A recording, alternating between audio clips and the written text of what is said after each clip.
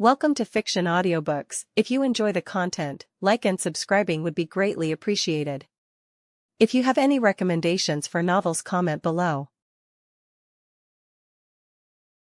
Please join my Patreon at https://www.patreon.com/fictionaudiobook. Chapter 1, Prologue. The profound path was the only thing that mattered in this world. The profound veins were like a tree that grew within people's bodies and allowed them to follow this path. In this world, strength was everything. As the profound strength increases and new realms are reached, the overall abilities of cultivators improve, enabling them to practice profound arts and acquire new profound skills, while the range of abilities becomes broader and more extensive. Illusory Demon Realm, Demon Imperial City. It was a populous and wealthy place. Despite being nighttime, one could see lines of horses and carriages in the streets, and the city was bathed in the bright light of street lamps. It was midsummer, and dark clouds filled the night sky. The muffled rumble of thunder could be heard in the distance, and due to the dense humidity in the air, it seemed that rain would soon begin to fall. What was truly impressive was that the population was a mix of various races, including humans, beasts, demons, and even fairies. Everyone seemed to be living in harmony. 10,000 years ago, the illusory demon realm was a sea of chaos. The human and demonic races were at war, and the flames of conflict spread to the four corners of the realm. The first demon emperor inherited the legacy of the Golden Crow and became invincible. He led the 12 guardian families and embarked on a centuries-long campaign to conquer and unite the illusory demon realm. Under the brilliant leadership of the demon emperor, the human and demonic races ceased their fighting. He was able to gradually eliminate the conflict between the races and bring peace to the realm. The primordial divine beast, the Golden Crow, became something in which the people of the illusory demon realm placed their greatest faith over the past 10,000 years. Thus, the demon emperor became a beloved and revered figure among the citizens of the illusory demon realm across generations. On the eastern side of the demon imperial city stood the domain of one of the oldest and most respected among the 12 guardian families, the Yun family. Long ago, the Yun were nothing more than a barbaric tribe from the northern passages. Isolated among icy mountains and cutting winds, they fought merely for survival. But then, a leader emerged. The ancestor of the Yun patriarchs created an unparalleled technique, the legendary purple cloud art. With it, he led his tribe on a meteoric rise, dominating vast territories and earning the title of Guardians of the Realm, becoming one of the 12 guardian families and eternizing their name in history. The era of the Yun family's greatest splendor came during the generation of Yun Songhai. At that time, the Yun's influence rivaled even that of the royal family. Yun Songhai was considered the second greatest cultivator in the entire illusory demon realm, surpassed only by the demon emperor himself. The relationship between the two was not merely political but one of profound friendship and mutual trust. As a symbol of this trust, the emperor entrusted Yun Songhai with the greatest treasure of his lineage, the demon emperor's seal. But every light casts a shadow, and tragedy soon befell the Yun. About 100 years ago, the demon emperor vanished under mysterious circumstances. Yun Songhai, determined to save him, set out with 10 advanced stage monarchs of the Yun family on a desperate expedition to the distant profound sky continent. None of them returned. The loss of the imperial seal, combined with the absence of their most powerful cultivators, plunged the Yun family into a vertiginous decline. As punishment, they were denied access to the sacred Golden Crow's lightning flame valley for 100 years, and their resources were severely limited. The younger generation, without support, began to lose ground to the other guardian families. With Yun Songhai's fall, his son, Yun Qinghong, took up the mantle of patriarch. Despite his efforts and noble character, the decline deepened. Sent by the new ruler of the illusory demon realm, Yun Qinghong and his wife embarked on a dangerous mission to the profound sky continent to try to save Yun Songhai's life. They returned only with failure, profound wounds, and a young man of unknown origin, declared as the new, young patriarch. All this led the Yun family to its lowest point. Marginalized, stripped of power, and under constant scrutiny from the other families, the great Yun house was on the brink of the abyss, about to be erased from the history of the 12 guardian families. Currently, in the family's territory, the ancient walls surrounded the estate like stone arms, tall enough to block the view of curious onlookers and sturdy enough to withstand centuries of storms and, more importantly, intrigues. Within, the dark wooden buildings with curved roofs seemed to rest under the faint light of spiritual formations, which illuminated the stone paths with a soft glow, as if the clan itself avoided disturbing the night. The wind blew gently, carrying dry leaves and small fragments of fallen petals from the plum trees. The sound of leaves scraping across the ground was the only thing heard in most of the territory. In front of the main hall, 2 rows of guards stood motionless. Their black armor gleamed under the magical light of floating lanterns, and no one there exchanged a single word. The gardens, which during the day exuded a faint fragrance of spiritual flowers, at night seemed like a maze of shadows. The stone sculptures, some depicting ancient patriarchs, took on sinister contours in the dim light, as if they could move at any moment. In the western pavilion, a stronger breeze made the wind chimes hanging under the roof eaves sway. Behind the mountains flanking the Yun family's territory, those same mountains that looked like stone teeth cutting into the night sky, there was a narrow and profound valley, surrounded by tall trees with twisted trunks and branches that seemed like fingers pointing to nowhere. By a not-so-large lake, a teenager of about 17 or 18 years old sat. His appearance was exceptionally beautiful and elegant, so perfect it didn't seem to belong to this world.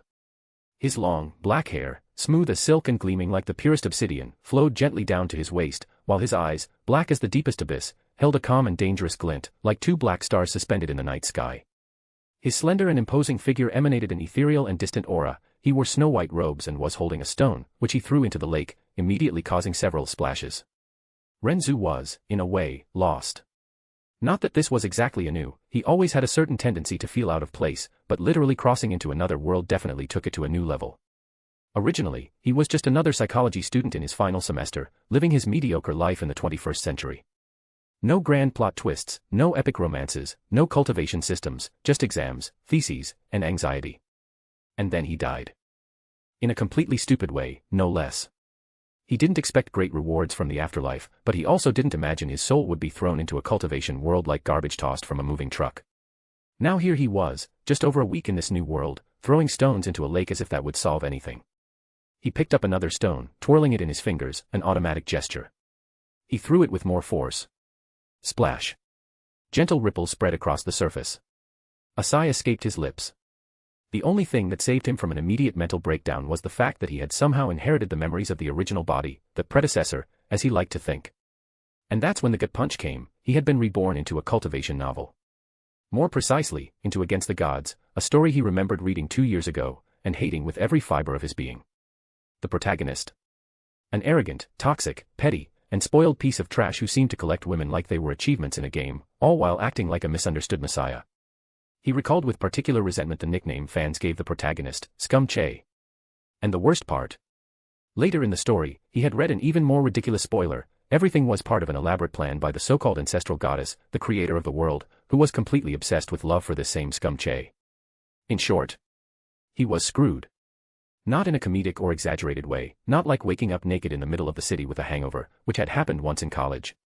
This was the kind of screwed that came with knowing the world around him was literally designed to revolve around Scum Che, the egocentric messiah of a celestial harem sponsored by the universe's creator herself. But you know what was worse? His identity.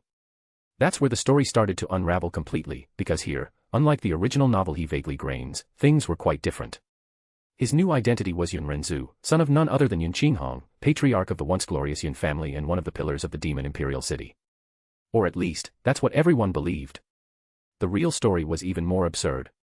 His biological father was Xiao Ying, the man who, according to what he remembered from the novel, had swapped babies with Yun Qinghong years ago to protect the true heir, Yun Che, from potential pursuers after the disastrous expedition of his adoptive parents to the profound sky continent.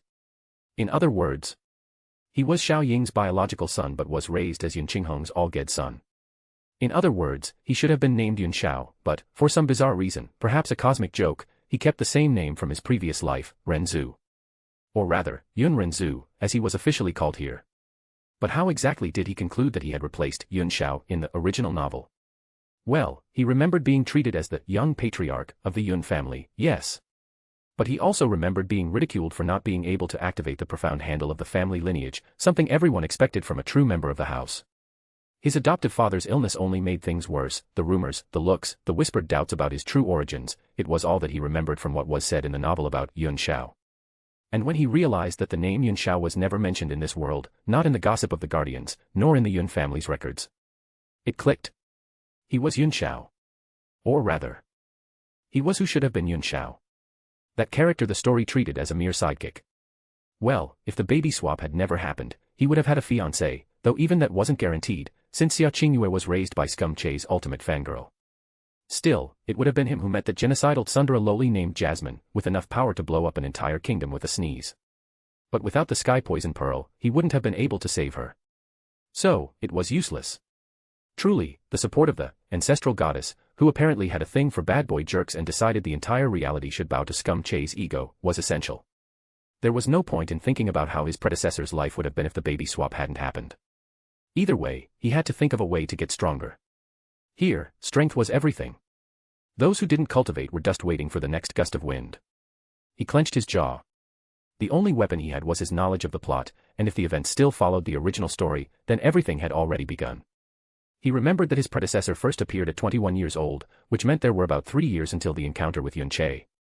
Though his memories weren't perfect, he was almost certain the protagonist was already on his journey through the profound sky continent. And even if they were still 10 years before those events, with his current strength, he would never be able to cross continents to seize the opportunities that existed beyond. In the region where he was, the only truly valuable heritages were the Golden Crow's legacy and the evil god's lightning seed, but both were completely out of his reach at the moment as well. Still, he wasn't exactly weak. Thanks to his predecessor's efforts, he had reached the first level of the Emperor Profound Realm. Cultivators at this level are known as thrones and have the ability to manifest a domain, a zone of influence where everything around is affected by their will. At this stage, he no longer needed food or drink to survive. And once a domain is formed, everything within it can be transformed into something beneficial to the cultivator, even fully controlled. There are various types of domains: offensive, defensive, amplification, restriction, intimidation, among others. In this world, cultivation was divided from bottom to top like a pyramid: elementary profound realm, nascent profound realm, true profound realm, spirit profound realm, earth profound realm, sky profound realm, emperor profound realm, tyrant profound realm, sovereign profound realm. Each realm ranges from level 1 to 10 before advancing to the next, and the 10th level of a realm is considered its peak. When someone surpasses the 10th level of a realm but doesn't enter the next, they can be considered a half-step to the next realm. When someone's profound strength grows, it essentially means that the density of profound energy in their profound veins is increasing, that their profound energy has become slightly more compressed. When it reaches a certain level of compression, a fundamental change occurs, and that's when one enters a new realm. Once a cultivator ascends to much higher levels than normal, such as with the help of medicines or legacies, it is crucial that they dedicate time to stabilizing their new power. The most direct consequence of not doing so is that they wouldn't be able to wield their strength stably, and the time their physical bodies could sustain that level of strength would be very short. Their power also wouldn't have the refined control corresponding to their realm. They might be able to release power matching their level, but their defensive abilities would show a lack of strength. In a power clash between two people with the same intensity of power, the one with an unstable realm would suffer a significant backlash, while the one with a stable realm would emerge unscathed. If they are injured, this condition would be far more severe than before, and they would start losing control over their energy and internal breathing. Entering a new realm is typically an extremely difficult barrier for profound practitioners. That's why many get stuck at the 10th level or the half-step level and never progress in their entire lives. It's also why medicines that can boost cultivation are highly valued. The gain in strength from crossing a realm is so significant that it's generally impossible for someone at the half-step level of a realm to defeat the first level of the next realm. The distant sound of thunder rumbled in the heavy sky, and a gust of colder wind came from the valley. The trees shivered, their long branches scratching the air like skeletal hands. Well, no point thinking too much about it. Ren Zu shook his head and, without much thought, crouched and sat by the water's edge, legs crossed, elbows resting on his knees. His eyes got lost in the distorted reflection of the cloudy sky on the dark surface, where distant lightning left fleeting traces of light with each thunderclap. Now what do I do? He ran his hand through the water, his fingertips tracing small circles. The temperature was icy, but he didn't mind. In fact, the cold helped distract from the whirlwind in his head. Ren Zu leaned a bit closer, letting his entire hand sink into the lake. The water was surprisingly clear, even at night, and he could see his wavering reflection. But the face he saw there wasn't his. He had to admit it was very handsome. But what good was having such a beautiful appearance when he was destined to remain a mere low-level cultivator? Was it a lack of talent? He had only 20 profound entries open, which, by normal standards, categorized him as a genius. The purpose of profound veins is to contain profound strength. Every person is born with a set of profound veins. They begin to grow from birth and reach maturity around the age of 14. Although profound veins don't affect a person's life and death, they are still part of the body. The profound veins within the human body are like a sturdy, mature tree, with many branches spreading in all directions, and on each branch was a profound entry. As for the trunk, it was the most important central position of the profound veins, the base of all profound veins. At this base, there were no profound entries. In total, a person can have only 54 profound entries. An ordinary person is endowed with about 10 profound entries open, while a person with high innate talent may be endowed with about 15 profound entries open. A person with 20 naturally open profound entries can be considered an exceptionally gifted talent. If someone has more open profound entries, their cultivation and activation speed increase. A practitioner with 20 open profound entries would undoubtedly cultivate and activate their profound strength twice as fast as a practitioner born with only 10 open profound entries. The number of innately open profound entries essentially determined the height someone could reach in their lifetime, as it was extremely difficult to open profound entries after birth. Extremely advanced miraculous medicine, chance, and luck, none of these factors could be absent. Using external forces to open profound entries would come with extremely high risks, even the slightest mistake would cause irreparable damage to the profound veins. But although he could be considered a genius by normal standards, he was far lacking compared to the true talents capable of reaching the divine realm, above these low-level cultivators in this world, and being honest, he wanted that. No. He had always wanted it. Even in his past life, in that monotonous existence surrounded by bills, exams, fake relationships, and empty promises, Ren Zu had never settled for being just another face in the crowd. He smiled, made jokes, pretended to be content, but the truth was different. Deep down, he despised that banal existence. He despised complacent people. He despised friends who accepted their mediocre fates. He despised himself for being trapped in that miserable routine. There were moments, at night, when he stared at the ceiling of his small student apartment and imagined what it would be like to possess true power. Not the petty power of an HR manager or a corrupt politician, but the kind of power that made worlds tremble at the sound of his name. A power that allowed him not only to control his own life but to decide the fate of everything around him. He never told anyone. He never dared admit it. But that cruel, insatiable desire burned in his soul from the start. And now that he had been reborn in this absurd world, where strength defined who was a man and who was dust, where the concept of right and wrong was shaped by the sharpest blade and the strongest fist, he had an opportunity. No. The only opportunity. Because he wouldn't accept being a bystander. He wouldn't accept being a sidekick in someone else's story. Especially not in the pathetic tale of a spoiled brat like Scum Che. That's why he was thinking so much about it and was so frustrated with his situation. Although he had this ambition, he didn't have the means to achieve it, no way to leverage his meta-knowledge of this world, and he had the crazy bitch of a creator of this world as a sword hanging over his head, ready to come down at any moment. But before he could sink further into that whirlwind of thoughts, something different happened. His submerged hand touched something that shouldn't have been there. Before he could pull his arm back, a faint bluish light emerged from the water and spread over his fingers, enveloping them like ethereal threads. Ren Zu's eyes widened, a shiver running up his spine. What the hell? The light climbed up his arm, toward his chest, and then vanished. The moment the glow entered Ren Zu's body, the world before his eyes turned monochromatic. Ugh. In that instant, he felt as if he were being stabbed by tens of thousands of swords. Immense agony violently erupted from the corner of his mouth, causing him to let out a groan of pain. His entire body began to tremble violently, while his vision also blurred until it became completely a red shadow, and he fell to the ground, writhing. Due to the consciousness of his predecessor, who had cultivated up to the Emperor Profound Realm, he was familiar with the cultivation of the Profound Path and could internally sense his profound veins. He was shocked to discover that they were being remade. He could feel it perfectly, as if he were seeing it with his own eyes. His cultivation vanished entirely. Instantly, his cultivation disappeared completely. He could only watch helplessly with his inner vision as his profound energy vanished from his profound veins, leaving him as weak as an ordinary person again. A second later, his profound veins were devoured. Obviously, he would have panicked at losing all the strength he inherited from his predecessor, but his mind entered a strange state as it processed sudden information that appeared in his brain about what was happening. He felt the growth of new profound veins in his body, and the growth speed was extremely fast, roughly 10 times faster than the speed at which they had vanished before. The empty feeling from moments ago was replaced by a new sense of fullness, and the pain he had experienced also dissipated like the tide of an ocean.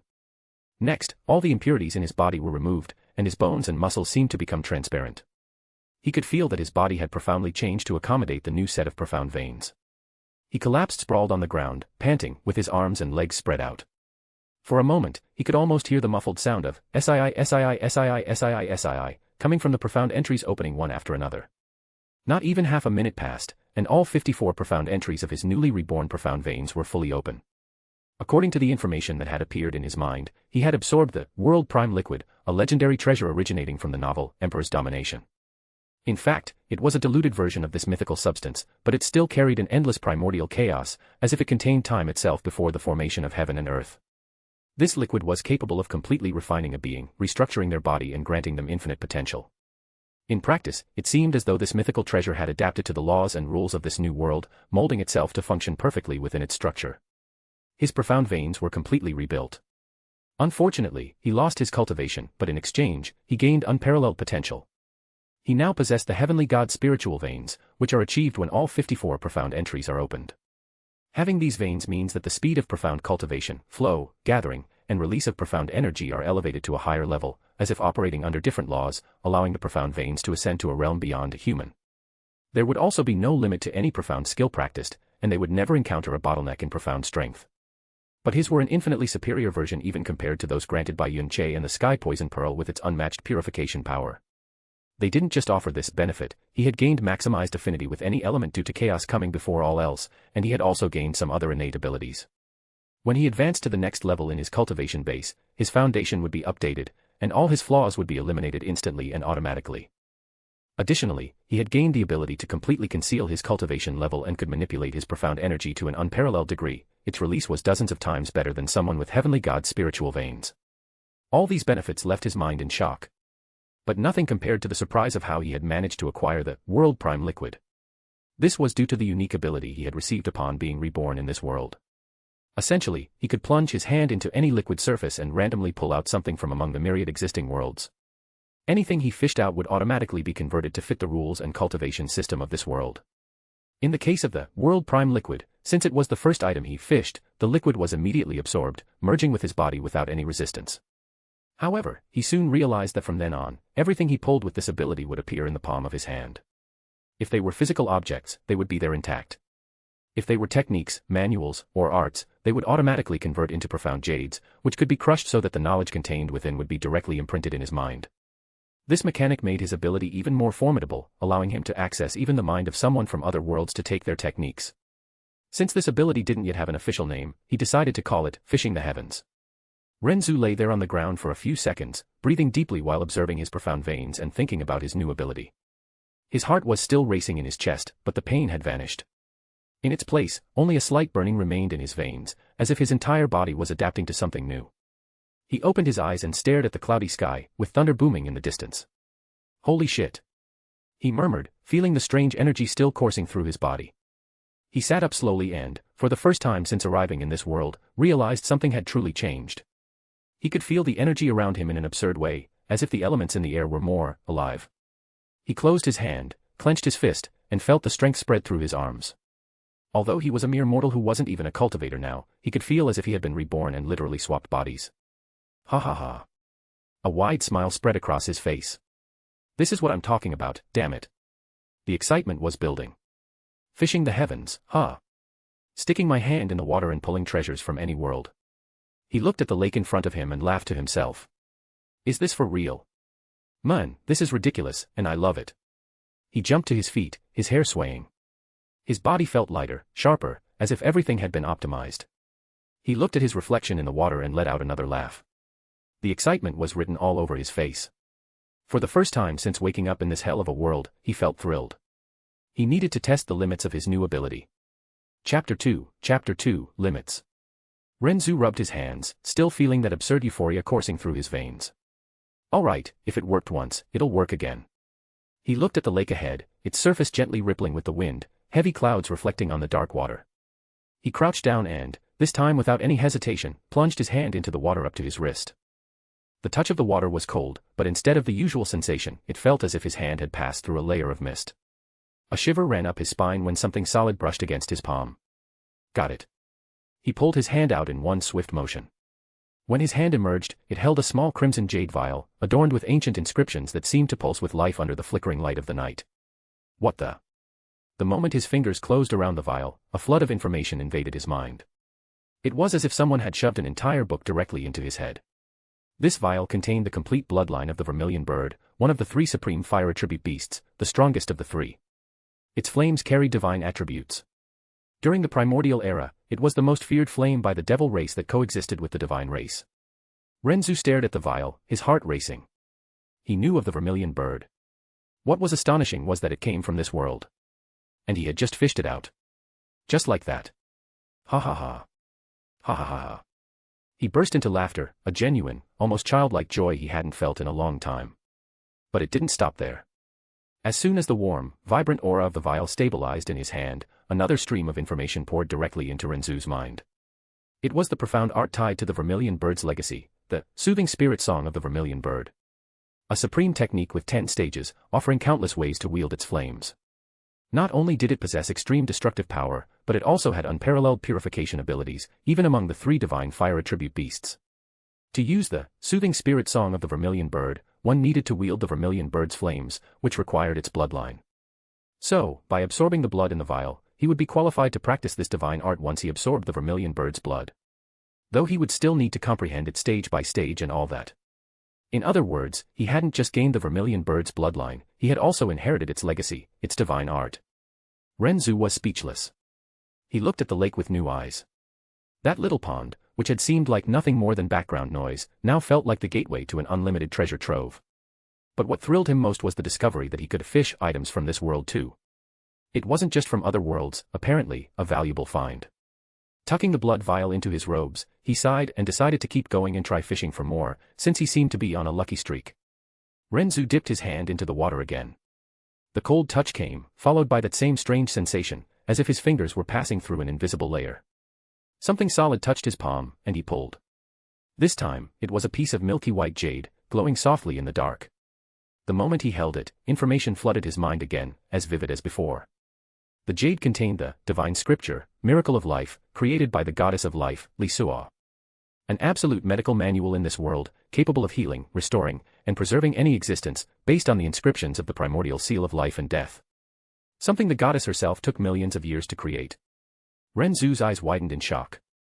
A manual like this just appearing in his hands. For a moment, he was stunned.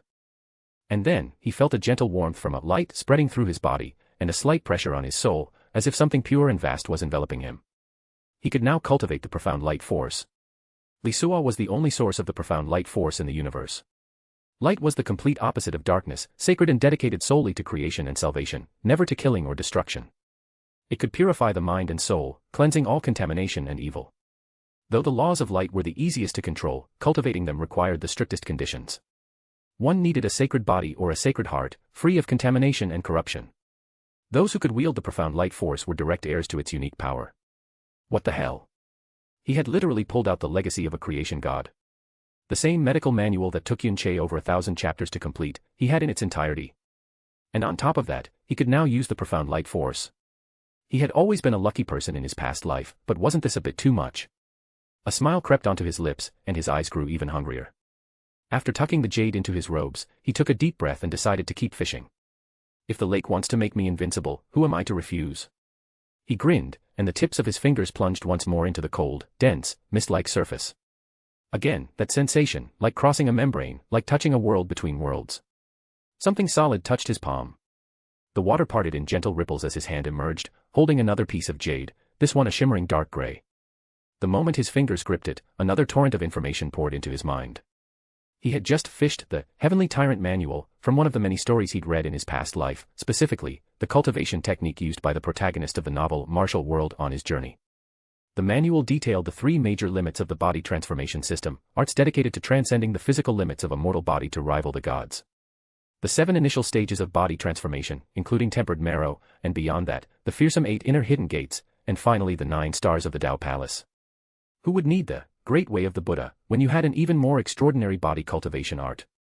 While the profound art of the Wrath God could grant a true god-level physical body if completed, its strength limit was quite low. At the 4th stage, one would gain an additional 50,000 kilograms of strength, whereas completing just the tempered marrow stage would grant 100,000 kilograms of physical strength. He had no doubt that someone with the 8 inner hidden gates opened would be equivalent to a true god in physical terms. Imagine the 9 stars of the Tao Palace. He didn't know whether to thank the heavens or start questioning what exactly this lake was. Because this was clearly beyond the bounds of any rational luck. His grin widened, almost mischievous, as he tucked the jade into his robes. I'm not stopping until I dry this lake out. Ren Zu took a deep breath and plunged his hand in again. When he pulled it out, he held a red drop of blood in his hand. Almost instantly, information about it flooded his mind. It was a martial intent from the same world as the Heavenly Tyrant Manual, the Azura martial intent. It would awaken his consciousness to the Azura battlefield. There, he would experience countless life and death battles, dying and being reborn many times, gaining near-limitless experience and drastically improving his skills. In the long run, this wasn't as flashy as the previous legacies, but he immediately recognized its true value. If an ordinary cultivator needed 100 years to reach a certain level of combat proficiency with a profound art, he could do it in months or even hours. Plus, the experience would grant him instincts, reaction speed, body control, and profound energy control far superior to someone without such experience. And the best part? He could achieve all this without risking his life in the real world. Ren Zu hummed softly as he held the red drop before his forehead. Following the instructions that came with the knowledge of the martial intent, he pressed the drop against his skin.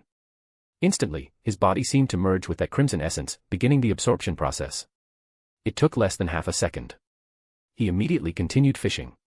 Plunging his hand into the water without hesitation, he tried a simple test, moving his hand in different directions, focusing to see if he could sense a different world or choose the item he wanted. But apparently, that was beyond his control. So, he pulled and slowly opened his palm. A silvery light shone within, emitting an ancient aura. It was the ancestral spatial symbol. One of the 8 ancestral symbols from the world of Wudong Qian Kuan, one of his favorite novels. Holy shit! He muttered, staring at the item in his hand. Am I really this much luckier than I thought, or does my ability only grant useful items and nothing useless?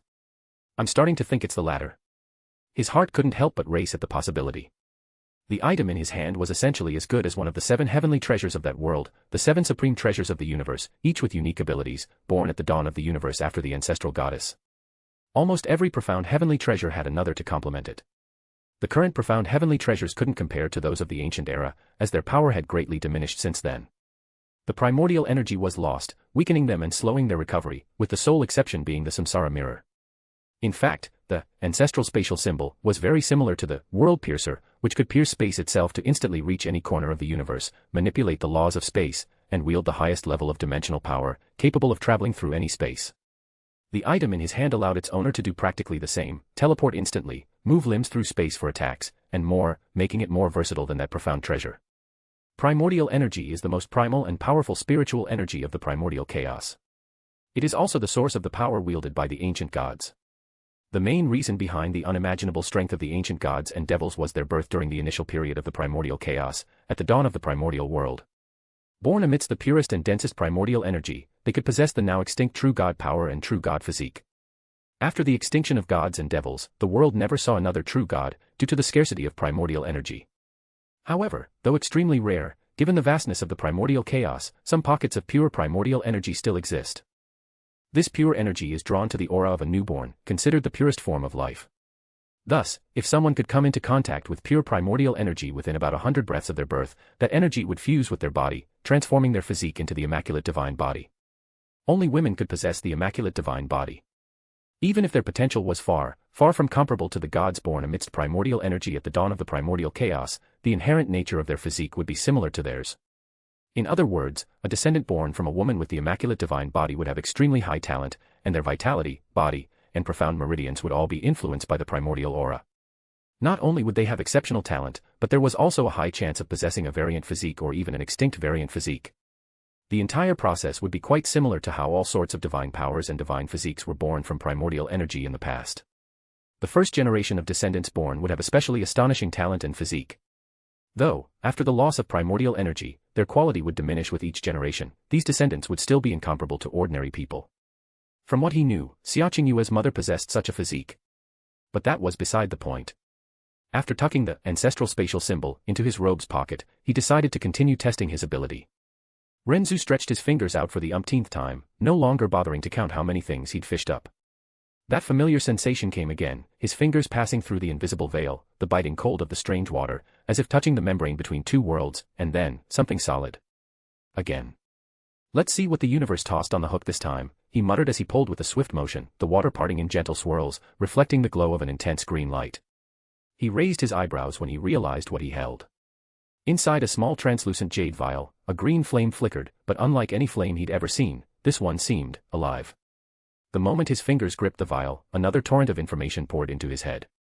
It was the life spirit flame, one of the legendary heavenly flames from the world of the novel, Battle Through the Heavens.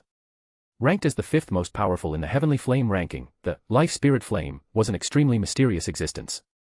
While most heavenly flames carried an inherently destructive nature, even with their varied forms and properties, this flame stood out for lacking excessively strong destructive power. Instead, it was imbued with pure and abundant vital energy. Rumor had it that when used on medicinal ingredients, any seed present would germinate and grow at an extraordinary speed. In other words, whoever possessed this flame would no longer need to worry about finding rare medicinal ingredients. With the right seeds, the life spirit flame would do the rest, making it an invaluable tool for alchemists and cultivators. Beyond its unique properties, this flame was also known as a longevity flame. Its possessor would have a lifespan comparable to ancient and renowned magical beasts known for their long existences. However, it had a drawback: it wasn't suited for combat. Unlike other heavenly flames that could vastly enhance a user's attack power, the Life Spirit Flame offered subtler, long-term benefits without directly boosting battle strength. Even so, a flame capable of extending life and accelerating medicinal cultivation was something any expert would covet. What else can I pull? It's like there's no limit to this ability. Well, now I'm sure it doesn't give me useless things. Everything is useful and extraordinary, but there must be some limit I haven't figured out yet. Well, all I can do is keep going and see where it leads. Ren Zu muttered slowly as he tucked the heavenly flame vial away and plunged his hand into the water again. He frowned. What the hell? He pulled hard. The water's surface rippled, and what emerged was nothing physical. But immediately, a golden-green glow enveloped his hand, and an absurd flood of information poured into Ren Zu's mind. He had received the aura of the banished immortal. An aura that transcended the ordinary appearance of a mortal, enhancing every feature, every detail, every minute aspect of his form to absolute perfection in the eyes of any sentient being. A gift forged by the heavens themselves for an immortal who, eons ago, was banished for his unacceptable beauty, capable of making queens abandon kingdoms, sages break vows, and even ancient beasts kneel. He looked at his hand glowing with that absurd light and murmured. You've got to be kidding me. The glow enveloped his body like a silent flame, coursing through his skin, hair, bones, and suddenly, a gentle, refreshing warmth washed over him. It was as if every microscopic imperfection had been corrected. Ren Zu blinked, and the air around him felt different. The wind seemed softer, as if it had fallen in love with him. The trees swayed gently, and the lake's surface reflected his face with absurd clarity. And when he saw himself, even he was momentarily stunned. Holy shit. If before he was handsome by cultivator standards, say, 2 levels above a drama heartthrob, now he was on another level. His eyes seemed to hold constellations, his black hair had a shine that made the stars look dull, and his skin had a flawless texture and tone that even gods would envy. It was the kind of beauty that defied gender or ethnicity. It wasn't just beautiful, it was supernatural. Though his beauty had been upgraded, his normal features hadn't vanished, so anyone could still recognize him, though they'd likely be shocked and disturbed by how stunning he'd suddenly become. Women would probably be completely obsessed with him now. Speaking of which, from what he recalled of his predecessor, he wasn't yet in a romantic relationship with number 7 under heaven as in the original story, they were just friends at best, which was good, to be honest. He had no interest in that elf. Though he admitted their race was intriguing in the illusory demon realm. The elf clan was one of the most powerful forces in the illusory demon realm. For some reason, they carried the surname Under Heaven. The elves of the Under Heaven clan had long, pointed ears on the sides of their heads and possessed a pair of translucent, butterfly-shaped wings. The profound energy of the elf clan carried innate natural energy, beneficial for self-recovery and healing others. They were experts in wind-based profound arts and used bows as weapons in combat. Additionally, due to their natural energy, clan members had extremely beautiful appearances. Putting that aside, Ren Zu plunged his hand in again. The cold water gave way, the strange sensation of the invisible membrane slid over his fingers, and soon he touched something solid. This time, a piece of jade emerged. Gray, almost opaque, with a faint golden aura swirling on its surface. The moment his fingers gripped it, information exploded in his mind. Ren Zu froze in place. His face locked up. His eyes widened slightly. No, it can't be. He had just fished something from the Urgenverse, a cultivation method called 10 extreme paths, referenced in Beyond the Timescape, which allowed the practitioner to cultivate 10 paths to their extreme. However, due to coming from a far superior world, it had been severely weakened to fit the current world. It became a profound path cultivation method that cultivated 10 elements to their extreme, granting immunity upon reaching the extreme of the chosen profound element while simultaneously gaining near omnipotent control, where any use of that element was automatically nullified and subordinated to his will. A nervous laugh escaped his lips. Holy shit. Without another word, he tucked the jade with the others and took a deep breath, running a hand over his face. Here we go. Plunging into the water again, Ren Zu closed his hand and pulled. The water's surface parted, and what emerged was a sword hilt. No blade. Just the hilt, slender and simple, in a gray-silver tone, without adornments or inscriptions. His gaze wavered. I'm screwing with myself now. Information flooded his mind, it was a sword technique. Oddly, it didn't come in the form of jade because it was the entire inheritance of a sword technique called Limitless Sword Arts. The Limitless Sword Arts comprised incredible sword techniques, capable of dominating 10 million enemy swordsmen. The practitioner could control hundreds, thousands, millions of swords. It was so powerful and complex that even its creator admitted to never reaching the final level, despite having created it. This showed just how formidable the Limitless Sword Arts were.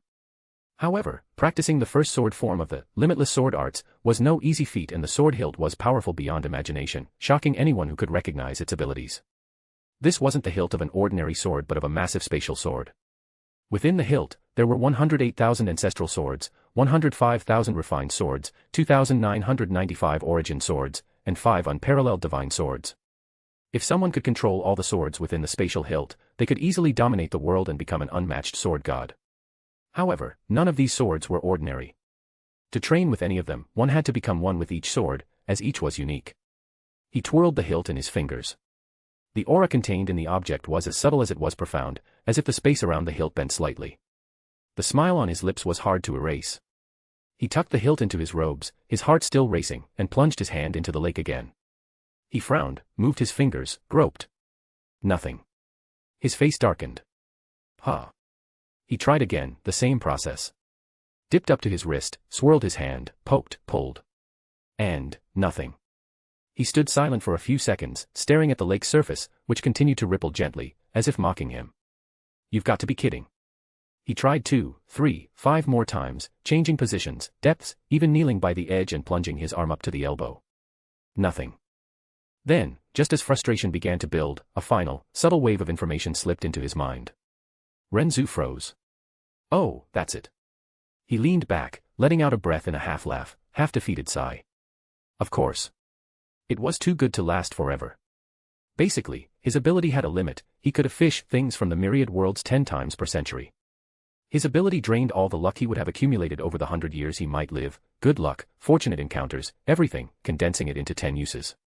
And it ensured he would never pull anything useless. In other words, he'd have to wait another century to use it again, or at least 10 years to recharge a single use. That was the price. He lay back on the grass, staring at the cloudy sky that let faint moonlight filter through. At least now I have the chance to change my fate. To fulfill my ambition of being the strongest and not just a side character in someone else's story. Ren Zu murmured, smiling faintly. He stretched, stood up, and walked toward his room. Chapter 3, Training. The night was still high, the sky covered by heavy clouds that let only small fragments of pale moonlight escape. The air carried the typical freshness of calm nights in the Yun clan. Ren Zu crossed the inner garden unhurriedly, passing by jade spiritual lanterns floating on low posts, casting a soft bluish-green light. The ancient buildings of the Yun clan's main mansion rose around him, with curved rooftops and dark columns polished by time. Not a living soul in sight, only the occasional creak of wood under the night breeze. It was expected. At that hour, most people were surely tucked away in their private quarters, and his parents were no exception. They stayed in the eastern wing. He knew this because he had lived there since childhood, and his own private courtyard was right next to theirs, separated only by a small stone path and a garden of white plum trees that bloomed even out of season. Ren Zu walked through it, his hand absent-mindedly brushing against the low branches of the trees, which glimmered under the lantern light like small pale ghosts. When he crossed the stone and wood corridor leading to the entrance of his courtyard, he took a deep breath. This was his space. A wide courtyard, surrounded by low stone and wood walls, with a small pond of its own, far smaller and less imposing than the one in the main garden, and a few evergreen trees. The sliding wooden doors of his room were closed, but he felt the silent familiarity of the place. As he passed through the small gate of the courtyard and approached the room, he noticed the glow of an illumination stone above the door, casting a soft, welcoming light over the entrance. Without ceremony, he pushed the door open and entered. The interior was simple and functional. A wide black wooden bed with a silk mattress, a shelf filled with cultivation jades and scrolls, a low table with an unlit lamp, and in the corner, a cabinet where he kept his clothes and weapons. The soft light from some spiritual stones embedded in the walls illuminated the space. He closed the door behind him. He sighed. Finally at peace. He threw himself onto the bed without even removing his boots, staring at the ceiling for long seconds. He got lost for a moment amidst his own thoughts, mentally tracing his next steps. First, he needed to restore his cultivation to its previous level before anyone noticed he had lost it. Then, he would go after the legacy of the Golden Crow. Additionally, he intended to help his family rise to power, resolving once and for all the problems of the illusory demon realm, with all those political issues he remembered from the original story. Should he help the little demon empress or not? Finally, all that remained was to wait for Yun Che's arrival. And until then, he would have plenty of time to plan how to steal everything from that wretch. Why? Well, at this point, it was obvious. He despised Scum Che with every fiber of his being, and there was nothing more satisfying than watching him lose everything, bit by bit, until he collapsed in despair. Well, that was for the future. For now, he had plans in mind. He exhaled slowly and sat up on the bed, assuming a cross-legged position. He pulled out one of the vials from his robe. The flame of the life spirit swirled gently inside, as if it had a consciousness of its own, releasing a warm, invigorating aura, as if every cell in his body yearned to draw closer to it. He observed the vial for a moment, his dark eyes reflecting the greenish glow of the flame. He carefully removed the vial's cap. The moment the seal was broken, a wave of vital energy filled the room, causing the cultivation jades and dried herbs on the shelf to tremble slightly. Even the trees in the courtyard seemed to sway their leaves, drawn by the subtle call of that flame. Ren Zu raised the vial and, without hesitation, poured the flame directly onto the palm of his left hand. The liquid flame slid like greenish mercury and soon condensed into a small flaming sphere hovering above his skin. He then slowly brought the sphere to his forehead. He pressed the flame against the skin between his eyebrows. According to the information in his mind, he only needed to do this to absorb the heavenly flame without any issues, which was quite absurd considering the difficulty of absorbing one in the world of battle through the heavens. But it wasn't just this flame that he could absorb with ease. His unique ability not only took things from myriad worlds but also made them easy for him to absorb. He closed his eyes and felt the heavenly flame entering his profound veins. A massive pulse came from them, like a heart beating faster. It released nearly limitless vital energy into his body, merging with it. Thanks to his predecessor's cultivation experience, he knew exactly what to do to refine this vital energy. The first wave of profound strength in the profound veins came from vitality. Precisely, by slowly injecting vitality into the profound veins, it gradually transformed into sparse profound energy. Once the profound veins were filled to the brim with this sparse profound energy, it would be the first official step toward the profound strength of the elementary profound realm. Practitioners with mediocre talent usually took about half a year to complete this process. Those with great talent could finish it in 3 to 4 months. Once this extremely important foundation was established, cultivation could continue by absorbing the vitality of heaven and earth. His newly refined profound energy began to rapidly shake his profound veins. Waves of profound energy from an unknown source flowed quickly, causing the profound energy in his profound veins to swell again and again, until they had expanded to the limit that his profound veins could accommodate. Bang! A soft sound, he could barely hear something breaking. The profound energy in his profound veins continued to contract rapidly. The quantity didn't decrease, instead, it became even denser than before. This was clearly the remarkable behavior of a breakthrough in profound strength. Ren Zu could feel his cultivation advancing rapidly. First level of the elementary profound realm. Second level of the elementary profound realm. Third level of the elementary profound realm.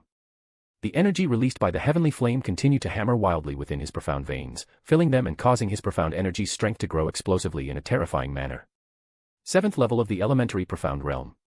Eighth level of the elementary profound realm. Ninth level of the elementary profound realm. 10th level of the elementary profound realm. At that moment, Ren Zu felt all his profound veins undergo a change unconsciously. They had become more elastic, larger, and much warmer. The profound energy within was even more concentrated and dense to an unbelievable degree. Even his thoughts about this world had changed significantly as his vision cleared and his hearing sharpened. Ren Zu raised his head and breathed slowly. Then, the profound strength, which was stronger than his former strength by who knows how many times, suddenly surged through his body and was released outward. He knew he had entered the nascent profound realm. The strength and senses of this level were familiar to him. A sigh escaped his lips as he slowly opened his eyes. He raised both hands and then lifted a finger. As he moved his thoughts, a small green flame burned above his finger. He had successfully refined the heavenly flame. And he had become a cultivator at the first level of the nascent profound realm. Obviously, compared to his former strength, this was nothing impressive, but it was a good first step. He didn't need to waste time recultivating at the elementary profound realm level. He silently inspected his interior and saw that his profound veins had turned the color of a green crystal, comparable to the purest emerald sculpture. Not only his profound veins but also his channels, plasma, and every cell had an additional green particle. Ren Zu extinguished the faint greenish flame still dancing at his fingertip with a snap of his fingers. He exhaled slowly, feeling the smooth flow of vital energy now circulating through his meridians, as if every cell in his body had been purified. Thanks to the unique specialty of his profound veins, there was no need for time to stabilize his cultivation after a breakthrough. He took the jades with the techniques of the Heavenly Tyrant Manual, Miracle of Life, and the 10 Extreme Daos. Without hesitation, he picked up the first jade between his fingers and crushed it. The stone shattered into fragments of light, and a torrent of information flooded his mind, like a river flowing into a calm ocean. He repeated this until all the techniques were imprinted in his mind. After doing this, Ren Zu decided to merge with the Vermilion Bird's bloodline. Taking the vial from within his robes, he removed the cap without hesitation. The scarlet liquid, or rather, the divine blood of the legendary Vermilion Bird, swayed as if it had a will of its own, releasing a warm and ancient aura with a subtle trace of divinity. Ren Zu didn't hesitate. He pressed the vial to his lips and, in a single gulp, ingested the flaming contents. The blood went down like living lava, burning his throat and stomach. A terrible yet pleasurable pain coursed through his veins, as if golden flames ran through every nerve and cell in his body. He grunted, sweating coldly. Ren Zu calmly closed his eyes and suppressed the explosive behavior of the 3 drops of the vermilion bird's blood with his profound energy. As he let the blood spread in all directions, he allowed it to merge with his bloodstream little by little. His bloodstream gradually grew warmer as the vermilion bird's blood began to shrink in size. After circulating through his body a dozen or more times, it finally vanished within his veins. Whoosh! Suddenly, crimson flames rose from Ren Zu's body, soaring to a height of no less than 3 meters as they enveloped his entire body. At the same time, all the pores in his body expanded substantially, blood rushed frantically through his body at 3 times the normal speed, and the profound energy in his veins swept through his body violently like a storm. This caught him by surprise, as he hadn't imagined it would increase his profound energy. It was probably the same case as the heretic god's seed, which contained a bit of its profound energy. In the blood he received, was there a bit of the vermilion bird's profound energy? Ren Zu currently felt an indescribably comfortable sensation. He used a mere 20 breaths of time to regain balance between his body, meridians, and profound veins. Throughout this time, his expression remained completely calm as he enjoyed the minute changes in his body and the slow thickening of his profound energy. The flames surrounding his body didn't diminish in the slightest as they continued burning calmly during the process. The purpose of the flames was to physically reshape the user's body, increasing their resistance to fire and their affinity with the fire element. His profound veins would acquire a red hue mixed with green. Finding this the perfect opportunity to begin cultivating the 10 extreme Daos, Ren Zu didn't hesitate. He immediately followed the instructions that had appeared in his mind along with the technique's knowledge, directing the newly refined profound energy. As he circulated the energy through his meridians and profound pathways following the route of the 10 extreme Daos, the chaotic and wild profound energy flowing in his blood suddenly became submissive, molded, and controlled under his will. In an instant, the energy was refined, its quality elevated incomparably, perfectly converting to the technique he was cultivating. The 10 extreme Daos had 10 distinct layers, each dedicated to taking an element to its absolute extreme. To begin the practice, one had to choose a single element as the focus. Only upon reaching the extreme level of that element, achieving the peak of the first layer, could one advance to the next, choosing the second element, and so on. Ren Zu didn't need to think much. He chose fire as the first element. After all, among all the options, his affinity with fire was monstrous due to possessing a heavenly flame and carrying the bloodline of one of the 3 divine fire beasts, making it the most natural and promising path for him. Thus, he focused deeply, guiding the refined energy to the meridians related to the fire element according to the technique's diagram in his mind, beginning the true cultivation of the first layer of the 10 extreme Daos. At the same time, his mind sank into a state of enlightenment regarding the law of fire. The laws of fire in this world represent many things: nirvana, destruction, and purification. About 2 hours later, he finished refining the energy that came with his vermilion bird bloodline. Ren Zu opened his eyes, and a fiery red flame mark glowed between his eyebrows, much like a grand tribal bird, shining vividly. "I've successfully reached the first level of the true profound realm," he murmured, gauging his current strength. While in the nascent profound realm, there is only a certain level of development in a cultivator's profound strength, it is in the true profound realm that a true qualitative change occurs. Upon reaching this stage, the practitioner transcends several human limitations. From this level, the body relies far less on food and water to sustain itself. The profound energy in their system meets their vital needs, allowing long periods without eating or drinking. Additionally, their senses, physical endurance, speed, and combat power increase drastically compared to the previous stage. In short, a cultivator in the true profound realm ceases to be a mere strong human and becomes someone truly beyond the ordinary. Ren Zu stretched slowly, as if he had all the time in the world, before taking out the ancestral spatial symbol. With a precise movement, he bit his own finger, letting a drop of blood fall onto the symbol. In that instant, the artifact glowed brightly in his palm and, as if it had a life of its own, merged into his body in a stream of subtle light. An ancient warmth coursed through his veins, and then came the connection. A clear sense of dominion, as if all the laws of space around him responded to his command. Control over his ability settled in his mind as a natural extension of his will. Fortunately, he didn't have to face any elaborate trials, as Lin Dong had to countless times throughout his story to claim an ancestral symbol. In any case, now he was the new master of the ancestral spatial symbol.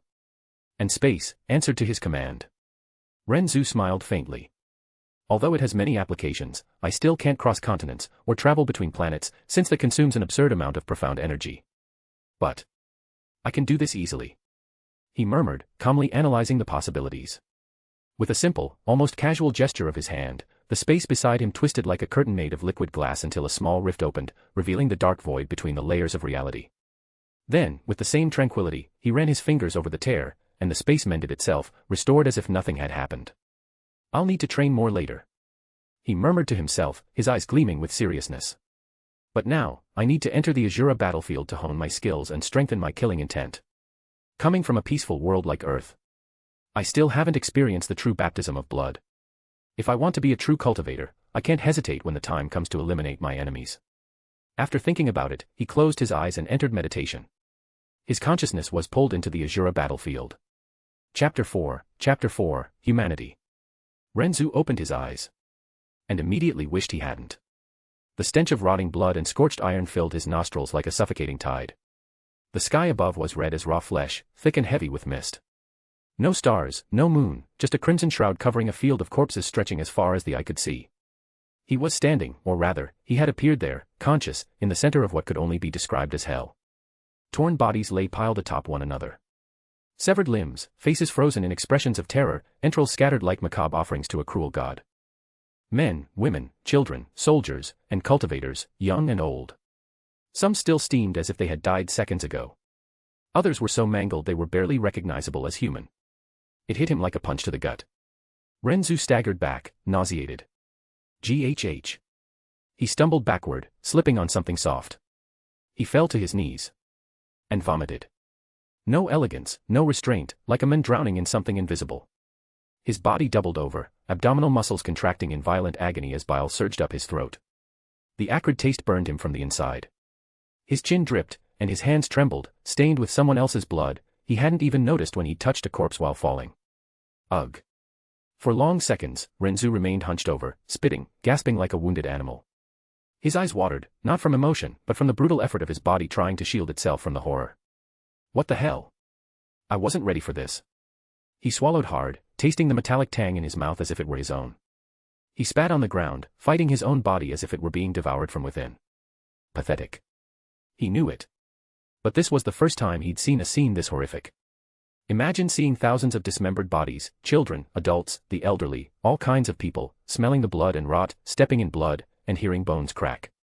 For him, the worst was the stench and the grotesque sight. It was impossible for any normal person not to vomit in a place like this. His predecessor had never killed anyone before. Though he had trained and fought in many battles, he had never bloodied his hands, so Ren Zu had no memories to guide him through this. And also, before everything, he was just an ordinary young man. Ambitious, yes, but restrained by the norms of a peaceful society where violence was distant, almost abstract.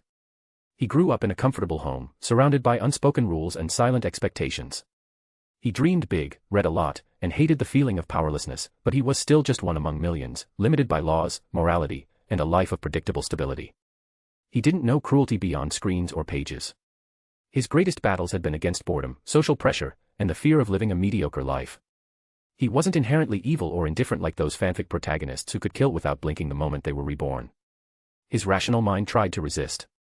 But his primal, human, fragile instincts were in panic, and the stench made him vomit while the sight stirred a horrible feeling in his chest. He remained motionless for long seconds after vomiting again. He felt small. As if the weight of that massacre was crushing him. The silent voices of the dead piled up in his ears, forming a constant hum that sank into his bones. Hallucination. He knew it wasn't real. He knew this was the Ashura battlefield, an illusory world designed to forge killing intent in cultivators. He knew all of this. But no theory could prepare someone for the first time.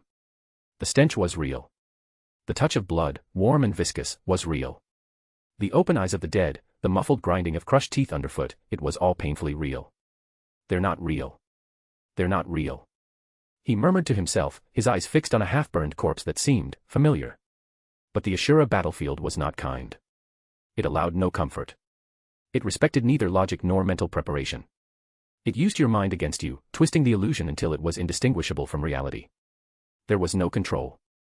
Only survival. Ren Zu clenched his fists. The disgust was human. The weakness was natural. But his ambition was greater than any revulsion. If I can't handle this, then I don't deserve to ascend. He closed his eyes. Breathed deeply. Once. Twice. He let the smell of blood flood him completely. He let the bodies around him become part of his existence, as if they had always been there. And instead of resisting the horror, he accepted it. This was his reality now. Even if the field was illusory, what he learned here would be true. Even if the corpses weren't real, the coldness he cultivated by looking at them would be. Even if the enemies had no heart, his blade would need to strike with the same precision. That was the currency of the world that had welcomed him. He breathed deeply. He stood up slowly. Blood still dripped from his fingers, the smell of iron still clung to his clothes, but his eyes were now focused. With no idea what to do, he walked in a specific direction in this space. Each step was cautious. The ground crunched under the bodies, bones snapping beneath his feet, but he no longer faltered. He still felt disgust, still felt fear, but he controlled it. He breathed deeply, blocking out what he could, trying to keep his mind steady. It's just an illusion, just an illusion. The goal is to cultivate killing intent. Somehow, he said this to himself with conviction. He forged that idea like an inner sword, hard, cold, functional. If this was what the world demanded, then so be it. He would forge it with his own fear. But then he noticed the field was changing. A sharp sound cut through the air.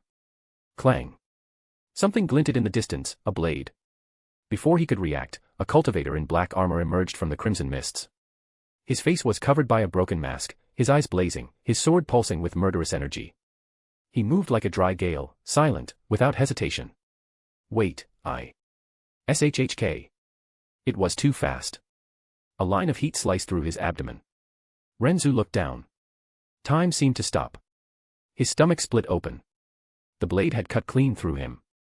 He saw his own entrails spilling onto the ground, sliding over the corpses in a spiral. Blood erupted from his mouth in heavy gushes, and the world spun in a cruel whirlwind.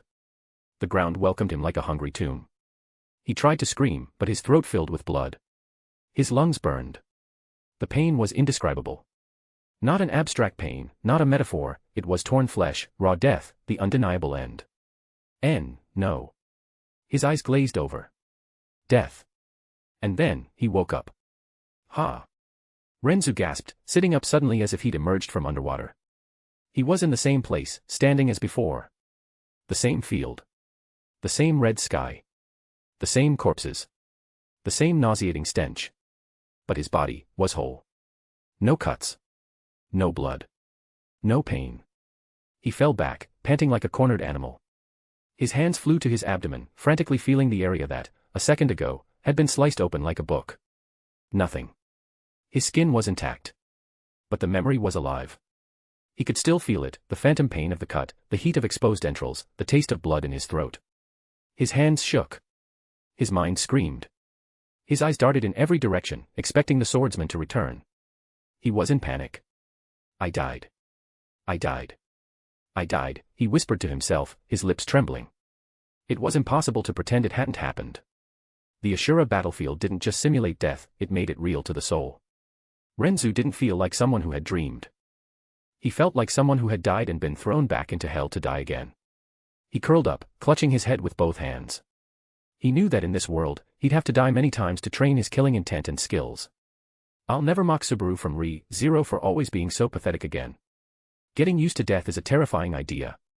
Breathing heavily, his heart pounding like a war drum, Ren Zu lifted his gaze. There was no way out. He had to face this world. Even if he was torn apart 1,000 times. Even if he lost everything that still made him human.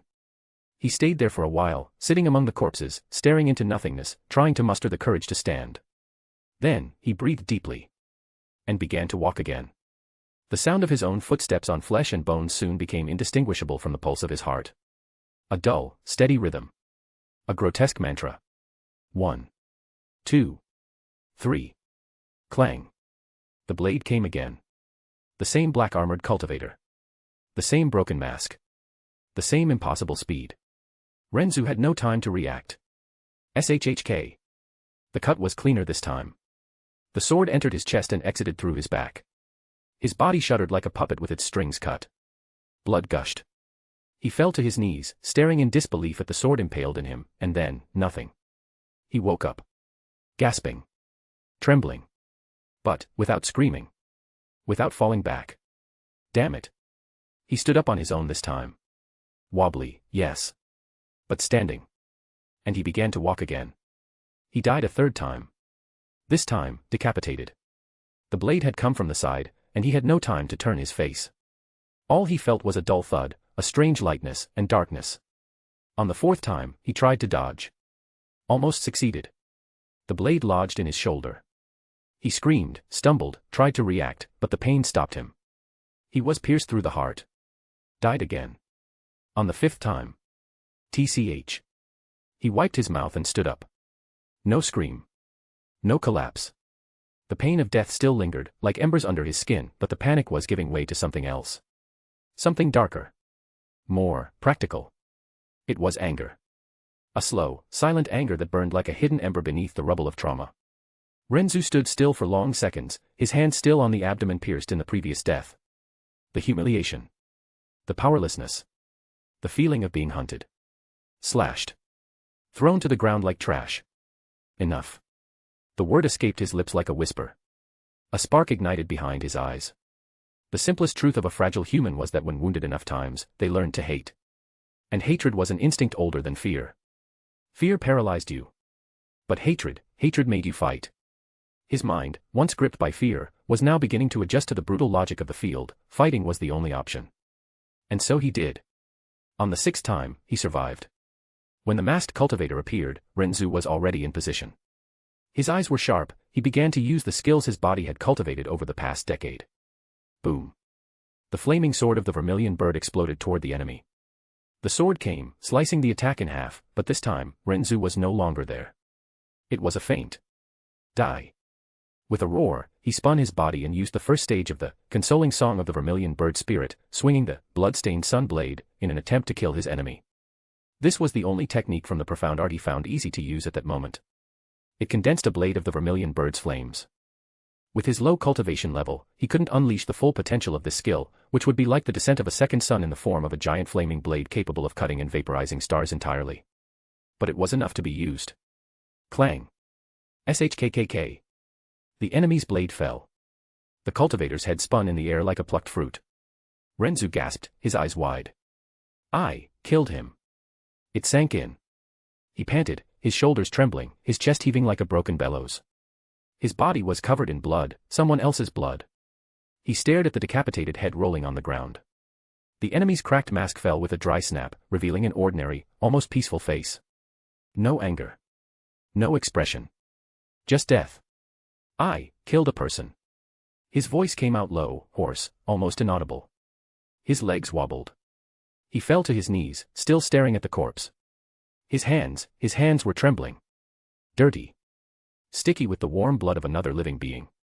Even though he knew it wasn't real. Even though he had acted only to survive. Even though he had died 5 times before. Nothing had prepared him for the feeling of killing. For real. The heat of adrenaline, the desperation for survival, had driven his body. But now, in the stillness after the battle, the guilt of his act fell on him like a tombstone. I took a life. His stomach churned. But he didn't vomit. His body seemed frozen, as if even the disgust was anesthetized. A chill ran down his spine. Was this what it meant to live in this world? Was this what it meant to be a cultivator? If it was, then this world had no room for hesitation. Ren Zu closed his eyes, trying to breathe, trying to find something within himself that was still pure. But he found only silence. Nothing answered. Nothing condemned. Nothing comforted. He didn't want the guilt he felt to die. But perhaps it was inevitable. Clang. A metallic sound cut through the air. Ren Zu stood up abruptly, his eyes wide. 2 figures emerged from the crimson mist, both cloaked in dark robes and wielding blades of different shapes, one with a curved sword of swirling wind, the other with a halberd made of black bones and pulsing red lightning. What? They came together. Boom. The first attack came from above, an arc of energy slicing through the air. Ren Zu raised his flaming sword of the vermilion bird to block, but the second enemy was already at his flank. Damn it. Shhk. An intense pain pierced his chest. The cut wasn't clean like before, it was brutal, forced, as if it tore his soul along with his flesh. The air vanished from his lungs. Blood sprayed from his mouth. The second cultivator spun the halberd and drove it into his abdomen. Ren Zu screamed. The pain was real. Cruel. Blind. The field spun. His knees buckled. And he died. Again. But when he opened his eyes once more, something had changed. Ren Zu didn't scream. He didn't fall back. He didn't check if he was still alive.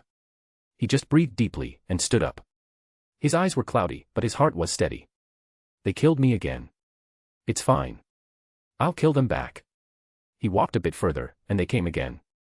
Two cultivators, the same silhouettes from the previous deaths, one with the curved wind sword, the other with the pulsing blackbone halberd. But this time, he didn't retreat. The vermilion bird flame danced in the form of a blade in his hand. The first cultivator attacked with a swift, slicing strike from above. Ren Zu dodged to the side, almost sliding on the blood-soaked ground, and countered with a lateral slash infused with his intent to kill his opponent. Clang! The blades clashed, sparks flying. But this time, he won the exchange. He twisted his wrist, shifted the enemy's center of gravity, and with a short step, drove his blade into the base of the opponent's neck. SHHK. The body fell, lifeless. The other came immediately, roaring, spinning the halberd with blind ferocity.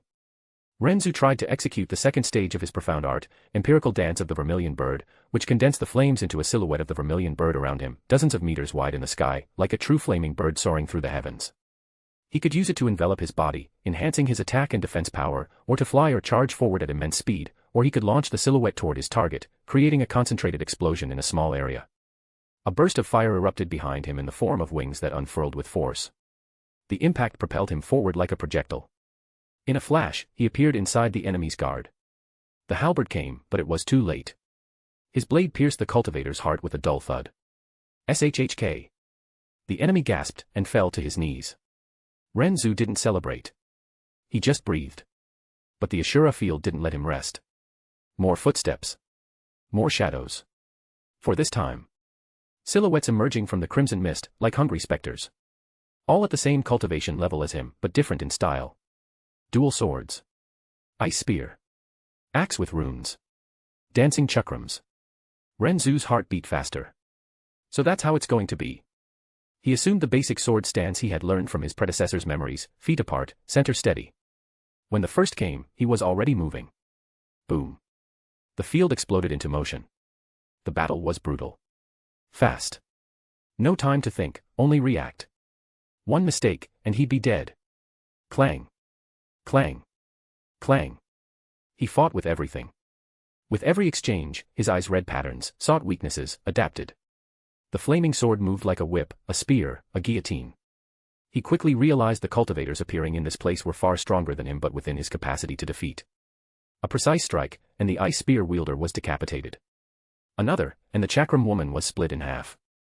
The dual sword wielder tried to attack from behind, but Ren Zu used his own blade as bait, feigned a stumble, and when the enemy advanced, he spun and drove his sword through the cultivator's chin, tearing up to the skull. 3 dead. 1 remained. Ren Zu spun his blood-soaked flaming sword in his hands and stopped, staring at the last figure in the mist. But, he hesitated. It was small. Too small. The silhouette approached slowly. To his eyes, it became a child. A boy. Fragile arms holding a small short sword, large eyes glowing purple, trembling. Ren Zu felt his entire body freeze. It can't be. For a moment, the field seemed to pause. The smell of blood faded. The sound of the wind died. He couldn't move. The sword in his hand felt as heavy as lead. And that was the mistake. SHHK. The boy's short sword pierced under his rib. He gasped. Looked down. The child's, or the illusion of a child's, eyes were fixed on his. Empty. Emotionless. And then, darkness. When he woke again, there was no despair. Just, the taste of blood still lingering in his throat, even without a wound. I hesitated. He swallowed hard. Hesitation is death. Even if it's a child, they can be my enemy. And with darkened, lightless eyes, Ren Zu began to walk again. But now, there was something less within him. Something that had once resisted. Something he called humanity. He breathed deeply. And moved forward. The field responded as always. For silhouettes emerged from the mist. After a few battles, he began to adapt and improve his combat efficiency at a terrifyingly fast rate. Or perhaps it was the integration of his predecessor's experience. Either way, he read them before they even moved. He calculated positions, assessed weapons, recognized patterns. They came in sync. Ren Zu moved before them. The first struck with a spear of light. Ren Zu spun around the attack, advanced with the momentum, and slashed the enemy's throat with surgical precision. SHHK. The second tried to counter from the side. Ren Zu stepped back, dodging by inches. He slashed horizontally and split the enemy in half. SHHK, clang. The last two came together. A flaming axe and a bone sword. Ren Zu activated the empirical dance of the vermilion bird and launched himself into the air. From above, he descended like a red bolt, spinning his blade in a spiral. Boom. The impact shattered the ground. The two bodies were torn apart.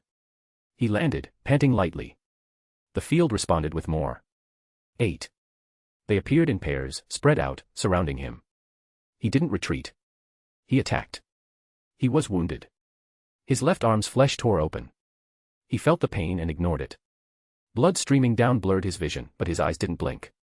One cultivator tried to bind him with chains. He ripped off the arm of the enemy beside him and used it as a shield. Another tried to pierce his heart. Ren Zu used the sword lodged in his abdomen to spin his body and behead the opponent with a flaming spinning kick. He killed. Killed. Killed. The second stage of the consoling song of the vermilion bird spirit, once clumsy, became an extension of his body. The flaming silhouette no longer exploded in uncontrolled force. It hovered over him like a predatory bird, silent, patient, lethal. Even the physical arts he had once ignored began to seep into his reflexes. His movements stopped being awkward and became more refined. Flows of profound energy intertwined with physical strength in every dodge, every counterattack, every step, improving his condition and further integrating the second stage of his profound art, enabling him to kill his enemies more easily. Though he didn't need time to stabilize his cultivation, his use of it was still not perfect. But after fighting, his combat skills became more refined and efficient. At the end of the confrontation, the field was silent. His feet sank into the flesh of corpses. His clothes were in tatters. His body was covered in wounds.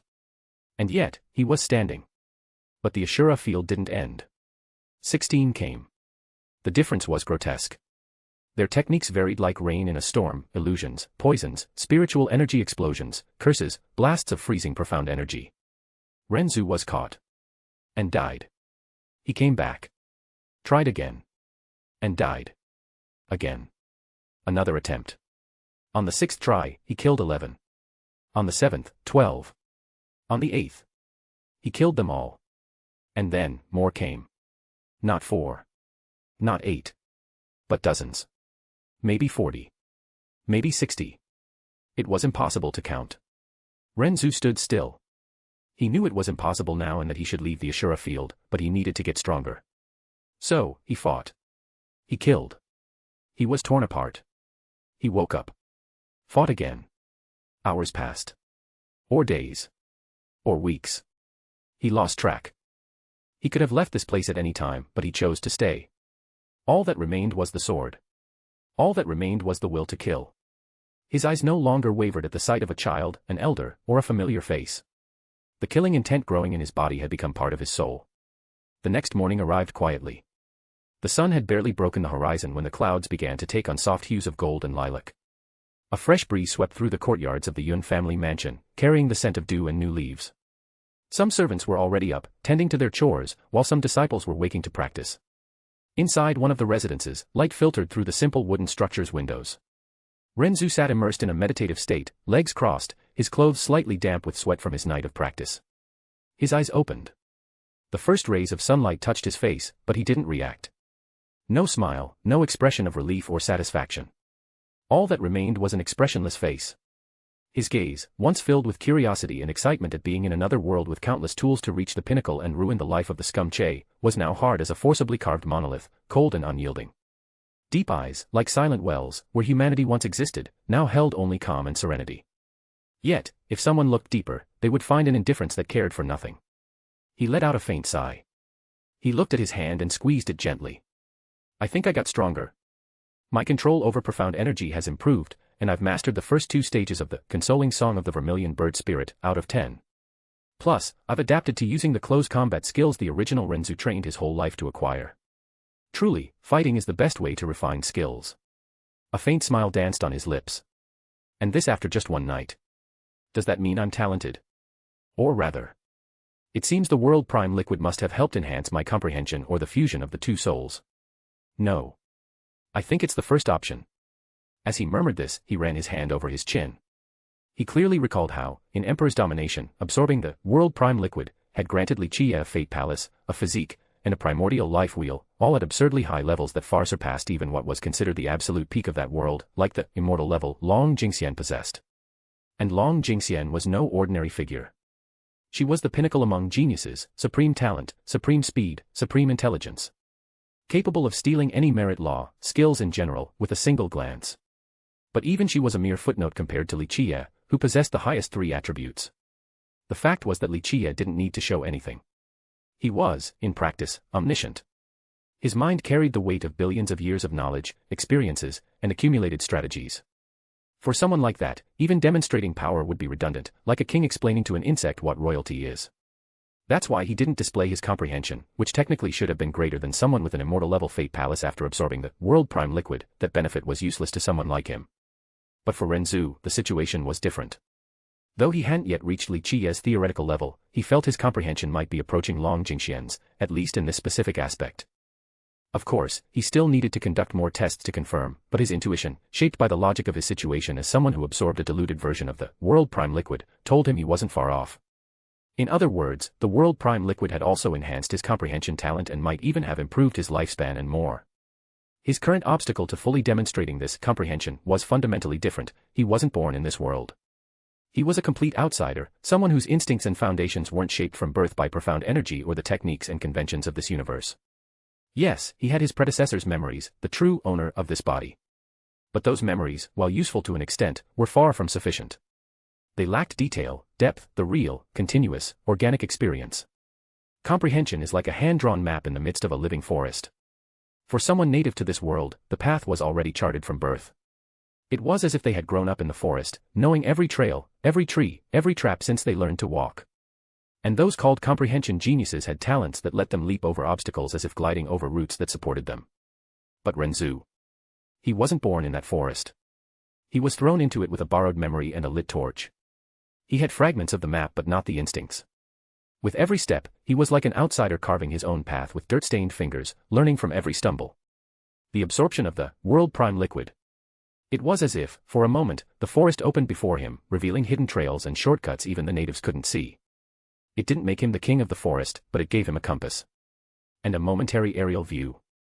In other words, the more he lived in this world and adjusted to this reality, the more his comprehension could be refined until it reached Long Jingxian's level, who could replicate anything with a single glance.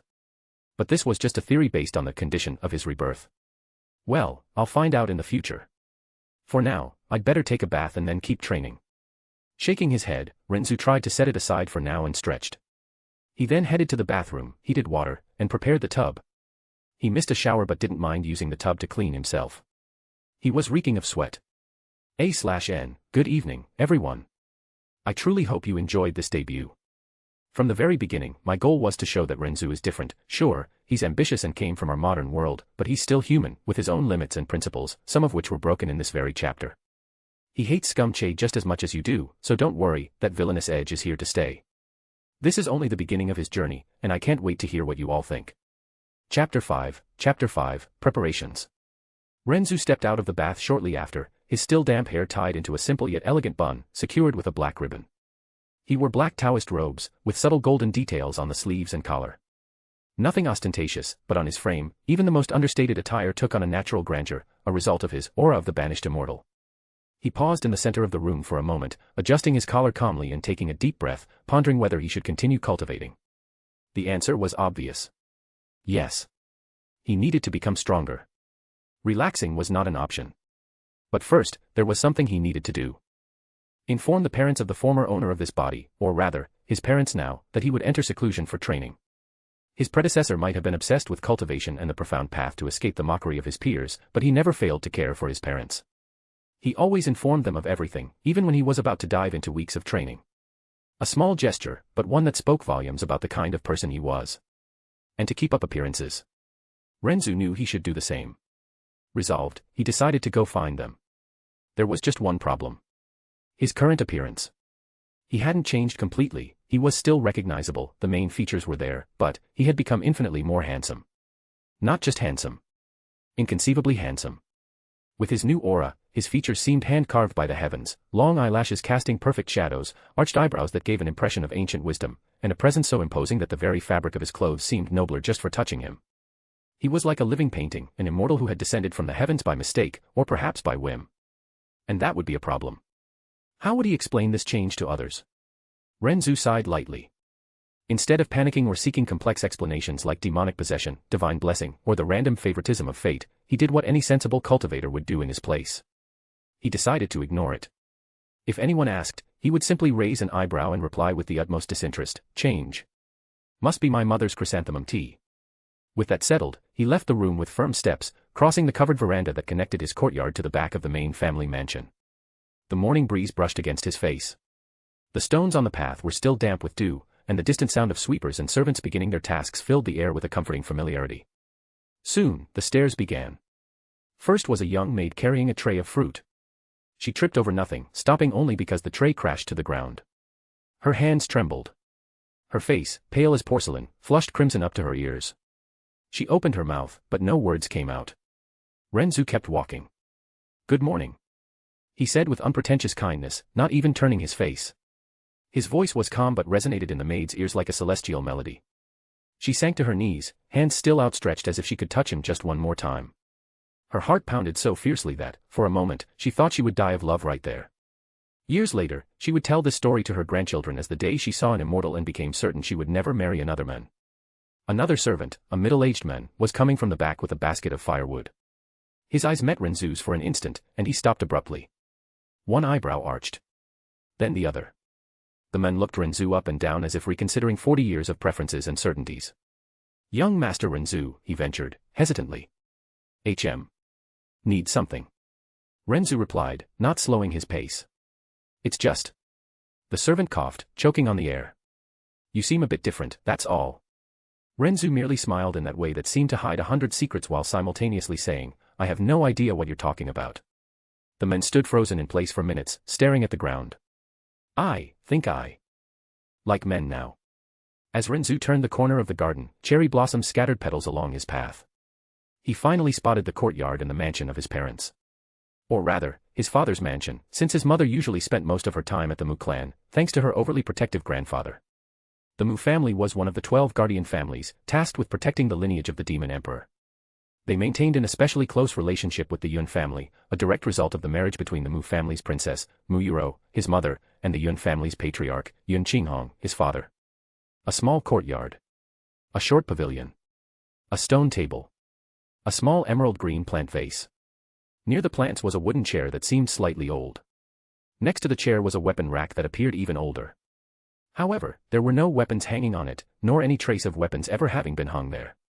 That was all he saw in the familiar courtyard. He stood in front of the main house and said in a soft voice, "Father, are you inside? I'd like to speak with you." A small movement could be heard from within the house. Shortly after, a middle-aged man's voice resounded. "Oh. Need something, Zuer?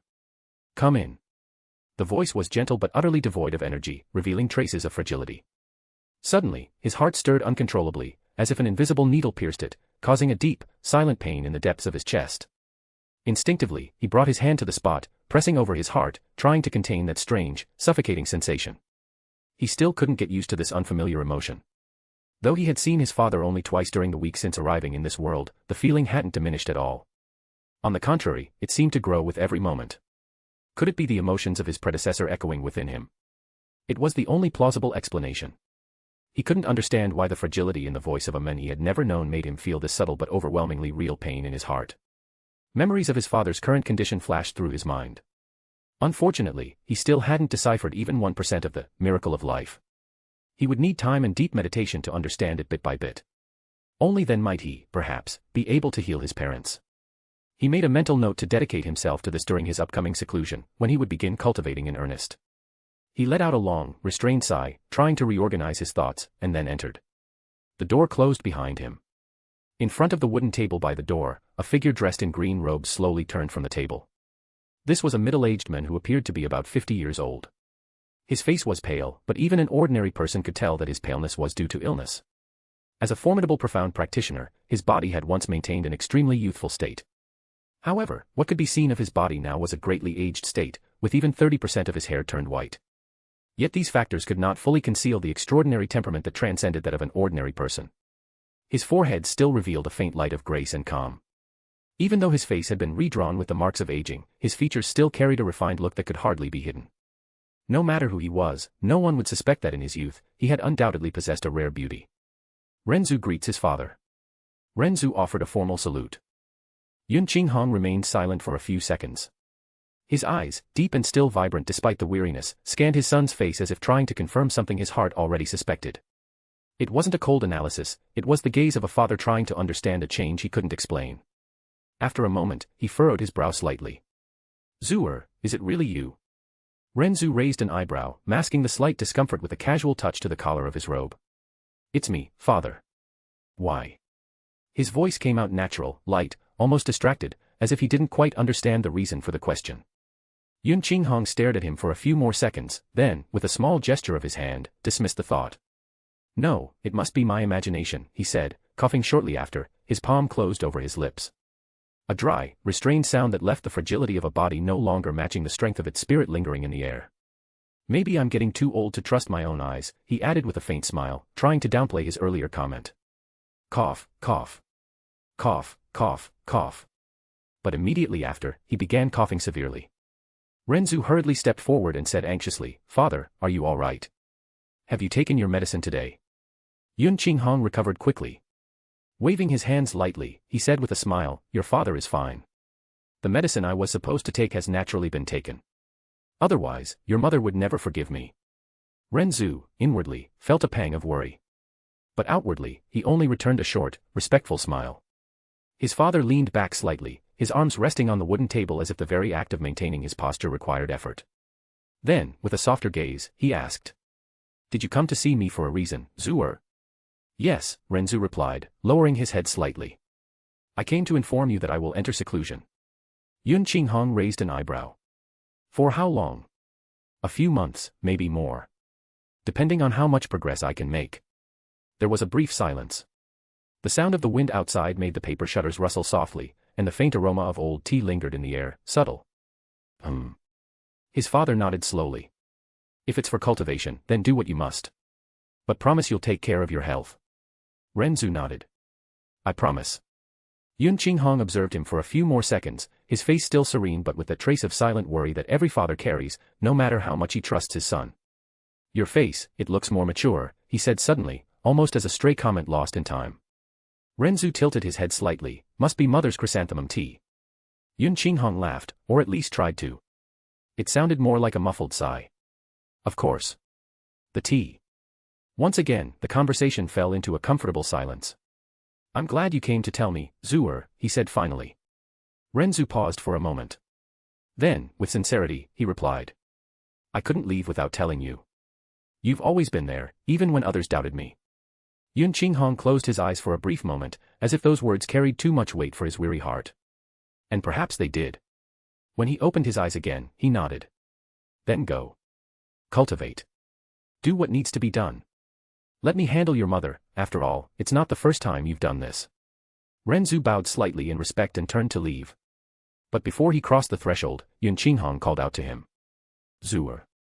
Ren Zu stopped and looked over his shoulder. If one day it becomes too much to carry everything alone, you still have a home. Don't forget that. Your father isn't as useless as you might think. Don't be afraid to cause trouble or come to me for help. Ren Zu stood still for a moment. Then he smiled, a smile that needed no words. And he walked on. He walked calmly back to his courtyard while his mind wandered through countless other thoughts. The conversation with Yun Qinghong had been brief, almost simple, but it left a bitter taste in his mouth. He's not my father. He thought, eyes narrowing. But at the same time, he is. The dilemma was subtle, cruel. Logic told him that Yun Qinghong was just a secondary character from a novel he had read in his past life. A name in a paragraph, the father of the protagonist he despised with every fiber of his being, Scum Che. An arrogant, impulsive piece of trash, driven by hormones and luck, fawned over by women who should have been far above him, protected by a ridiculous plot and an ancestral goddess who treated him like the reincarnation of the Tao. Yes, he remembered it all too well. He recalled the growing hatred he felt with every chapter of the novel as he watched that useless fool be forgiven, exalted, admired for actions that, in the real world, would inspire repulsion. But he was occupying the body of the boy who had been adopted by the protagonist's parents. Real parents. People who loved him. Who raised him with care. Who cared, even when the world didn't. Ren Zu sighed, and as he passed through the garden, his feet stopped on their own. He looked at a small plum tree, its fruits still ripening. He remembered a scene, not his, but the former Ren Zu's, sitting under that same tree, listening to his father talk about cultivating the spirit while his mother laughed softly with a bowl of tea in her hands. It was a borrowed memory. But it hurt as if it were his own. That man, he thought, his throat tightening, has been more of a father to me in 7 days than my real father was in my entire previous life. And then, there was the problem. Scum Che. The real son. That worm will look me in the eyes one day and say he sees me as a brother. Ren Zu almost laughed, but it was a dry, humorless sound. Brother. The idea was absurd. Unacceptable. But he already knew.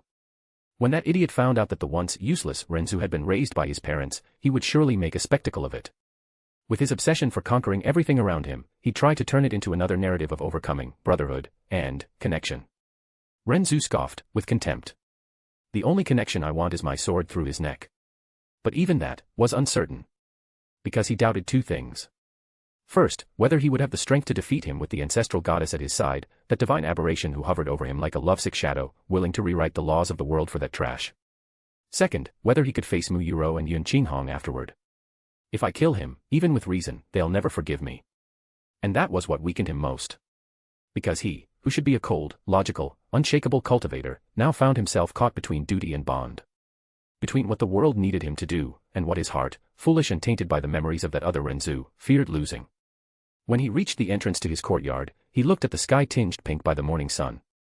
The clouds moved slowly, as if mocking his hesitation. What do I do? He murmured, too softly for anyone to hear. But no answer came. Because perhaps, there was no right answer. Only choices. And consequences. He crossed the threshold, entered his room, and locked himself in.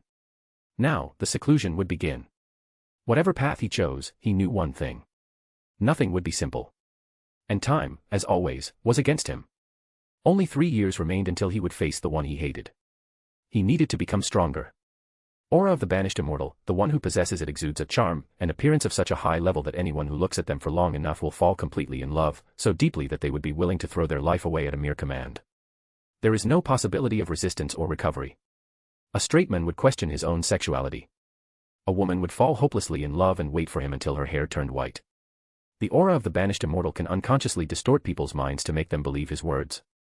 In other words, if he pretends to be unaware of his appearance, no one will ask something logical like how did he become so handsome, because his looks and charm have already surpassed anything logical in the world. He would basically be a version of Qianye Inger, who is considered the most beautiful woman alongside the primordial chaos. But don't worry, that won't be the main focus. His appearance and strength just make romance easier to develop. That's why I made him perfect in terms of looks, while his power will gradually grow stronger over time. Speech balloon. Books. Books. Chapter 6, Closed Door Training. Ren Zu stopped in front of the closed door for a moment. He let out a sigh, locked the door, turned on his heels, and walked with measured steps to the center of the room. He sat on the edge of the bed for a moment, his eyes fixed on his hands resting on his knees. Then, with a firm and unhurried movement, he crossed his legs and settled in the center of the mattress, back straight and shoulders relaxed. The silence lingered. Thinking too much about that guy was like willingly drinking poison. He knew what he felt, disdain, repulsion, a cold anger, and he also knew he couldn't let those feelings take up too much space. The only priority now was simple. To become stronger. He closed his eyes. In his mind, he outlined a simple yet effective training plan to grow stronger. In the morning, he would dedicate himself to physical strengthening with the Heavenly Tyrant Manual. In the afternoon, he would cultivate his profound strength through the 10 Extreme Daos. At night, he would study the Miracle of Life and, instead of sleeping, use his rest hours to deepen his martial intent. During this period, he would train relentlessly in the mental battlefield, refining his skills while mastering the unlimited sword art and the soothing song of the vermilion bird spirit. With this in mind, he decided to begin his physical training. It could be said that this method was divided into strength training, flesh training, viscera training, muscle alteration, bone forging, and pulse condensation, all of which were included. Beyond these stages, there was also the stage of marrow tempering. Above the marrow tempering stage, there were indeed others, the 8 hidden inner gates. Using the 8 trigrams to align with the movement of the 9 celestial organs, one could open 8 gates within the body. Then, the 9 stars of the Tao Palace. With it, one could break the body's limits and reach an even higher level of strength. But that was still far from his reach now. His first stage was strength training, and it came to his mind like a book being opened, detailing everything about it. The manual not only explained how to reach the extreme of this level but also included training for precision and control over the amount of force used. Once greater control was achieved, a person would be able to use their palm to turn a tree trunk into fine fibers. they would have near-perfect control over every gram of their strength. He breathed in a specific rhythm, initiating the methods of the Heavenly Tyrant Manual to use profound energy to strengthen his body. His goal at that moment was only to test his natural body cultivation speed without resorting to auxiliary materials. However, he was surprised to find that his progress was even more impressive than he had expected. The profound energy flowed from his profound veins, coursing through his entire body and refining every part of it at an extraordinary speed. He could feel the difference after a few minutes. His body was improving. Could this be one of the benefits of having absorbed the Prime World liquid? According to the novel's information, this liquid was capable of transforming the body into an unparalleled treasure. Although he had only refined a diluted version, it still undoubtedly granted him countless hidden benefits. In any case, this was advantageous for him. He wouldn't need to rely on many resources so soon to aid in his physical training.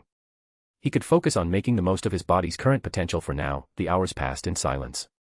The sun made its natural movement in the sky above, slowly. The shadows in the room shifted. The profound energy continued to circulate with increasing fluidity, refining not only muscles and tendons but even the subtlest structures of his physical body. During the process, Ren Zu remained still as a mountain, each breath aligned with the rigorous methods of the Heavenly Tyrant Manual.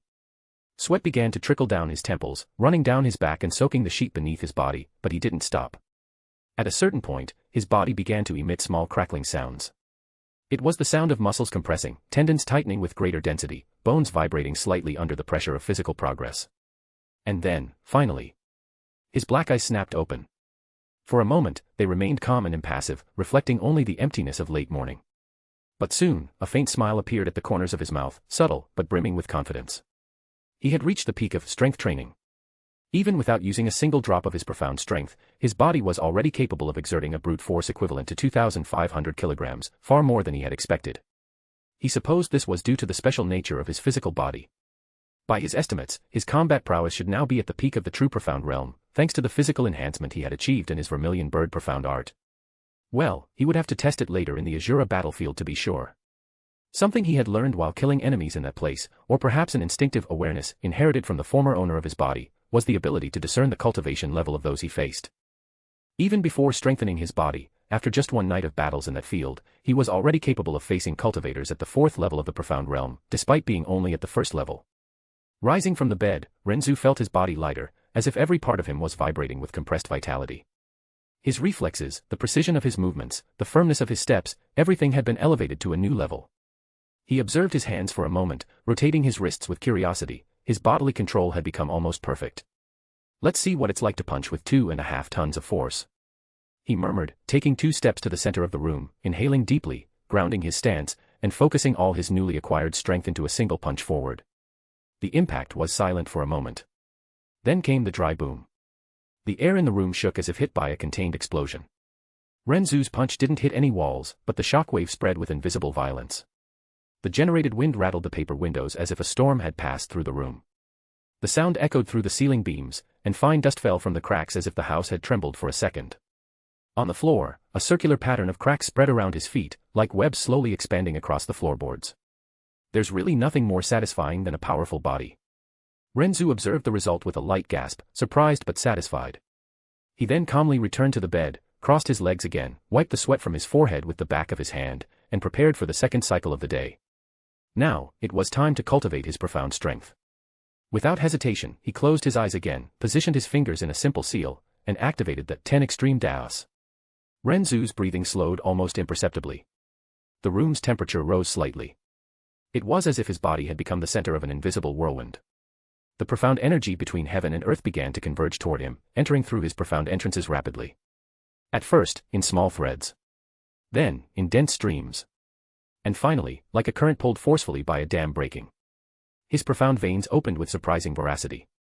The energy was drawn into his body at a pace that surpassed even the most optimistic expectations. Even extremely talented cultivators would take days to achieve what he was beginning to accumulate in minutes.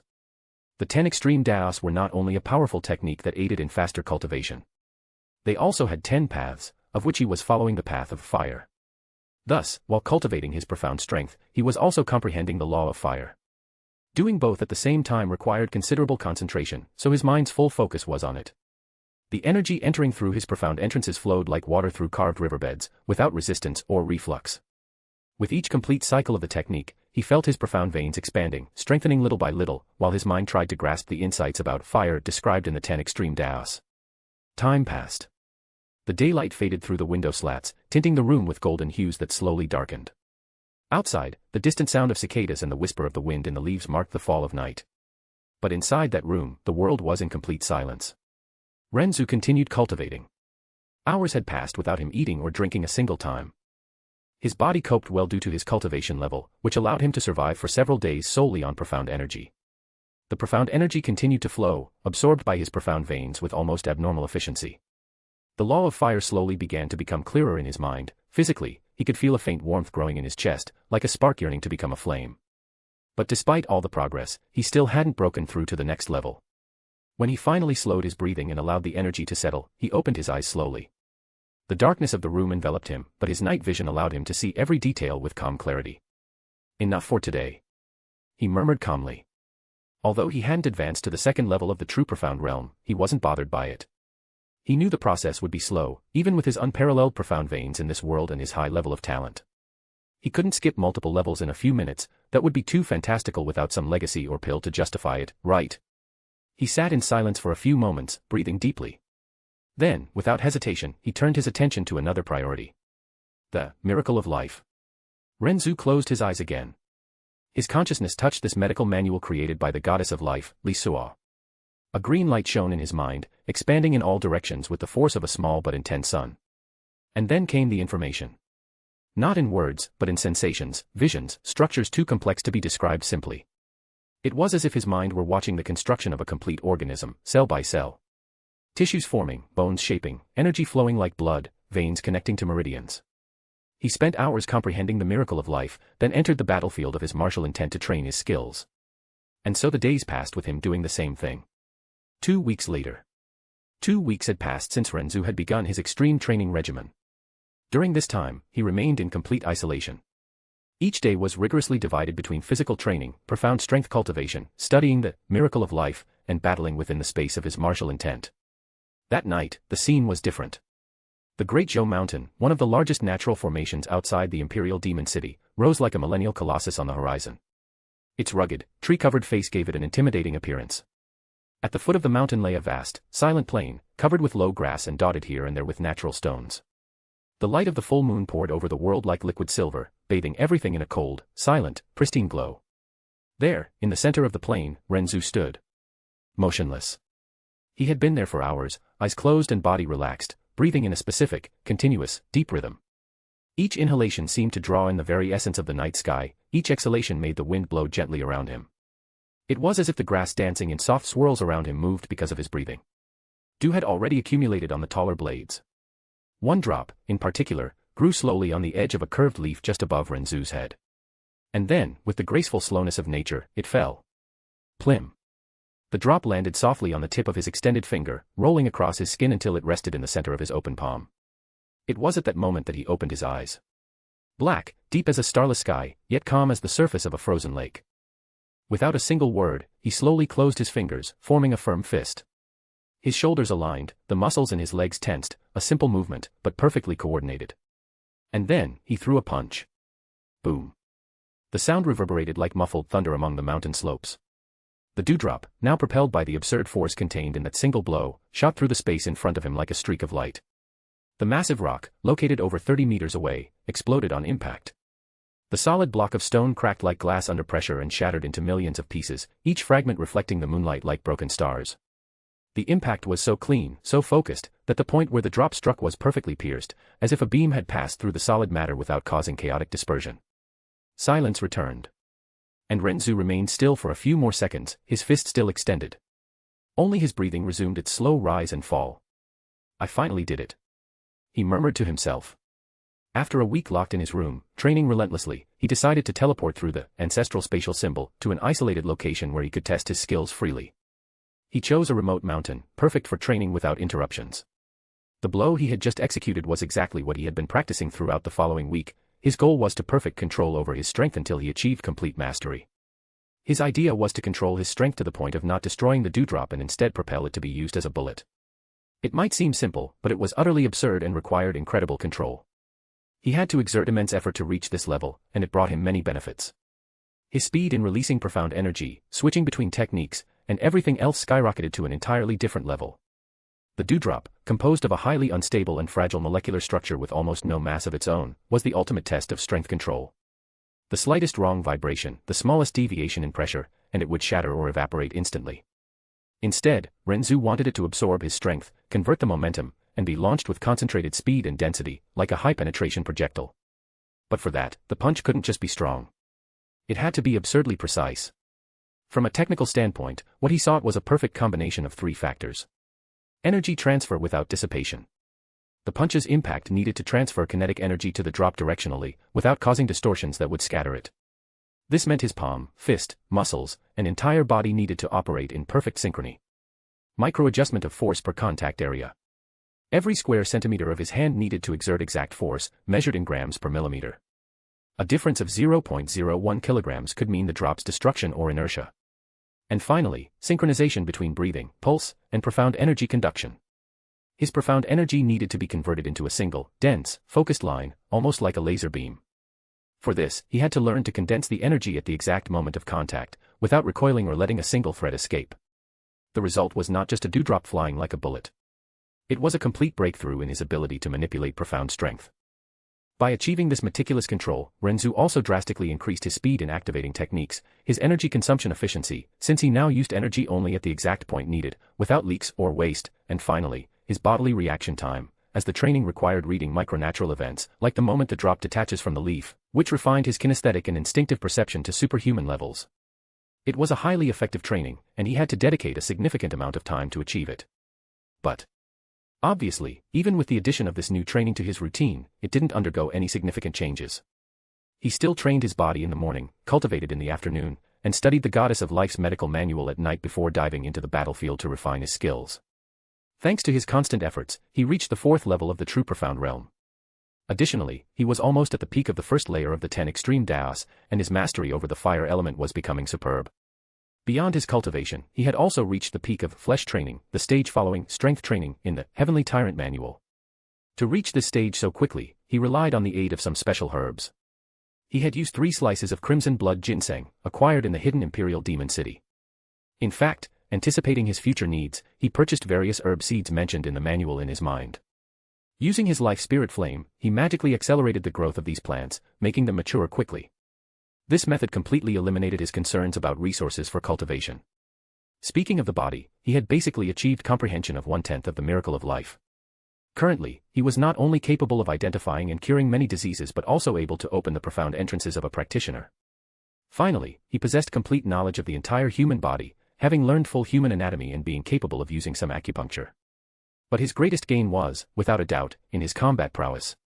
Every night, he spent at least 8 hours in the Azura battlefield, fighting and killing countless enemies while refining his skills. This process drastically increased his killing intent. He had already eliminated tens of thousands of opponents. His battle experience became as vast as that of old monsters hundreds of years old. During this period, he successfully mastered up to the 10th stage of the Soothing Song of the Vermilion Bird Spirit, and achieved initial success in the Unlimited Sword Art. He relaxed his arm and let it fall to his side, looking at the spot where the rock had once been. On the ground, a small crater smoked lightly, as if reality itself had been scratched. Ren Zu looked up.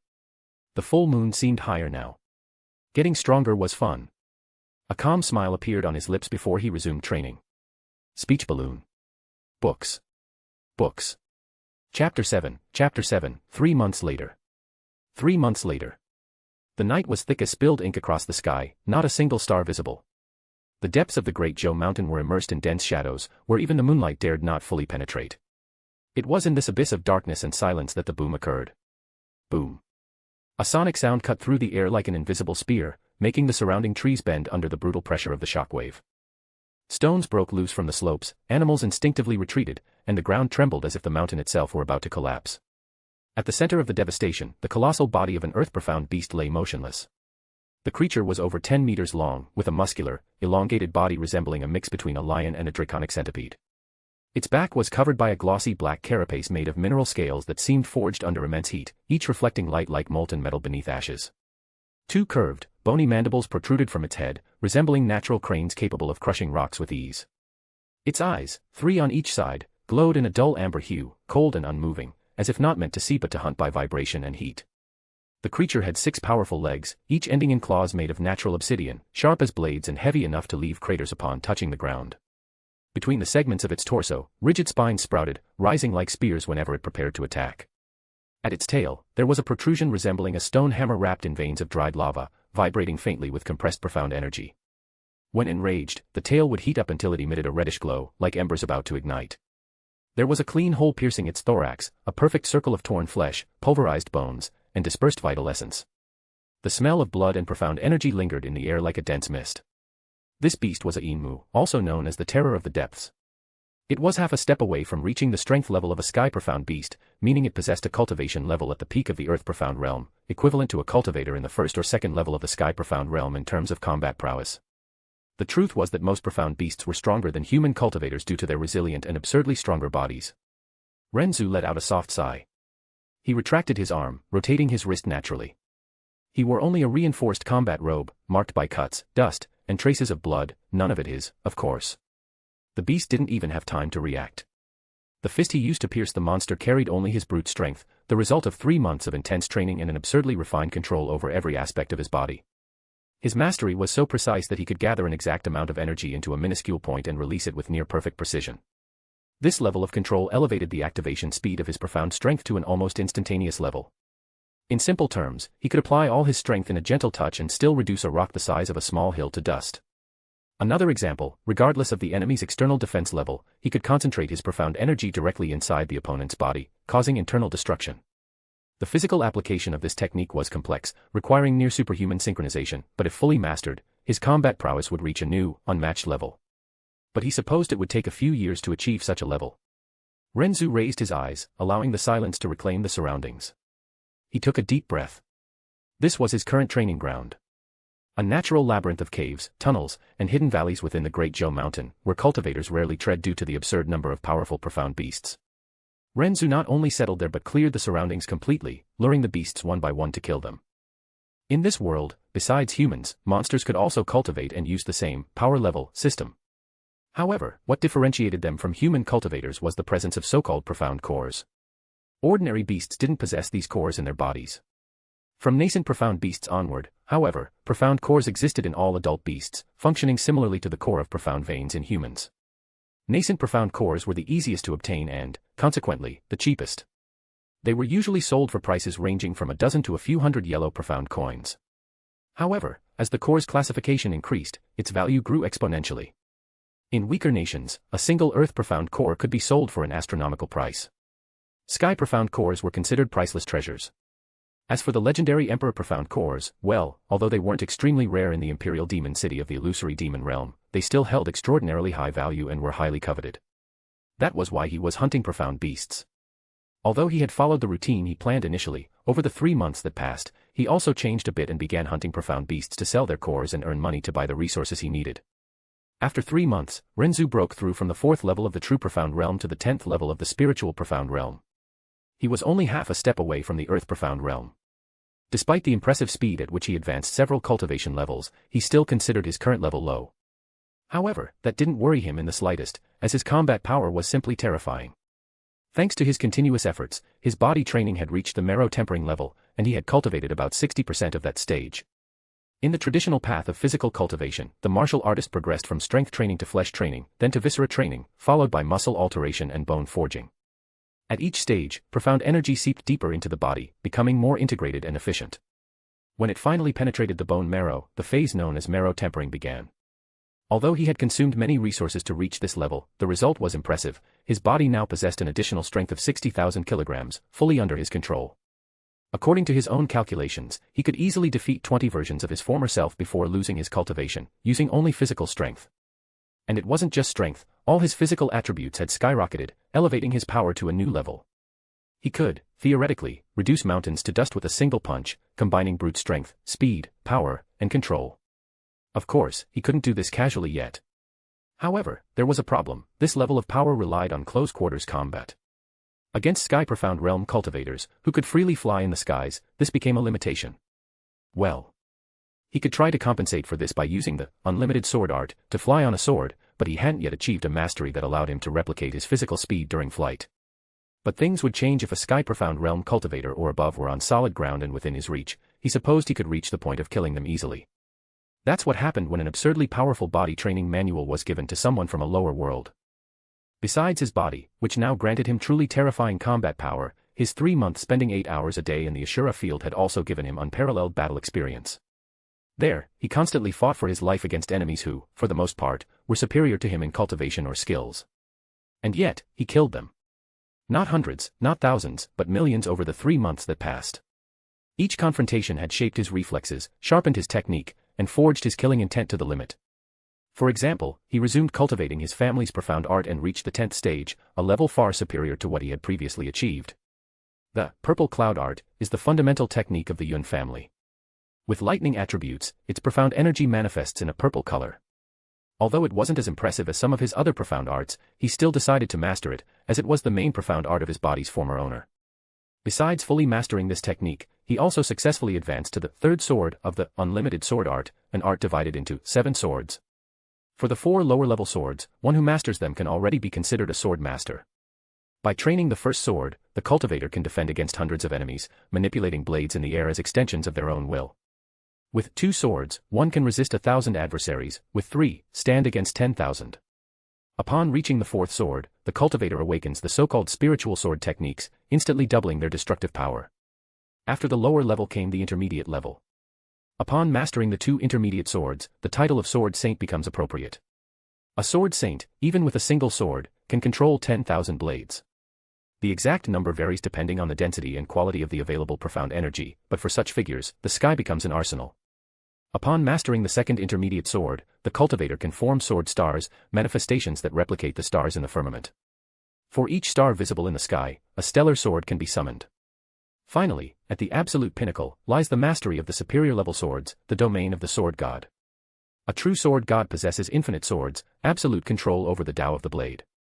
Nothing escapes their blade, and no creature can stand before their judgment.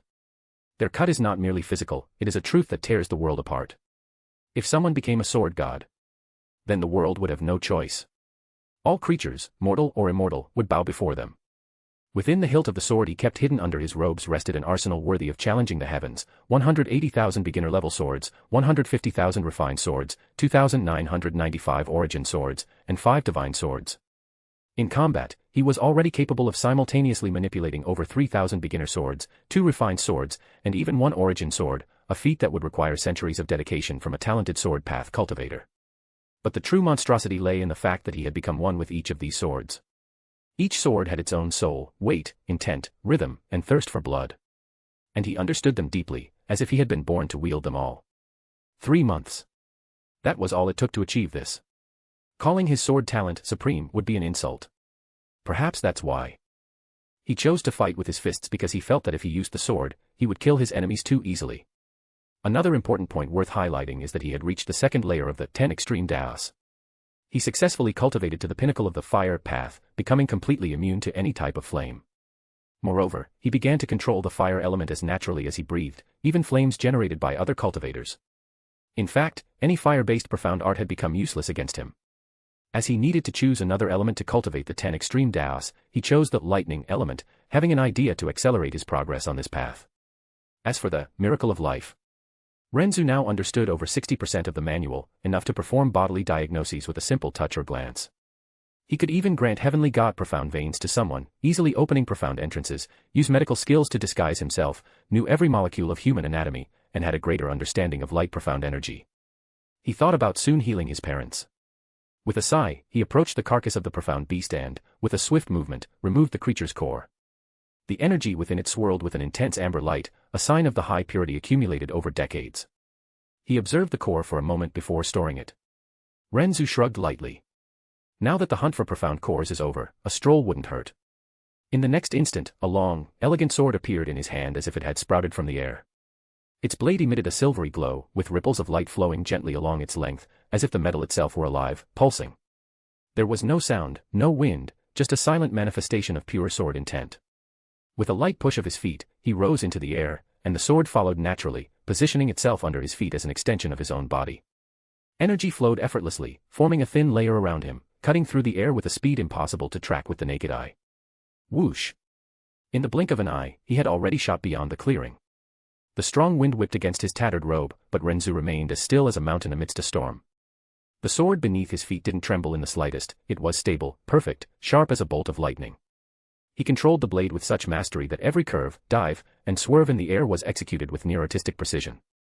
He darted through the hidden valleys of the Great Zhou Mountain, slicing through low clouds, leaving a trail of pressure in the air and sparkling embers where the sword's metal tore through the suspended moisture. Below, the trees bent in his wake. After a few minutes feeling the wind against his face, Ren Zu frowned. Had he seen a lake? Slowing down, he approached cautiously. It was a very small lake. In fact, it was barely larger than a pond, and with a single glance, its limits were visible.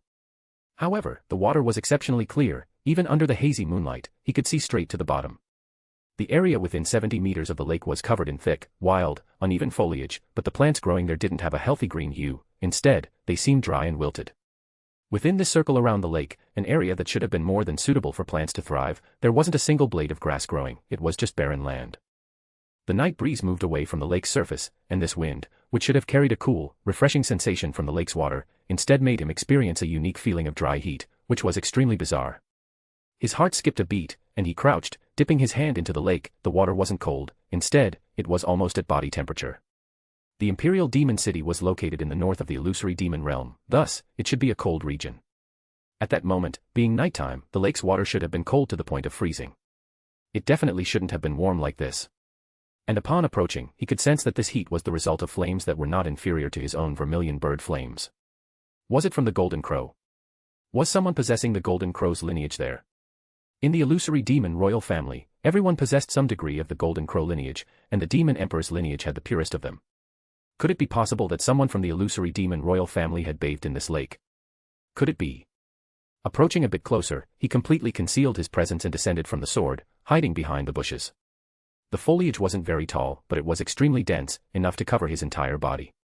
Not long after he hid, a vague figure appeared in the sky directly within his field of vision.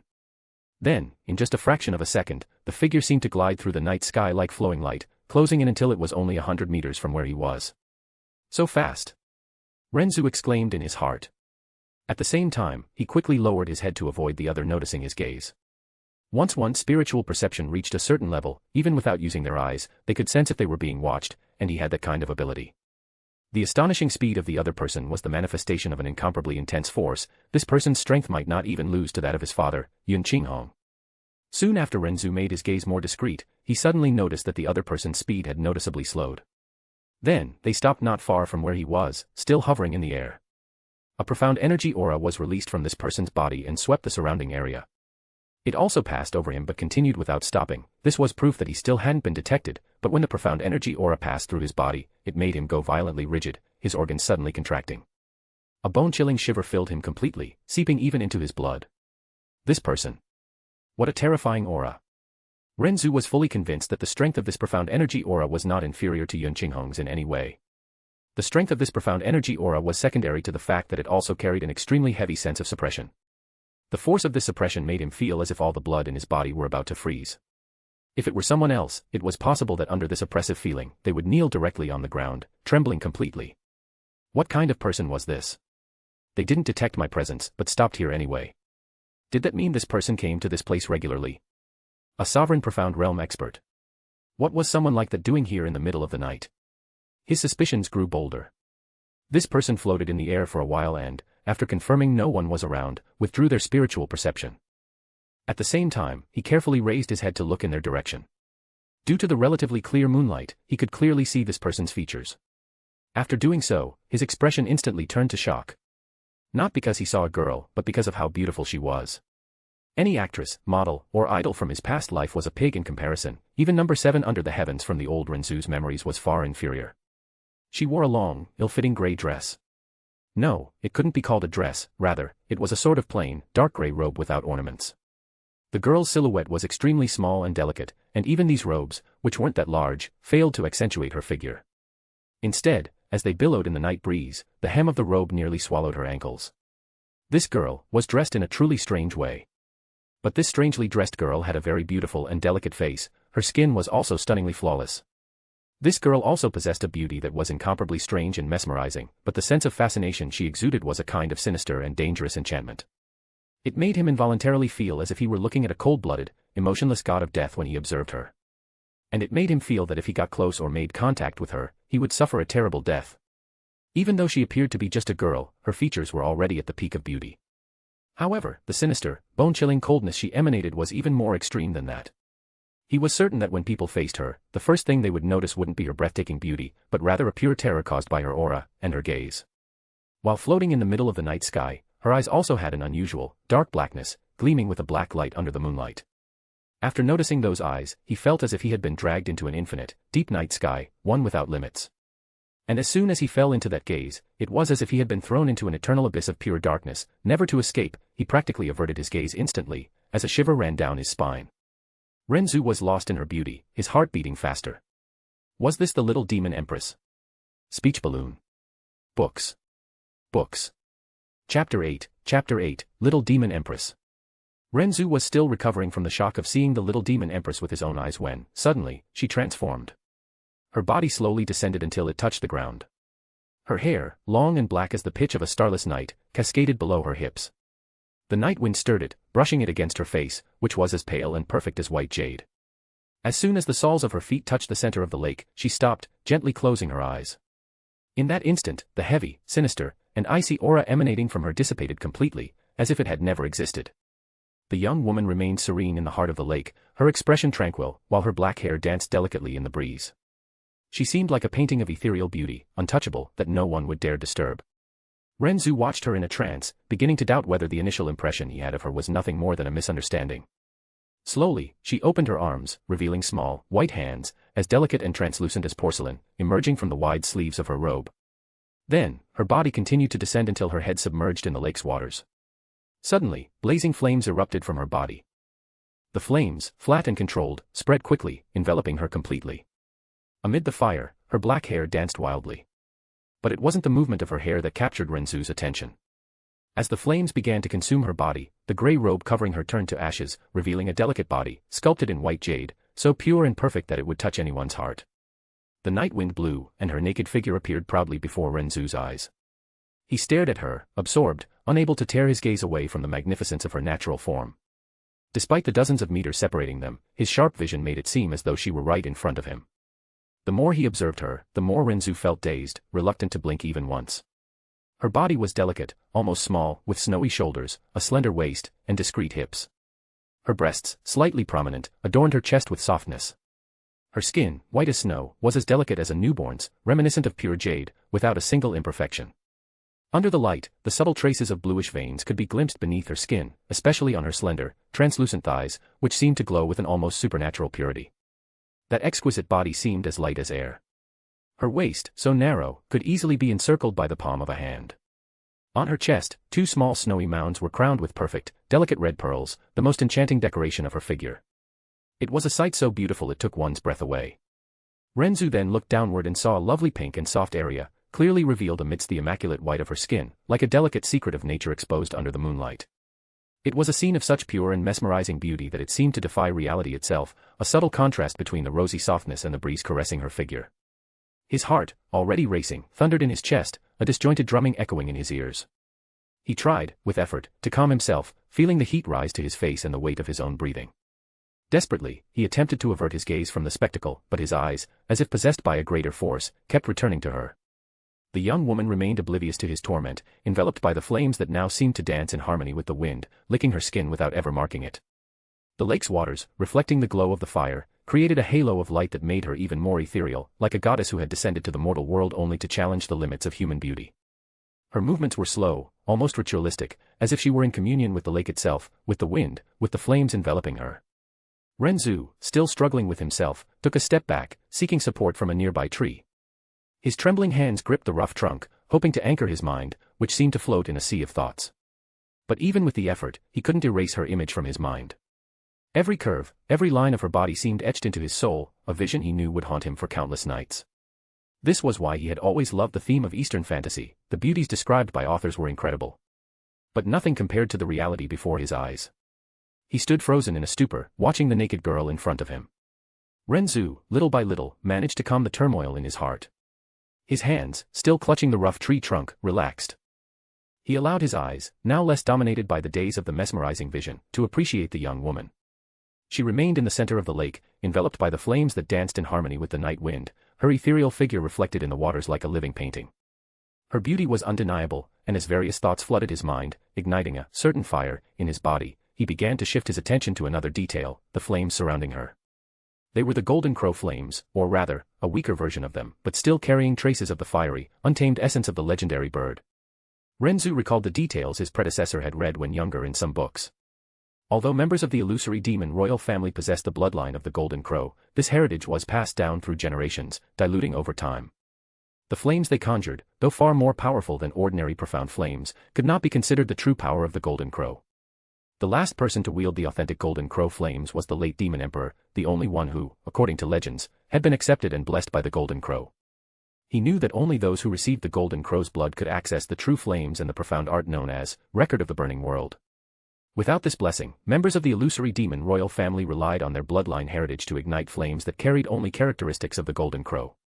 Furthermore, everyone in the family, except the demon emperor, cultivated other forms of profound fire arts, complementing their abilities with varied techniques. He couldn't help but compare the golden crow flames to other legendary ones. His mind wandered to the three supreme fire beasts, the vermilion bird, the phoenix, and the golden crow.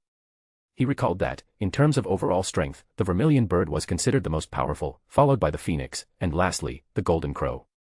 However, when it came to the pure power of flames, the golden crow reigned supreme. This was because strength wasn't the only criterion. The vermilion bird's flames possessed divine attributes, feared in the primordial era by the demon race that lived alongside the god race. Called Flame of Salvation, they held an almost sacred power. The phoenix's flames, in turn, were benevolent, capable not only of destroying but also of purifying, earning the name, Flame of the Lyrical World. The golden crow's flames, however, were the pure essence of destruction. Known as the sun bird, the golden crow was, according to legends, an extreme divine being born from the core of the sun. Its flames, scorching and violent, had no purpose other than annihilation. It was said that there was nothing in the universe that the golden crow's fire could not burn. Of course, this ranking was based on the recognition of the masses' hearts. Although the golden crow was not an evil beast, its emotions were as intense and untamed as its flames, making it less revered than the vermilion bird with its salvation or the phoenix with its lyrical world. However, the golden crow's fierce personality did not accept such a hierarchy. Recalling this, he couldn't help but feel a bit insecure about how to obtain the golden crow's bloodline. The three supreme beasts did not like each other, all believed their flames were the most powerful in the universe. If a person possessed the bloodline of one of the three, the others would never allow their bloodline to coexist. Especially the golden crow. Its personality was extremely irritable and inflexible. Expecting it to grant its legacy to someone with the vermilion bird's bloodline was a task that was technically almost impossible. When he chose to merge with the vermilion bird's bloodline, essentially becoming its full heir, he had already considered that obtaining the golden crow's bloodline afterward might be more complicated. Still, he already had a plan in mind, one that used this very bloodline as the key to achieving what he wanted. His greatest advantage was knowing many secrets of this world, and obviously, he would use them to get what he desired. The story of Against the Gods ceased to be just a story the moment he began living in this world, and his secondary role went down the drain along with it. He didn't give a damn about the plot. Even before he had none of the things he fished from that lake, his intention was never to accept his role and stay quiet. The reason for his insecurity was that he truly didn't know if this plan would work. It was his only chance. If it failed, it was game over.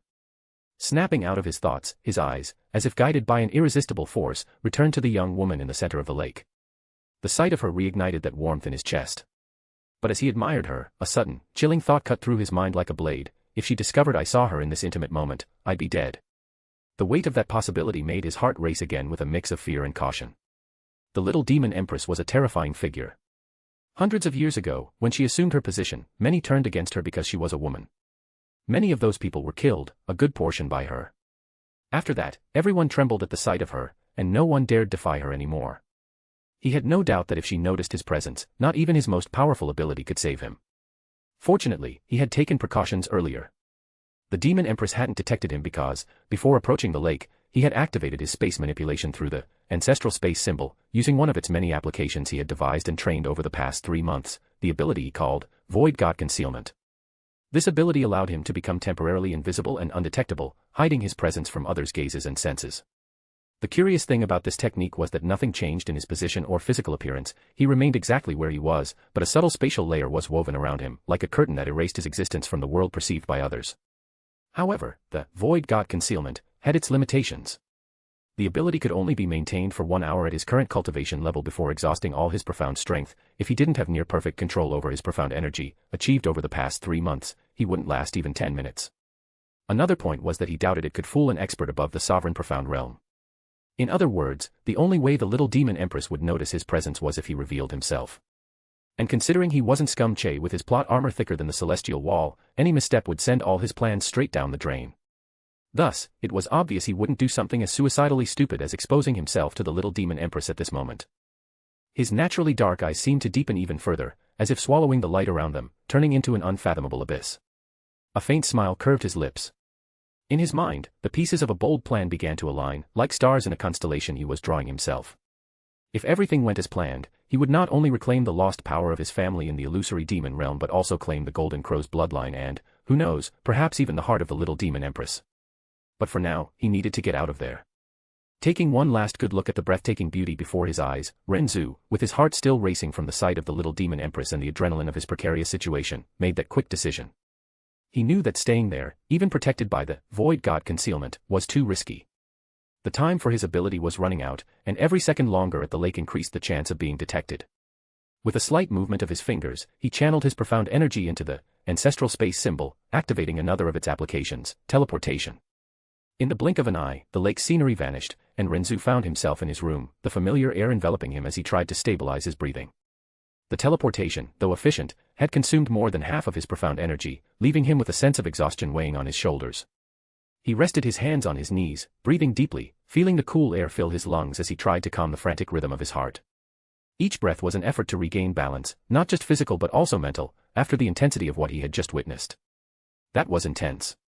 That unexpected encounter would have ended in my death if I didn't have the void god concealment ability. He murmured to himself, letting out a heavy sigh shortly after.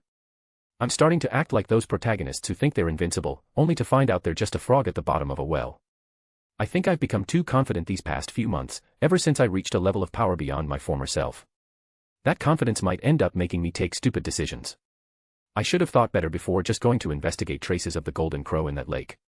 Considering everything I know about the illusory demon royal family and the original story, it was obvious it was the little demon empress. But I let curiosity guide me, and deep down, I believed I wasn't in danger. But just remembering that terrifying aura, my heart still tightens. I need to stabilize my mindset before I make another stupid mistake. Though for that view, that stupid mistake was worth it. After a few minutes, with his breathing finally under control, Ren Zu set aside the exhaustion and walked to his bed. He sat cross-legged, assuming a meditative posture that helped him focus. He needed to get stronger to safely set his plan in motion. With his current strength, approaching the little demon empress would be dangerous. With that in mind, he thought about striving over the next 8 months to reach at least the sky profound realm. Speech balloon. Books. Books. Chapter 9, End of Closed Door Training. 8 months passed in the blink of an eye. The sun rose and set countless times, the leaves fell, gave way to the cold, and finally sprouted anew. For the mortal world, it was a complete season, but for those who cultivate the profound path, time rarely follows the same rhythm. On that morning, which had barely awakened, a fine mist flowed over the curved tiled roofs like silk veils dancing through the narrow streets. Winter enveloped the city with its biting cold, coating the rooftops and the dry branches of the plum trees with a delicate layer of frost. The sky, pale as ancient porcelain, let fall fine snowflakes that seemed like frozen drops of silence. Despite the season, the imperial demon city would not undergo changes. In the main residence of the Yun family, within an isolated and silent courtyard, the fine winter mist slowly drifted through the open windows. Ren Zu was seated in deep meditation at the center of his bed. The upper part of his body was bare, revealing a physique that bordered on the impossible. The arrangement of his muscles was like a literally perfect masterpiece. Not only did they appear extraordinarily splendid and refined, but they could also unleash power to the utmost peak. This was the most perfect form of a warrior. On the lower part, he wore black Taoist pants with subtle golden details at the edges. The fabric, though simple, further accentuated the perfection of his body. The pants fit loosely, leaving his shins exposed to the cold air, yet causing no discomfort whatsoever. Ren Zu remained motionless for long moments. Then, without warning, his eyelashes trembled slightly, and he opened his eyes. At the same instant, a cloudy mist escaped from his lips, condensing in the cold air of the room like a gray cloud of refined profound energy. His eyes, now open, did not reflect the soft morning light, instead, they seemed to devour it. Black as the oldest night in the world, deep and apathetic, they seemed to carry the weight of 1,000,000 years. There was no emotion there. No warmth.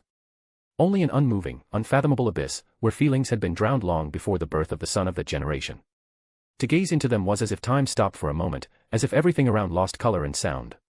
But if someone dared to look closer, they would perceive something even more terrifying.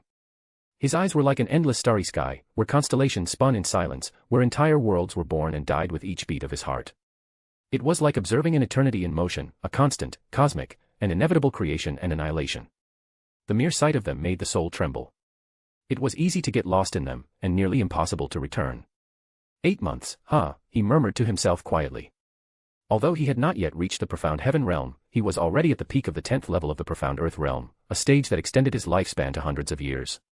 However, it was impossible to estimate this time precisely, as he had previously absorbed the prime world liquid, which certainly further increased his longevity.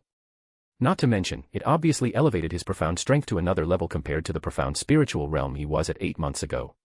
But that was the least of it. Obviously, his cultivation was not the only thing that progressed in those 8 months.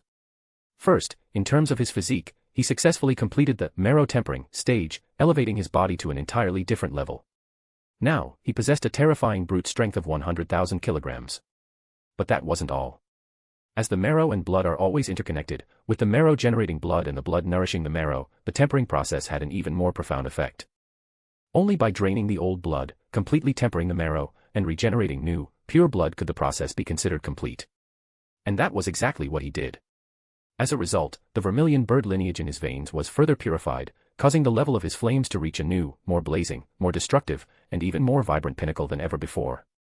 Upon completing this process, he felt something strange, a manifestation of the vermilion bird itself emerged in his mind, like a dormant presence now awakening. It was then that he understood he had obtained an ancestral gift, a second life. If he were to die, he could be reborn from the ashes. However, there was a price. Although his soul would be preserved, he would lose all the cultivation accumulated up to that point and have to start from scratch. This revelation was, indeed, an unexpected surprise. But it made sense. In the legends he had read, like the phoenix, the vermilion bird was a creature formed by the flames of life and destruction, capable of dying in flames and being reborn from its own ashes, carrying within it the eternal cycle of renewal. He had even found this odd before. After all, technically, he was considered a complete heir, but he had only received the vermilion bird's profound art and its lineage. From what he knew, a true complete heir should obtain everything possible from the spirit in the trial field, including the soul essence, the origin energy, and the full lineage. If he wasn't mistaken, the vermilion bird that had appeared in his mind earlier was, in fact, the soul essence of the divine beast itself. As for the origin energy, he supposed it was the remnant of profound energy contained in the lineage he had absorbed at that time, which likely further increased his affinity with flames. What truly intrigued him was the fact that he only discovered this extra life now, after purifying his blood. But, thinking about it, it made sense. In terms of lineage purity, there was no one in the current primordial chaos who could compare to him now. Perhaps, in a distant future, when his profound strength was at a sufficiently high level and his lineage even purer, this gift from the vermilion bird would manifest naturally. However, since he discovered a method to further purify his lineage and successfully executed it, he ended up anticipating this awakening. In any case, one doesn't look a gift horse in the mouth.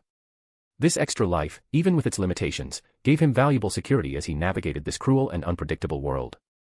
Having the chance to start over, even from zero, was a trump card few could even dream of possessing. Well, setting aside his body and lineage, there was something that became even more terrifying, his battle experience. For all 8 months, without fail, he spent at least 8 hours daily in the Ashura field. The result was monstrous. In total, he had reaped the lives of billions of souls within that illusory battlefield, and each one served as fuel to shape an extremely refined killing instinct. His killing intent had become terrifying. To ensure his killing intent didn't become just a convenient skill to intimidate weaker cultivators, he refined it to the extreme and, over the 8 months, created a unique profound art, the art of the slaughter god. In the final months of training, he managed to establish the first stage of this art, named Killer Heart. This stage consisted of the direct fusion of his killing intent with his profound energy, not only exponentially amplifying his destructive power but also allowing it to manifest tangibly, even condensing in his eyes for a direct attack. This technique became known as one thought to kill. With it, he could launch an invisible and instantaneous attack that directly targeted the mind and, by extension, the soul of his target. Those whose spiritual strength was below his had no chance of resisting. Many died on the spot.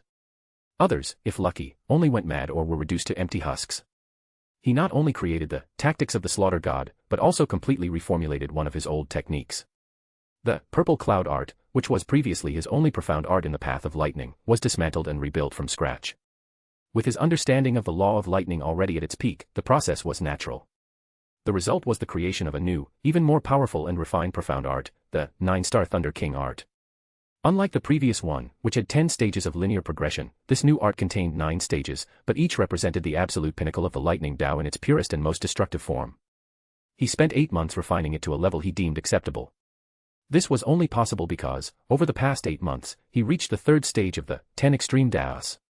With this, he gained absolute immunity to the lightning element, making it completely subservient to his will. Now, having mastered this element, he chose to cultivate the light element to take advantage of his affinity with the profound light element. One of the things he noticed upon cultivating to the 3rd stage of this method was the transformation in his own profound veins. They began to exhibit an unusual coloration, a vivid mix of green, red, and purple, and now even traces of gold appeared interwoven. In fact, every cell in his body seemed to pulse with this multicolored glow, as if his entire existence was being refined by that transcendent energy. He supposed this was the transformation caused by the benefits he gained from cultivating this technique. Parallel to his progress in the profound light element path, he had finally fully comprehended the miracle of life. Since then, he longed to use it to heal his current parents, something that was now, in fact, within his reach. However, he restrained this desire, deciding to do so only at the right moment, as part of his plan to restore his family's power. For that, he needed to become even stronger. Another aspect that advanced significantly was his swordsmanship. He had achieved the cultivation of the 4 swords of the boundless sword art, thus becoming a true sword master. Indeed, reaching this stage granted him a profound understanding of the sword path, the result of countless hours of practice and refinement. Now, he was capable of controlling 10,000 swords of the sword fist, manipulating each one with his profound energy. More than that, he had trained with each one individually until each blade became a natural extension of his being. He could also use some profound arts contained within this sword art and even refine some of them to better suit his style. His combat style was shaped over the months, born from the fusion of the hard and soft aspects of martial arts. Practitioners of the hard style face force with force, counterattacking directly and seeking to subdue the enemy with sheer brute power, something he executed perfectly thanks to his terrifying physique. Practitioners of the soft style, on the other hand, react indirectly, dodging, redirecting attacks, and exploiting openings with precision. This was also natural to him, a result of his vast battle experience. By combining both extremes, he created a singular style, firm as thunder, fluid as water. But this applied only to direct combat. When it came to swordsmanship, his focus was entirely different. He prioritized extreme speed and absolute control of the swords through his mind. Each blade was like a thought, fast, precise, and impossible to predict. And with all this, he became more confident in moving freely through this world. Ren Zu stretched slowly. His muscles cracked lightly, like strings being tensed and released at the same time. He let out a satisfied sigh. A gentle, controlled flame coursed through his body. It was enough to burn away any impurities, leaving his skin clean. A faint breath of heat dissipated into the cold air soon after, leaving not even ashes behind. He stood up and walked to the corner of the room where a set of white robes rested. He dressed calmly. The fabrics were light, the cut simple but elegant. The white contrasted with his dark hair, and the golden sash at his waist kept everything firmly in place. After finishing dressing, he left the room and crossed the silent corridors until he reached a small side door. Passing through it, he entered the back garden of his residence, which he had created over the past months with seeds from the Imperial Demon City and others he found while exploring the city's surroundings for his training. It contained countless herbs. He used the vapor of the life spirit flame to accelerate the growth of the herbs. The crimson inferno blazing flower, the dragon spirit herb, the purple blood lotus, the silent void grass, the 9 heavens glacial orchid, the immortal soul vine, the golden blood mushroom, the profound eclipse flower, the 1,000 lightning celestial herb, the star abyss root, and many others. Under normal circumstances, the more precious a medicinal herb, the more dangerous and extreme the environment in which it grows. And the higher its quality, the harder it is to harvest, as even the slightest mistake in the process can damage its components, drastically reducing its effectiveness or even nullifying its effects entirely. However, this type of obstacle was not a significant problem for him. In the creation of medicines, it is common to need to grind, refine, and fuse various herbs using profound energy to extract additional effects. This process, besides being extremely complex, usually results in the inevitable loss of part of the medicinal power contained in the herbs. And as if that weren't enough, the chance of failure is always present, especially in the production of high-level medicines. To create them, not only are rare, highly valuable ingredients required, but the success rate is incredibly low. A single failure means losing everything. And, of course, not everyone has the skill needed to handle such complex formulas. But all this was part of the profession he had followed in recent months. And, for that reason, it also posed no difficulty for him. If it weren't for the medicines he created for himself during this time, he wouldn't have been able to complete the marrow tempering. The Miracle of Life was, without exaggeration, the most complete medical compendium in existence, and he mastered it completely, both in theory and practice. During this period, he treated countless profound beasts and healed various cultivators from the rural regions of the illusory demon realm. Ren Zu looked at his garden. He raised his hand, and above it, a green flame appeared, flickering before taking the shape of a vermilion bird. The flaming creature took flight, soaring over the garden and spreading a delicate emerald vapor across the field. Wherever it passed, the herbs reacted, sprouts burst from the soil, flowers bloomed in an instant. It was magical. "I never tire of this sight," he murmured with a smile before gesturing with his finger, bringing the green vermilion bird to his finger, where it quickly dissolved. Ren Zu slowly raised his right hand, and a bluish light coursed through his fingers as if the very energy of the world had bent to his will. It was the profound energy of heaven and earth that he had partially learned to control over the past months. The most precious herbs in the garden responded to the call, and one by one, they began to lift from the soil, levitating gracefully. A slight circular motion of his fingers was enough to gather dozens of them at once. The blue glow enveloped each leaf, petal, and stem, protecting them from the slightest damage. With a fluid gesture, Ren Zu closed his hand, concentrating all the energy in the center of his palm, and then opened it again.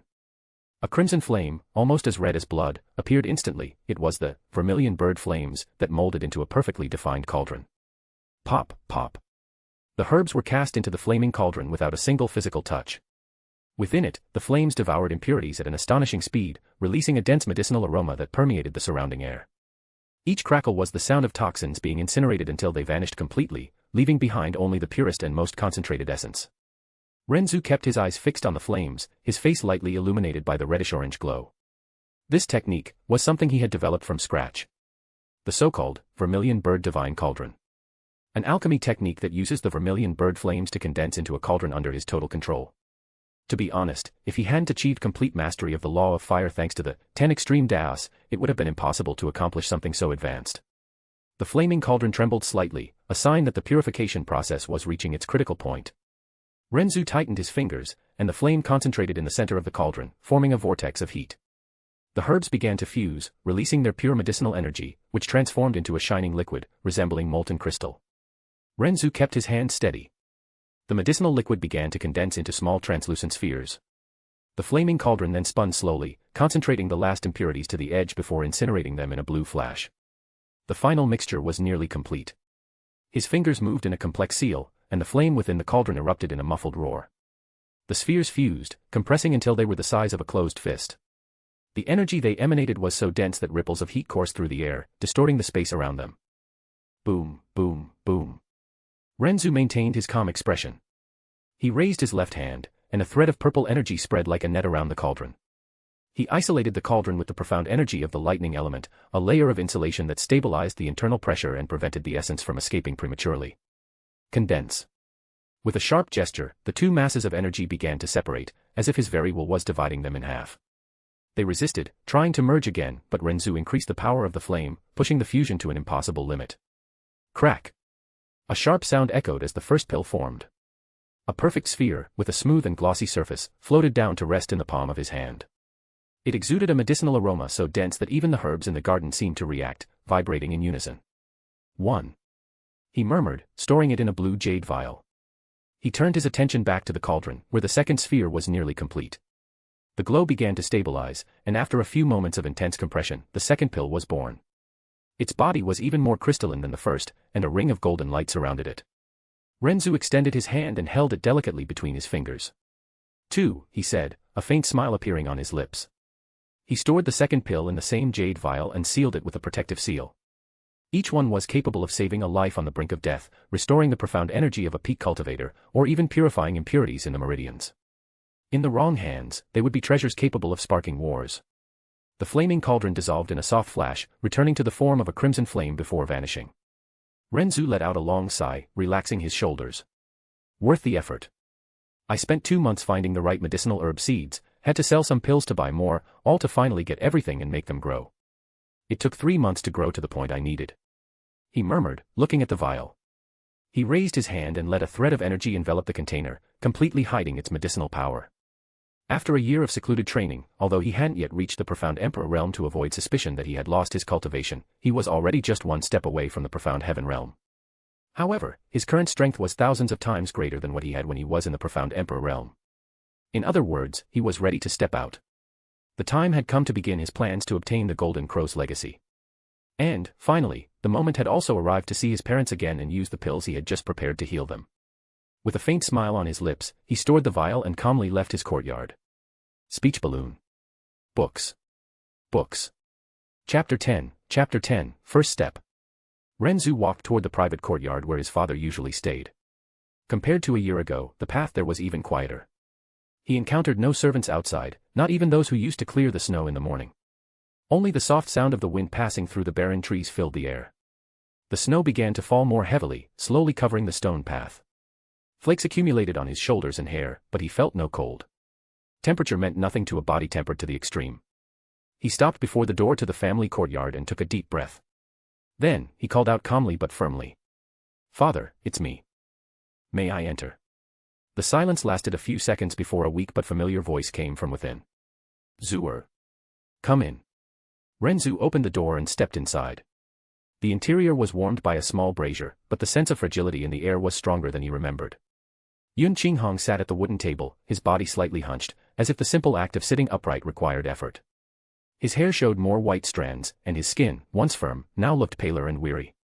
Ren Zu observed his father in silence for a moment, but before he could say anything, a feminine voice, soft as a breeze, sounded from the other room. "Zu. You finally came out of seclusion. Did you remember you have parents? Your mother was worried about you. If it weren't for your father, I would have gone to check on you and scolded you for not coming to see me before going into seclusion." Ren Zu turned toward the voice and saw it was his mother. The years had left few marks on her body, but they seemed to have left many scars. Anyone could see that in her youth, she had been an unparalleled beauty. Her appearance was gentle and elegant, her demeanor graceful and noble, but not excessively so. It was as if she exuded a melancholic aura. A deep melancholy seemed etched between her brows and into her soul, so profound that even 1,000 years couldn't erase it. Even an unfeeling person could clearly sense her suffering. Her face showed the same paleness as Yun Qinghong's. Though she could walk, each step revealed noticeable weakness, and her eyes seemed veiled by a misty layer. Her current state was slightly better than Yun Qinghong's, but not by much. Mu Yuro crossed the room slowly, as if each step was calculated to hide her body's frailty. When she drew near, she stopped a few steps from Ren Zu and observed him silently for a few seconds. Her eyes fixed on her son, but there was something different in them, an almost childlike surprise mixed with something like admiration. "Zu," she murmured, her voice trembling. What happened to you?" Her eyes took in every detail, his dark hair, now even glossier and silkier, his firm, flawless skin, his calm expression and tranquil aura, yet carrying a weight she couldn't describe. You're so different," she said, almost in a whisper. "Your hair, your skin, even your gaze. It's as if..." Mu Yuro reached out, as if to touch his face, but stopped midair. Her heart seemed to waver at the sensation Ren Zu exuded, something almost unreal. "You're so beautiful," she finished, unable to hide her enchanted expression. Ren Zu smiled. It was a light, almost mischievous smile, as if he didn't understand the fuss over his mere presence. Pretending to be nonchalant, he tilted his head slightly and commented casually. I'm normal. It must be your imagination." That smile. It was like the gentle glow of the sun breaking through clouds after a long winter. A kind, unexpected warmth capable of touching even the hardest hearts. Yun Qinghong felt his chest tighten, his gaze lingering on his son for a brief moment as if facing a mirage. Mu Yuro, meanwhile, took half a step back, her face flushing. Time seemed to stop there. Ren Zu pretended not to notice. With the same ease, he approached his mother and, unhurried, gently held her arms with controlled firmness. His palm was warm, steady, as if silently saying there was no need to worry anymore. Mu Yuro, still in shock, blinked slowly, as if awakening from a deep dream. He guided her gently to the seat beside Yun Qinghong. "Mother, you shouldn't strain your body like this. Sit, take care of your health. Father needs you strong." She sat obediently, her eyes still slightly teary. A gentle smile appeared on her lips, as if she wanted to hold that moment in her heart. "Zu," she murmured, as if unable to believe what she was seeing. The soft silence of the room was then broken by Yun Qinghong's weak but firm voice. "So, how was your secluded cultivation?" Ren Zu shifted his gaze to his father and gave a slight nod, acknowledging the concern. "I made a great breakthrough. But that was all. Yun Qinghong raised his eyebrows slightly. Mu Yuro did too. Both exchanged discreet, confused glances. It was impossible to sense any trace of profound energy from Ren Zu. It was like facing a perfectly calm lake or an abyss too deep to comprehend. Well, Yun Qinghong had noticed this peculiarity about a year ago, but that day, he was distracted and hadn't focused on it much. Ren Zu adjusted the sleeve of his robe slightly, stepping closer to the table where his parents sat. Actually, that's what I wanted to talk to you about. His words came in a calm tone but carried a subtle weight that drew all of Yun Qinghong and Mu Yuro's attention. During this year of seclusion, I met a master. Or rather, a mistress. The two parents exchanged surprised looks. She found me when I was trying to break through a cultivation barrier and nearly had a dangerous internal reaction. She saved my life. After that, she allowed me to follow her. She taught me many things. Yun Qinghong frowned slightly. She trained you. Ren Zu nodded with a faint smile. Not just in cultivation. Also in medicine. Mu Yuro brought her hand to her lips, surprised. Medicine. You learned medicine. I learned everything I could. Diagnosis, energy harmonization, healing techniques, basic alchemy, and advanced pill refinement. Zuer. She whispered, clearly shaken by the revelation. Who was this mistress? Ren Zu answered calmly, weaving a lie. Li Suo. She's an expert above the sovereign profound realm. The room fell into absolute silence. Yun Qinghong froze. Mu Yuro covered her mouth, her eyes wide. The divine profound realm. An existence so distant and legendary it was spoken of only as a myth. And this person had trained their son. Ren Zu, however, didn't wait for them to recover from the shock. Calmly, he took a small jade vial from his sleeve and placed it on the table, sliding it toward them. After I learned all I could from her, Li Suo gave me a formula. A recipe to cure both of your ailments. He opened the vial, revealing 2 pills. Even from a distance, a gentle, warm medicinal fragrance filled the air, as if each particle carried vitality. In that instant, both Yun Qinghong and Mu Yuro felt something strange, a mild warmth coursed through their bodies. Yun Qinghong's constricted lungs felt less heavy, and the constant weakness in Mu Yuro's bones eased, like snow melting under the sun. These pills are the result of what I learned from her. Please, take them. You don't need to bear this burden anymore. He spoke simply. Both hesitated for a moment, looking at the pills, then at their son. Yun Qinghong stared at his son, but his eyes couldn't hide his confusion. He knew Ren Zu better than anyone in this world. He knew his voice, the way he always listened more than he spoke.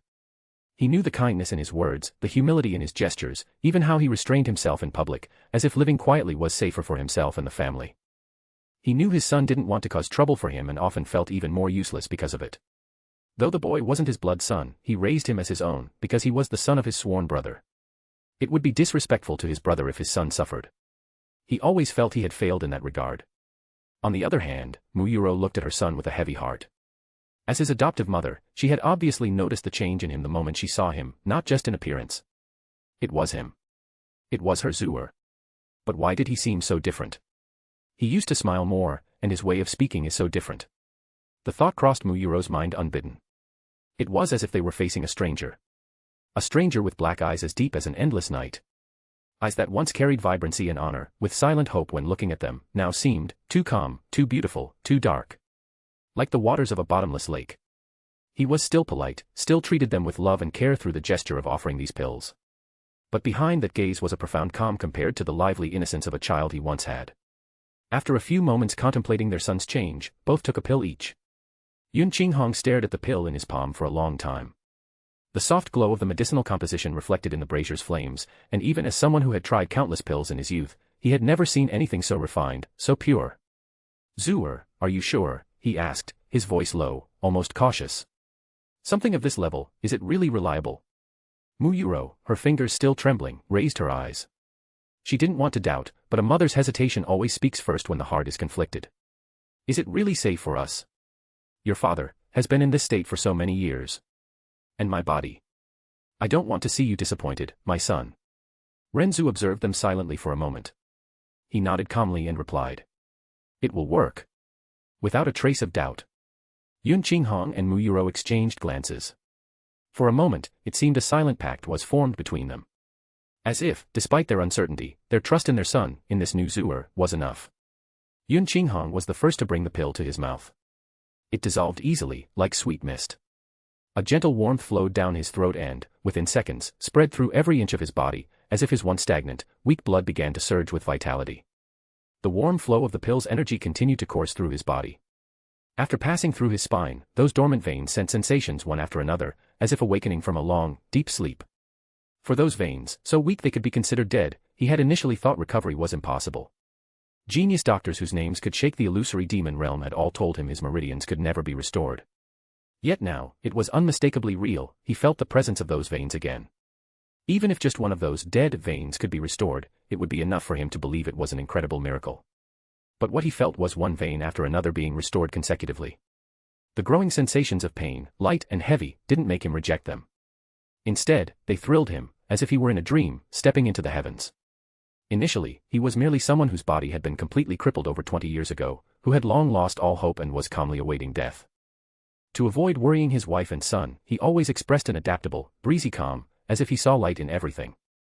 But no one could understand that it was merely a way to show an abyssal degree of helplessness, pain, and despair. And no one could comprehend the degree of excitement and ecstasy he felt at that moment. Meanwhile, Muyuro hesitated for a second, her eyes still fixed on Ren Zu's. He said nothing more. He only gently held her hand, a silent reminder, it's okay now. She then brought the pill to her lips and swallowed it unhurriedly. The effect was immediate. In that year she went to the profound sky continent to fulfill a mission, a series of tragic events unfolded. During that time, she was poisoned by one of the 4 sacred grounds there, the Sun-Moon Divine Hall. Since then, the poison had spread through her body, infiltrating her blood vessels, bone marrow, and even vital organs, just as it had with her husband. However, being slightly weaker than him, the poison advanced faster in her body, dangerously nearing her vital veins. At any moment, the poison could flare up irreversibly within her. But now, the pill instantly purged all the poison and began healing her internal injuries at a speed she could feel with her own eyes. The air in the private courtyard grew dense, almost suffocating, as profound energy fluctuations erupted from Yun Qinghong and Muyuro's bodies. It was as if a dormant volcano had awakened, releasing waves of power that made the brazier flicker and the windows rattle. The energy, wild and chaotic, threatened to spill beyond the room, drawing unwanted attention. Ren Zu, with a swift motion, raised 2 fingers. The space around the courtyard subtly shuddered, as if an invisible curtain were being woven. He activated the ancestral space symbol, manipulating space. After 8 months of intense training, his control had reached a new level. Concealing an entire area was as simple as breathing. The technique he used was an amplified version of the Void God's concealment, sealing the courtyard in a spatial bubble, blocking any energy fluctuations from escaping through the door. Inside the room, the miracle continued. The pills, imbued with the vital essence refined by Ren Zu, worked their magic. Yun Qinghong felt his once dead veins brimming with life. The profound energy, dried up for over 2 decades, now roared like an unimpeded river. His aura grew, solid and majestic, until it stabilized at the 5th level of the sovereign profound realm. He clenched his fists, his eyes gleaming with a vitality he had forgotten. Muyuro, meanwhile, felt the poison corroding her body dissolve like mist under the sun. Her vital veins, on the brink of destruction, regenerated at an impossible speed. The weakness that had bound her for years evaporated, replaced by vibrant strength. Her aura, though less intense than Yun Qinghong's, reached the 2nd level of the sovereign profound realm. Those who reach this level are called monarchs and can create their own pocket dimension for storage. This is the pinnacle of mortal achievement. The sovereign profound realm was the highest realm achievable in the illusory demon realm. In the illusory demon realm, the strong who reached the sovereign profound realm were mostly from the demon imperial city. Outside the demon imperial city, it was rare to find one in thousands of years. Even in the demon imperial city, very few reached the sovereign profound realm. The number of monarchs was the most important factor in determining a family's strength. And, at the peak of the profound cultivation world, monarchs were also divided into different levels. Though early-stage and mid-stage monarchs were both in the sovereign profound realm, their power levels were worlds apart.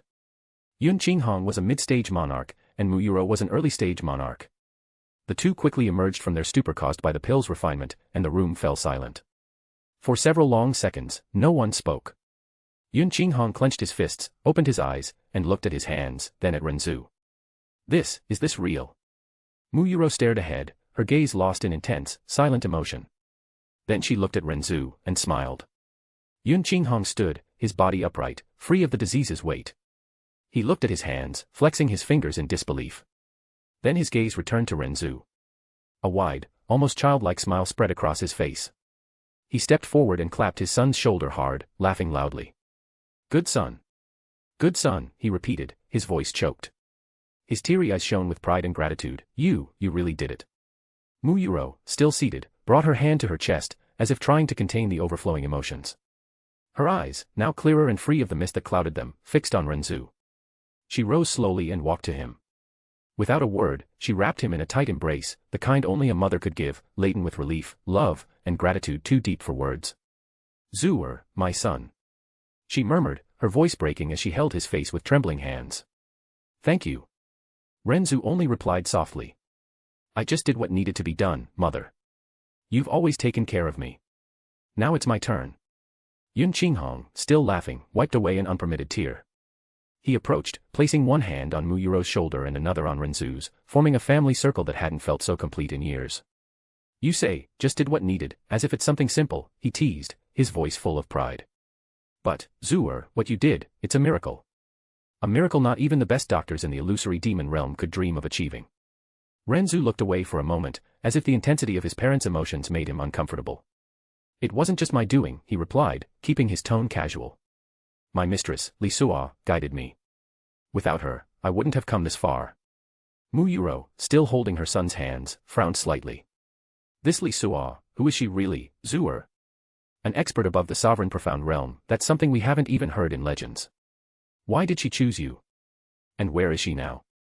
The question was natural, but Ren Zu sensed that his parents, despite their gratitude, still carried the caution honed by years of living under pressure and suspicion in the illusory demon realm.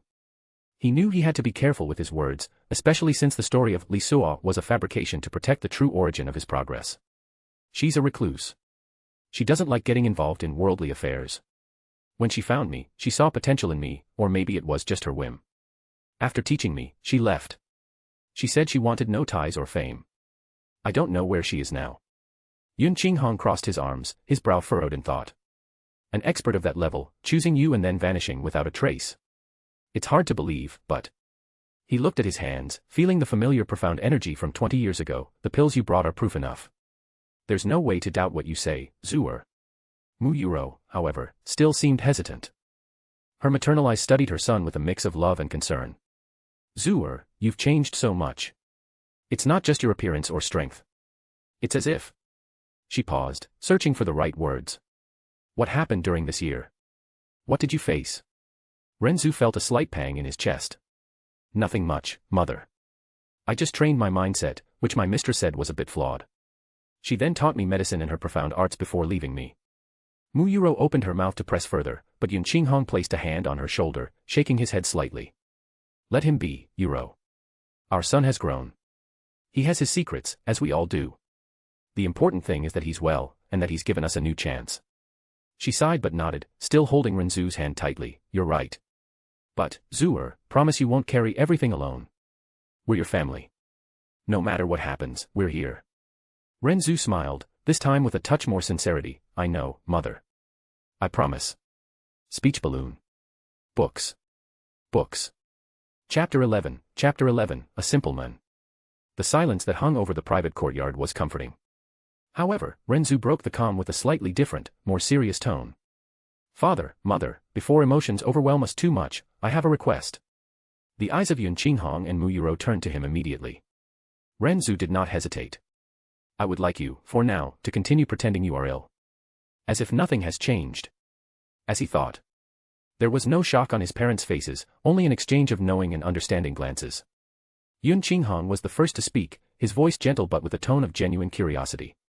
Oh. And why do you think we should keep this a secret, Zu? Ren Zu tilted his head slightly and said calmly. Father, in the years you were incapacitated, many who once showed respect must have harbored dissatisfaction in secret. Perhaps some even thought of seizing power, waiting for the right opportunity. It wouldn't be an exaggeration to say that some may have sought alliances with other families to secure their chances. Or even that some families might be planning a way to depose our Yun family from being one of the 12 guardian families. If you and mother simply appear recovered overnight, those snakes will hide deeper, change their plans, and wait for the next opportunity. But if we maintain this facade, we can give them the confidence that their betrayals are still safe.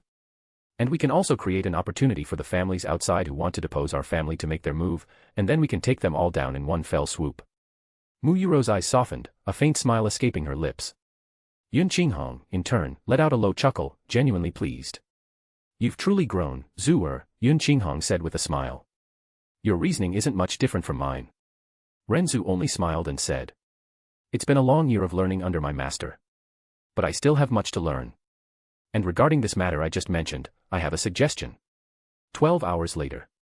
Spending time with his parents was good. It was nearly night when Ren Zu left their private courtyard, raising his arms to the sky as he stretched deeply. The dry sound of his shoulders popping echoed faintly on the snow-covered stone path. Snowflakes continued to fall slowly and steadily, as if the sky were in no hurry at all. He paused for a moment, staring at the dull gray of the clouds covering the sky even at night.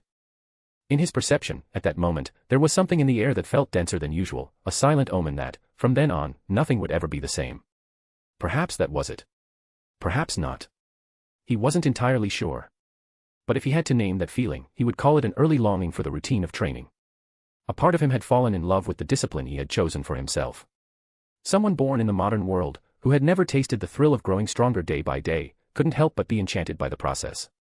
Although the routine was enchanting, he knew he couldn't let himself fall in love with it forever. There was an invisible limit to that comfort zone. No matter how talented he had become, advancing in the profound way grew exponentially more difficult as one progressed. It was an immutable truth: the higher one climbed in cultivation, the thicker and more impenetrable the wall ahead became. Even so, he knew he wasn't slow. Quite the contrary. After all, who else could have crossed from the elementary profound realm to the earth profound realm in just a single year? And without relying on legacies. Though he had resorted to one in the beginning, one that barely boosted his cultivation, the majority of the path had been walked through his own effort and talent. Ren Zu shook his head, pushing away the vanity that tried to take root in his thoughts. His eyes lifted one last time to the gray sky, as if searching for something only he could understand. Then, without hesitation, he activated the ancestral spatial symbol. A gray flash enveloped his figure. In the blink of an eye, Ren Zu reappeared on the shores of a familiar lake, the same one where, months ago, he had witnessed the little demon empress. The water's surface reflected the cloudy night sky, and the snow fell gently, melting into small ripples as it touched the water's mirror. He stood still, letting the snowflakes slowly accumulate in his black hair. His eyes turned to a distant point, where the horizon seemed to merge with the stormy clouds. The ancestor of the illusory demon royal family had originally been just a neon demonic sparrow who, by a twist of fate, assumed human form. However, upon entering the Lightning Flame Valley, he inherited the sacred legacy of the Golden Crow, gaining not only its bloodline but also its divine flames. With such power, he became invincible within the illusory demon realm. Faced with such absolute strength, the clans did not hesitate. They decided he would become the first emperor of the realm. Since then, his lineage prospered. The illusory demon royal family claimed direct descent from the Golden Crow, proclaiming themselves blessed by the divine beast. The Lightning Flame Valley, in turn, was renamed the Golden Crow Lightning Flame Valley and became the most sacred territory within the illusory demon realm. The elemental aura that permeated that valley was suffocatingly dense. The flames and storms circulating in the region fueled the continuous birth of fire spirits, lightning spirits, and other demonic creatures aligned with the elements. Moreover, the place was a true nest of rare materials and natural treasures, making entering the valley not only a valuable experience but a chance to defy the heavens with luck. It was common for those who ventured through its trails to emerge with fortunes, and, not rarely, with a meteoric advance in their cultivation. However, such a privilege was reserved for the illusory demon royal family and the 12 guardian families, who were granted permission to enter the valley once every 5 years. Yet, after the tragic incident a century ago, the Yun family was excluded from this right. While the new generations of the other guardian families reaped invaluable rewards within the Golden Crow Lightning Flame Valley, the Yun family's youths could only watch, silently gnawing at their bitterness, trapped in the frustration of powerlessness. At the heart of the valley, in its most inaccessible depths, rested the soul of the Golden Crow, in a sacred place known as the Golden Crow's sacred land. It was a place of legends, whose entrance opened only once every 1,000 years. However, to enter such a domain, a unique key was required, the Demon Emperor's Seal, an artifact that had long been lost in the profound sky continent along with his adoptive grandfather. Yet, he didn't exactly need that artifact, for his mastery over space would allow him to teleport directly there. Still, he decided to approach the little demon empress first. He knew how much she longed to enter the place to inherit the Golden Crow's legacy and fulfill her vengeance. He intended to use that desire as an opportunity to win her over. But how to do so intelligently? He had been thinking about it for the past 8 months before making a decision. Instead of flattering her or making empty promises, he preferred a more direct and dangerous path. He would face her openly, with the arrogance of someone who already knew the outcome of the battle. His intention would be clear: to create a rivalry. He was confident he could defeat her and, more importantly, knew she wouldn't accept being surpassed so easily. The little demon empress was driven by a thirst for vengeance, and by losing to him, in the right way, that desire would also turn toward him. And that was exactly the spark of obsession he wanted to ignite. She would try to defeat him again in the future, of that he had no doubt. And in this game of provocations and confrontations, he would find the opportunity to become someone indispensable in her path. That was what he wanted, at least. However, deep down, he knew this was a risky bet. An idea that could prove foolish in the future. Everything depended on factors beyond his control. She could very well develop genuine hatred, something that crossed the line of provocation and turned into a real desire to kill him. Fortunately, he was handsome enough that this was unlikely to happen, as long as he didn't act like a complete idiot. His face gave him a generous margin of error, and he knew very well how to use it. Still, he needed to be careful. He couldn't reveal his intentions too explicitly. It had to seem like an accident, a misunderstanding, an inevitable clash between two proud individuals. Now, why go through all this trouble just for her? The answer was ridiculously simple. Sure, there was the perverse thrill of stealing one of the women who, in the future, would belong to Scum Che. It was almost a pastime. But deep down, the real reason was far more primal. 8 months ago, when he saw her for the first time, he found the little demon empress absurdly beautiful. Far too beautiful. And attractive enough that his mind simply dismissed any logical argument against the idea. He was a simple man. A calm man. And above all, a man honest with himself. The fact is that every man, on some level, is impacted by a woman's appearance in the first instant. It's not about a conscious desire or an articulated thought, but a natural reflex, rooted in thousands of years of evolution. The male mind is biologically shaped to react to visual cues that indicate health, fertility, and youth, factors that, from a biological standpoint, are associated with survival and the continuation of the species. The eyes capture the forms before any trace of personality can be known. The harmony of the face, the glow of the skin, the proportion of the body, all of this is processed in milliseconds, even without intention. It's a primitive filter that precedes any rational judgment. In that first moment, a man isn't evaluating character, intelligence, or values, he's simply reacting to the visual impact, to the snap his brain makes when it perceives patterns deemed attractive. This doesn't mean all men share a single standard of beauty. Culture, personal experiences, and even social context influence what each one perceives as beautiful. But the crucial point is that, regardless of these variations, appearance is the first gateway. It's like a beautiful envelope that draws attention before the content is read. A man may not cling to it later, may value other qualities far more over time, but the first impulse, the one that hooks his attention in those initial seconds, is almost always visual. This process isn't a conscious choice. It's not a decision he ponders or something he can turn off with a rational command. The male brain simply works this way, and that doesn't make it superficial or incapable of seeing beyond. It merely reveals the natural order in which information reaches him. Appearance sparks the initial interest, the person's content determines whether that interest endures. After all, the visual is the first language the male brain learns to interpret, even before words. What each man does with that perception, whether he remains fixated on it or transcends it, is what truly defines his character. As he thought about all this and recalled the image of the little demon empress without clothes in his mind, he couldn't help but let his thoughts wander. The world he was in was filled with insane beauties, women so stunning they could make any man lose his head or his soul. And honestly, he was curious to see if all these legends lived up to their fame. But that was a thought for later. For now, he had a demon empress to provoke. A faint smile appeared on his lips. Ren Zu untied the belt that held his robes and, with a deliberately slow movement, let the fabric slide off his shoulders. The tunic slipped down without resistance and fell to the ground in a soft murmur, muffled by the snow. He took a step forward, barefoot, then another, and another, until the water touched his ankles and kept advancing, letting the water rise over his legs, his hips, until his entire body was submerged up to his waist. Immediately, an invisible gray aura enveloped his body, dissipating into the air as if he had never been there. It was the manifestation of his supreme concealment ability. With that done, he dove deeper into the lake's waters, descending slowly until he touched the silent lake bed. The lake was surprisingly deep, and as he descended, he noticed a thick current of icy energy emanating from the depths. The abrupt drop in temperature was suffocating, but he reacted immediately, enveloping his body in the vermilion bird's flames to resist the biting cold as he continued his descent. The little demon empress possessed the Golden Crow's bloodline but had not inherited the record of the burning world, the manual that allowed full control over the Golden Crow's flames. Because of this, as the energy of the flames matured within her body, the burden of keeping them under control became unbearable. That was why she resorted to extreme methods to pacify the Golden Crow's flames, as she had done on that occasion 8 months ago when he first observed her. 1,000 meters below the surface, threads and currents of cold energy still snaked through the waters, remnants of an icy spring that once exuded a far denser chilling energy than it did now. It was this spring that the little demon empress used to suppress the chaotic flames raging within her body. However, it was clear she had already resorted to this place countless times. What was once an icy spring capable of freezing the soul had now lost much of its effect, and he guessed it would lose its potency entirely in 1 or 2 months. He sat at the bottom, in a meditative position, patiently awaiting the arrival of the little demon empress. In no time, he saw a beautiful figure appear at the edge of the pool. She was looking around with a cold glint in her eyes, like a god of death, before burning her clothes and revealing her enchanting body to the world and entering the pool. Speech balloon. Books. Books. Chapter 12, The Immortal and the Demon Empress. As usual, before approaching, she had probed the surroundings with her sharp senses. As a ruler, it would be unacceptable, even humiliating, to be seen in a scene as vulgar as bathing in an isolated lake. Fortunately, there was no one around. Only then did she allow herself to relax.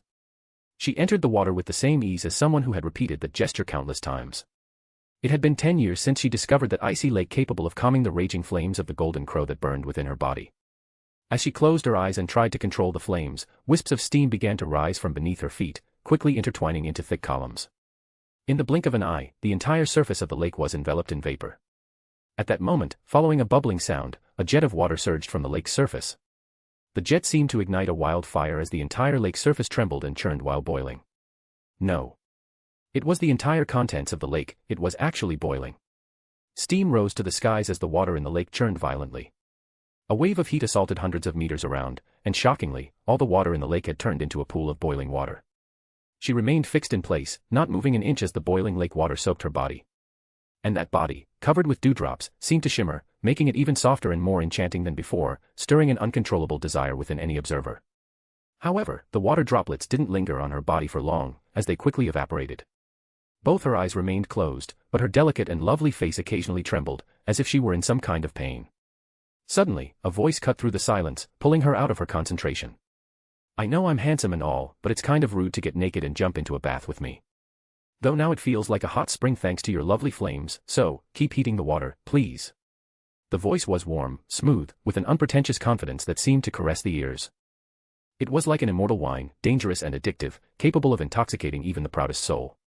Her heart raced, an involuntary reaction, as if her body betrayed her mind for the first time in years. Without thinking, she turned abruptly toward the voice, and what she saw made her pupils contract. There, casually leaning against the edge of the pool, was a completely naked man, as if the lake were his own territory. The world around her vanished the moment that beautiful man entered her field of vision. Her mind went blank, her breathing stopped entirely, and her heart began to pound rapidly, like a deer caught in headlights. The man before her eyes wasn't simply handsome. No adjective, metaphor, or comparison could faithfully describe what his features embodied. It was like trying to trap the infinite within a single word. His skin was a subtle shade of snow, emitting an inner glow, as if every cell were imbued with a serene, constant light. It wasn't the morbid pallor of the frail, but the natural luminosity of something that transcended the very definition of flesh. There were no imperfections, no traces of scars or marks from excessive training. It was as if the gods had sculpted his form at the absolute pinnacle of the concept of human, and then, unsatisfied, bestowed upon him a touch of divinity, just to ensure no one like him would ever exist again. Every muscle was molded to perfection. Not exaggerated, not understated. His broad shoulders supported a defined chest, but without ostentation, as if the strength stored there was silent, discreet, hidden beneath a veneer of absolute perfection. His abdomen was a map of surgically precise lines, as if each ridge were a masterpiece of symmetry, designed not to flaunt raw power but to hypnotize the eyes that dared to gaze upon it. His long, straight black hair danced in the breeze like strands of immaculate silk, forming an almost poetic contrast with the whiteness of his skin. His dark, deep, abyssal eyes reflected her naked figure with an almost inhuman calm. The moment their eyes met, the little demon empress felt words catch in her throat, like a young maiden caught in her first mistake. The heat of the lake seemed to merge with the flush rising to her face, but she knew it wasn't caused by the raging flames of the golden crow. The mere sight of that figure made her body burn in a different way. It was the first time she had ever felt this way. She was so shocked, so disoriented, that she didn't even notice she was completely naked before him. Even her attempts to suppress the raging flames of the golden crow ceased, and the lake, once boiling, slowly returned to its natural temperature, as if reflecting her momentary loss of control. She desperately tried to grasp at something, anything, to dilute the haze beginning to cloud her mind. How had she not sensed him before? Even now, looking directly at him, she couldn't discern his cultivation level. She felt no fluctuations of profound energy emanating from his body. How had he managed to sneak in here without her noticing? Anger and shame tried to surface, like instinctive reflexes, but they were immediately swallowed by the oppressive, disorienting sensation overwhelming her, especially when she noticed the sincere smile he gave her softly, which left her mind blank again. She felt an urge to claim him for herself at that moment. It was a desire so deep it seemed etched directly into her soul, ignoring reason, pride, or status. And then, a flash of clarity cut through the fog in her mind. She was completely naked. The impact of that realization hit her like a lightning bolt. The heat that had previously felt diffuse and uncontrollable now concentrated brutally in her face, burning hotter than any flame she had ever conjured. Her body, previously rigid from shock, trembled with a start, as if awakening from a deep trance. Instinctively, her hands moved to cover her chest and abdomen, her trembling fingers and ragged breathing betraying her complete loss of control. It was at that moment that the stupor shattered completely. As fast as light, she moved. One moment, her naked body was there, vulnerable, exposed. The next, like an illusory flash, the afterimage of a young woman clad in a gray dress floated in the air above the lake, as if the naked version had never existed. It was the same dress she had worn before entering the lake. A cold, sinister gaze, like that of a god of death, shot directly toward the men who seemed like an immortal walking the mortal world, while a chilling killing intent, as if composed of countless ice blades, instantly filled the night sky. The man, however, didn't seem the least bit fazed by the murderous intent radiating from her. He merely furrowed his brow slightly, as if dealing with a trivial annoyance, and spoke calmly. "Want to fight? Let me say this first. I was here before you arrived. So, I definitely didn't peek at you on purpose." He raised a hand in a casual gesture, as if the logic were unquestionable. "Of course I looked. But that's because you undressed right in front of me. That has nothing to do with me. In fact, I'm the one who should be mad here, got it? You practically violated me with your eyes earlier. I'm a pure man, you know. You'll have to take responsibility for this, okay?" The little demon empress nearly leaped into the air, even while floating, overcome with such absurd fury that she didn't know whether to scream or reduce him to ashes. "Who the hell is this guy? Violated. He's the one who saw me naked. Though I also saw." She gritted her teeth, her cheeks burning. "What a bastard. He appeared out of nowhere, like a ghost, and every word that comes out of that mouth is so shameless. And he even seems proud of it. If there were a competition to crown the most shameless bastard in the world, he'd surely be holding the crown, smiling as if it were a trophy." She took a deep breath, her fists clenched, as her uneven breathing made her chest rise and fall in waves, fueled by both anger and humiliation. A wave of fury blossomed in her chest, burning, fierce, on the verge of overflowing. He saw her completely naked. Boom. The sound of an explosion erupted, shaking the valley like thunder tearing through the skies. All the water in the lake was violently ripped from its surface, engulfing the girl's jade-like body in a liquid storm that shot toward the heavens. When the water fell back, soaking the earth with a muffled roar, the little demon empress had already vanished. In her place, only a trembling afterimage remained, dissipating like a visual echo. She moved. Like a bolt of lightning, she closed the distance between them, her killing intent condensed into a single, cruel, precise, lethal strike. But when her hand sliced through the air, the man was no longer there. He vanished. Like a ghost, his figure disappeared from her field of vision, only to reappear calmly on a rock on the other side of the lake, now fully dressed. His long black hair danced in the wind, and a lazy smile played on his lips, as if the attempted attack were nothing more than a childish game. Hey. I was starting to enjoy the sauna, you know. No need to be so aggressive." He tilted his head slightly, as if genuinely lamenting the interruption, "But it's fine. I get it. After all, you just abused me, so you must be nervous." The playful tone, the unpretentious calm, everything about him was a direct affront to her pride, intensifying her killing intent even more. Ren Zu looked at the little demon empress with slight surprise. It was the first time in his life he had felt such a terrifying killing intent from another person, almost comparable to his own. To possess such killing intent, this girl must have killed countless people and must see life as mere grass. If she were to kill him, she would undoubtedly do so without batting an eyelid. But he wasn't worried. She slowly extended her delicate palm, a hand carved from snowy jade, pure and immaculate, and murmured, her voice trembling with contained fury. "Unforgivable." The world seemed to hold its breath. Suddenly, the sky transformed into a scarlet sea. The night was consumed by the color of blood. Boom. It was as if a volcano, dormant for millennia, had awakened in a single instant. The entire earth trembled, writhing as if trying to escape a power it couldn't withstand. The ground tore apart, and a column of blood-red flames shot straight up, covering a distance of over 3 kilometers, painting the night skies with an aurora of destruction. The impact was so brutal that the world itself seemed to shudder. Beneath the thick cloud of smoke and dust that rose to the heavens, a colossal crater was revealed. It was dozens of meters deep, as if a giant had punched the earth in fury. Within a 3-kilometer radius, everything, absolutely everything, had been reduced to dust. Not a single blade of grass remained, not even a grain of gravel. The air vibrated, distorted by the heat. Countless fires burned around the crater, devouring the world without haste, refusing to extinguish. Even the skies seemed ablaze, stained with a crimson light that made it impossible to distinguish where the earth ended and the heavens began. And in the middle of that inferno of flames, dust, and absolute silence, the little demon empress remained motionless in her original spot. That was dangerous, you know.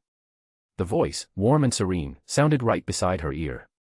In the next instant, something firm and warm wrapped around her neck. Time froze.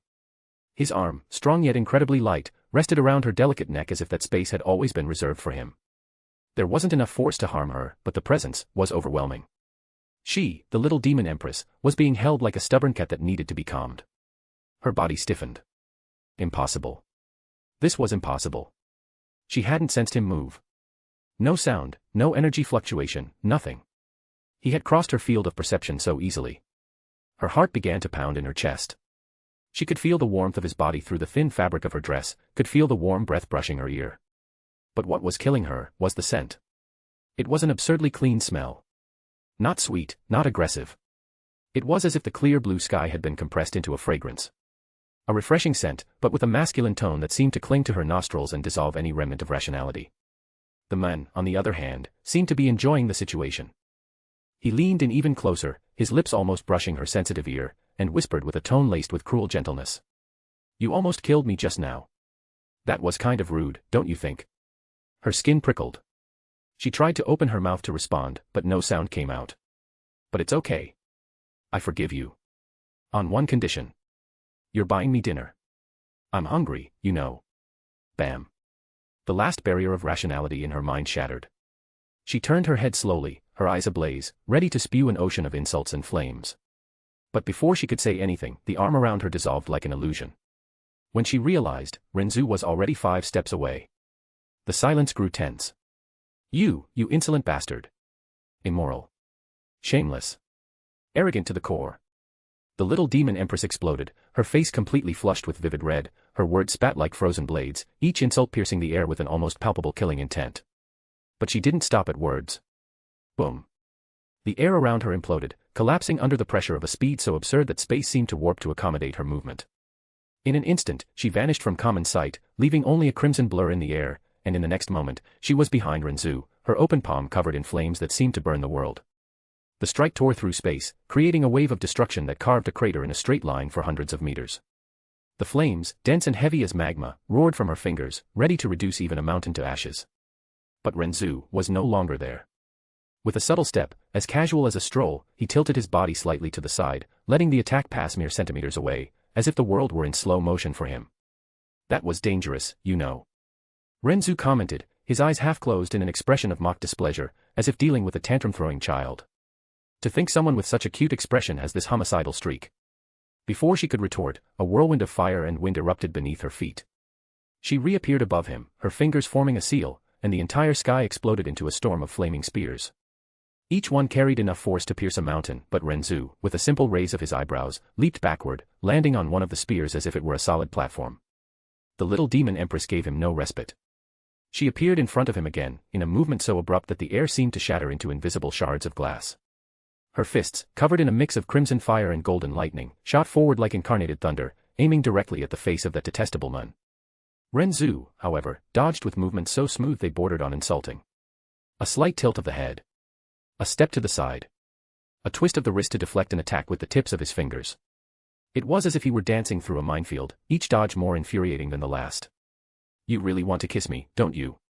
"I get it," he said, after dodging a kick that sliced a boulder in half, "but if you're going to throw me to the ground, at least buy a mattress first, okay? This ground is uncomfortable." "Shut up," she roared, her patience reduced to dust. Ren Zu gently twirled his wrist. From his hand, a simple, austere sword materialized. No ornaments, no gems, no engravings, it was a pure blade, made of a metal that seemed to devour light itself. The moment he held it, the entire sky seemed to freeze. Krrrrhhhhh. The sound was like giant bones shattering. In the sky above him, swords began to fall. No, they weren't falling. They were appearing, filling the sky with layer upon layer of blades. Each one enveloped in a bloody aura so dense it seemed to turn the air into a suffocating, oppressive crimson tide. The little demon empress held her breath. "This is..." She bit her lips, surprised. She could feel it. Many of the swords carried the aura of heaven-profound weapons, but there were others that made her shudder. Swords that emitted a pressure comparable to sovereign profound weapons, as if a single blade could destroy cities, cleave mountains, and part seas. And yet, Ren Zu wielded them as if they were mere toys. The atmosphere grew heavy, and the temperature, previously dominated by the heat of the Golden Crow's flames, dropped abruptly. The little demon empress advanced, forming a seal with her hands. In an instant, golden flames erupted around her, taking the shape of a golden bird made of fire. The sky, once dominated by the swords, was engulfed by a scorching wave of heat and light. This was a strike that not even an advanced-level monarch could face head-on without paying a price. But Ren Zu didn't retreat. He raised his sword with a casual gesture, and the countless blades in the sky began to spin. Layer upon layer stacked, forming an impenetrable wall of steel and bloody aura. Boom. The impact was like the collision of two primordial forces. The flaming bird crashed against the shield of swords, and for a moment, the entire world seemed to stop. The sky erupted into a storm of flames and steel. Devastating shockwaves swept through the valley, uprooting trees and bending the earth. Rocks shattered like glass, and mountains crumbled into rubble. But in the middle of that apocalypse, Ren Zu stood motionless. His clothes fluttered under the pressure, and his black hair danced like living shadows, but his expression was one of unshakable calm. Though he appeared casual in defending that attack, it was clear he was taking the fight seriously, to the point of employing his sword art to its fullest capacity. If it weren't for the advantages he possessed, a body that, in this low-level world, was practically divine, high-level profound arts, vast combat experience, absolute mastery over space through the ancestral spatial symbol, and unique profound veins, he would have died the moment she attacked him the first time. But what he was doing was utterly absurd. How could someone in the earth-profound realm fight against a monarch? Well, thanks to his extreme physical training, he had elevated his strength to an absurd level, and along with it, his agility, endurance, and all his physical attributes had reached a similar tier. His reaction speed, in particular, had been refined not only through training but through countless battles, to the point of being able to anticipate his opponent's attacks with ease. It was this combination that allowed him to dodge the little demon empress's attacks, and through his mastery of space, he could teleport to evade even further. Basically, his profound energy was of little use in this fight. But it served to help him execute his limitless sword art, which, due to his control over profound energy, consumed very little. The shield of swords successfully withstood. The little demon empress gritted her teeth. With a simple snap of his fingers, the tens of thousands of swords in the sky began to spin in a complex, hypnotic formation, each one moving as if it were an extension of his own body. The swords descended. Like a rain of shooting stars, they tore through the sky, not aimed at killing her but at pressuring her, cutting off her escape routes, forcing her to dance as he wanted. With every move she made, more swords appeared at impossible angles, like predators testing their prey's limits. The little demon empress moved with mastery, dodging in elegant arcs, firing bursts of golden flames to deflect some blades, destroying others with her fiery fists. But every sword destroyed seemed to multiply into 10 more. She growled, launching a fist charged with golden flames that obliterated a dozen swords in a blinding flash. In the next instant, he vanished. She only had time to turn her head when she felt a devastating pressure forming behind her. Ren Zu appeared, leaping from a sword midair, spinning in a slashing motion with his leg extended. His leg, covered in a red aura, sliced through the air like a living blade. In hand-to-hand combat, he could easily kill someone at the little demon empress's level, but since he didn't want that to happen, he held back. She raised her arms in a cross to block, but at the moment of impact, it was as if a thunderbolt had exploded inside her body. Ugh. She was thrown like a doll, crashing into one of the mountains surrounding the lake, the rock shattering around her. But before she could react, the swords were already there. Like hungry serpents, they surrounded her in a vortex of blades, slicing the air with a deafening hum. She let out a muffled scream, releasing a torrent of flames that exploded around her, burning and repelling the nearest blades. However, one sword, faster and quieter than the others, tore through the sleeve of her dress, leaving a thin, bloody cut on her shoulder. She gasped, more from anger than pain. Damn you. She shot forward again, like a flaming arrow, straight toward the man who was already waiting for her with a provocative smile. Ren Zu leaped from the sword he was on, meeting her in the air. The clash of their fists was like a collision of stars. The shockwave distorted the sky, creating a vacuum of silence before the sound reached mortal ears. In the midst of the whirlwind of blows, Ren Zu moved his hand with control, and one of the swords positioned itself as a foothold beneath his feet.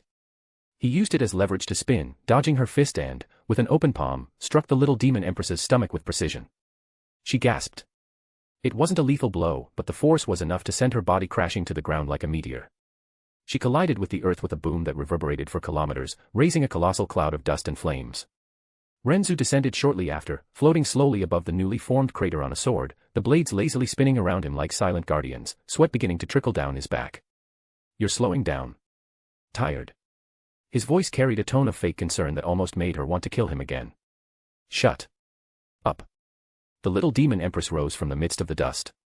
In the next instant, both vanished from the ground. The sound of their clashing blows echoed like relentless thunder, reverberating through the heart of the mountains. Ren Zu, controlling each sword around him like a conductor's fingers, began to engage her in hand-to-hand combat, using the blades not to kill her but to restrict her movements, forcing her to keep a frenetic pace. Each of his strikes was accompanied by a blade that appeared to complement, interrupt, or guide her dance. And in the midst of that battle, where golden flames collided with bloody steel, one fact became clear to the little demon empress. He was holding back. The bastard was having fun with her. The heat around her intensified to an unbearable point. The lake, the mountains, the very sky trembled under the pressure of the golden flames surrounding her. She raised both hands to the sky. The sky turned golden, and a colossal shadow took shape behind her. It was a firebird of titanic proportions, with wings spanning kilometers and eyes that seemed to embody the very essence of the sun. Each flap of its wings made the space groan, bending under a heat that made the mountains sweat. The bird's wings descended. The world was split. A single flap of that flaming bird would be enough to turn oceans into deserts, and yet, the men she was trying to crush, just smiled. Ren Zu extended his arm forward, and the sky, previously golden with the little demon empress's flames, turned scarlet, as if bleeding. Aware that he couldn't sustain the fight much longer due to the difference in cultivation levels, he concentrated all his profound energy into a final attack. There was no room for hesitation. Knowing this, he activated the 9-star Thunder King, first stage, Fist of the World-Collapsing Star Thunder King. The air trembled. From the sky descended a colossal projection of a fist. But this was no mere attack, red lightning crackled like maddened dragons. The pressure was so absurd that even the laws of space began to shatter. The fist was larger than mountains. When the fist of the Thunder King collided with the wings of the Firebird, the impact was so devastating that the world lost sound for a moment. The sky was torn apart.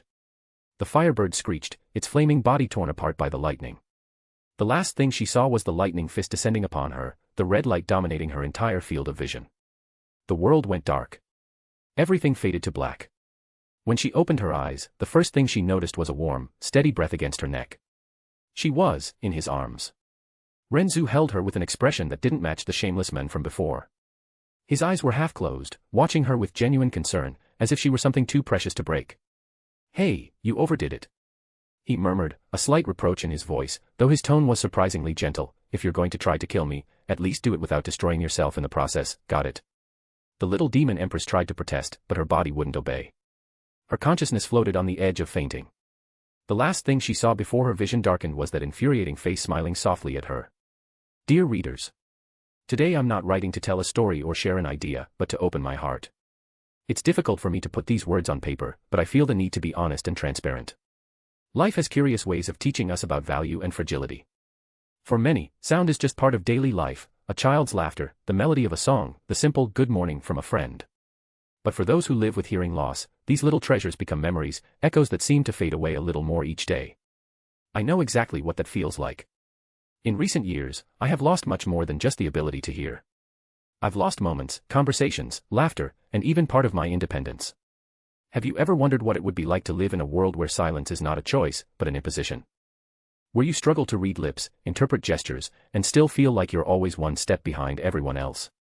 That is my everyday life. A hearing aid could change my life. It's not just about hearing sounds again, it's about regaining dignity, about being part of conversations again, about no longer feeling isolated in a group. It's about hearing the voices of the people I love. It's about feeling that I belong to the world around me. The problem is that, in my country, this device costs $4,000. For some, that number might not seem so distant, but for me it is almost unreachable. It is a huge wall between me and the chance to live fully again. I work hard, I do what I can, but that amount is far beyond my reality. And this is where I step into delicate territory, asking for help. It's not easy for me. I've always tried to solve things on my own, but I've learned that sometimes we need the kindness of others to move forward. That's why I write this message with all the sincerity of my soul. I need your help. You may not know me personally. Perhaps you stumbled across this text by chance. But if my words have reached you, please know that every contribution, small or large, will be like a breath of hope. I'm not just raising money. I'm trying to reclaim the right to hear life itself. Think of everything sound means to you. The unexpected laughter of a friend. The song that comforts you on hard days. The birdsong at dawn. Now imagine losing that. That is how I live, and that is what I want to recover. I believe in the power of empathy. I know the world can be cold and harsh at times, but I also know there are incredible people who extend their hand even to those they've never met. People who understand that generosity is an act that transforms not only the life of the one who receives, but also the one who gives. If you can help me in any way, you will be giving me back something priceless, the chance to hear again. Maybe you're thinking, but I can only give a little, does it really make a difference? Yes, it does. Every cent is one less brick in the wall that separates me from the world of sound. Every bit of help is one more step toward freedom. And even if you cannot donate, simply sharing my story is already an enormous form of support.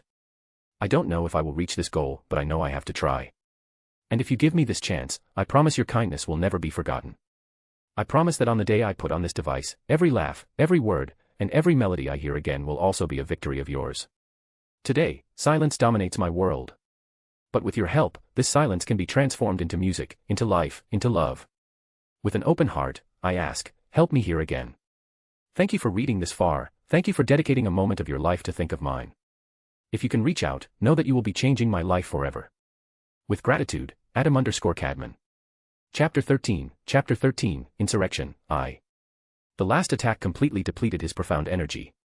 As a result, after holding the little demon empress in his arms, Ren Zu was forced to rely solely on his normal physical speed. He advanced at a terrifying pace toward Great Zhou Mountain, so fast that the snowflakes gently falling to the ground evaporated in his wake. Yet, his movements were gentle and careful, as if he feared harming the fragile body he carried in his arms. The little demon empress, unconscious, rested against his chest, cradled in his arms like a sleeping princess.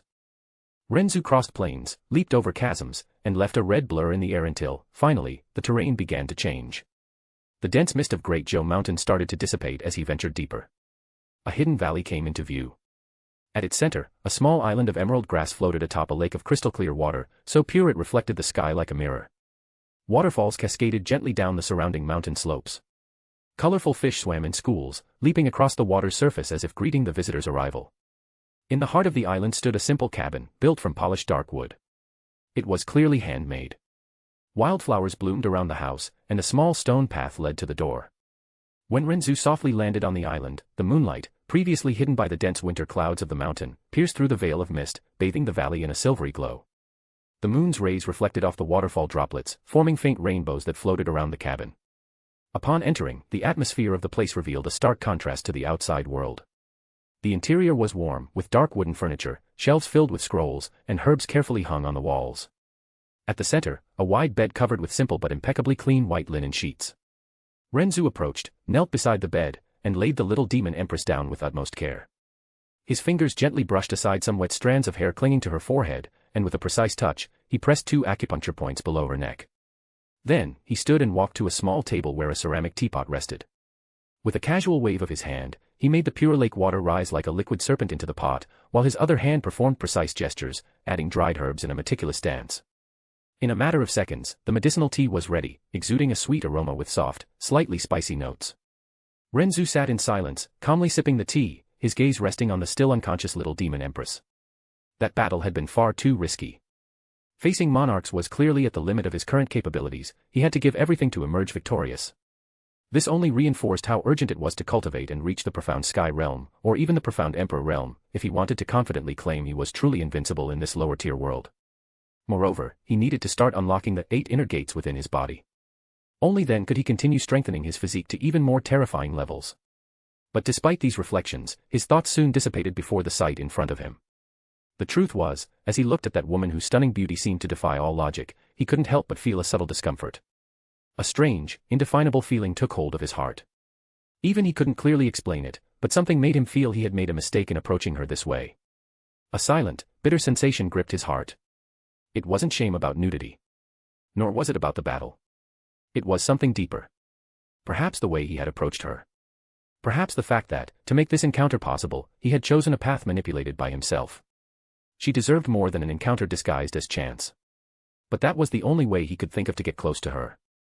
Although he could have tried in another place or occasion, Ren Zu didn't know of any other location the little demon empress frequented regularly.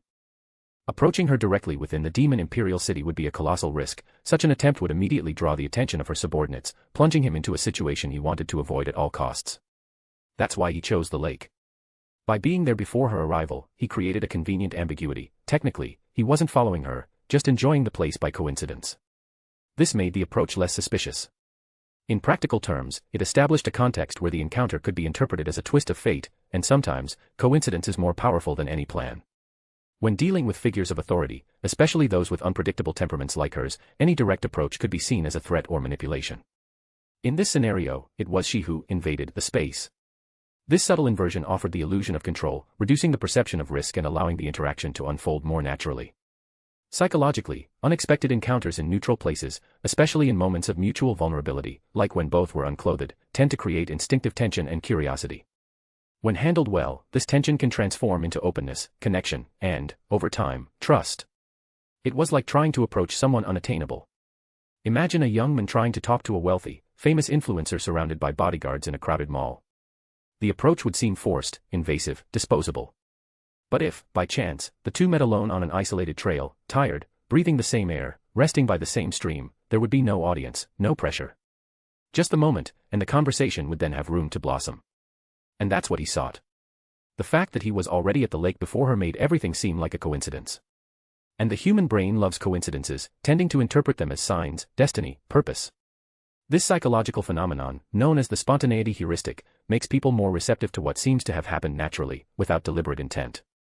By not taking the direct initiative, Ren Zu gave her the feeling that control was in her hands. It was she who entered the lake. It was she who saw him. And, consciously or not, it was she who chose to stay.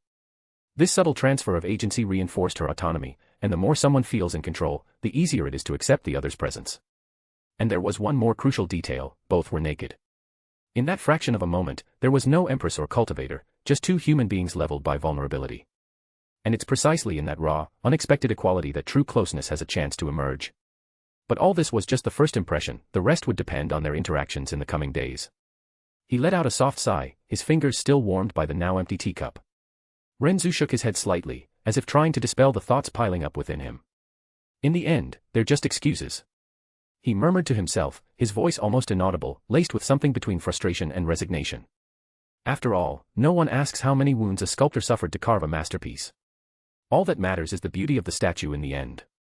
On the battlefield of life, the prize doesn't go to the one who took the most just path, but to the one who reached the top with steady hands, even if stained with mud, blood, or lies.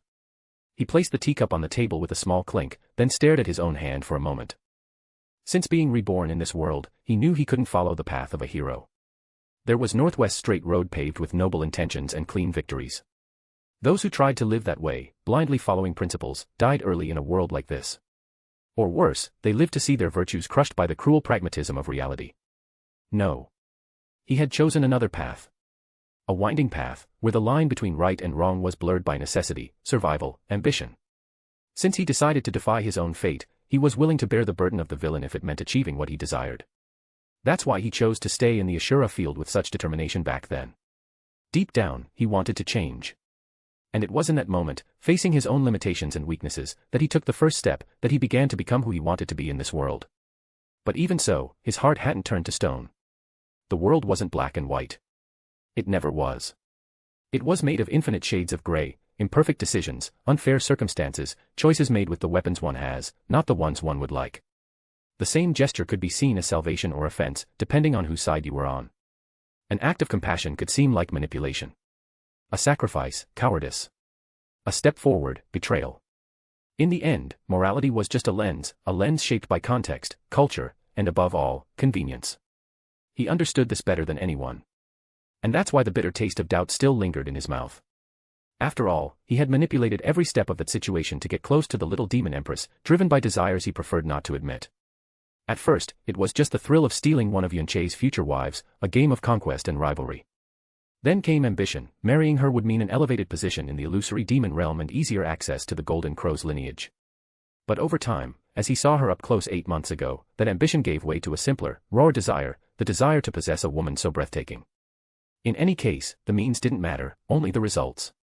There was no reason to regret something already done. If it meant he had to be the villain in someone's story, so be it. If the little demon empress came to love or hate him, he wouldn't force anything. He would only try, in the best way he could, to win her over. He never considered her an object in any way, all he wanted was to have her as his woman. And if it didn't work out, he wouldn't waste time on it. The important thing was to try, right? Ren Zu stood from the chair, walked to the window, and opened the bamboo curtain. The moon shone serenely over the valley, painting the water with silvery reflections. Villain. He murmured mentally, with a faint trace of a joyless smile. The word sounded like a condemnation, but to him, it was merely the raw face of freedom. Being a villain wasn't about malice. It was about accepting the choices that the good refused to make, about staining one's own hands to avoid living on one's knees. The hero is the one who asks, what is the right path? The villain asks, what is the path that will take me where I want to go? It's not about taking pleasure in manipulation or harm. It's about refusing to be chained by an ideal that only serves to keep the weak in their place. He knew his approach to that woman wasn't the most noble. The plan, the forced coincidence, it was all calculation, strategy, pragmatism. But he didn't come here to write a beautiful story. He came to change his destiny. For that, no matter how winding the path, what matters is reaching the end with one's own hands, without relying on anyone's mercy. He would rather be called a villain for forging his own path than be remembered as a defeated hero who died with a clean conscience but empty hands. In the real world, no one builds statues for defeated heroes. In the end, being a villain was just the choice to accept the price of freedom. Even if that price was being hated, misunderstood, or even hating oneself in silence. Ren Zu let out a soft sigh. He knew this was the truth. But he also knew it didn't make the bitter taste of doubt any easier to swallow. The faint fragrance of the tea still lingered in the air when a slight tremor from the bed broke the valley's silence. Ren Zu turned his gaze from the moon just in time to see the little demon empress's eyelashes flutter. Slowly, as if awakening from a deep trance, she opened her eyes. The unfamiliar ceiling, the soft lighting, the distant sound of running water, all of it was foreign to her. As she recalled the last thing before losing consciousness, her black eyes immediately gleamed with a cold, sinister light, as if they belonged to a god of death. The same terrifying gaze as before. She tried to move, and that's when she realized. Her profound energy was gone. It was as if all her profound entrances had been sealed by an invisible force. The vortex of energy within her profound veins didn't respond, and not even the smallest spark of her strength could be summoned. A shiver ran down her spine. In a single instant, all the majesty of an empress gave way to the purest instinct for survival, and her body reacted before her mind could command it. In a sudden movement, she rose from the bed, the sheets sliding off her damp skin, her eyes wide and wild, like those of a cornered beast. Where am I? Her voice came out low, hoarse, but laden with authority. Even weakened, there was a brutal intensity in her words. Her gaze swept the surroundings with speed, decoding everything around her, the simple walls, the scent of herbs, the worn wood, the bed she lay on, and finally, Ren Zu, standing by the window. He didn't move. He only turned his face slowly toward her. That was enough to ignite her rage even further. You. She spat the word like a blade. What did you do to me? Where is my profound energy? What is this place? Her voice grew, regaining strength with each syllable, her regal aura exploding even without the support of profound energy. Despite the evident weakness in her muscles, her murderous intent filled the cabin like a storm about to break. A/N And so, we conclude the final chapter of the mega release commissioned by GigaChad. It's been an insane marathon of chapters that, I admit, pushed my writer's soul to the brink of turning into stardust. But if you've made it this far with me, it's because you too got caught up in this avalanche of hype and plot twists.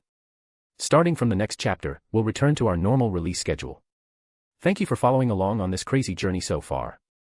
A special thanks to GigaChad for the impossible mission. Now, take a deep breath, because the next phase is just around the corner. Now, regarding what I wanted to convey with Ren Zu in this chapter, here's a better explanation of his personality, which is being slowly shaped. Ren Zu is not a villain in the classic sense of being evil or cruel for pleasure. He sees himself as a villain because he chose to walk a path where good intentions are a luxury he cannot afford. The world he lives in is governed by strength, manipulation, and the survival of the fittest. He realizes that following a rigid moral code, acting like a pure hero, would only lead him to defeat or an early death. Living in a world where right and wrong are fluid concepts, defined by context and by the victor, demands pragmatism. For Ren Zu, he is called a villain because he is willing to do what others don't have the courage to do. He manipulates situations, anticipates moves, and uses others' weaknesses to his advantage. Not out of cruelty, but because it's the only effective way to change his fate. He accepts being the villain in someone else's story if that is the price to achieve what he desires. But, and this is the most important point, he has not lost his humanity. He feels the weight of his choices. He understands there is a fine line between acting with cold pragmatism and losing himself completely. He tries to preserve small fragments of his true self, even as he walks a path where virtues are crushed. Ren Zu does not delude himself into thinking he is a misunderstood hero. He knows his actions may be seen as wrong by others. But to him, the true villain is the one who allows himself to be crushed by the chains of fate without fighting back. To him, being a villain means being the architect of his own destiny, even if that requires manipulating the pieces. Accepting the burden of cruel decisions to achieve goals that, in the end, justify the cost. Fighting for freedom, even if the world calls him a villain for not playing by the rules of the pure. A/N, author's note. Hi everyone. I want to share something important with you. After a long time, I was finally able to see a specialist, and my current goal is to reach $1,000, the first step to buying my hearing aid. I'm very close to reaching this goal, and any support makes a huge difference. Thank you from the bottom of my heart to everyone who follows me and gives me the strength to keep writing. Books. Chapter 14, Insurrection, 2. The little demon empress stared at the infuriating men before her with a gaze so cold and sharp it could have been the stare of a god of death. If looks could kill, he would have died 10,000 times in that instant. She made no effort to hide her murderous intent, even knowing he was as strong as her, or perhaps stronger. Even aware that, in her current state, he could kill her with a single slap, given that her cultivation was strangely sealed, she didn't avert her gaze for a second, waiting for a response. No matter the situation she found herself in, even in the face of death, she would confront it calmly to achieve the best outcome. Even without her cultivation, the little demon empress's aura was simply too terrifying, but then, that wasn't surprising. 100 years ago, she first lost her father, then her husband, whom she had been married to for a not-so-long time, who was also her younger brother. As the last person carrying the demon emperor's bloodline, she had no choice but to bear this heavy burden, and despite that, all these years, certain people had been trying to steal the 10,000-year legacy of her ancestors. To say she was filled with hatred toward both heaven and earth was not enough to describe the feelings in her soul and heart. The infuriating man, still standing near the window, turned fully toward her. His face was serene, expressionless. He raised his hands in a peaceful gesture and then smiled. It wasn't a wide smile, nor was it provocative. It was a slight curve of his lips, delicate, simple, and absurdly beautiful. So beautiful that, for a moment, the world seemed to lose its color. Literally. Everything faded, as if existence itself had become a mere backdrop to that simple smile. The little demon empress's murderous gaze faltered. Her breath caught in her chest, as if her lungs had forgotten how to function. The hatred that had been burning on the tip of her tongue evaporated, swallowed by that simple, yet devastating, gesture. I had no choice, you know, he said, indifferently, as if explaining something trivial. You entered the lake, saw me, and, well, I was forced to confront you. I couldn't let you kill me there, could I? It was self-defense. He paused briefly, the smile on his lips gaining a touch of irony. By the way, you should consider yourself lucky. Not everyone would be kind enough to save someone right after an assassination attempt. By now, you'd probably be food for some starving profound beast. The little demon empress snapped out of her stupor upon hearing those words. Her body trembled with rage, her teeth grinding. She was about to explode, but he cut her off. As for where you are, well, this is Great Joe Mountain, an isolated valley I found in recent months during my closed-door training, he said, as if commenting on the weather, unhurried. And about your sealed cultivation, that was a consequence of my last attack. Basically, it directly targets the opponent's nervous system, interrupting the connection between the profound entrances and the profound veins. He took a step forward, hands clasped behind his back, like a professor explaining a lesson to a reluctant student. Right now, you must feel as if your cultivation is sealed, unable to mobilize any profound energy. It's a sensation of incomplete paralysis. Your body still responds to basic commands, you can move, breathe, shoot those murderous glares at me, but all circulation of profound energy, and any cultivation-related abilities, are completely blocked. He then looked at her with a half-smile, almost kind. But, considering you're a monarch, I believe the effect will wear off completely in about a week. After hearing everything the man before her was saying, she narrowed her eyes in his direction. The little demon empress's gaze could undoubtedly shatter the courage of a timid person, making them die on the spot. Fortunately, that murderous glare lasted only a moment.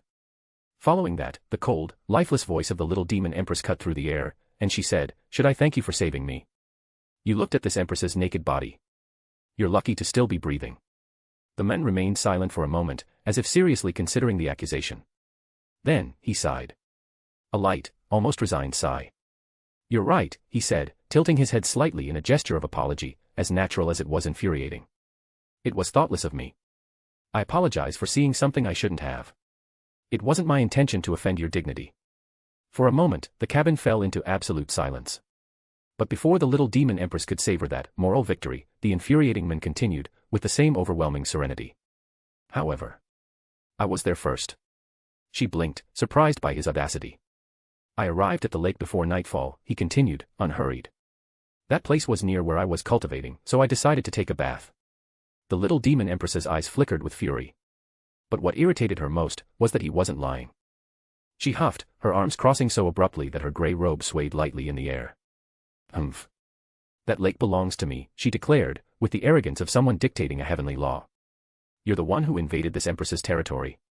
Therefore, the victim here is me. Ren Zu blinked, genuinely confused. But the lake is literally in a public area. It's not within any territory. Does this man not know who she is? Ugh, how infuriating. That changes nothing, she retorted coldly. Just because you arrived first doesn't mean the lake isn't mine. And just because it's not within anyone's territory doesn't mean it doesn't belong to me and my family. The entire illusory demon realm belongs to me as its ruler. The infuriatingly beautiful man raised an eyebrow. The smile on his lips didn't fade but gained a subtle hint of curiosity. So the entire illusory demon realm belongs to you. The little demon empress narrowed her eyes even further, her gaze sharp as a blade. The young man tilted his head slightly, as if analyzing a puzzle. Could it be? He began, his voice playful and unpretentious, that you're saying you're the little demon empress. The huff of displeasure she let out could have made even a monarch pale. Her eyes glinted coldly, as if striking down his stupidity. You don't even recognize your own ruler, she said, her voice laced with relentless coldness. The infuriating man, however, merely shrugged, as if facing an irrelevant detail. I recognize, when I see, he replied, with genuinely irritating calmness. But you're not exactly an accessible figure to everyone. It's not like you go parading around, do you? The little demon empress frowned, her fingers slowly clenching into delicate fists. The man's irreverent tone was starting to irritate her in a way few had ever dared. But before she could retort, a single word escaped his lips. But I've heard of you. The little demon empress's gaze flickered, her irritation momentarily replaced by a spark of interest. My father spoke of you, he continued calmly. The little demon empress stared at him, her eyes narrowing. Your father. The word came out in a cold tone. And who might he be? The young man didn't seem to notice the chill in her question. He simply smiled. Yun Qinghong, patriarch of the Yun family. The cabin fell silent. For a moment, the little demon empress's eyes lost focus, as if her mind were processing absurd information. Yun Qinghong. That name echoed in her mind like unexpected thunder. Patriarch of the Yun family. And before her stood a man presenting himself with the utmost tranquility in the world. Ren Zu, he said, bowing slightly in an informal gesture of introduction, so natural it felt like a direct blow to her pride. A pleasure to meet you, your majesty. The little demon empress remained silent for a brief moment. That name. Ren Zu. It sounded familiar. So, he was the son of Yun Qinghong, about whom malicious rumors claimed he had been adopted because he was unable to awaken the profound handle, the unique and innate ability of the Yun clan. She felt an uncontrollable urge to slap the face of whoever spread such nonsense. Useless. She scoffed in her heart. Who in their right mind would call someone useless who defeated a monarch before even reaching 30? Such blindness. Well, if he was Yun Qinghong's son, she couldn't simply kill him. It definitely wasn't because of that smile that left her mind blank and softened her soul. To her, Yun Qinghong was one of the rare patriarchs who truly supported and respected her. He was one of the few who never showed any intention of taking advantage of the temporary weakness of the illusory demon imperial family after the demon emperor's death. Furthermore, the young man's grandfather, the former patriarch of the Yun family, was recognized as the second most powerful in terms of profound strength in the entire illusory demon realm. It was he who led the Yun family and commanded the 12 guardian families, whose duty was to protect the ruler of the illusory demon realm, the demon emperor. For his loyalty and services, he was granted the title of Demon King, becoming one of the emperor's closest and most trusted allies. In other words, the Yun family was, and always had been, one of the most loyal supporters of her imperial lineage. But the man before her was different. He might have the same blood, perhaps, but the attitude. After a few moments of silence, she finally said, I've heard some rumors about you. I'm surprised that someone supposedly useless managed not only to defeat this empress but also to seal my cultivation. Ah, those rumors. Ren Zu showed no change in expression as he spoke indifferently. I've learned that there's no tool more useful than the ignorance of others. It's much better to be underestimated.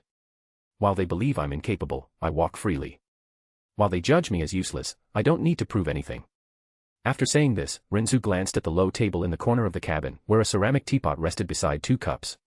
Without saying another word, he walked over with calm steps, as if the weight of the world couldn't affect him. You know, he said, while pouring the tea with calm, fluid movements, I've been quite rude so far. To receive a guest, even one as murderous as you, and not offer even a cup of tea. The steam rose in faint spirals from the cup as he picked it up, enveloping his fingers in a delicate dance of warmth and fragrance. And then, he walked toward her. Those simple, ordinary words shouldn't have had the slightest impact on someone like her. She was the little demon empress. The woman who didn't bow even before the heavens. Mundane words meant nothing to her. But then, he smiled. A smile born of genuine, pure kindness, devoid of ulterior motives. And in that instant, the little demon empress's world turned upside down. Ah. It was as if the entire scene around her had crumbled. The cabin, the cold breeze coming through the window, even the bed beneath her body. Everything vanished. There was no longer sky or earth. There was no longer the illusory demon realm. There was no longer an empress. There was only that smile. And, for some reason she couldn't explain, that was enough to destroy everything she thought she knew about herself. Her lungs forgot how to breathe. Her heart pounded in her chest as if it wanted to break her ribs. Her mind went blank again. An invisible short-circuit ran through her thoughts. Pride. Dignity. Anger. Caution. All gone. Like dry leaves carried away by a gentle breeze. She forgot.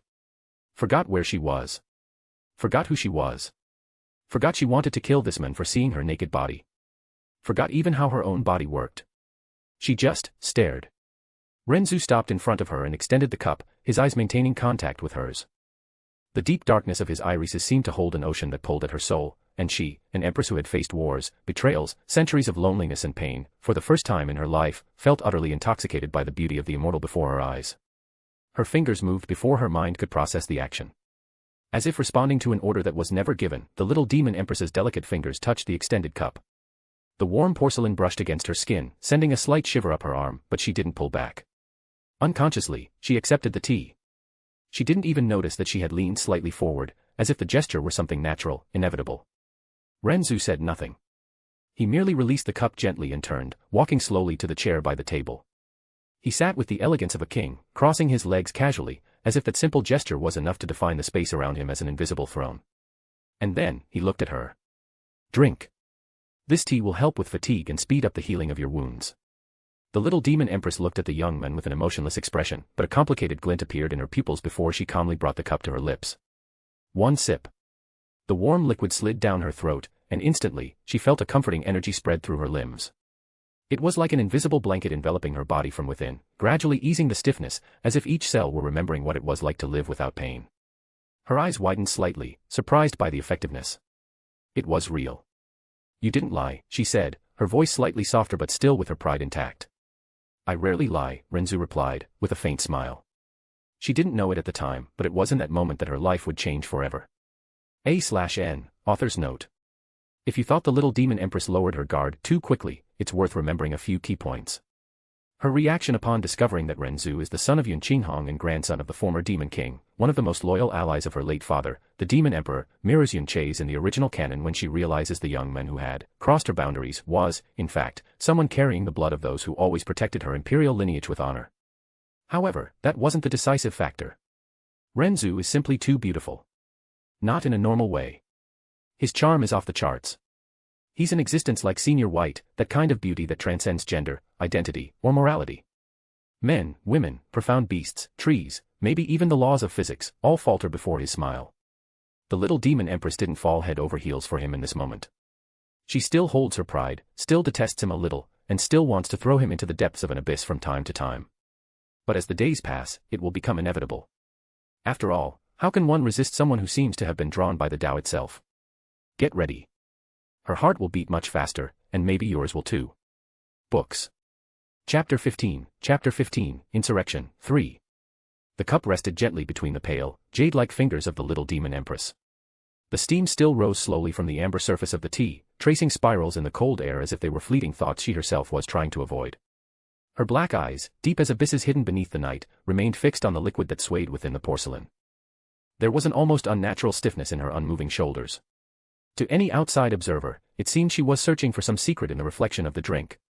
But the truth was, she simply didn't want to face that man's face again. That face, so absurdly perfect. Did she hate him?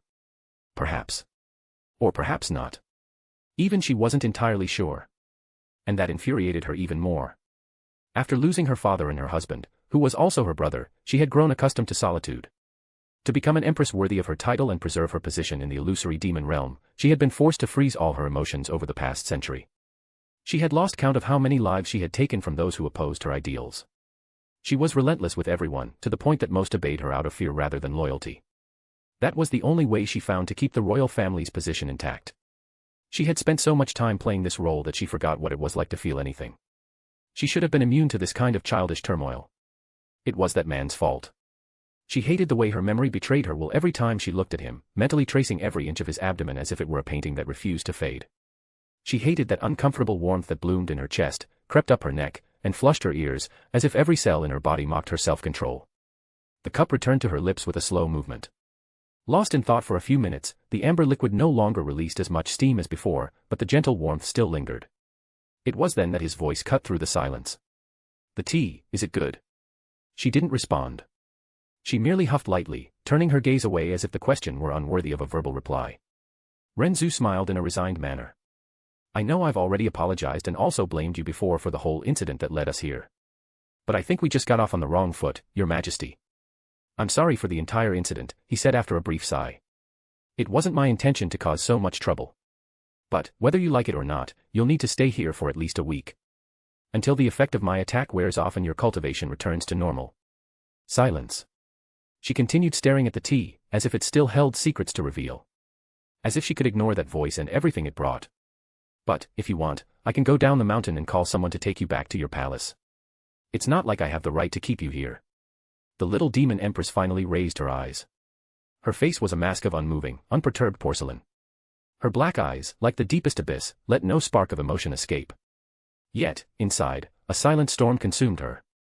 In these 100 years, it was common knowledge among the citizens of the illusory demon realm that the Yuan family had hurriedly gone to the profound sky continent to save the demon emperor, who had clearly sent a message of death. In the end, not only did they fail to save the demon emperor, but they also lost their lives in the profound sky continent, along with the demon emperor's seal. Because of the loss of the seal, the heart of the little demon emperor was filled with sorrow and despair. After getting heavily drunk on his wedding night, on impulse, he headed to the profound sky continent. This was the version everyone in the illusory demon realm knew, making the Yuan family an utterly sinful family in the hearts of all the citizens of the illusory demon realm. Severing the demon emperor's lineage, her husband, was a completely unforgivable crime. But she was far from foolish. If she weren't at least minimally intelligent, she wouldn't have discarded her emotions and been ruthless to maintain her position.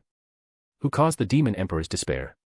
Who forced the little demon emperor to have no choice but to save his father alone? If, at that time, all 12 guardian families had collaborated with the Yuan family and entered the profound sky continent as one, even if the former demon emperor still couldn't be saved in the end, how could they have allowed the little demon emperor to feel such despair that he risked going to the profound sky continent alone?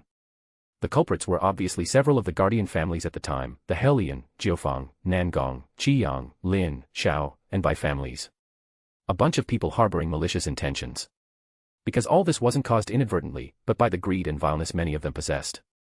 If it hadn't been just the Yuan family heading to the profound sky continent back then, but all 12 families, working as one heart and going to the profound sky continent together, what would there have been to fear about the 4 great sacred grounds?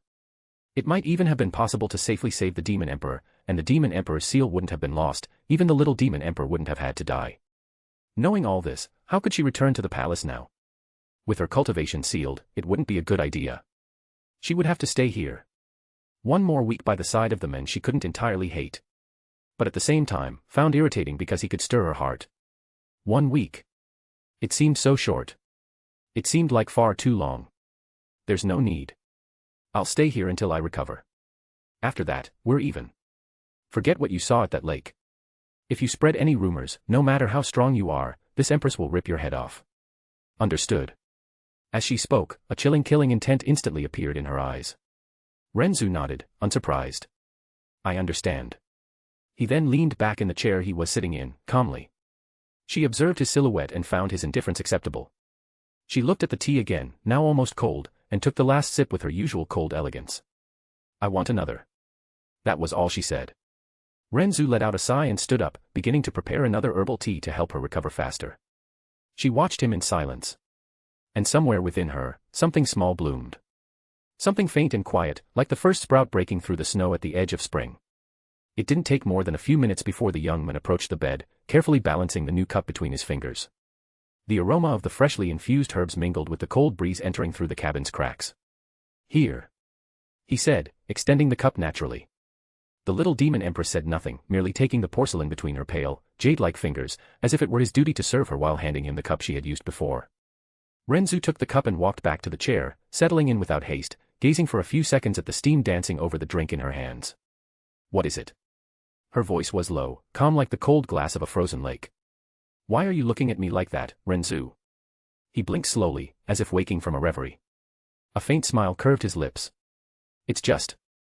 You truly live up to the title of the #1 beauty in the illusory demon realm." The little demon empress didn't respond immediately. Her black eyes remained fixed on him for a long moment, expressionless. The cup was still between her fingers, the steam rising lazily between them. Despite her icy exterior, her heart was beating faster, whether due to the compliment that meant more to her than usual or the smile of that immortal before her eyes. "Now that I think about it, I believe I was a bit foolish not to have guessed it was you from the moment I first saw you." Ren Zu lamented with the same calm and indifferent expression. "Foolish? You're being generous with yourself." Despite her emotionless expression, a certain turmoil appeared in her black eyes as she spoke. Ren Zu let out a light laugh, unoffended. "Perhaps," he admitted, with a touch of irony. "But, in my defense, who would expect to find the fearsome demon empress, naked, in an isolated lake?" She nearly choked on her tea, her eyes narrowing dangerously, and the temperature in the cabin seemed to drop a few degrees. Ren Zu raised his hands in a pacifying gesture. I know. I'll forget that matter, as difficult as it may be." And just for the record, there was no innuendo. It was merely a geographical and tragic observation, considering the outcome. "Tragic." The word escaped her lips with a dry tone. "Yes. To be honest, I didn't want to meet you that way. It would have been much better to meet you at some gathering or something like that." He let out a sigh. "This empress no longer blames you for that incident, but avoid mentioning it again. Now that I know you're Yun Sanghai's grandson, if I harmed you, I wouldn't know how to face him after death," said the little demon empress calmly. "Now that you bring it up." Ren Zu brought his hand to his chin, as if pondering something, and then asked naturally, "Little demon empress, do you know what happened 22 years ago? When my father and mother went to the profound sky continent. They never told me anything. But I'm not foolish enough to believe I share the same blood as both of them." Why was he asking that now? There were two reasons. The first, to start a conversation with the little demon empress, someone difficult to approach. And the second, more cunning, later, when confronting his parents, he could say it was she who revealed the truth about his origin. If his suspicions were correct, then it was almost certain she knew, at least according to the original story of this world, she should know. Regarding that matter, this empress can give you answers. But are you sure you want to know the truth? The little demon empress asked slowly, a bit surprised to receive that question out of nowhere. "Yes, you're the only person I think must know what happened that year besides my father and mother. I don't want to miss this opportunity," said Ren Zu calmly. "All right, I'll tell you. But only as thanks for the tea, that's right. I don't want to owe you anything." Her eyes were like cold stars, and she said frigidly, "At that time, my imperial father and the demon king were both imprisoned in the profound sky continent. Although there were no more messages, we still hadn't seen their bodies. So, this empress was unwilling to fully believe that my imperial father had already passed away, and Patriarch Yun didn't give up on finding news of the demon king. 100 years ago, from the profound sky continent, they constantly sent scattered messages, saying the demon king wasn't dead and wanted our illusory demon realm to exchange the mirror of samsara for his life. Although a large number of patriarchs and dukes insisted it was a scheme from the profound sky continent, the matter involved the demon king's life, and both this empress and Patriarch Yun chose to believe rather than not believe. It's known to the entire world that 22 years ago, Patriarch Yun and his wife secretly went to the profound sky continent. And at that time, it was actually under this empress's command. Otherwise, with Patriarch Yun's loyalty, he definitely wouldn't have taken the mirror of samsara, which he was protecting of his own accord. Although the mirror of samsara was a valued artifact of the demon emperor's lineage, in the end, it was still a lifeless object. If it could truly be used to exchange for the demon king's life, this empress would definitely not have been the least bit unwilling to do such a thing. As for what happened afterward, you must already be aware. The little demon empress coldly shifted her gaze forward. Patriarch Yun and his wife returned 3 years later with severe injuries, their profound strength crippled, and they even brought back a son. When Patriarch Yun came to confess his sin of losing the mirror of samsara, he told this empress everything that happened. At that time, this empress learned that your father and mother indeed had a son in the profound sky continent, but that child wasn't you, the one they brought back. Not long after Patriarch Yun and his wife had a son in the profound sky continent, they were hunted for a long period. When they were about to reach a dead end, they met a good friend they made in the profound sky continent. Not only did he guide Patriarch Yun and his wife to an escape route, but he was also afraid that their child would face uncertainties during the escape and that they would lose their only descendant. So, he swapped his own son with Patriarch Yun's son. In other words, you are the son of your father's friend, as far as I know. But your parents must never have denied the rumors about you being adopted, so I believe this is within your expectations. After saying everything, the little demon empress looked at him with the same morbid expression as before. I see. That was all Ren Zu said as he sighed. He then looked at the woman half lying in bed, calmly sipping tea, and asked, so, even if I'm adopted, you still stand by what you said about not harming me because of my grandfather? I believe that even if you're not of the Yun family's blood, being adopted by his son, Yun Songhai would still consider you his grandson regardless. So, I still stand by my word. Ren Zu gave a faint, brief smile that betrayed no deeper emotion. Thank you, little demon empress. With the same calm, he rose from the chair, adjusting the sleeves of his robe, and walked to the door. As he opened it, a gust of cold air entered the cabin, bringing with it the scent of the damp, distant forest. I'll go get some things to prepare dinner, he said without looking back, before disappearing outside. Silence reclaimed the space, heavy but not suffocating. She remained still for a few seconds, her gaze lost in the cup in her hands. The steam was almost gone, but she didn't drink the last sip. Her fingers, so steady, betrayed her for a moment, lightly squeezing the porcelain as if seeking warmth from it. It was irritating how his words still echoed in her mind, even when he was no longer there. Irritating how his voice didn't feel intrusive, but rather, close. Her gaze shifted to the half-open door, where a trace of the cold breeze still lingered. And so, the days passed quickly. Books. Chapter 16, Insurrection, 4. 3 days had passed since that conversation. The sun hung high above the mountains, its light slowly dissolving the mist that enveloped the valley. Between the slopes, a lake of such clear waters revealed itself, reflecting the clouds like a perfect mirror. At its center, a small island covered in a lush carpet of green grass supported a simple cabin, surrounded by wildflowers. Waterfalls cascaded in silvery threads down the surrounding mountains, spreading a fine mist into the air that danced with the breeze. Pale rainbows appeared and vanished as the light struck the suspended droplets. On the edge of the island, the little demon empress sat on a fallen log, her relaxed posture contrasting with the coldness in her gaze. Her legs were crossed, her black cloak elegantly draping down to touch the grass. Her eyes, dark as a moonless night, stared at Ren Zu from a distance. They were so impassive they evoked the silent judgment of a god of death. But behind that unyielding mask, a complex emotional storm glimmered in her pupils. In the 3 days that followed, life in the valley remained surprisingly peaceful. She, accustomed to the constant intrigues and obligations of the illusory demon realm, found herself immersed in a simple, almost mundane routine. There were no political disputes, no subjects awaiting orders, no watchful eyes measuring her every word. Only the sound of the waterfalls, the rustle of the wind through the trees, and Ren Zu. It was ironic. She had spent so much time being the ruthless empress she knew she had to be to honor her royal family. And yet, here, far from everything she knew, she experienced something she hadn't felt in a long time, peace. Without realizing it, her gaze began to seek him out more often than she cared to admit. She watched him as he trained by the lake, gathered herbs, or prepared tea. There was something in his movements, in his calm and indifferent posture, that chipped away at the carefully constructed walls around her heart. With each day, the ice that surrounded her seemed to melt a little. Not enough for her to openly acknowledge what was happening, she would never admit it, not even to herself, but enough to notice a different kind of restlessness. A subtle warmth, uncomfortable yet somehow pleasant. It was a dangerous feeling. And yet, over the last 3 days, she made no effort to push it away. And now, watching Ren Zu practice simple martial arts movements shirtless, her cheeks bore a faint blush, almost imperceptible, and her heart pounded so fiercely it seemed to echo in her ears. It wasn't her fault. It was, because of that shameless man who liked to show off, that perfect body. Ren Zu's movements reflected in her dark pupils. He advanced calmly, as if every inch of ground beneath his feet had been measured beforehand. The first strike came with a straight, swift punch, the air before him splitting with a muffled sound. His fist didn't extend too far, retracting instantly to give way to a fluid sequence of short kicks. Suddenly, the rhythm changed. His body spun, his weight shifting from heels to toes. A brief but explosive leap propelled him forward, his raised knee transforming into a descending kick that struck the air with precision. The moment he touched the ground, Ren Zu was already crouched, his hand brushing the grass before launching him sideways in a low, swift movement, as if dodging an invisible attack. He didn't stop. His upright posture dissolved into circular motions, his arms tracing unpredictable paths, serving to parry or strike. At one moment, he was firm and solid as stone, at another, flexible and slippery as water. The contrast was so natural it seemed part of his breathing. The sun, reflecting off the lake, outlined every contour of his body, the glint of sweat running down his tense muscles.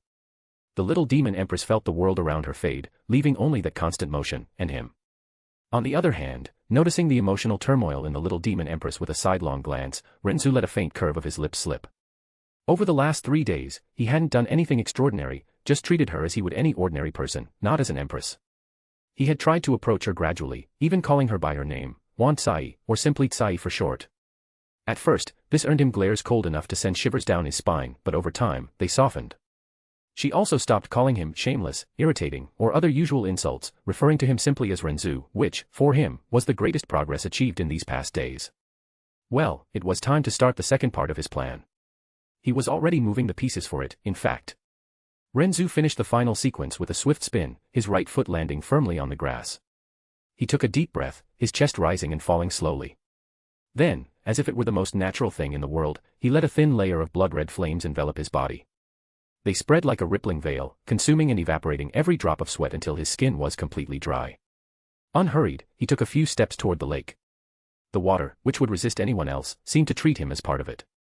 His feet sank just enough to create gentle ripples, never wetting him above the ankles. The sunlight reflected off the liquid mirror, painting his walk with golden and crimson glimmers. When he was a few meters from the island, he raised his gaze to her and asked in his usual calm tone. "Sorry for making you wait again. I have to keep up the routine to stay sharp. You must be hungry, right, Tsai?" The little demon empress immediately averted her gaze, the blush on her cheeks almost imperceptible. She straightened her posture on the fallen log and responded in a cold tone, with a slight stumble in her voice. "Humph. Me. Don't be ridiculous. Why would I be hungry?" Her reply was as sharp as ever, but the truth was her stomach was starting to protest. She still remembered the first time, driven only by curiosity and the irresistible aroma that filled the air, she tried something Ren Zu had prepared. One spoonful was enough to realize he could easily be revered as a god of cooking. The spices, the balance of flavors, the perfect texture, even the colors of the dish seemed more vibrant. It was so good that, for a moment, she seriously considered the possibility of, if she ever brought him to the illusory demon realm's palace, appointing him her personal chef. But admit that out loud. Never. Ren Zu tilted his head slightly to the side, letting a barely perceptible smile appear before quickly replacing it with a regretful expression, as if genuinely embarrassed. "Ah, of course. My mistake," he said in an almost sorrowful tone, letting out a dramatic sigh. "For an empress who rules an entire continent, eating with me must surely be beneath you. And my food, of course, must not come close to the refined palate of your majesty. I feel guilty for making you eat such rubbish these past 3 days." He paused, maintaining a look of feigned resignation, then clasped his hands together, bowing slightly in a respectful gesture. "In that case, if your majesty doesn't wish to eat, I fear I'll have to offend you. I'll prepare something for myself." Without waiting for a response, he turned on his heels and began walking calmly toward the cabin. The sound of his footsteps on the grass mingled with the distant murmur of the waterfalls, as if the entire valley accompanied his movement. He was a few meters from entering when her calmly cold voice cut through the air. "Wait." Ren Zu stopped, turning only his face to look at her. The little demon empress gazed at him with her usual impassive expression, hard to decipher. "As you are, my loyal subject," she began calmly, without the slightest trace of emotion, "and as the benevolent empress that I am, I obviously wouldn't let you eat alone." There was no warmth in her words, nor any visible trace of embarrassment. It was as if she were simply stating a logical and inevitable fact. Ren Zu didn't comment, merely nodded and spoke calmly. "In that case, I'll have to prepare something worthy of your majesty." He headed to the cabin, and she followed a few steps behind, maintaining her cold demeanor but with her gaze fixed on the way he opened the door and began organizing everything. The interior of the so-called kitchen was simple, a low wooden table, a few well-maintained wooden utensils, ceramic jars containing spices and grains. The faint aroma of dried herbs lingered in the air. Ren Zu began working unhurriedly, choosing ingredients like an artist selecting paints for a masterpiece. He chopped herbs with quick, even strokes, washed vegetables in the crystal-clear water brought from the lake, and placed a small iron pot he had made over the fire. In truth, this entire cabin was something he had built over the past months of isolation to distract his procrastinating mind. Carving things from wood and refining items was quite easy to do. The soft sound of heating oil spread through the space, followed by a rhythmic sizzling as the ingredients touched the hot surface. A rich, enveloping fragrance began to fill the cabin, escaping through the cracks and reaching the open air. The little demon empress kept her arms crossed, seated at one of the table's chairs, her chin slightly raised, as if the aroma had no effect on her. Inwardly, however, every second was a battle. The scent was so good it brought back memories of the first dish he had prepared for her days ago. Ren Zu stirred the pot with calm movements, adding liquids and spices that released new layers of fragrance. He didn't need to look at her to know that, despite her impassive expression, her eyes followed his every move, as if trying to decipher what he was doing to create something so appetizing. The secret. Nothing mystical or divine, just knowledge of every herb in existence, combined with culinary experience from the modern world. Added to that, 8 months of isolation, during which he cooked for himself 3 times a day, like any single man living alone and maintaining a healthy lifestyle. That simple but consistent routine had refined his culinary skills to the point where he considered himself unmatched in this world. When he finally turned off the fire, he placed the dish in front of her first, without saying a word. He merely maintained a faint smile and served himself afterward. She looked at the meal, then at him, and said in a cold tone, as if it were a magnanimous gesture. "Very well, as an empress, I must taste it to ensure it's not unworthy." But the moment she took the first bite, the tips of her fingers relaxed, and a subtle glint crossed her eyes before it was extinguished by her mask of indifference. Ren Zu observed her out of the corner of his eye. "So. Is it acceptable for someone of your majesty's level?" Huan Sai set down her utensils calmly and responded without emotion. "Humph. It's not bad. It's tolerable." He raised an eyebrow, holding back a laugh. "Ah, I see. So, if I try harder, maybe I can reach the standard of edible for the empress. Don't delude yourself. I'm only preventing you from dying of disappointment with your own cooking." "How benevolent," he murmured, shaking his head with feigned gratitude. "It's comforting to know your majesty cares so much for me." She averted her gaze, her chin raised, but a slight twitch at the corner of her lips betrayed her urge to say something more. The sound of utensils and the warm aroma of the meal filled the space. Between bites, Ren Zu let slip. "You know, if you keep eating like this every day, you might have to admit you enjoy it." One thing he had noticed over these 3 days was that he needed to take the initiative to talk to the little demon empress to get closer to her. She wasn't the type to speak much. "Don't be presumptuous. I just don't waste food." "Of course," he replied, serving her more before she could refuse. "Just don't waste it, then." The rest of the meal passed in silence, interrupted only by the clinking of utensils and the distant rustle of the wind passing through the valley's trees. The sunlight filtered through the cabin's cracks, painting golden stripes across the wooden floor and table. After collecting the dishes and washing everything with his usual methodical calm, Ren Zu stepped out through the side door, heading toward the lake to cool off. The little demon empress, pretending not to pay attention, followed his every movement with the corner of her eye. Time passed slowly until, as the sun began to sink toward the horizon, the cabin door opened again. Ren Zu entered, no longer shirtless but wearing a complete set of pristine white Taoist robes, impeccably clean, with long sleeves and a simple belt tied at the waist. The little demon empress raised an eyebrow, a shadow of irony crossing her emotionless face. "Oh, so the shameless one finally decided to dress." Her voice was cutting, but there was an almost imperceptible note of relief hidden within. "I was beginning to think you didn't even own a decent change of clothes." Ren Zu stopped in the middle of the room, looking at her with genuine confusion, as if he didn't understand the jab. He tilted his head slightly. "You mean earlier, when I was training?" She narrowed her eyes, the corner of her lips threatening an ironic smile. "Training, walking around the island, talking, practically the entire day shirtless. A complete lack of decency, to say the least." Ren Zu blinked once, then responded with the calm of someone stating the obvious. "I just don't see a reason to feel ashamed of something so natural. Between friends, there's no need to hide the body." The words, spoken so simply and unpretentiously, seemed to ricochet in her mind. The little demon empress was momentarily speechless, surprised by the naturalness and innocence of the statement. He didn't seem to be teasing or insinuating anything. He was just sincere. As if that kind of closeness was the most normal thing in the world for him. She quickly averted her gaze, adjusting her posture to mask the brief moment of hesitation. "Humph. Friends, huh? Idiot," she murmured, almost to herself, as if testing the word in her own mouth. Ren Zu, however, was already adjusting the sash at his waist, completely oblivious to the weight his words had carried for her. "Yes. Friendship is rare, especially for someone surrounded by enemies. It's nice when we don't have to wear masks all the time." For a moment, she found no response.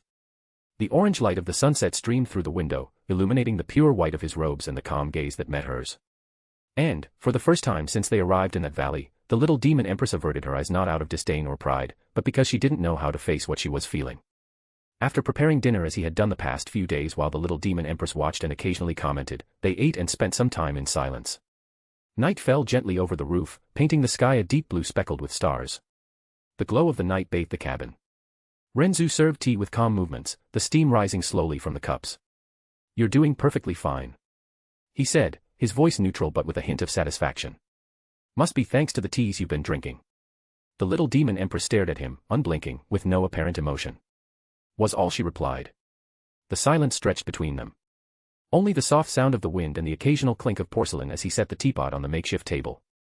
Ren Zu raised his eyes to the sky, took a deep breath, and spoke, almost as if thinking aloud, "These 3 days have been really good." There was no pretense in his voice. He genuinely felt it. Despite her arrogant, ruthless, and cold personality, something in him noticed small cracks in that mask. Living alongside her, even in such an unusual setting, had been peaceful. The little demon empress averted her eyes for a moment but couldn't ignore the warmth rising to her face. Her heart, which always seemed indifferent, beat a little faster. His words, and that face, softly illuminated by the faint moonlight, it was so unfair. Ren Zu then turned his gaze to her, his lips curving into a faint smile. "Can I ask you some things?" "What kind of things?" She slightly furrowed her brow, as if already sensing his intention. "Things about you," he replied without hesitation. "After 3 days living together in this cabin, I realized I know nothing about the little demon empress." "And why do you want to know?" she shot back, trying to hide her slight discomfort. "Because I want to know you," he said simply. No irony, no provocation, just sincerity. Not the imposing figure everyone fears, but the woman sitting here now, having tea with me. He propped his chin on his hand, watching her closely. "So, what was your favorite place as a child? Do you prefer cold or warm days? What's the first flavor you remember loving?" With each question, she seemed to falter, as if an inner wall was being carefully touched. She leaned back slightly, crossing her arms. Pointless questions. I see no sense in this." Ren Zu merely took a sip of tea and waited, as if her lack of response wasn't an obstacle. The silence grew uncomfortable for her, and she averted her gaze to the starry sky visible through the cabin's window. The plum blossom garden at the palace. She murmured suddenly, as if it were unimportant. When they bloomed, the wind carried white petals. Ren Zu smiled faintly. "So, you prefer cold days?" She hesitated for a second. "No. I like spring. It's not too hot, nor too cold," she replied, almost without realizing she was giving another answer. "And the first flavor you loved," he pressed, still in that calm, almost casual tone. She frowned, but her lips moved before she could stop them. "Flaming lotus tea. My father used to make it when I was little." She paused briefly, realizing she had revealed more than she intended. "Not that it matters to you." Ren Zu merely watched her for a few seconds, a soft glint in his eyes. "It matters to me. Every piece of your story matters if I want to truly know you." She turned her face away, as if wanting to end the conversation, but her breathing was slightly uneven. Something about that calm persistence, without pressure but full of genuine interest, disarmed defenses she had always believed unshakable. Ren Zu set his cup on the table and added, 3 days together, and I've already noticed that, behind that coldness, there's someone who feels more than they want to admit. We may have started off on the wrong foot, but that doesn't define our whole story. We started on the wrong foot, and here we are, aren't we?" She shot him a sharp look but found no words to retort. As much as she wanted to deny it, her racing heart betrayed her. Ren Zu kept his tone calm, almost carefree. "Is there any music you like?" he asked, lightly stirring the tea in his cup. She raised an eyebrow. "Music is irrelevant." She replied quickly, but after a few seconds, added in a lower voice, "There was a song I heard as a child. It's my favorite." He gave a brief nod, as if mentally storing the information. "Though I'm curious to hear such music, I know you're not ready to share it with me. So, what was your childhood dream?" She straightened, as if the question were intrusive. "To become the strongest person who ever lived," she said without hesitation, but then, as if against her own will, added, "So no one could take anything from me." Even now, that dream remains the same, but for different reasons. Ren Zu sensed the weight in those last words but didn't press. He merely nodded seriously and shifted to a lighter tone. "What's your favorite food?" She closed her eyes for a moment, seeming unwilling to answer, but the memory came anyway. "Sweet baked bread. Filled with cream." And she immediately averted her gaze, as if regretting having revealed it. He gave an almost imperceptible smile. "So, flaming lotus tea and sweet bread. I think I know what to make for you one day." "No need," she retorted quickly, though the subtle blush on her cheeks betrayed her. The hours continued like this, simple questions, reluctant answers, and small cracks opening in the wall she had built her entire life. They talked about favorite colors, places they'd like to visit, scents that brought back good memories. She realized, between one sip and another, that she was sharing things she hadn't even told those close to her in the past. Ren Zu, for his part, didn't take advantage of it, he simply listened with genuine attention, reacting naturally, as if each detail were a small treasure he wanted to keep. When she noticed, the moon was already high, and the breeze cooler. More than 3 hours had passed since he started asking questions. The little demon empress, now without the deep energy from before, felt the weight of fatigue settling in. Her sealed cultivation had made her as mortal as anyone else, so, that night, sleep came unexpectedly, silently, almost gently, and, for the first time in a long time, she didn't consider it an enemy. Not that she had fully considered him an enemy before, but somehow it felt different. It was a comforting warmth that embraced her. The steam from the tea had already dissipated, and the cool breeze caressed her skin, carrying the distant scent of nocturnal flowers. The little demon empress blinked more slowly, as if each blink was harder to reopen her eyes. The moonlight partially illuminated her face, softening her cold features. Gradually, her breathing slowed, her long lashes trembling one last time before stilling.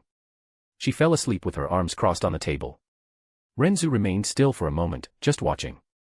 Was the sight before him something only he had witnessed? The empress feared by all, now asleep. There was no arrogance, no coldness, no shadow of the absolute authority that surrounded her. Just a girl, with simple fatigue and a serene expression. It was ironic. On the first night they spent together in the cabin, he slept on the floor, and she on the bed, obviously, though she hadn't slept fully and kept one eye on him, fearing he might do something. After 3 days, he had earned her trust. Careful not to wake her, he moved the teapot and cups aside. He pulled a light cloak that was folded nearby and placed it over her shoulders. The edges of the fabric fell to her lap, and she instinctively curled slightly under its warmth. Ren Zu leaned back, gazing at the starry sky for a few moments before turning his eyes back to her.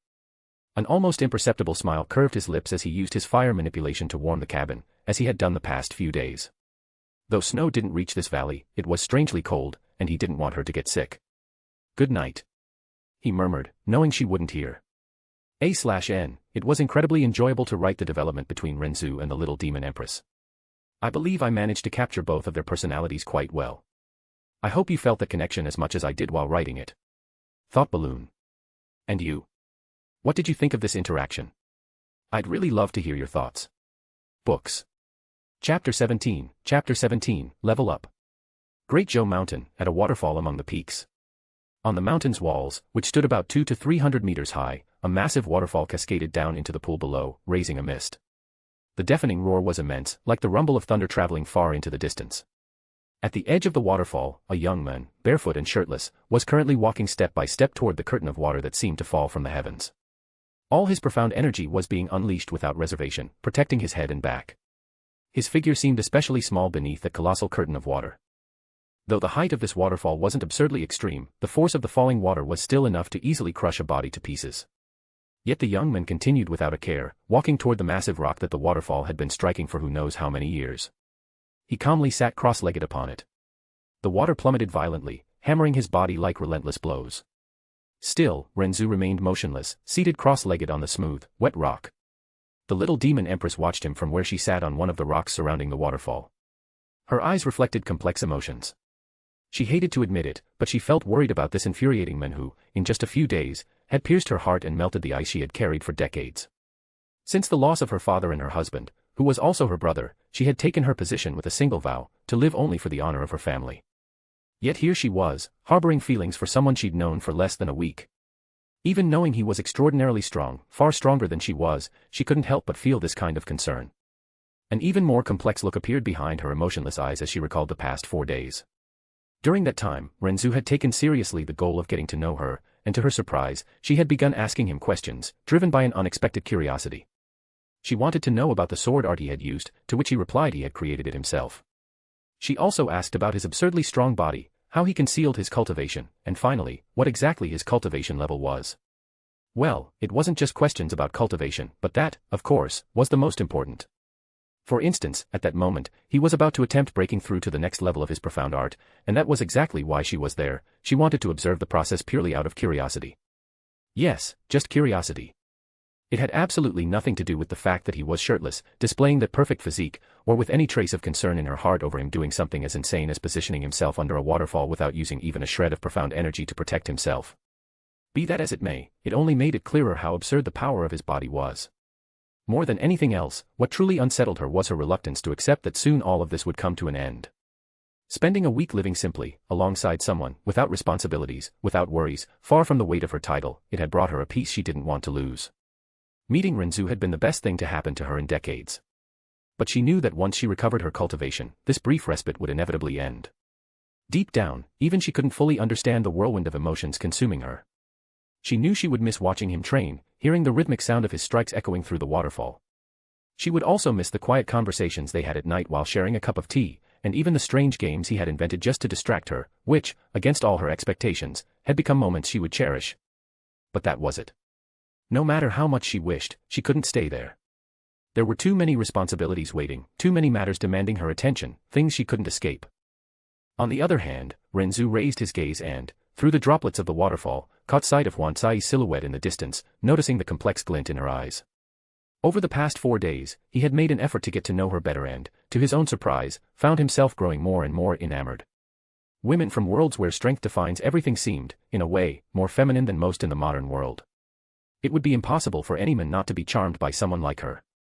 Especially when that someone was a true tsundere. Well, putting that aside, this was the day the next phase of his plan would finally begin. Everything was prepared, only one final step remained. He had no intention of putting his life at risk, so he planned to open one of the 8 inner gates to further elevate his strength and, with it, reach the sky-profound realm. From marrow refinement to the 8 hidden inner gates, this was equivalent to a major breakthrough in realms. There was a nearly insurmountable gap between the two. He let out a soft sigh and retrieved 2 small pills from his pants, prepared in advance for when he would cross this great realm and body transformation, one red, glowing like the purest magma, and one blue, so cold and translucent it resembled eternal ice. Without hesitation, he placed both in his mouth and swallowed them in one go. The impact was immediate. It was as if he had swallowed molten magma while simultaneously ingesting a fragment of ice frozen for 10,000 years in the vacuum of space. The searing heat and absolute cold collided in his stomach, roaring like 2 ancient dragons that could never coexist. His veins lit up beneath his skin, thin red and blue lines intertwining in chaotic patterns, spreading across his torso, arms, and back. But instead of letting both forces tear him apart from within, Ren Zu guided them with an impossible calm, directing the flow to his clavicle, where the gate of healing lay hidden. As the red and blue energies merged, it was like a frenzied flood dragon, crashing wildly into the gate of healing. Pang! Between his clavicles, an internal explosion spread. A horrific pain struck Ren Zu, his vision darkening for a moment, and his entire body faltered. The energy flow surged. Along the gate of healing, a devastating change was occurring. It was as if the gate were being torn apart from within. Invisible cracks echoed through the meridian, each one seeming to pierce his mind. The blood in his veins surged so fast it produced a bubbling sound, as if it were boiling. KGH. Ren Zu gritted his teeth.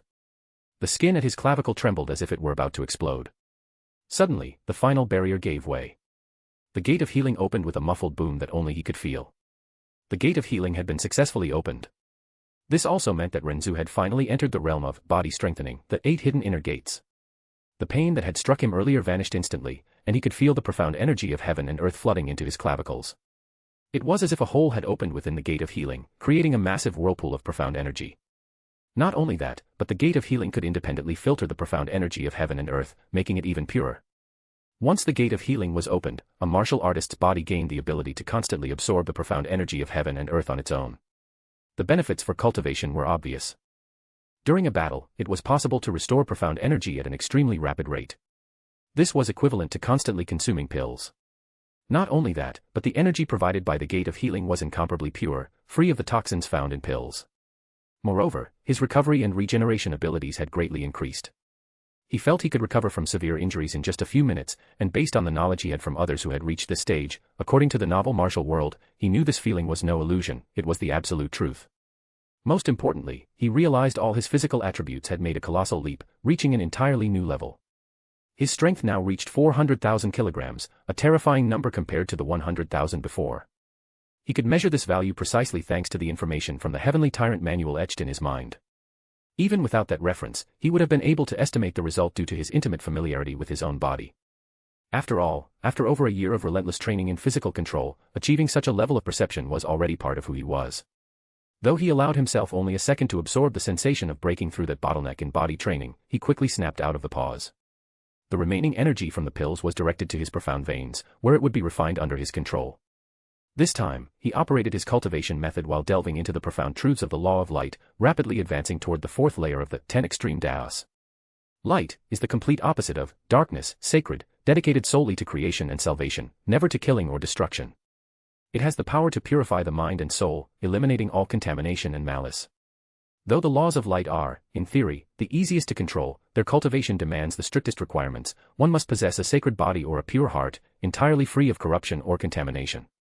In his case, thanks to the legacy received from the goddess of life creation, he became capable of cultivating light. Combined with his extraordinary cultivation method, he quickly reached a level of understanding equivalent to hers, able to manipulate the element of light in multiple applications. It took no more than half an hour to fully refine the remaining energy from the pills. Bang! A chaotic cyclone suddenly erupted, and at the same time, a red-blue radiance, like a resplendent star, shone from within his profound veins.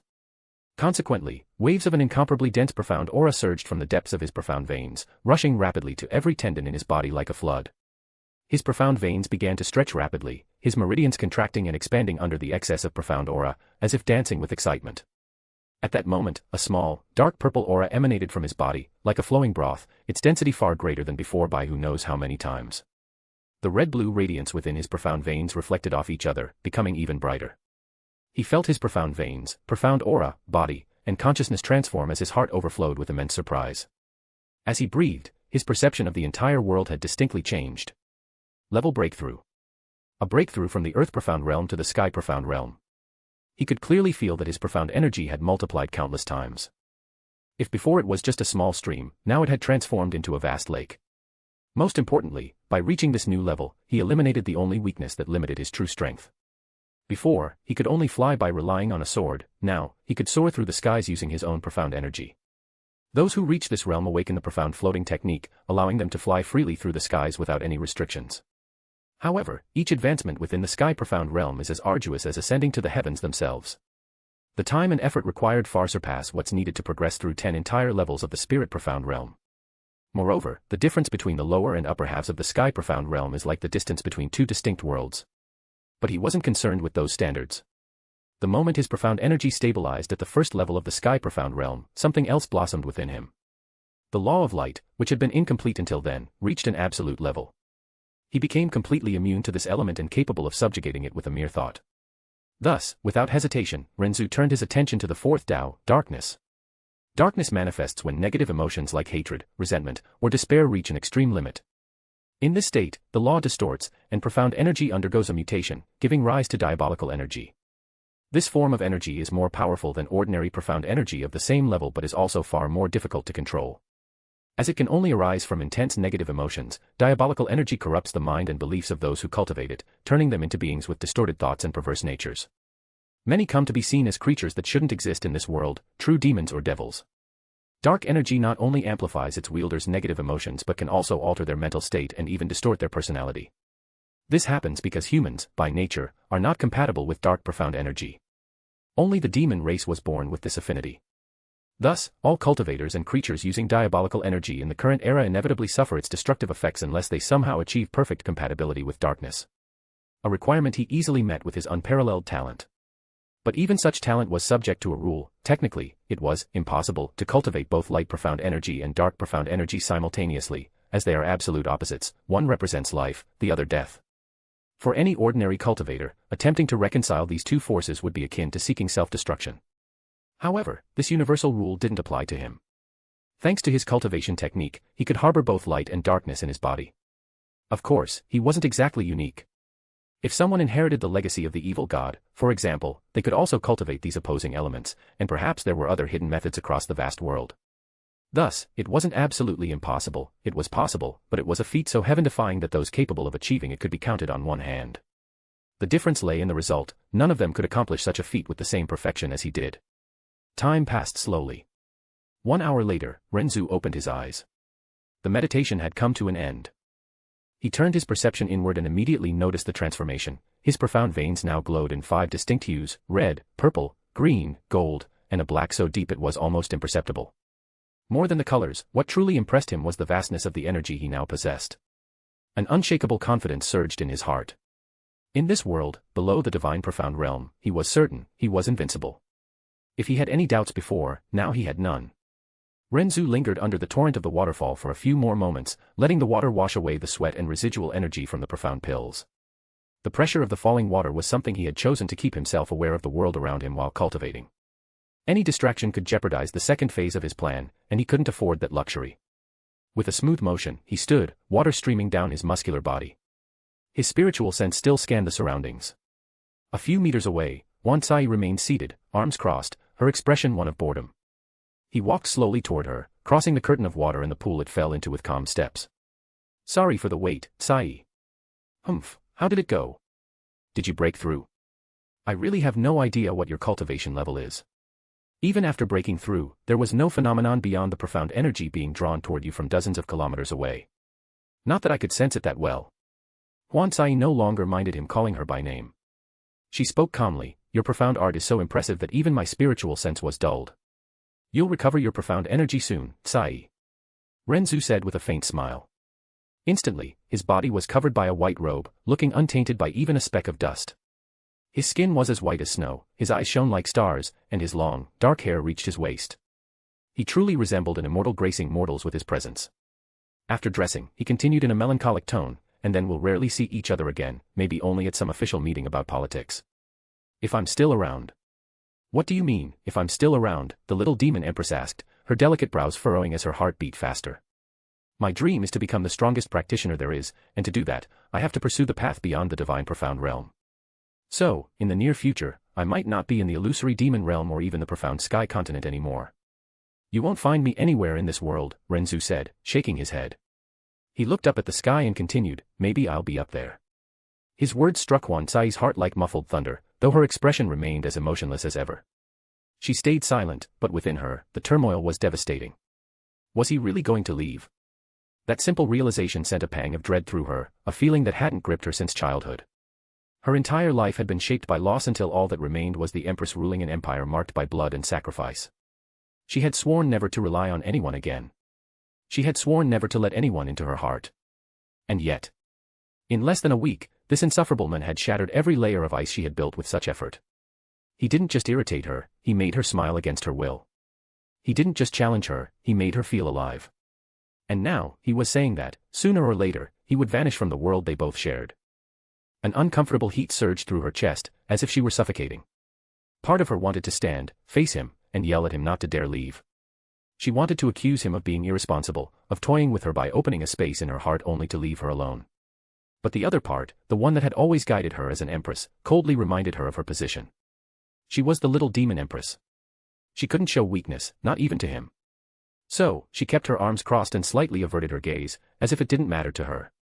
So you really dream that big, she said, her voice calm but hiding a trace of bitterness. It's not enough to be the strongest in this world, you want to challenge the heavens themselves. For a moment, her eyes flickered with a faint spark, revealing the conflict she hid. Fear, desire, pride, and a premature longing. She didn't want Ren Zu to leave. Selfishly, she wanted more days like these. She wanted to keep hearing his laugh, even if it was infuriating. She wanted more nights of conversation. But as an empress, all she could do was bury that desire deep in her soul and accept the approaching distance. Still, as she glanced at him, she noticed her lips almost trembling. And then, in a whisper too soft for him to hear, she murmured to herself. If you really leave, I don't know if I'll ever forgive you. Pretending not to hear, Ren Zu gave a faint smile and said, of course, I'll still come visit you when I return to see my family. Humph. If you reach that level of strength, this empress will demand your help, so it's obvious you're obligated to visit me. The little demon empress didn't have time to continue when Ren Zu's calm expression changed drastically. Careful. A beam of light flashed, slicing through the air as if tearing space itself. Its speed was absurd, impossible for any intermediate monarch to react to. A dagger was heading straight for the little demon empress's heart. Her eyes widened in shock. Even with her battle instincts and years of experience, she had no time to move a single finger. Her cultivation was sealed. But before the blade could reach her, a shadow placed itself between her and death. Ren Zu. His body moved without hesitation, as if he had foreseen the attack from the start. In an instant, he stood in front of her. Puchi. The sharp sound echoed through the valley. The blade pierced his flesh, embedding deeply into his shoulder, inches from his heart. Ren Zu. The little demon empress stood, her expression finally breaking the cold mask she always wore. Her gaze trembled with pure dread. He let out a low groan but didn't retreat. On the contrary, with the blade still lodged in his body, he took a step forward, shielding her completely with his frame, like a human shield. His broad back faced her, even as blood streamed in crimson rivers down his white robe. He seemed calm. The little demon empress brought a hand to her mouth, her heart racing chaotically. She couldn't stop her voice from trembling. You idiot, why did you step in front? Because. Tsai, from the moment I met you, no matter if you treated me with coldness or disdain, I couldn't stop looking at you. In just a few days, you broke every barrier within me. I laughed with you, argued with you, and without realizing it, I started wishing these days would never end. Ren Zu said with a faint smile on his lips. Her gaze wavered, her pupils dilating. He took another step, even with the blade buried in his flesh, until his shadow completely covered her silhouette. So when I saw that blade coming for you, I didn't think. I could never let you be hurt. The waterfall roared behind them, but in that moment, the world seemed silent. His words echoed in her heart like thunder. You're in this situation because I put you here. So, whether it's poison, blades, or even the heavens, I'll always stand between you and anything that threatens to harm you. Because protecting you is the only vow I've made to myself that I'll never break. Her gaze trembled. For the first time in decades, the little demon empress felt tears threatening to surface, but she forcefully swallowed the lump in her throat, clenching her fists. But before she could say anything, two men appeared out of nowhere about 10 meters in front of them, one of them mocking. Well, how touching. Ha ha ha ha, I never thought I'd see this kind of scene from someone like you, Huan Tsai. The one who spoke was dressed luxuriously. His expression carried the typical arrogance of someone born above others. His eyes radiated haughtiness, as if nothing in this world was worthy of his gaze. It seems you underestimated the boy with her. When facing someone you need to kill, no matter how weak they are, even if they're like meat under your knife, you shouldn't toy with them. You must eradicate them as quickly as possible. Haven't I taught you that? The man who spoke was of average height, elegant and handsome, with an extremely pale face. Overall, he looked like a frail scholar, but he emitted an overwhelmingly terrifying pressure from his entire body. Around him, everything was eerily silent, with no signs of flames or lightning. There wasn't even a trace of airflow.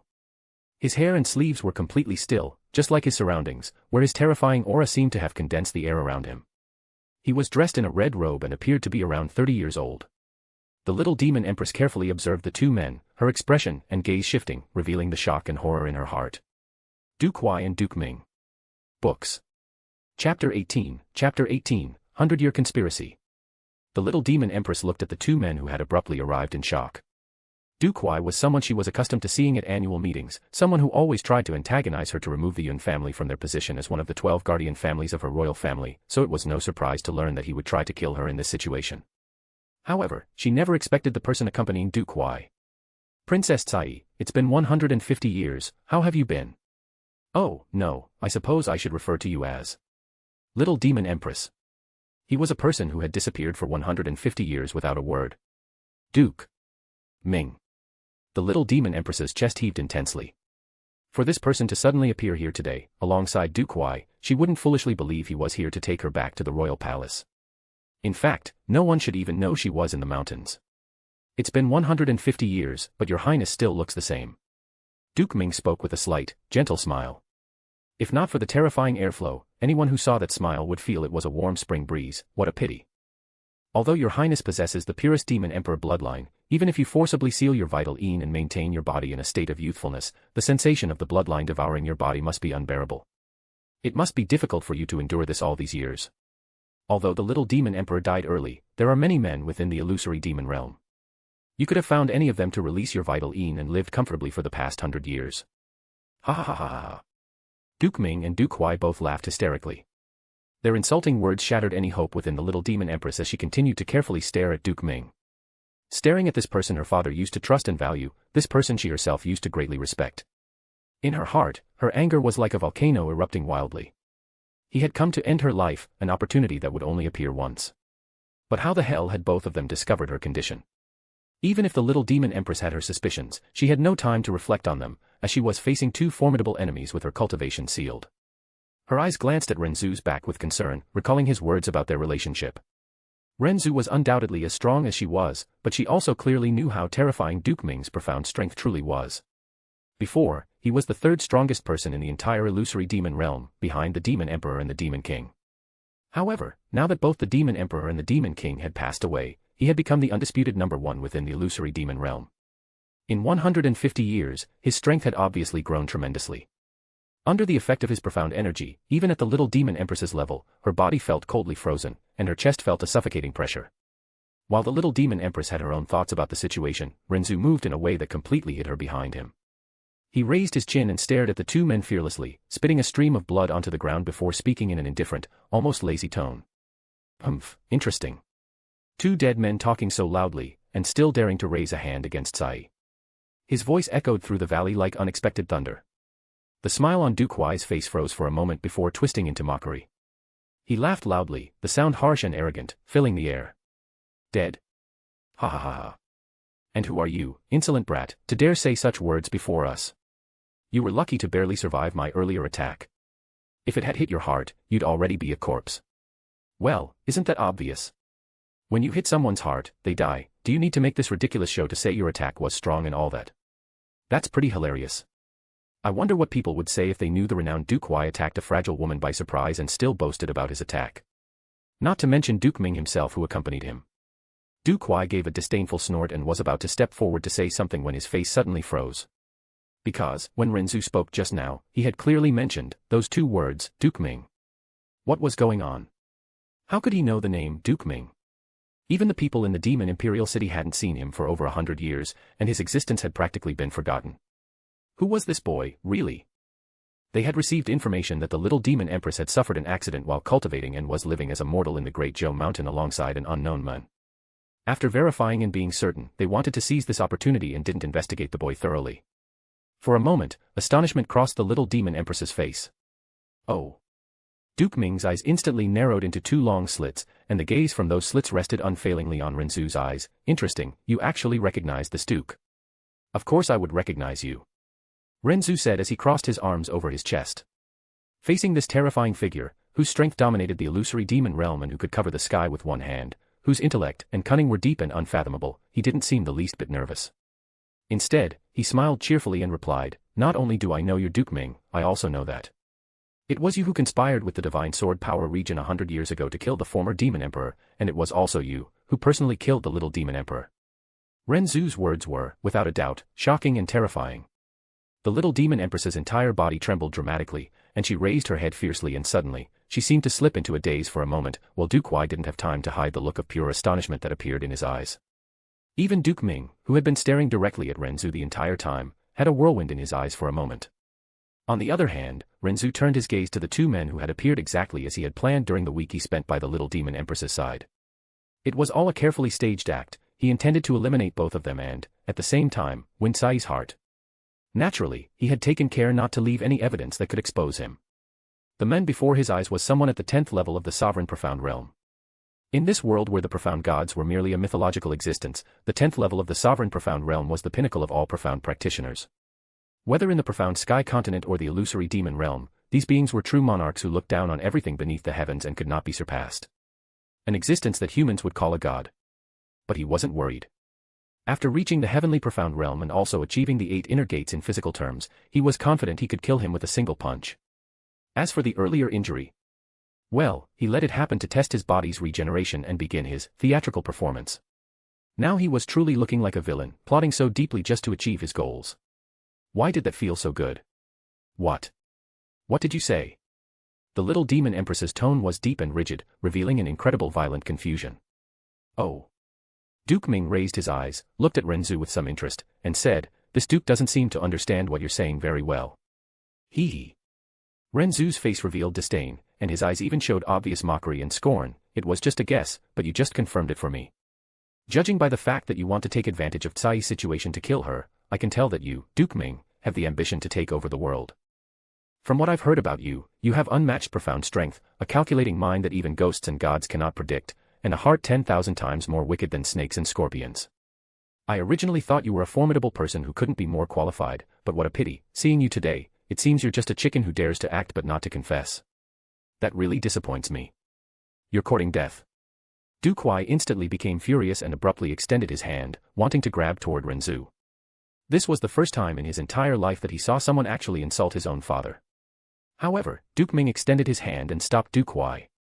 Then he raised his head and laughed loudly, ha ha ha ha ha ha. You're an intriguing young man. At the end of his words, he narrowed his eyes once again.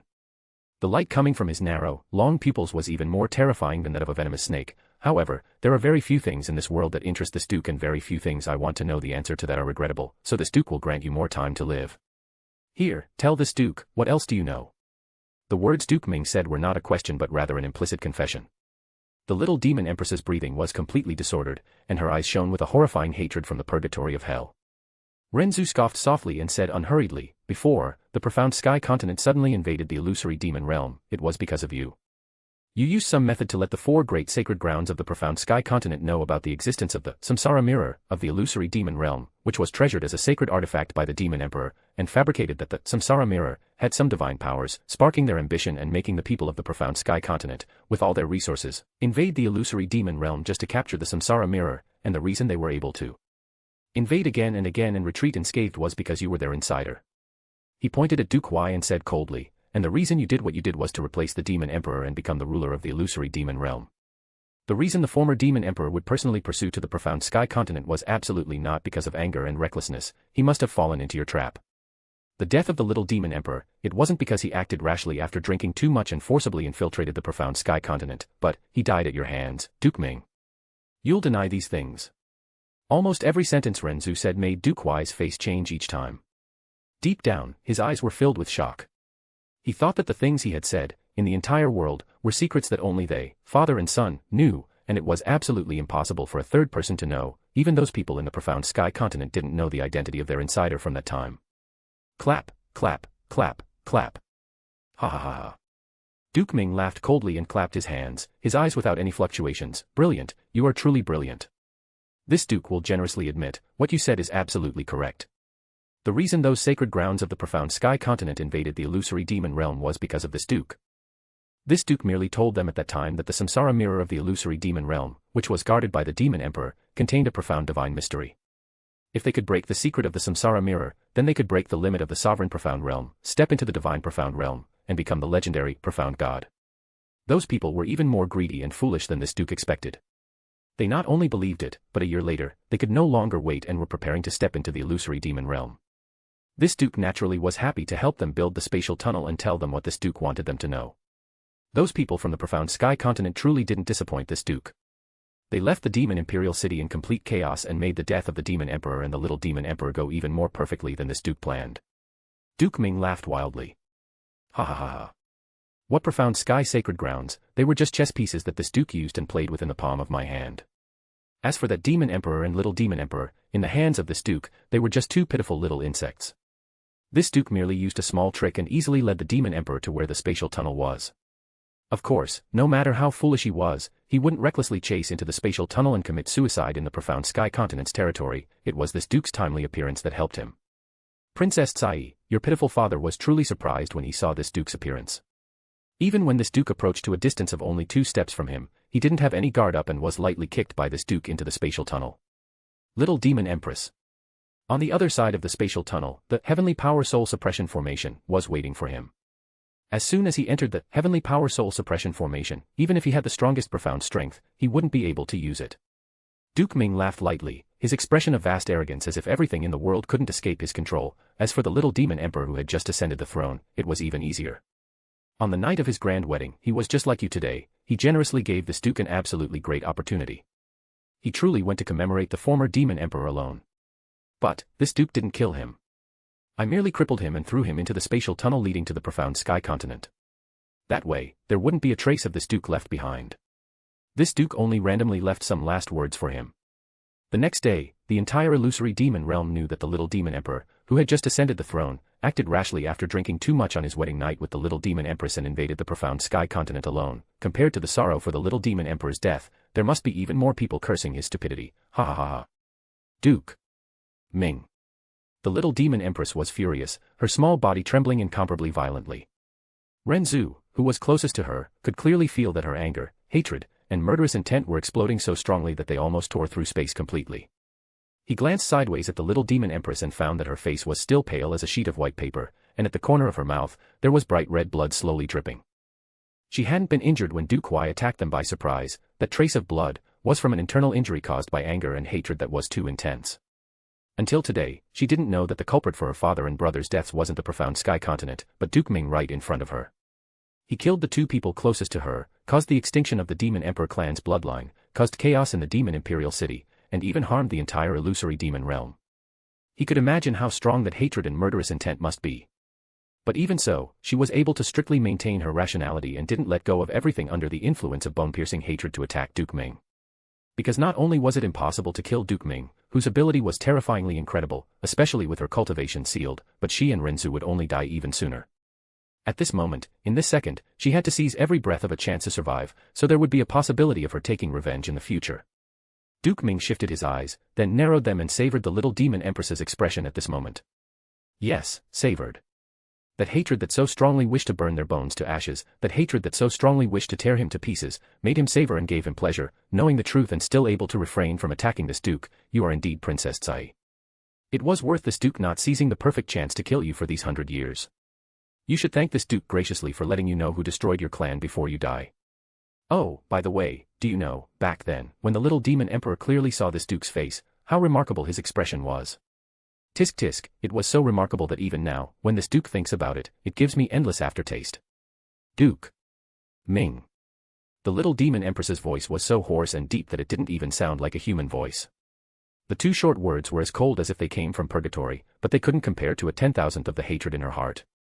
Ren Zu looked at him and said lazily, Duke Ming, your clan was able to be a royal clan, that was all because of the Demon Emperor clan. Not only were you not grateful and failed to serve loyally, but you grew your own ambitions and were cruel to this extent. Aren't you afraid of being struck by lightning for your sins? Such childish words. Duke Ming laughed lightly. The Emperor of the world naturally must be someone with ability. From the moment this duke was born, I was destined to be the one who rules the people under the heavens. The people who stand in this duke's way, no matter who they are, this duke will do anything to get rid of them. That so-called loyalty and righteousness are things that belong to ridiculous weaklings. What you wanted this duke to confess, this duke has already confessed everything. Now, tell this duke, about this duke's information, how did you find out? Duke Ming looked directly at Ren Zu, the gaze from his eyes like two sharp blades, it almost pierced through his heart and soul. As Duke Ming continued, this duke thought that no matter what I did, I wouldn't leave any trace. For the past century, the entire illusory demon realm never had anyone suspect this duke. How did you, little boy, find out about this? Could it be that this duke made any mistakes along the way? I calculated it with my fingers, Ren Zu said slowly. While Duke Huai was puzzled by this response and the little demon empress was too focused on the hatred in her heart, Duke Ming was obviously not satisfied with this answer, but he didn't continue to ask. Instead, he sneered, and his eyes, which already revealed a dangerous light, immediately became even colder. I guess, huh? This duke will believe your answer for now. Next, how will you save Princess Tsai's life and your own in front of this duke?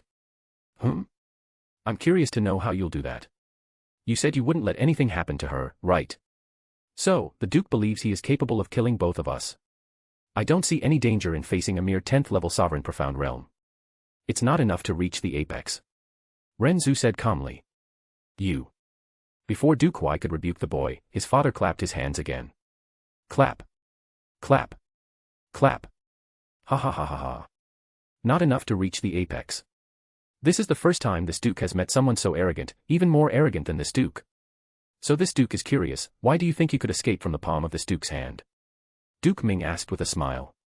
His calm but dangerous expression was as if he were telling Ren Zu that although he had some great tricks, it was absolutely impossible for him to escape from him. Books. Chapter 19, Duke's Proposal. Ren Zu smiled calmly, as if Duke Ming's words were a gentle breeze without any weight. His lips curved into a lazy arc, and he responded in a tone devoid of any hurry. Escape. Who said I want to escape? Humph, you talk as if the palm of your hand were the heavens themselves. To me, it's nothing more than a speck of dust in my path. It won't be a problem. Ren Zu's relaxed gaze, paired with that almost bored smile, made the atmosphere in the valley grow even stranger. The little demon empress's body trembled slightly behind him. Even she, who was well acquainted with Ren Zu's arrogance, felt her heart shake at the absurd calm he displayed before the most feared men in the entire illusory demon realm. You're courting death. Duke Huai took a step forward, rage burning in his eyes. He turned to his father and spoke with a voice laden with hatred. Father, it's not worth dirtying your hands with this insolent brat. Let me crush this fool with my own hands. I'll show him the difference between a worm and a dragon. He unleashed a wave of profound energy that made the ground tremble. Dust rose around him, and the pressure of his power shattered nearby trees like dry twigs. His killing intent was so dense it seemed to condense the very air. Duke Ming, however, didn't respond immediately. His long, narrow eyes fixed on Ren Zu with even greater interest, like a predator observing a rare animal. A cold smile appeared on his lips, and then he said in a low tone. Teach this boy the price of arrogance. But don't kill him yet. I want to see how long that smile stays on his face. Yes, father. Du Kuai roared, the energy in his body surging like a hurricane. He raised his right hand, and a massive palm of condensed profound energy appeared above Ren Zu, carrying the force of a collapsing mountain. The entire valley seemed to crumble under that suffocating pressure. Yet, Ren Zu merely raised his eyes, and the lazy smile on his face didn't falter for a moment. Well, since you insist on entertaining me, I'll play with you too. Ren Zu slowly raised his fist, each movement simple, almost relaxed, but the entire world reacted as if it were about to collapse. In the next instant, the sky roared. Black clouds gathered over the valley, and crimson lightning bolts descended in furious torrents, illuminating everything with an apocalyptic light. Asterisk crack. Crack, asterisk. Lightning danced across the valley. Profound art of the Thunder King. 9 stars, first stage, fist of the Thunder King of world collapsing star. He struck with force toward the condensed palm of profound energy descending upon him. A deafening thunderclap exploded in the air as the blow was delivered. The condensed energy manifested as a colossal projection of a fist made of red lightning, so massive it seemed to crush the very horizon. Lightning bolts slithered around like frenzied dragons, roaring with primal fury. The pressure unleashed was so absurd that space itself distorted, shattering into black fissures that spread like webs of cracked glass. Compared to that force, Du Kuai's crushing attack was mere sand before a raging ocean. The profound energy palm descending like a mountain was instantly swallowed and destroyed, torn to pieces like paper in a storm. Impossible. Du Kuai shouted, his eyes wide with disbelief. But before he could react, a shadow appeared before his eyes. Ren Zu had simply vanished from where he stood, his speed tearing through the laws of space. In the blink of an eye, he was in front of Du Kuai, his fist extending in a perfect punch. The punch struck his stomach with a force so close to the speed of light that the impact violently distorted the space at that point. The sound of breaking bones mingled with the roar of thunder. Gahafa. Du Kuai spat a torrent of blood, his body crumpling as if made of soft clay. The point of impact deformed as his organs were obliterated. In a last-second attempt, he tried to mobilize his profound energy to mitigate the attack, only to discover his cultivation had been sealed. His eyes widened further. His body was hurled like a lifeless projectile, soaring through the air with a trail of blood and residual lightning. He crashed into the mountain range, and the impact caused the entire ridge to collapse as if made of sand. When the dust settled, the once proud Du Kuai was kneeling amid the rubble, his face pale, his eyes bulging with pain and disbelief. Each breath seemed to tear his lungs, his stomach was so distorted from the blow that even the surrounding space still trembled, unable to return to normal. A steady stream of blood dripped from his mouth, staining the ground a vivid red. Impossible. I'm a duke, how could I? Meanwhile, Ren Zu reappeared in front of the little demon empress, who was stunned by how easily he had defeated Du Kuai. Even at her peak, she would have struggled to face him, as although her power surpassed Du Kuai's, she could never let her guard down. Ren Zu had done it so effortlessly. Was he truly stronger than her by a significant margin?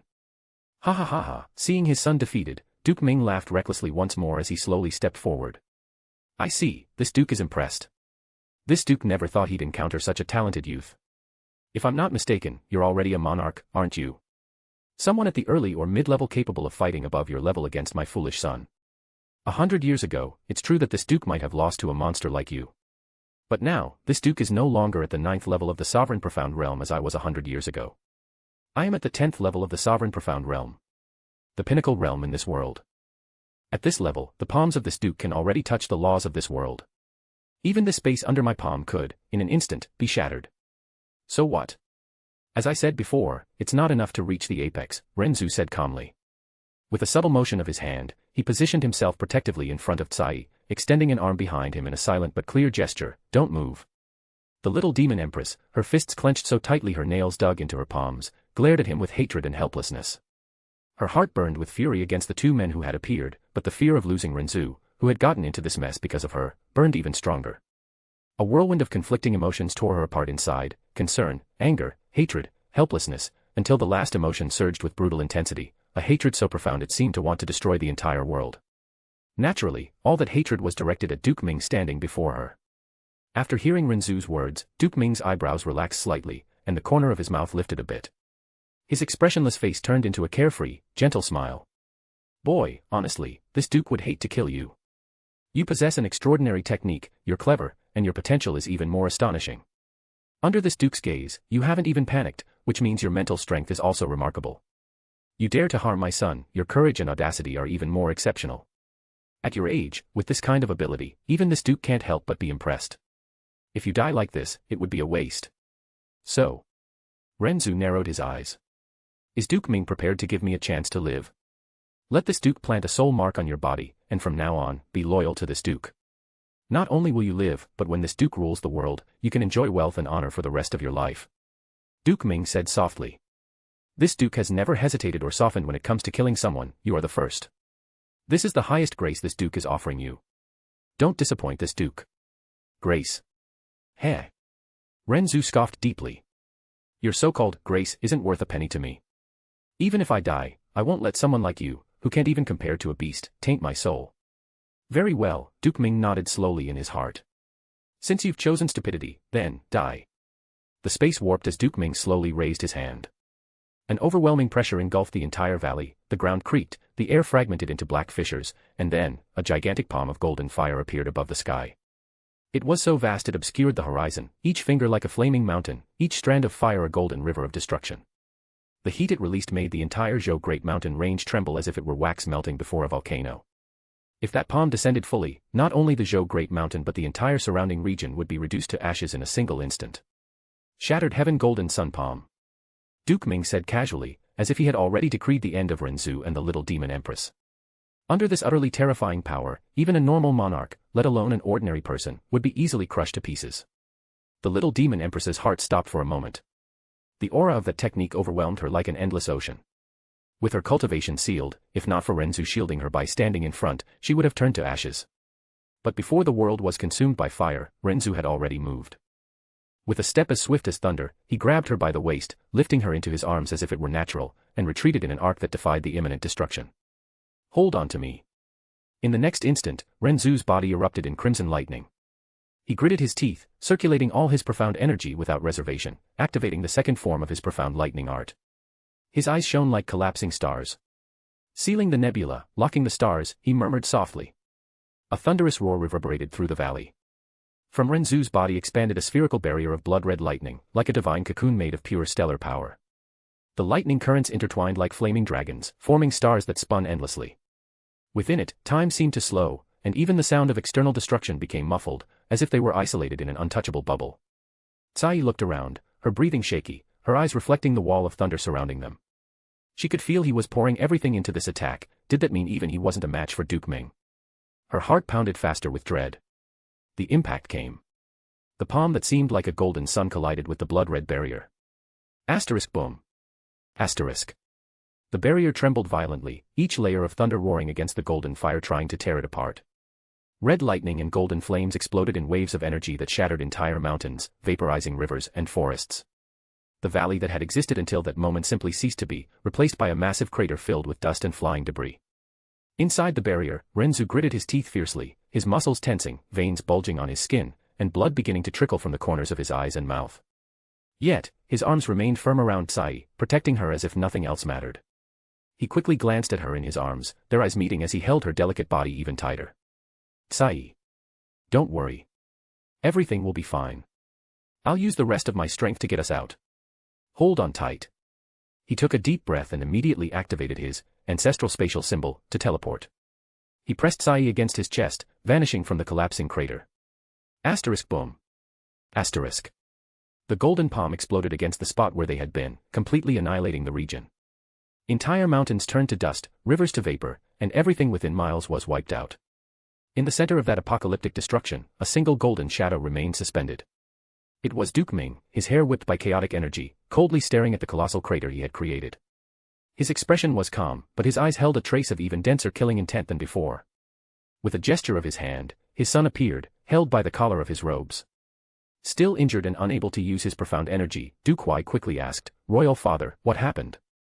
How did they disappear? Could they have?" Heh. Duke Ming retracted his other hand unhurriedly. There wasn't a trace of panic or a disturbed expression on his face, not even one of surprise. It seemed this was also within his expectations. Due to that boy's profound art, I couldn't quite see what happened. But if I had to guess, it was merely the activation of the crimson blood bracelet, triggering a dimensional escape. Such a thing exists in the little demon emperor's memory, and it was just as this duke expected, that the little demon empress equipped it. It's merely a futile effort before their death. How could they escape the palms of this duke?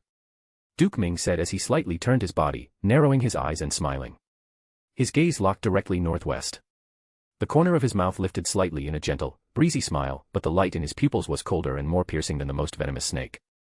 It seems they've entered the Golden Crow Lightning Flame Valley. Low-level profound practitioners use spatial rings as storage devices, but once reaching the monarch level, one could open a personal dimensional pocket. Important items could be stored in this pocket to prevent them from being easily lost or stolen, as with items in a spatial ring. Stealing something from someone's dimensional pocket was far harder than killing them. If someone did kill that person, their dimensional pocket would also collapse, and the items within would be shredded by spatial energies or fall into dimensional rifts. Either way, those items would never reappear. But most importantly, as someone who had reached the highest level of the sovereign profound realm, he could touch the world's space and sense the teleportation's location through it. That's why he didn't immediately pursue them to stop their escape. Duke Huai was still gasping in pain, his face pale, but his eyes gleamed with a spark of dark hope upon hearing his father's words. Then, they've entered the Golden Crow Lightning Flame Valley. He murmured, his breathing heavy, but soon a twisted smile appeared on his bloodied lips. Royal Father, doesn't this ruin our plans? We wanted to kill Tsai to seize this opportunity. Now that they've escaped, won't this complicate things for us? Duke Ming raised a hand behind his back, his narrow eyes glinting like cold blades. He replied calmly, without even glancing at his son. No. Even if they've escaped this duke and entered a place not easily accessible, they won't be able to leave for many years. The Golden Crow Lightning Flame Valley isn't a place people can freely traverse, it's an independent world. The little demon empress and that boy, He, will be trapped there for a while, and by then, all our plans will already be complete. When they finally emerge, if they're still alive, the throne will already have a new owner. Duke Huai's eyes shone with sick excitement, but suddenly his expression twisted in agony. He clutched his stomach, his trembling fingers shaking violently. Arg, he groaned, hatred bubbling in his eyes. Damn, that brat. It was his attack. Since then, my cultivation, it's sealed. I can't mobilize any profound energy. Duke Ming's pupils narrowed for a moment, but soon a peculiar glint of interest appeared in his gaze. Sealed. That boy actually applied a sealing technique with his attack. Very interesting. The corner of Duke Ming's mouth curled into a cold, almost satisfied smile. This boy is even more troublesome than I imagined. Not only does he carry an unusual bloodline and absurd techniques, but he also possesses means that even this duke cannot immediately identify. He laughed softly, but the coldness emanating from his eyes was so suffocating that even Duke Huai shuddered, despite the hatred burning in his chest. Royal Father. I swear, the next time we meet that wretch, I'll tear his skin off piece by piece. Duke Ming didn't respond immediately. Instead, he slightly tilted his face, staring toward the Golden Crow Lightning Flame Valley. A chilling glint flashed through his eyes. Perhaps, this duke is cultivating a truly worthy enemy. Books. Chapter 20, Golden Crow. The entrance to the Golden Crow Lightning Flame Valley was established where the two towering peaks intersected. Within a 50-kilometer radius, there were no signs of humans, and only a few profound beasts were seen. The seal at the entrance of the Golden Crow Lightning Flame Valley was personally set by the soul of the Golden Crow. The profound formation stood 30 meters tall, constantly emitting a deep golden glow and a scorching aura. In the darkness of the night, even from several kilometers away, the golden radiance of the profound formation would be exceptionally striking. Though it was currently morning, it was still clearly visible from a great distance. As one approached the site, they could distinctly feel the surrounding air growing hotter and hotter, and a half a kilometer away, the searing heat became unbearable for any ordinary human. Within the Golden Crow Lightning Flame Valley, a world of scarlet fire and purple lightning reigned in utter chaos. The outside world was completely shrouded in the inky black curtain of night, but here, there wasn't a trace of darkness. Wherever one looked, furious volcanoes and boiling lava dominated the landscape. These volcanoes were tightly clustered, and though their heights varied greatly, each burned with vibrant red flames. Some stood as tall as 3,000 meters, resembling great fire demons setting the sky ablaze. The ground was so hot it glowed red, and every grain of sand radiated astonishing heat. If an ordinary person came here, they would be reduced to ashes in mere breaths. Yet, the sky was a deep purple, with storm clouds howling like enraged malevolent gods, and from time to time, the ground was struck by lightning that shook both heaven and earth. Boom. A lightning bolt several dozen meters thick exploded, splitting a volcano in two in an instant. Countless volcanic rocks and magma flew through the air. This scene, which would terrify anyone who witnessed it, was, instead, entirely common here. A large number of fire and lightning spirits roamed and danced through this world. Though most were only as large as a palm, they radiated the aura of the profound heaven realm, and some even carried the aura of the profound emperor realm. Occasionally, a high-grade spirit would appear, truly emanating the aura of the profound tyrant realm. If someone could subdue and refine these fire and lightning spirits, they could directly convert them into their own profound energy. Refining a single low-grade emperor fire spirit was equivalent to the results of many years of arduous cultivation for an ordinary profound emperor realm practitioner. For these spirits to be born, extremely stringent conditions had to be met. They could only emerge in environments where an element was extraordinarily active and pure, such as the heart of a glacier or the depths of a lava lake, and even then, the chance of a spirit appearing was extremely low. Thus, even a low-grade elemental spirit could fetch an astronomical fortune. But in the Golden Crow Lightning Flame Valley, they appeared in groups, in droves. No wonder the power levels of those living in the Demon Imperial City were so astonishing. It was no surprise that, after the Yun family had been barred from entering the Golden Crow Lightning Flame Valley for 100 years, their strength had weakened to a shocking degree. Deep within the Golden Crow Lightning Flame Valley, on a small hill, stood a Golden Crow profound formation strikingly similar to the one sealing the valley, except this one was a third smaller, and the silhouette of the Golden Crow was more vivid. This was the end of the Golden Crow Lightning Flame Valley, the place where the Golden Crow's ancestral land lay. There was only a mountain wall behind the sealing profound formation. It was evident that the Golden Crow's ancestral land was another independent world, perhaps even the small world of the Golden Crow's soul itself. This blazing profound formation was merely a teleportation entrance. Within the Golden Crow's ancestral land, the only word to describe it was golden. The horizon didn't exist, only an endless golden expanse shimmering with the intensity of 1,000 fused suns. Every detail was bathed in liquid gold, the ground appearing to be made of fine sand but sparkling as if each grain were a fragment of pure light. There was no sky, no clouds, only absolute gold permeating everything, as if time itself had been transformed into solid light. In the golden silence of this independent world, two silhouettes suddenly appeared out of nowhere, tearing through the expanse as if space itself had ripped open to reveal them. They were Ren Zu and the little demon empress, who had fled from Duke Ming. But their moment of relief was brief. Ren Zu immediately paled, his expression marked by the extreme effort he had exerted to escape Duke Ming's attack. His body faltered, his knees touched the golden ground, and before he could catch his breath, he collapsed unconscious. A trickle of blood ran from his lips.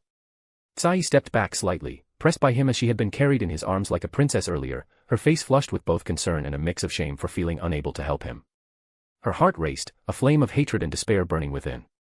Without a word, she quickly knelt beside him, her delicate hands running over his arms and chest, checking if he was still breathing, if there was any sign of life. "Ren Zu, stay with me, please," she murmured, her voice trembling, her solitary black eyes gleaming with cold determination. You can't just pass out like this." She quickly realized there were no serious external injuries, only a slight bleeding from his lips.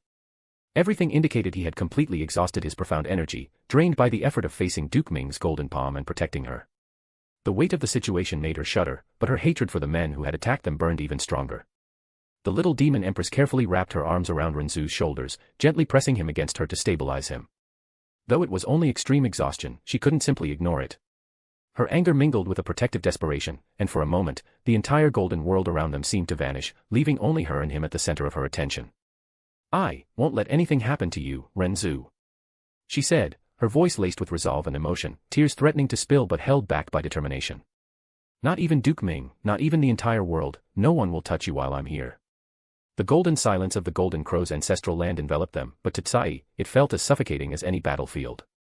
She took a deep breath, trying to steady her racing heartbeat, as anger and concern intertwined, forming a silent force ready to protect Ren Zu at any cost. The little demon empress took another deep breath.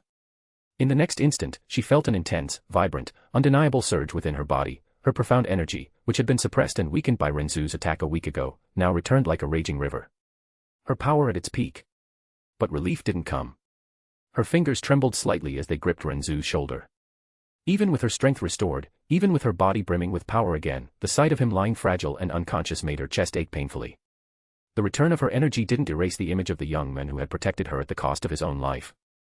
But it was enough to awaken the one who dwelled in the depths of the Golden Crow's ancestral land. Ha ha ha ha ha ha. Suddenly, a woman's laughter echoed through the golden world. It was a paradoxical sound, loud as if it came from the heavens themselves, yet so close it seemed to whisper in her ear. Though the little demon empress's profound strength had reached the 5th level of the sovereign profound realm, her vital energy and even her blood quivered under the weight of that laughter. Interesting. Truly interesting. This noble one never thought she'd see a descendant in this state. Curious boy, did he tear through space with some treasure to get here? No, no. A world piercer? Impossible. It must have been something else. But more importantly, the illusory demon royal family has been delayed for 100 years. And today, someone finally arrives. But it's just a woman. It seems this noble one's fate with your clan has come to an end. The little demon empress's eyes widened upon hearing that voice and its words. In an instant, she understood where she was, and the revelation made her heart tremble even more. That place, in the past, all she had felt toward it was powerlessness and an impossible desire to reach it, due to the absence of the demon emperor's seal. But thanks to him, she had reached this place. Though she had restrained herself with all her strength, the most intense agitation in the last 100 years flickered in her eyes. Because, to her, being in this place meant her Golden Crow bloodline could truly awaken, granting an immense leap in her strength, from her current monarch level to the peak of monarch. In the illusory demon realm, no one would be her match anymore. With Duke Ming returning as a peak-level monarch, this was, without a doubt, a heavenly surprise. It would completely change her fate, allowing her to become the true ruler of the illusory demon realm and exact her revenge. Setting Ren Zu on the ground somewhat roughly due to her excitement, she quickly knelt on one knee and said with great respect, 12th Emperor of the illusory demon royal family, 11th inheritor of the Golden Crow bloodline, Wan Sai, greets the divine Golden Crow. Why have you come here?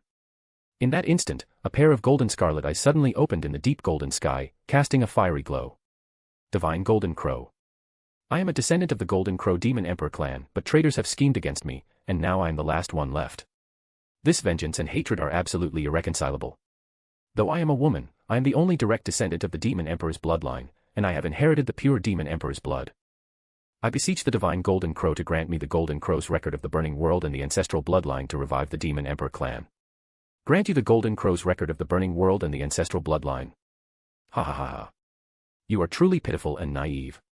Did you not hear what I just said? The moment you entered here, I knew my fate with your clan was over. What do you mean by that, divine Golden Crow? The little demon empress furrowed her brows, speaking in confusion. What does it mean? You are utterly naive. The Demon Emperor clan has had 10 generations of demon emperors over the past 10,000 years, and all 10 were men. There has never been a woman. Did you really think it was just a simple coincidence of men being superior to women? It seems you don't know that, with a mortal body like yours, only men can withstand carrying the Golden Crow's ancestral blood. The little demon empress felt as though she had been struck by lightning, her entire body trembled slightly as she said, why?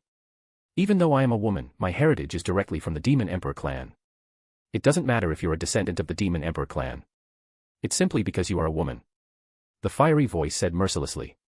Men's bodies are yang, and women's bodies are yin. With a mortal woman's body, you can tolerate controlling ordinary profound flames, even the phoenix flames or vermilion bird flames would be fine, but my Golden Crow flame is the fiercest yang fire in the world. It cannot tolerate any trace of yin. You currently possess only a faint trace of the Golden Crow bloodline, and you're already suffering from its burning day and night. You're in pain, and your lifespan has been greatly reduced. If you were to carry the ancestral bloodline, your internal blood flow would be completely disrupted, and you would suffer in agony for your entire life. Moreover, you are still a virgin, so your vital yin remains in your body.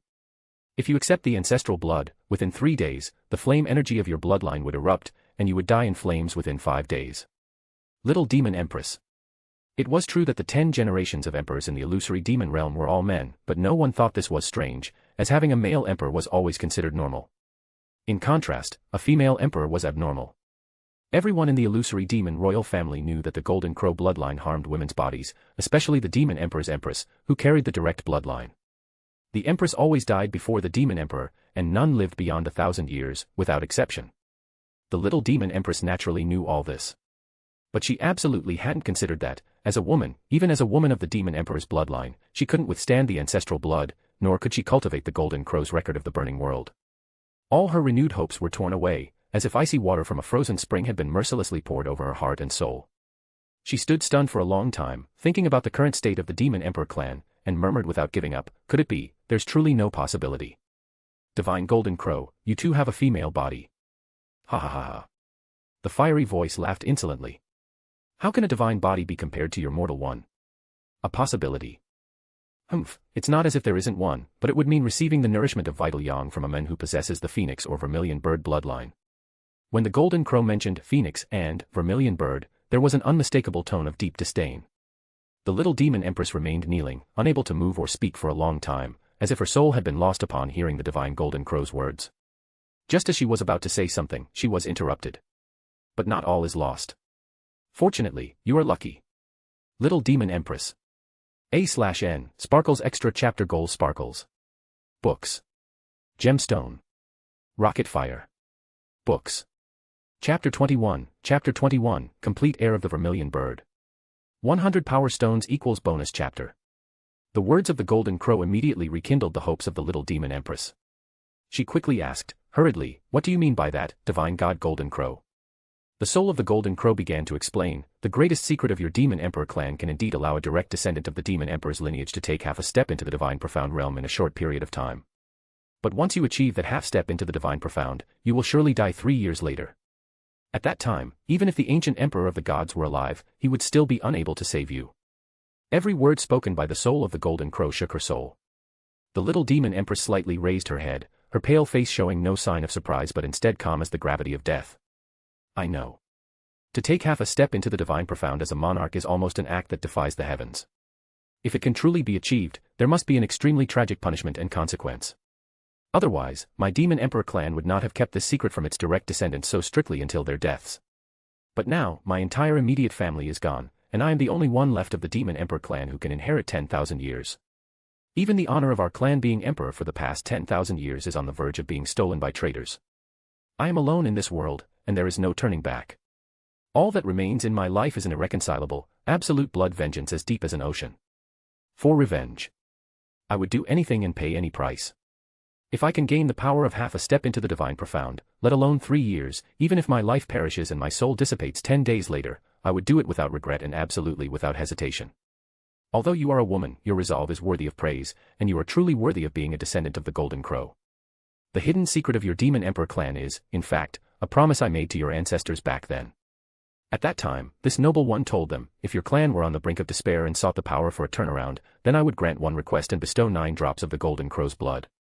At the same time, by channeling the vitality of the person's life, it would burn all the power of their Golden Crow lineage and allow them to gain strength equivalent to half a step into the Divine Profound.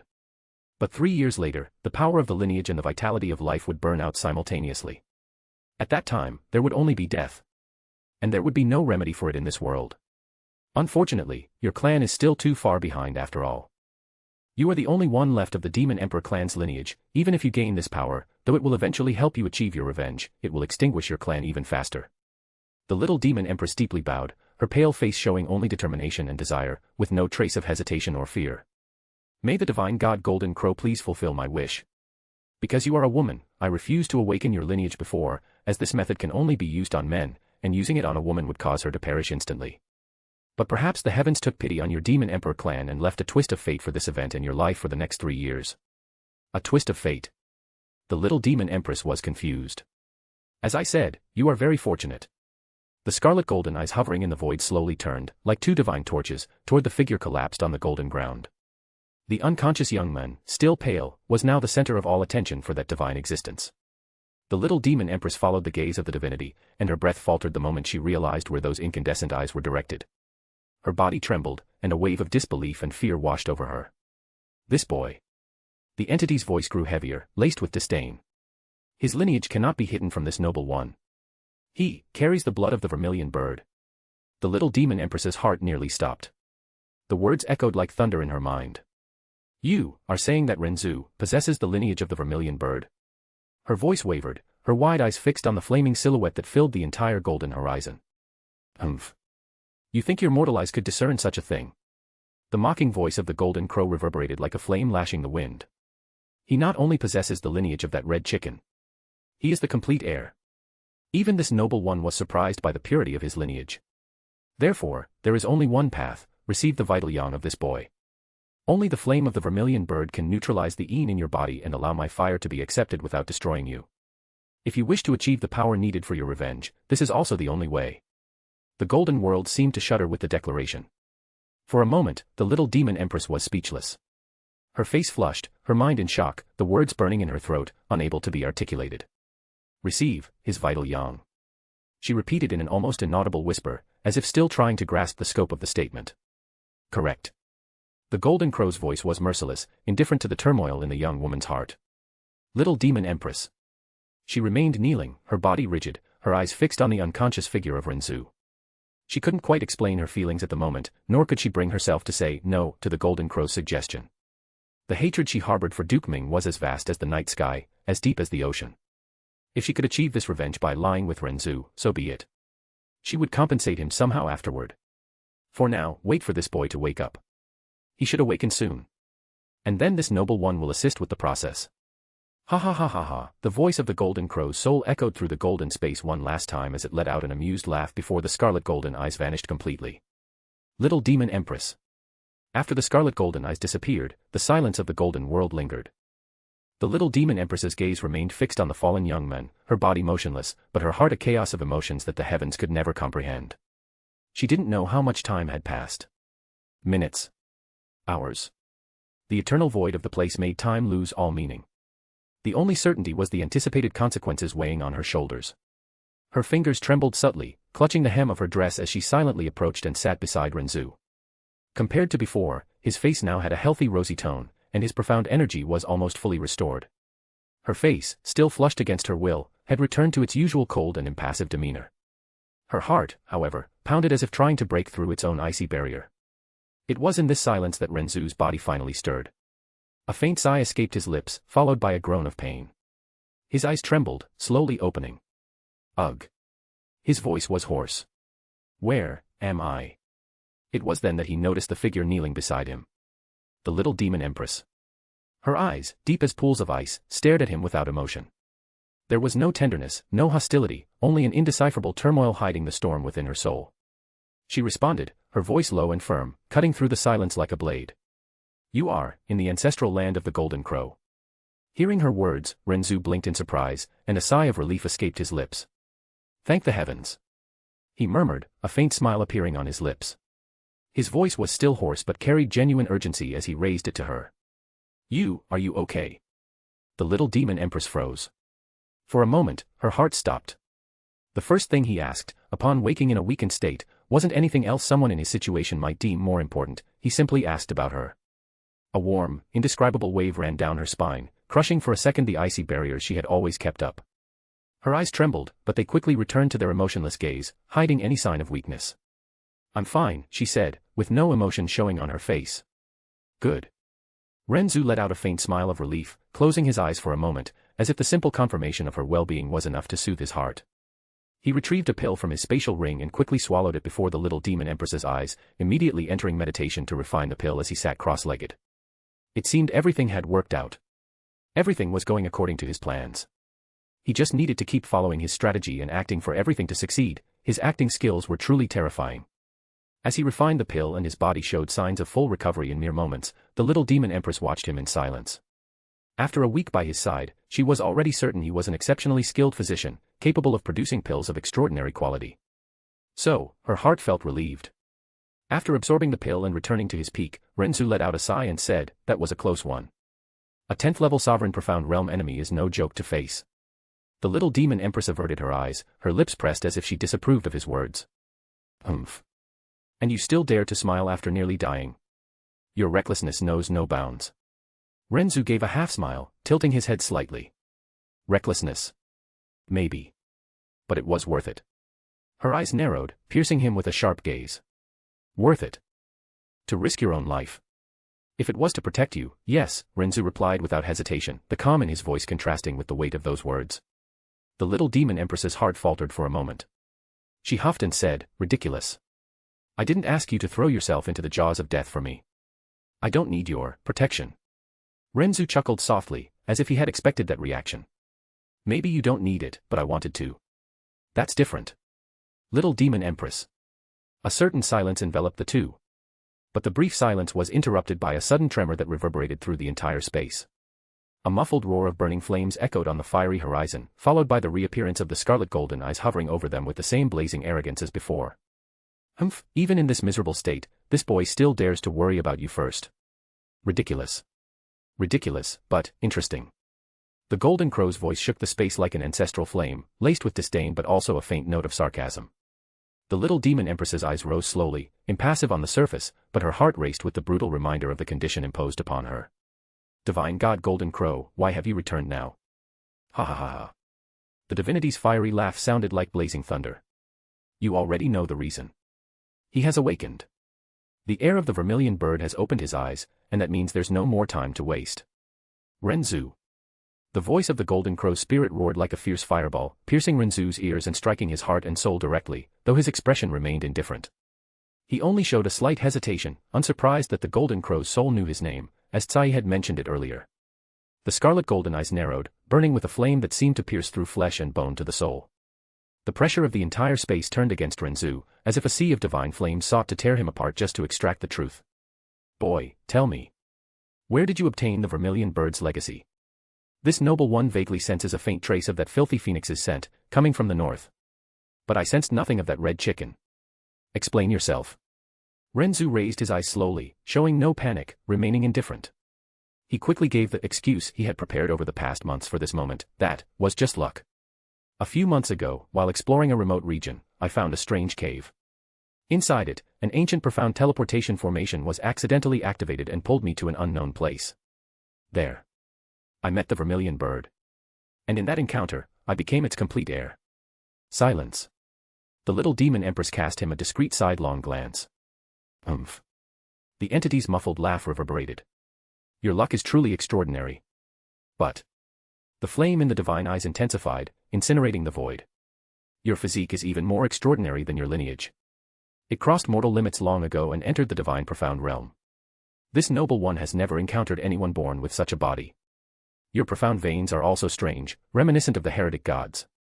It's as if you have something akin to the evil fire spirit body granted by his legacy. You can control primordial flames and fear none of the myriad flames in the world. That is the most fascinating thing to this noble one.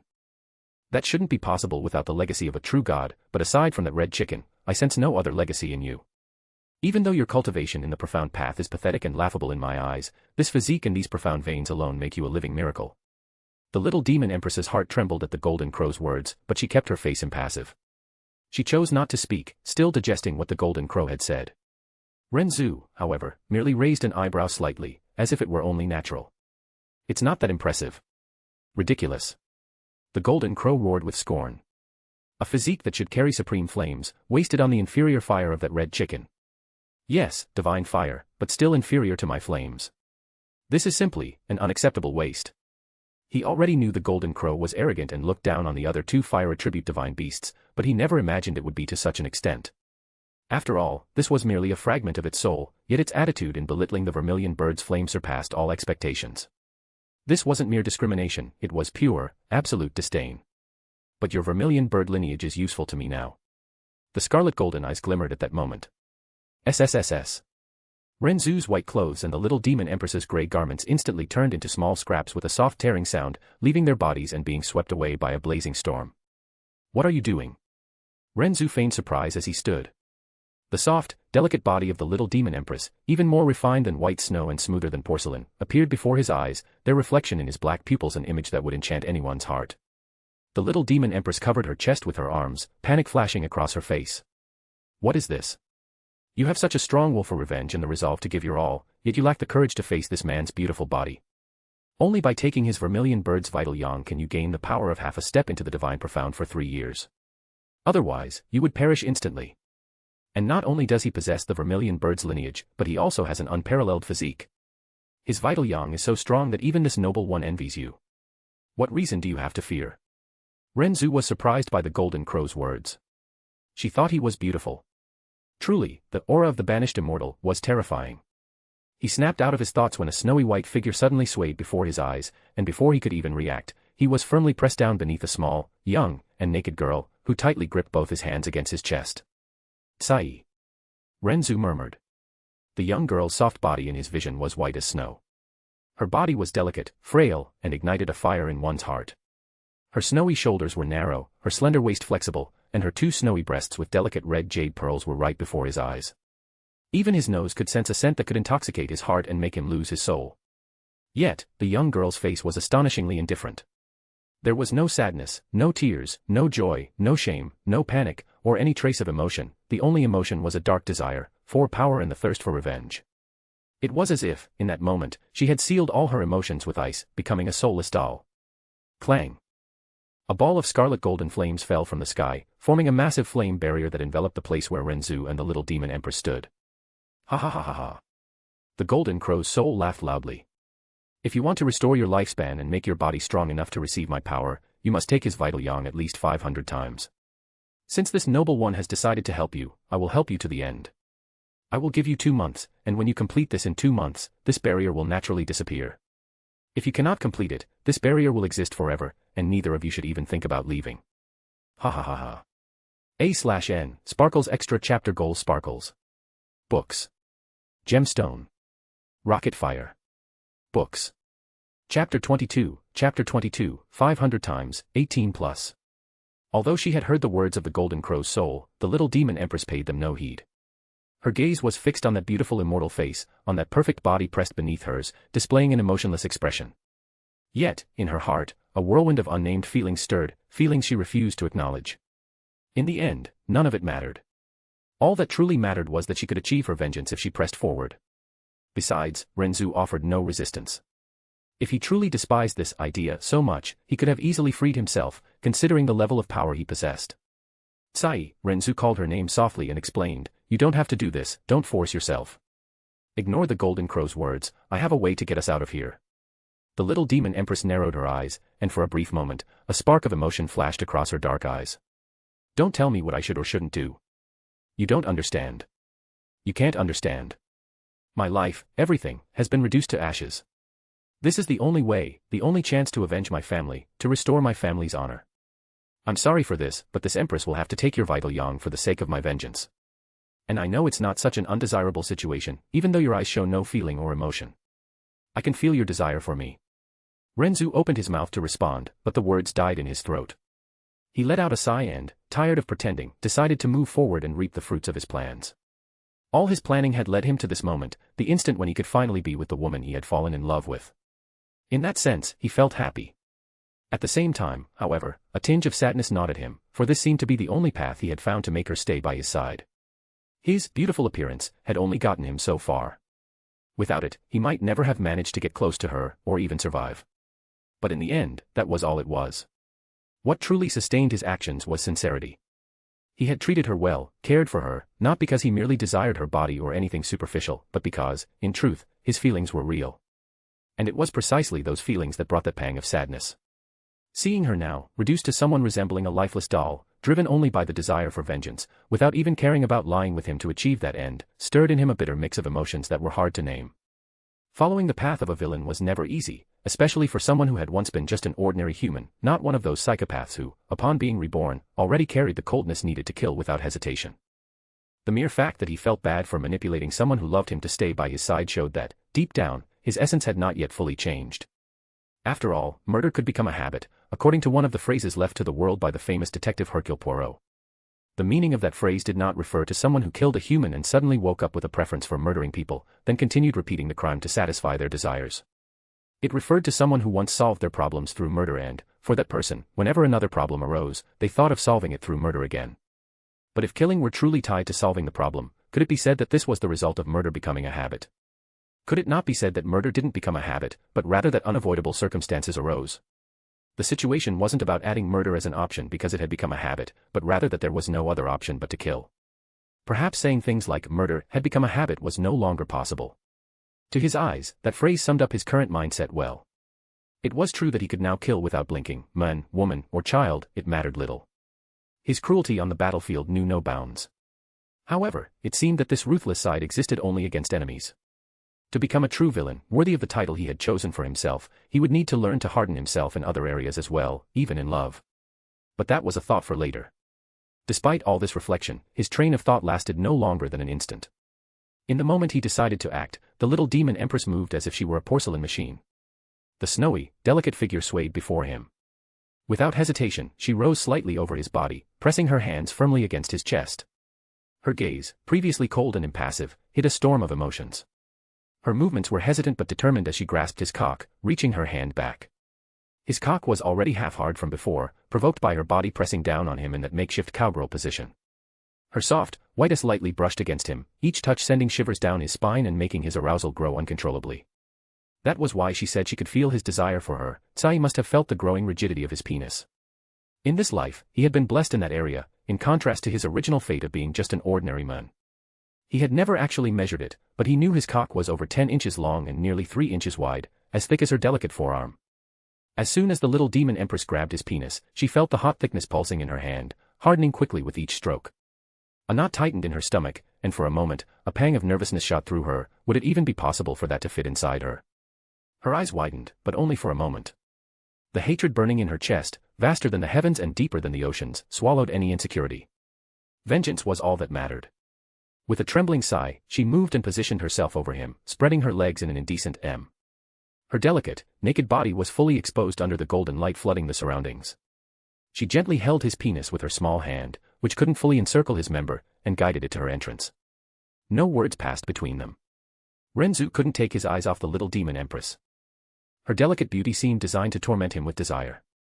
Her long, black hair, as dark as a moonless night, cascaded down to her hips, sliding like silk and caressing his skin as it moved. A sweet jasmine scent permeated the air, intoxicating his senses and igniting his body in anticipation. Her skin, white as snow, gleamed under the golden light, smooth and soft as white jade. Every curve seemed to beg to be touched. Her fragile shoulders and slender waist, so delicate he could dominate her with one hand, accentuated the femininity of her form. It was a body made to be possessed, small, slender, but irresistibly tempting. Her discreet, firm, and well-shaped breasts rose gently, crowned with pink nipples that resembled red pearls. The contrast between her pale skin and those rosy tips made him want to taste them, to feel their flavor, to hear the sound she would try to suppress when touched there. He lowered his gaze and saw what awaited him. Her small, pink, delicate opening rubbed against his now fully rigid and pulsing member. With her hand, she held his cock and massaged her juicy lower lips, sending a shiver that rose to his chest. His heart raced, and he restrained himself, holding back from taking the initiative. He knew that, being her first time and having mustered the courage to act, any hasty move could have the opposite effect and scare her, breaking the delicate situation. So, he let her do what she wanted for now. After all, he would still have 499 more chances to fuck her the way he wanted. Noticing the slightly aroused expression in his dark eyes, a strange warmth bubbled in the little demon empress's stomach. She had been watching him for some time too, and part of the reason she didn't mind lying with him, beyond the desire for vengeance, was the deep feelings she harbored for him. There was a hidden, suppressed but persistent desire that surfaced whenever she saw him shirtless during training or when she recalled their first meeting, when both were naked. She doubted anyone wouldn't feel that way upon seeing him. The man before her wasn't just handsome, no adjective could do justice to the almost supernatural perfection of his form. His skin emitted a subtle glow, as if every cell were infused with serene light. His muscles were sculpted to perfection, broad shoulders, a firm chest, and an abdomen marked with lines that seemed hand-carved by gods. His long, black hair flowed like waves across the floor, creating a poetic contrast against the paleness of his skin. And those eyes, deep, abyssal, reflected her nakedness with a cold, almost inhuman calm, though there was a desire to possess her within those eyes. For Ren Zu, the sight of her delicate body pressing against him was like fire poured into his veins. The little demon empress's small, fragile hips descended slowly, and he could feel the heat of her pussy vibrating, trembling as if begging for his cock. The wetness flowed excessively, forming glistening threads that dripped onto his skin, betraying how much her body wanted him, even without any emotion on her face. The thick, purple glands pressed against her wet opening, rubbing back and forth. Each stroke spread the flowing honey, soaking his cock down to the base. The contrast was absurd. The hard, pulsing member seemed too brutal to fit there, but her pussy's flesh contracted in spasms, trembling, as if calling for something it shouldn't be able to handle. Then, finally, she gave in. With a slow, inexorable movement, her insides opened. HHHHNNNGH. A muffled sound escaped as the tight flesh was stretched, centimeter by centimeter, in a wet snap. The massive cock sank slowly, pushing the inner walls that stretched to their limit, sucking him in with convulsive waves. With each advance, her little pussy swallowed deeper, sucking and engulfing that monster as if it wanted to trap it forever. Ren Zu lost his breath in that instant. The glands met resistance, and as it forced its way through, a violent shiver ran down his spine. The virgin flesh was suffocating, too tight, too soft, too hot. Her insides enveloped him like a living prison, squeezing from all sides, pulsing and trembling in uncontrollable contractions that seemed to sap every ounce of his strength. NHHHHH. A guttural sound escaped his throat as he threw his head back, teeth clenched. The pleasure was so brutal it hurt. Each time he sank deeper, his cock felt on the verge of exploding, crushed by the suffocating grip that left no space. It was the first time for both of them, and so every sensation came raw, violent, like waves crashing against rocks. The friction of her virgin, wet, and sticky flesh made his entire body shudder. He felt every nerve of hers trying to mold around his thickness, squeezing, contracting, and sucking relentlessly. The sounds filled the ancestral land of the golden crow, schlick, squelch, plop, the noise of the lubrication dripping and the walls being stretched beyond their limit. Pain burned in her delicate body, but it was already mixed with a perverse pleasure that made her pussy tremble endlessly, throbbing around his cock as if it would suck everything inside. Her eyes half closed, without shine, without emotion, but a certain turmoil could be seen in her dark pupils. When, finally, his member reached the bottom, the impact resonated like muffled thunder within her. His cock hit her cervix, crushing every nerve in its path, and a stifled scream echoed from her lips. Ah! The shock coursed through both of them. She descended all the way, burying him entirely inside her in one final thrust. Ren Zu let out a guttural moan, his body arching in brutal ecstasy. The glands pressed against her depths, mercilessly crushing her uterus, and the pleasure surged through his nerves like electricity. His cock throbbed like a heart, rigid to the extreme, each vein pulsing against that insatiable pussy that engulfed him relentlessly. He gasped deeply, his eyes half closed in ecstasy, but suddenly noticed a scarlet thread sliding down the junction of their bodies. The blood tinged the transparent honey dripping from her tight pussy, trailing down to his own hips in a hot, viscous stream. His heart tightened. "Tsai, are you okay?" His voice came out low, tense, broken by the pleasure threatening to overwhelm him. Her eyes moved slowly, staring down at him, black as abysses. No response. No words. Just silence. Then, as if she hadn't heard, she moved her hips upward. NHHNN. Ren Zu moaned loudly as the hot, tight flesh slid up his cock, letting it slip halfway. The pressure eased for just a moment, only for her to descend again, slowly, crushing him to the bottom. The wet sound exploded between them, like a clap. Pa. Her little pussy squeezed and sucked every centimeter as if incapable of letting him escape. The blood mixed with the abundant lubrication, turning each movement into a perversely hot, slippery, addictive friction. Ren Zu held his breath. His body wanted to grab that waist and take control, but he hesitated. He was seeing her empty face, so cold, so distant, and yet her hips moved in a mechanical rhythm, rising and falling, riding as if it were just a task to complete. But as the minutes dragged on, the obscene sound echoed louder, the stifled moans escaped her pale lips, and each descent seemed heavier, hungrier. The little demon empress's breathing became irregular. Her shoulders trembled faintly, her fragile body beginning to react against her will. The grip of her pussy grew even tighter, contracting in involuntary spasms every time his massive cock sank to her uterus. "Anne." A soft, muffled sound escaped her, unable to be contained. Ren Zu's eyes widened, his heart racing. He couldn't take it anymore. He brought his hands to her delicate waist and held her firmly. The little demon empress's eyes narrowed immediately, cold as a sword's blade. Her gaze fell on him like that of a death god, a silent promise of punishment. But she didn't stop. Even staring at him that way, her hips kept moving, riding slowly, in an increasingly wet, increasingly indecent back and forth. Ren Zu moaned, gripping her waist tighter, guiding her movements even against that murderous look. The pleasure was unbearable. Her flesh seemed to suck his soul, contracting with every deep thrust, squeezing his cock to the root. She clenched her teeth, trying to remain impassive, but her rhythm began to falter. Her hips sped up slightly, then slowed, as if she were getting lost in the sensation. Each faster descent caused a wet slap, and each rise left a thick thread of fluid connecting her pussy to his throbbing cock. Ren Zu couldn't pretend anymore. Her body was giving in. The heat, the grip, the stifled moans, everything screamed that this vengeance was turning into something addictive. And so was he. With every movement, every contraction, he felt the addiction growing within him, as if he needed her more than he needed to breathe. "Tsai."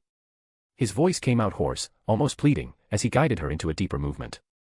She merely closed her eyes for a moment, as if unwilling to face reality, and continued riding him. Time seemed to drag in the slow rhythm of her hips. Ren Zu, lying down, observed every detail as if trapped in a spell. The little demon empress's small, delicate body moved over him with an indecency that would shock any inhabitant of the illusory demon realm, irresistibly erotic. Her firm breasts rose and fell gently with each thrust, swaying in a hypnotic rhythm. They weren't large, but their perfect shape, her pale skin gleaming under the faint light's reflection. Her pink nipples were hard, erect.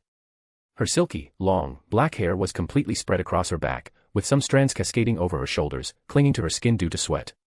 Wet strands stuck to her chest, dripping droplets that slid down the valley between her breasts, mingling with the glistening wetness between her legs. Ren Zu panted heavily, feeling himself being sucked with every descent. The intoxicating scent of sweat and sex filled the air, making everything even more heady. His body trembled, trying to hold back, but the absurd pressure of that pussy made him waver.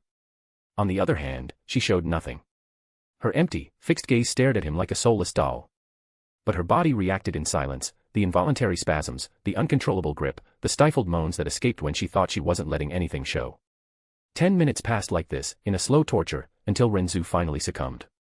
His entire body arched, muscles contracting, and he exploded inside her. The hot semen flooded the little demon empress's insides. Her eyes widened for a moment, her breathing faltered, and a crystalline moan escaped her lips. A pure, sweet, unexpected sound. But she quickly suppressed it, clamping her mouth shut, as if denying that pleasure were possible. And, to Ren Zu's surprise, she didn't stop. Even with her womb being filled, she kept riding, as if it weren't enough, as if she needed to squeeze every drop from him. That ignited something in him. Ren Zu bit his lips, his eyes gleaming with boldness. Without warning, he sat up, wrapping his arms around her and pulling her against his chest. Now seated, he began thrusting upward, completely ignoring the cold look she cast over him. Each thrust made her body jolt, her breasts bounce, and the wet sounds echo even louder in the room. She tried to maintain her rigidity, but her legs betrayed her.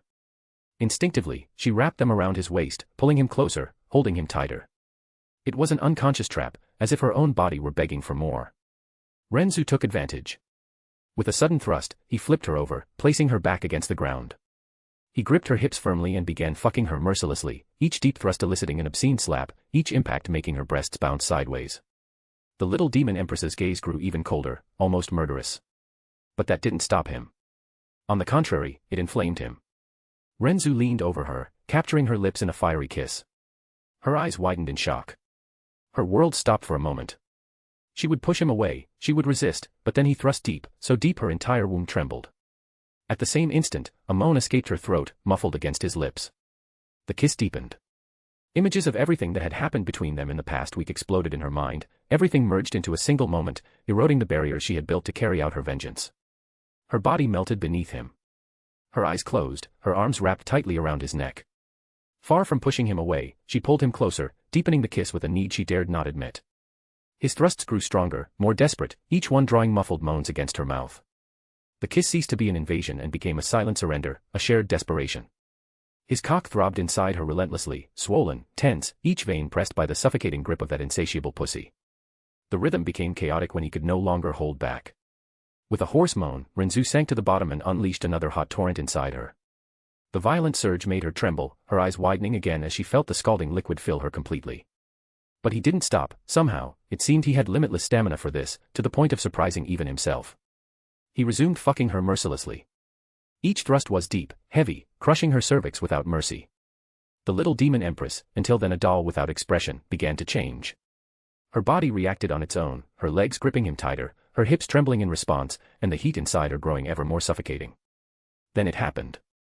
When an especially deep thrust hit her, a shock coursed through the young empress's entire body.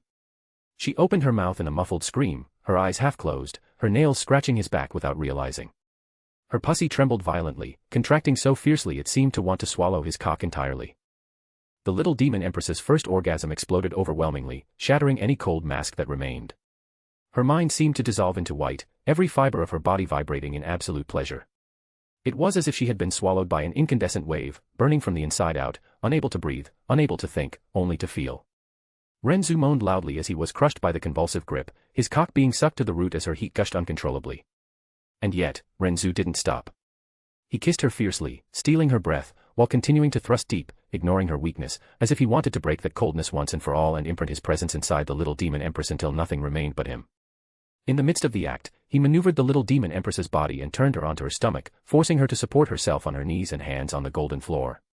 Her delicate, jade-like body arched almost unrealistically, her slender waist and small hips trembling under his touch.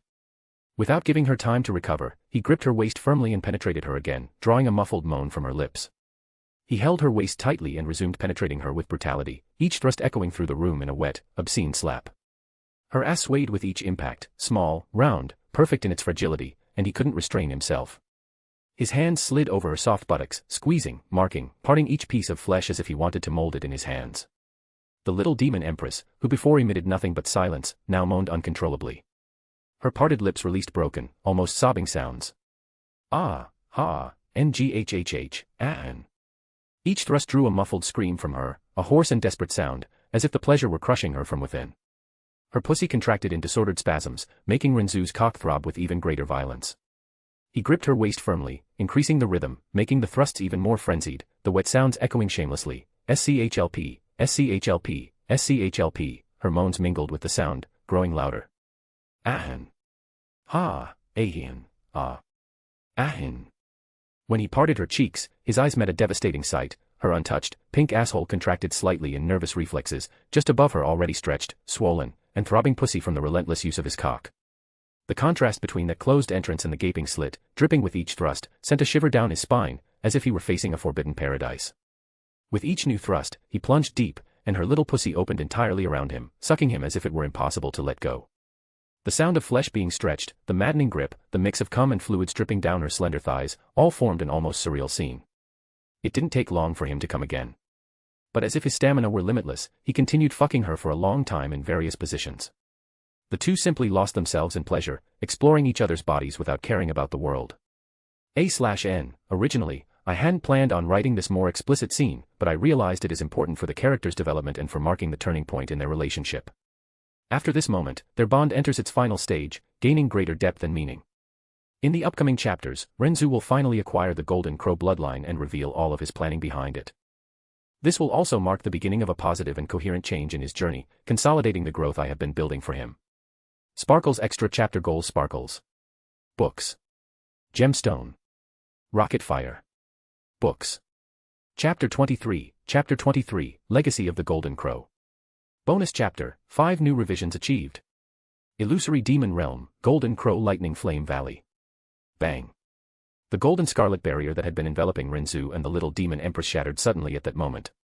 At the same time, 9 points of golden light, so brilliant they couldn't be looked at directly, descended from the sky and landed on the little demon empress's body. Before Ren Zu could even react, her body was already completely engulfed in golden flames and vanished before his eyes. Ha ha ha ha. The loud laughter of the Golden Crow's soul echoed from the sky. You truly are an extraordinary person. It took only 30 days. Much sooner than I expected, your body is indeed special. But this demon emperor girl has truly opened this noble one's eyes.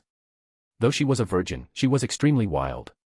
This noble one has suddenly become somewhat curious whether she was giving her all to gain power for revenge, or if that was her innate nature from the start. Ha ha ha ha. Where did you take her? Ren Zu asked indifferently, narrowing his black eyes. After 30 days by the little demon empress's side, it could be said that their relationship had undergone a tremendous transformation. She was now, without a doubt, his wife. She has already lost her virginity, and her body has been properly nourished by your vital yang. Be it her body or her vitality, they would not be burned or destroyed by the Golden Crow's flame power. Things went even smoother than this noble one had anticipated. Just now, this noble one has bestowed upon her 9 drops of the most original Golden Crow blood in her bloodstream. Now she is within the Golden Crow's secret realm, formed by my powers, slowly drawing from the source of power within and, in the process, comprehending the unmatched profound art of my Golden Crow lineage, the Golden Crow's record of the burning world. It takes only 7 days to extract all the source of power, and then she will be able to reach the half-step divine profound realm. But if she wants to leave the secret realm, she must at least comprehend the first 3 levels of the Golden Crow's record of the burning world. If she is too slow and foolish and cannot do so within 3 years, then she might as well die inside. The temperament of this Golden Crow's soul was as peculiar as he remembered from the original story. Not only was she violent, she often forcibly sealed others and didn't allow them to leave until her goal was achieved, all according to her own whims, completely ignoring the will of others. She was so domineering it was almost inhuman.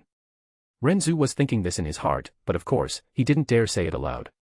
He was well aware of the consequences of the little demon empress accepting the Golden Crow's power and everything else, but if he had the right items and time, he could heal and treat her.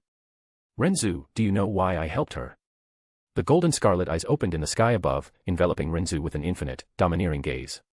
She is the successor of the Golden Crow's lineage. Helping her is only natural, isn't it?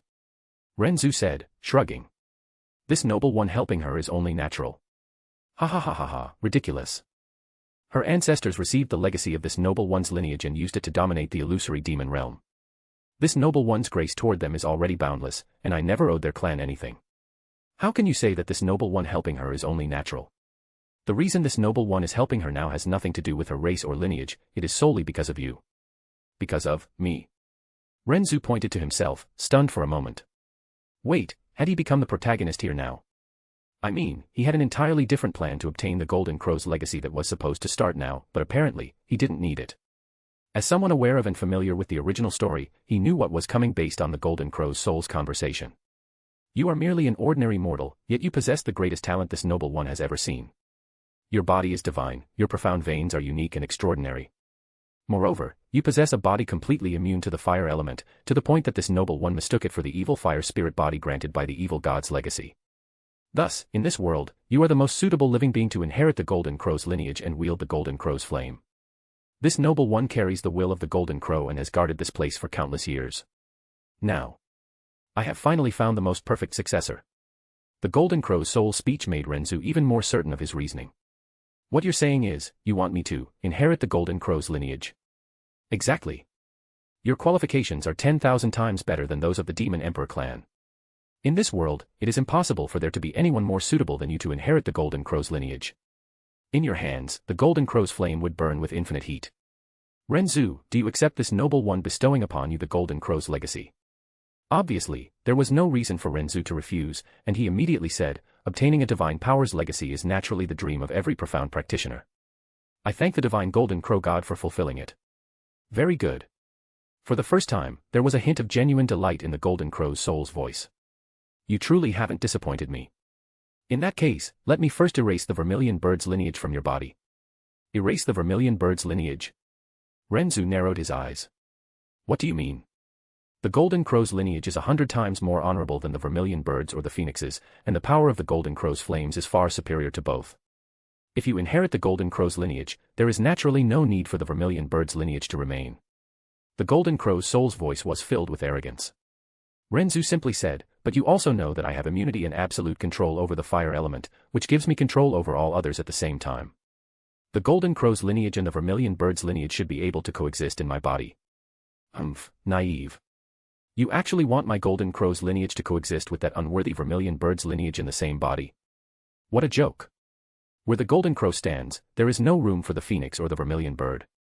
By receiving my Golden Crow's powers, your lineage will become even nobler, and the power of your flames will increase manifold. There is no reason for you to still need the Vermilion Bird's lineage. Coexisting with it is simply an insult to my Golden Crow's powers. This noble one will never allow that to happen. If you wish to receive the bestowal of this noble one's Golden Crow powers, the Vermilion Bird's lineage in your body must first be completely erased. The Golden Crow's soul's voice was arrogant, resolute, indisputable, and carried an extreme disdain for the Vermilion Bird's lineage. Ren Zu gave a somewhat sly smile. He knew exactly what to do now. Skipping the part about how to gain the Golden Crow's attention to consider him as an heir, he just needed to follow through with his plans. He shook his head and feigned determination. No. I can inherit the Golden Crow's lineage, but I absolutely cannot allow my Vermilion Bird's lineage to be erased. If the prerequisite for inheriting the Golden Crow's lineage is erasing my Phoenix lineage, then the Golden Crow's power isn't worth having. Presumptuous. Ren Zu's words undoubtedly enraged the Golden Crow's soul immensely.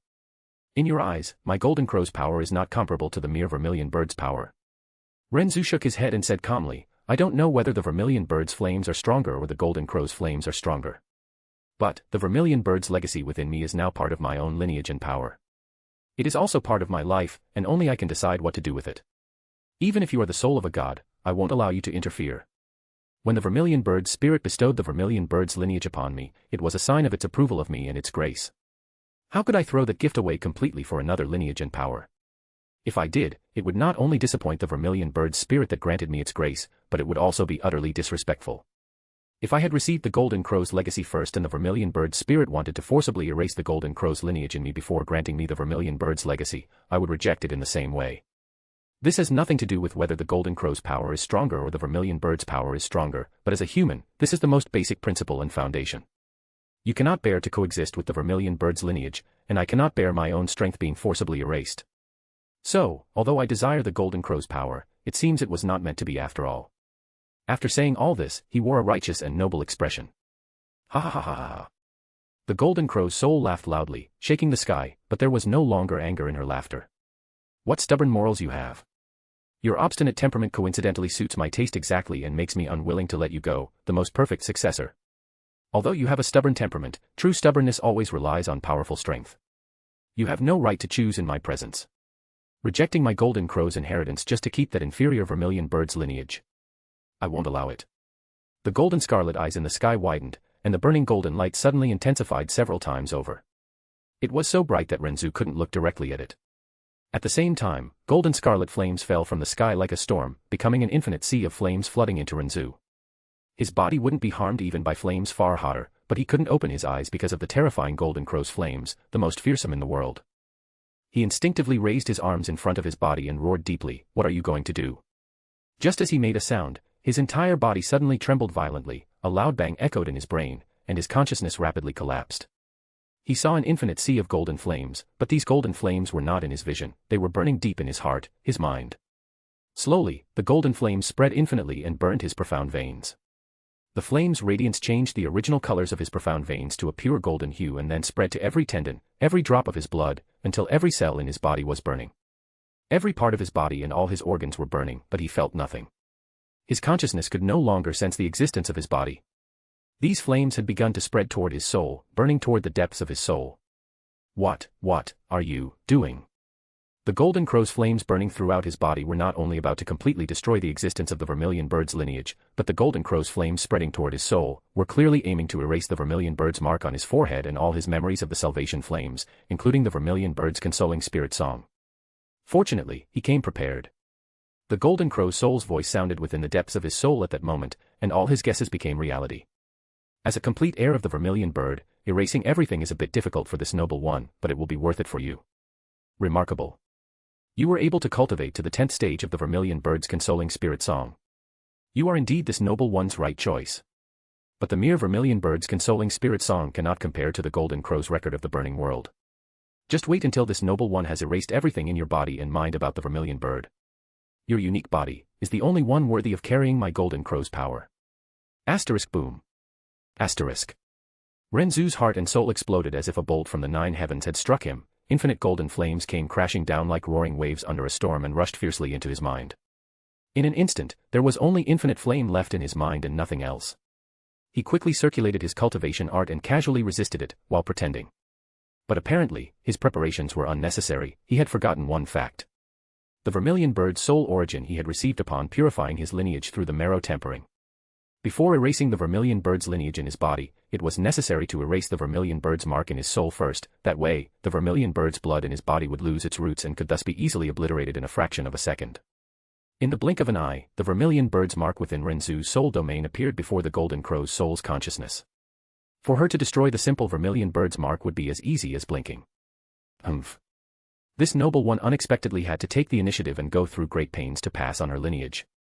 This is all because of you, a monstrosity of that red chicken, who stole you first. Get out of there. Following her thoughts, a column of golden flame shot from the sea of flames and rushed toward the vermilion bird's mark. Asterisk boom. Asterisk. A dull booming sound echoed within Ren Zu's soul, and golden flames exploded violently. However, within the flames that illuminated the entire soul domain, the vermilion bird's mark was not destroyed. Instead, it shone with an intense blood-red color. It was so intense, not at all weaker than the radiance of the golden crow's flames. Asterisk scree. Asterisk. An extremely resonant and piercing cry of the vermilion bird sounded majestically, and a blood-red vermilion bird figure, trailing long fiery feathers, soared toward the sky. The golden crow's flames around it, as if swallowed by violent winds, were all forced into a corner of the soul, unable to approach. What? Vermilion birds. Soul origin. At that moment, the golden crow's flames no longer approached, and the golden crow's soul's consciousness was in complete shock. The vermilion bird gave its soul origin. This human, what is going on? Why in the world? The vermilion bird's soul figure floated in the middle of Ren Zu's soul, looking arrogantly at the golden crow's flames surrounding it. The two extremely radiant glows reflected off each other, and the golden crow's flames, which had previously sworn to exterminate the vermilion bird's mark, did not move forward for a long time. The golden crow's soul's shock and confusion persisted for a long time. When her emotions stabilized, she did not choose to suppress the vermilion bird's soul because she was incapable of it, but looked elsewhere and began sifting through all of Ren Zu's memories. She discovered that he was average just a year ago, before something mysterious happened, and his talent underwent a complete transformation. The past year, where he cultivated from the elemental profound realm to the sky profound realm, left her numb. What was going on? Why did his fate change out of nowhere? Could it be he was the chosen one to deal with that calamity? How did he know about her? What were all these memories? Was he a seer? In 30 short breaths, all of Ren Zu's memory surged into the golden crow's soul's consciousness. His soul sea continued to be bombarded by the golden crow's flames, but the golden flames made no movement for a long time, and the golden crow's soul made no sound for a long time. It was as if, in the silence, she was making a difficult decision. A/N, Sparkles Extra Chapter Goals Sparkles. Books. Gemstone. Rocket Fire. Books. Chapter 24, Plans are merely that, complete air. Bonus chapter equals 2K collections. All of Ren Zu's planning had led him to this moment. After months of preparation, he had finally achieved his goal. For 8 long months, Ren Zu worked tirelessly to create a profound art capable of concealing the memories of his past life. He knew that the Golden Crow or any other god seeking the inheritance would have the power to probe his memories. Allowing that would be an unacceptable risk. The result of his efforts was the profound art of the heavenly veil of destiny reversal. Combining his vast knowledge of medicine with his innate creativity and absolute control over profound energy, Ren Zu developed an unprecedented technique. Through it, he created a neural inhibition barrier capable of preventing the reactivation of neuron clusters linked to specific memories. In simple terms, it was like turning off memory clusters without causing damage to the rest of the brain. To reinforce the illusion, he implanted artificial signals, modulated patterns of profound energy, that mimicked false engrams, memory records that seemed to have been truly lived. These false memories were then woven into the individual's past, intertwined with their life's timeline, as if they had always been part of their existence, including their very soul. In other words, this profound art not only concealed memories but also selectively chose what would be revealed. More than erasing, it reprogrammed destiny, weaving illusions so convincing that even the residual spirit of a true god could not distinguish them from reality. Ren Zu used this art to create a carefully crafted history, suitable for receiving the Golden Crow's inheritance. However, he knew that before granting him the legacy, the Golden Crow would attempt to erase his vermilion bird lineage. Anticipating this, he prepared a second safeguard, the profound art of the nameless abyss seal. This technique, based on his spatial manipulation through the ancestral spatial symbol, concealed both the soul mark and the bloodline within a separate void space detached from his body and spirit. However, there was a dangerous limitation: the concealment could not last more than 24 hours. Beyond that limit, Ren Zu risked permanently losing the soul mark and the vermilion bird lineage. With these two profound arts, the heavenly veil of destiny reversal and the nameless abyss seal, Ren Zu's plan was clear: convince the Golden Crow to allow him to participate in the trials, inherit its power, and, at the decisive moment, deceive even the Golden Crow's residual spirit. But apparently, his plans worked out better than expected. The Golden Crow took an interest in his unique talent and chose him as its heir without requiring him to undergo the trials. It was easier than he had thought. Ren Zu let out a mental sigh before pretending to regain the consciousness that had been concealed by his nameless abyss seal earlier, while carefully paying attention to the process. He sat up abruptly, opened his eyes, and saw a pair of golden pupils staring intently at him from the heavens.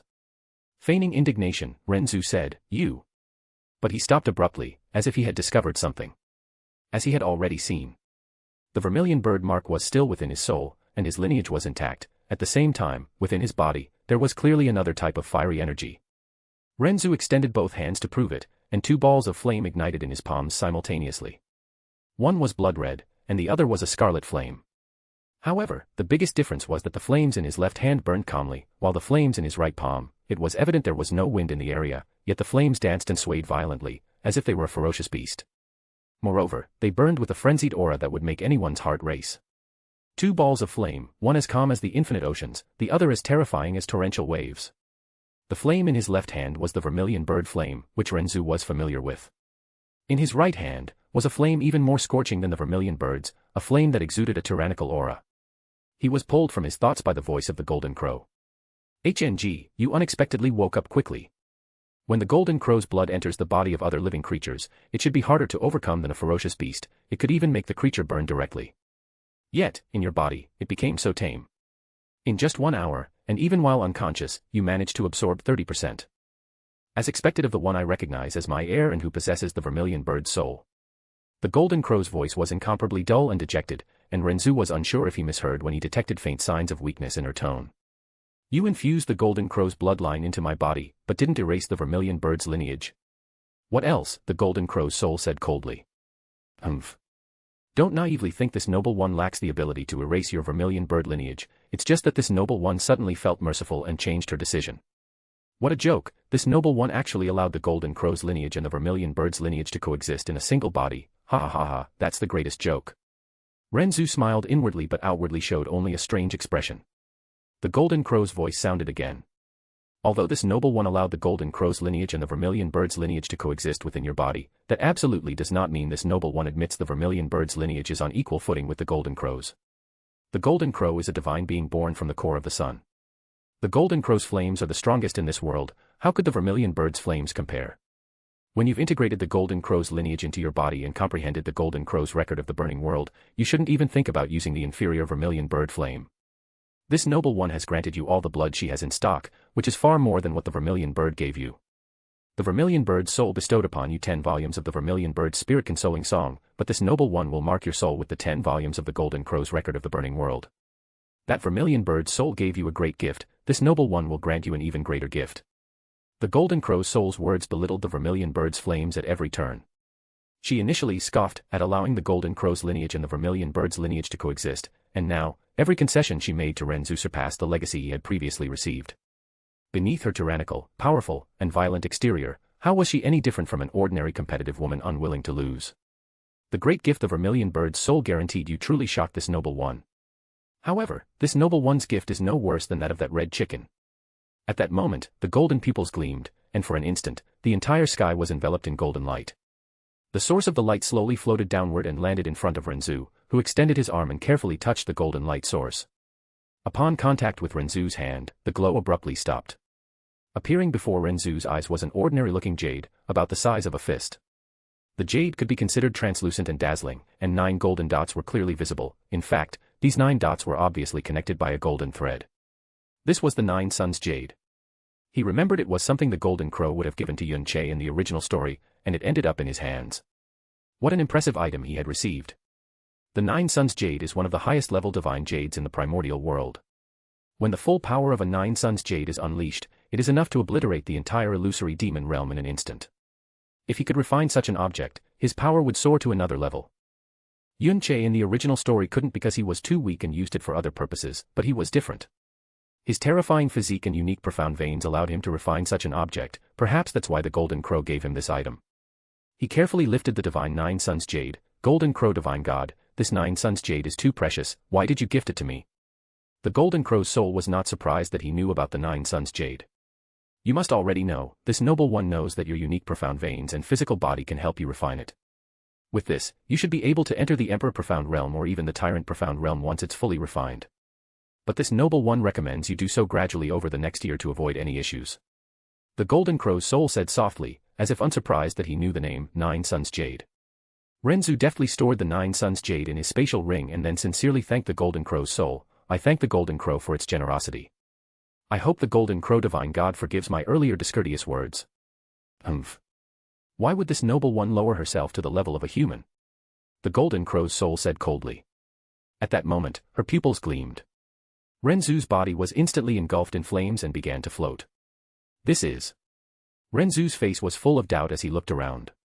The Sea of Death is the best place for you to train. For the time being, you will focus on refining the golden crow's blood within the Sea of Death and comprehending the golden crow's record of the burning world that this noble one has granted you. This noble one will naturally allow you to return once your little demon empress has broken through the barrier. Until then, don't even think about leaving the Sea of Death. All right. Ren Zu agreed. He had no reason to oppose the decision. The Sea of Death was indeed the most suitable place for him to cultivate. And also, once you've refined the golden crow's blood, eat this. The golden crow's golden eyes gleamed again, and a point of blazing light condensed in front of Ren Zu. The fire flickered for a few moments before taking the shape of a small pill, which slowly descended to rest in his hands. It was a deep red, like embers about to erupt into flames, but golden lines ran across its surface, pulsing as if they were living veins. Ren Zu held it carefully, feeling the heat emanating from it. This is the Crimson Ascension Solar Pill, the golden crow's soul's voice echoed, laced with arrogance and disdain. After you've refined all the blood I've granted you, you will devour this pill. It will force your profound strength to leap forward. With this pill, you'll be able to break through to the 5th level of the Sky Profound Realm. Ren Zu raised his eyebrows slightly, surprised by the intensity of the energy he felt just by touching it. The golden crow snorted, the sound echoing like muffled thunder in the golden sky. That ridiculous red chicken gifted you a pill that allowed you to cross a single realm. What a joke. This noble one is providing you with resources to surpass 2 great realms at once. The difference is like heaven and earth. There's no comparison between this noble one's benevolence and that feathered worm's stinginess. The golden flame in her pupils flickered, almost as if she were laughing at her own statement, but there was also a hint of childish competitiveness hidden in every word. Ren Zu kept his face serene, though inwardly he wanted to laugh at how the golden crow seemed to compete with the vermilion bird even in gifts. He bowed his head slightly and said respectfully, "Then I will receive this gift with gratitude, golden crow divine god. I will make the best use of it." The golden flames around trembled as if the soul was pleased with his response. Now you are this noble one's complete heir. Far better than that red chicken's. Ha ha ha ha ha, you are forbidden from using his inferior flames. Without waiting for Ren Zu to say another word, the pure golden pupils gleamed, and he vanished from the air, sent directly into the boundless sea of death by the golden crow's soul. A/N, Sparkles Extra Chapter Goals Sparkles. Books. Gemstone. Rocket Fire. Books. Chapter 25, Unparalleled Talent, Envy of the Golden Crow. Bonus chapter equals 100 Power Stones. Within the Valley of the Golden Crow's lightning flame, there was a specific place called the Sea of Death. The Sea of Death had earned its name due to how dangerous it was. All that one could see in it was a blood-red scene, as if the very horizon had been stained by the blood of ancient gods. It was a sea of lava, an incandescent ocean that had boiled ceaselessly for 10,000 years, spewing heat and destruction like the heart of an immortal fury. The blazing surface bubbled in flaming waves, spitting columns of fire that rose and collapsed in suffocating roars, like the cry of a trapped titan. The air around it trembled with the intensity of the heat, distorting vision and space itself, as if reality were on the verge of unraveling. And there, 1,500 kilometers from the Sea of Death, the landscape was no less terrifying, a scorched desert, ashes, and black rocks scattered like the charred bones of a land that had already been devoured by hell. It was a place where even the wind seemed to burn. The scorching wave of heat in the air above the Sea of Death was even more terrifying than the deep flames unleashed by an ordinary ruler. The fire spirits wandering above the air all emitted the aura of the profound tyrant realm. Moreover, it is said that deep within the Sea of Death, fire spirits of the profound sovereign realm are born. Falling into the Sea of Death would certainly mean death for anyone. There was no possibility of survival, for even a 10th level profound sovereign realm cultivator who fell into it would be melted to ashes in no more than 10 breaths. After being thrown into this place by the golden crow, Ren Zu's body sank into the incandescent sea as if it had been swallowed by the very heart of the sun. The lava enveloped him in a searing embrace that not even the most powerful sovereigns would dare face. For a moment, his body seemed to disappear within the scarlet fury, as if reduced to nothing, but due to the 10 extreme Daos, the lava had no effect on him. Mastering the laws of fire in their absolute form had its advantages. For him, flames were mere illusions with no effect. It didn't matter if it was an ordinary blaze or the most powerful flames conceived by science, the so-called absolute fire, where all matter disintegrates at an atomic level. Even at that extreme point, where even the vacuum of space would seem to burn, he would feel nothing. The heat did not burn him, the oxygen did not suffocate him, and combustion could not reach him. Fire simply ceased to exist in his presence, as if the very laws of thermodynamics were forced to bow to his existence. To him, there was no difference between a lit candle and an erupting star, both were just fragile fragments of energy, incapable of even scratching his skin. Damned flaming bird, a warning would have been nice, you know, he cursed in his heart before deciding to emerge from the lava. The flaming surface shattered. Boom. An explosion of fire rose like a colossal dragon, and Ren Zu slowly emerged, rising to the top of the sea of lava, quickly standing on the surface as if on solid ground. His clothes had been completely consumed by the lava, revealing a body that seemed sculpted by the gods. Muscles defined in perfect proportions, without excess, without flaws, just absolute harmony, as if every detail had been crafted with divine purpose. His skin, fair and immaculate, reflected the glow of the magma, making him even more ethereal. If anyone were present, their heart would be stolen by the sight, a man who did not seem to belong to this world, but rather to an immortal realm above all heavens. His long black hair cascaded like a stream of wet silk down to his shoulders, shimmering under the heat of the burning sea. His eyes, deep and abyssal, were an inhuman black, devoid of any emotion, so cold and impenetrable that they could freeze even the lava around him. Ren Zu let out a faint sigh, as if discarding the last fraction of mortal fatigue. Then, he crossed his legs in the void, sitting atop the flaming surface of the infernal sea, untouched by the heat. Then, he closed his eyes. Golden flames awakened within his body, emerging in intricate patterns that spread across his skin like living tattoos. A tyrannical pressure filled the air, causing the fire spirits of the Sea of Death to instinctively retreat, like beasts cowering before the roar of an absolute king. The blood of the golden crow roared within his veins like rivers of divine magma. He guided this fierce energy with absolute perfection, his refined control allowing every drop to be absorbed and integrated without waste or issue. At the same time, golden lines of flames condensed before his consciousness, the flaming characters of the golden crow's record of the burning world. First stage. Second stage. Third stage. Each level of the profound art was comprehended and mastered by Ren Zu as if it had been created specifically for him. The flames danced around his body, alternating between oceanic calm and torrential fury, until 10 blazing suns slowly spun behind his figure, illuminating the Sea of Death as if they were the original stars of the firmament. 3 hours passed. In the final moment, an explosive wave of power erupted from his body. The entire sea seemed to tremble, columns of lava shot into the sky, and the fire spirits retreated in reverence. He had successfully mastered all 10 stages of the Golden Crow's record of the burning world due to his understanding of the laws of fire. Moreover, all the blood of the Golden Crow had been absorbed. Among the scorching clouds, 2 colossal eyes opened, reflecting the very magma sea of the world below. They were the eyes of the Golden Crow. For a brief moment, everything around fell silent. The ocean of lava ceased its roars, the elemental spirits froze in the air, and even the heat that had always dominated that domain seemed to hesitate. The soul of the Golden Crow observed the young man sitting atop the infernal sea, and its immortal consciousness was struck with disbelief. 3 hours. That was the time that had passed. A period so insignificant that, for the Golden Crow, it was merely a blink of an eye. Yet, before its own eyes, Ren Zu had traversed the entire Golden Crow's record of the burning world, something it had never seen happen in the thousands of years of its life. Shock coursed through its ancestral soul. The impossible had been realized before it. It seemed that she had truly made the right decision in granting her lineage to the boy. Moreover, she did not regret giving him the origin of her soul, even if it meant she would disappear in 10 years, it was still worth it.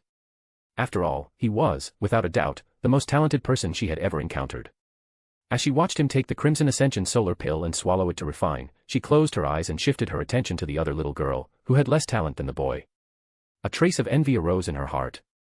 After all, that girl had been lucky. She had won over someone so beautiful and talented that, in her era, he would have been desired even by the myriad of goddesses, including herself. Without a doubt, he would be the target of her heart, and obviously, that noblewoman would have easily won him over. Unaware of the Golden Crow's soul's thoughts, Ren Zu closed his eyes, feeling the Crimson Ascension solar pill dissolve in his body like a miniature sun, spreading blazing flames that coursed through every channel, every meridian, every vein. The energy was violent and immense, like an erupting sea, trying to tear him apart from within, but his will and absolute understanding of the laws of fire transformed that storm into docility, like a lord taming his beasts. From what he knew, the Crimson Ascension solar pill was forged from a single drop of the Golden Crow's blood, combined with various materials easily found in a resource-rich place like the Valley of the Golden Crow's lightning flame. He supposed she must have refined it herself, using part of her power after making him merge with her lineage, to further boost his cultivation.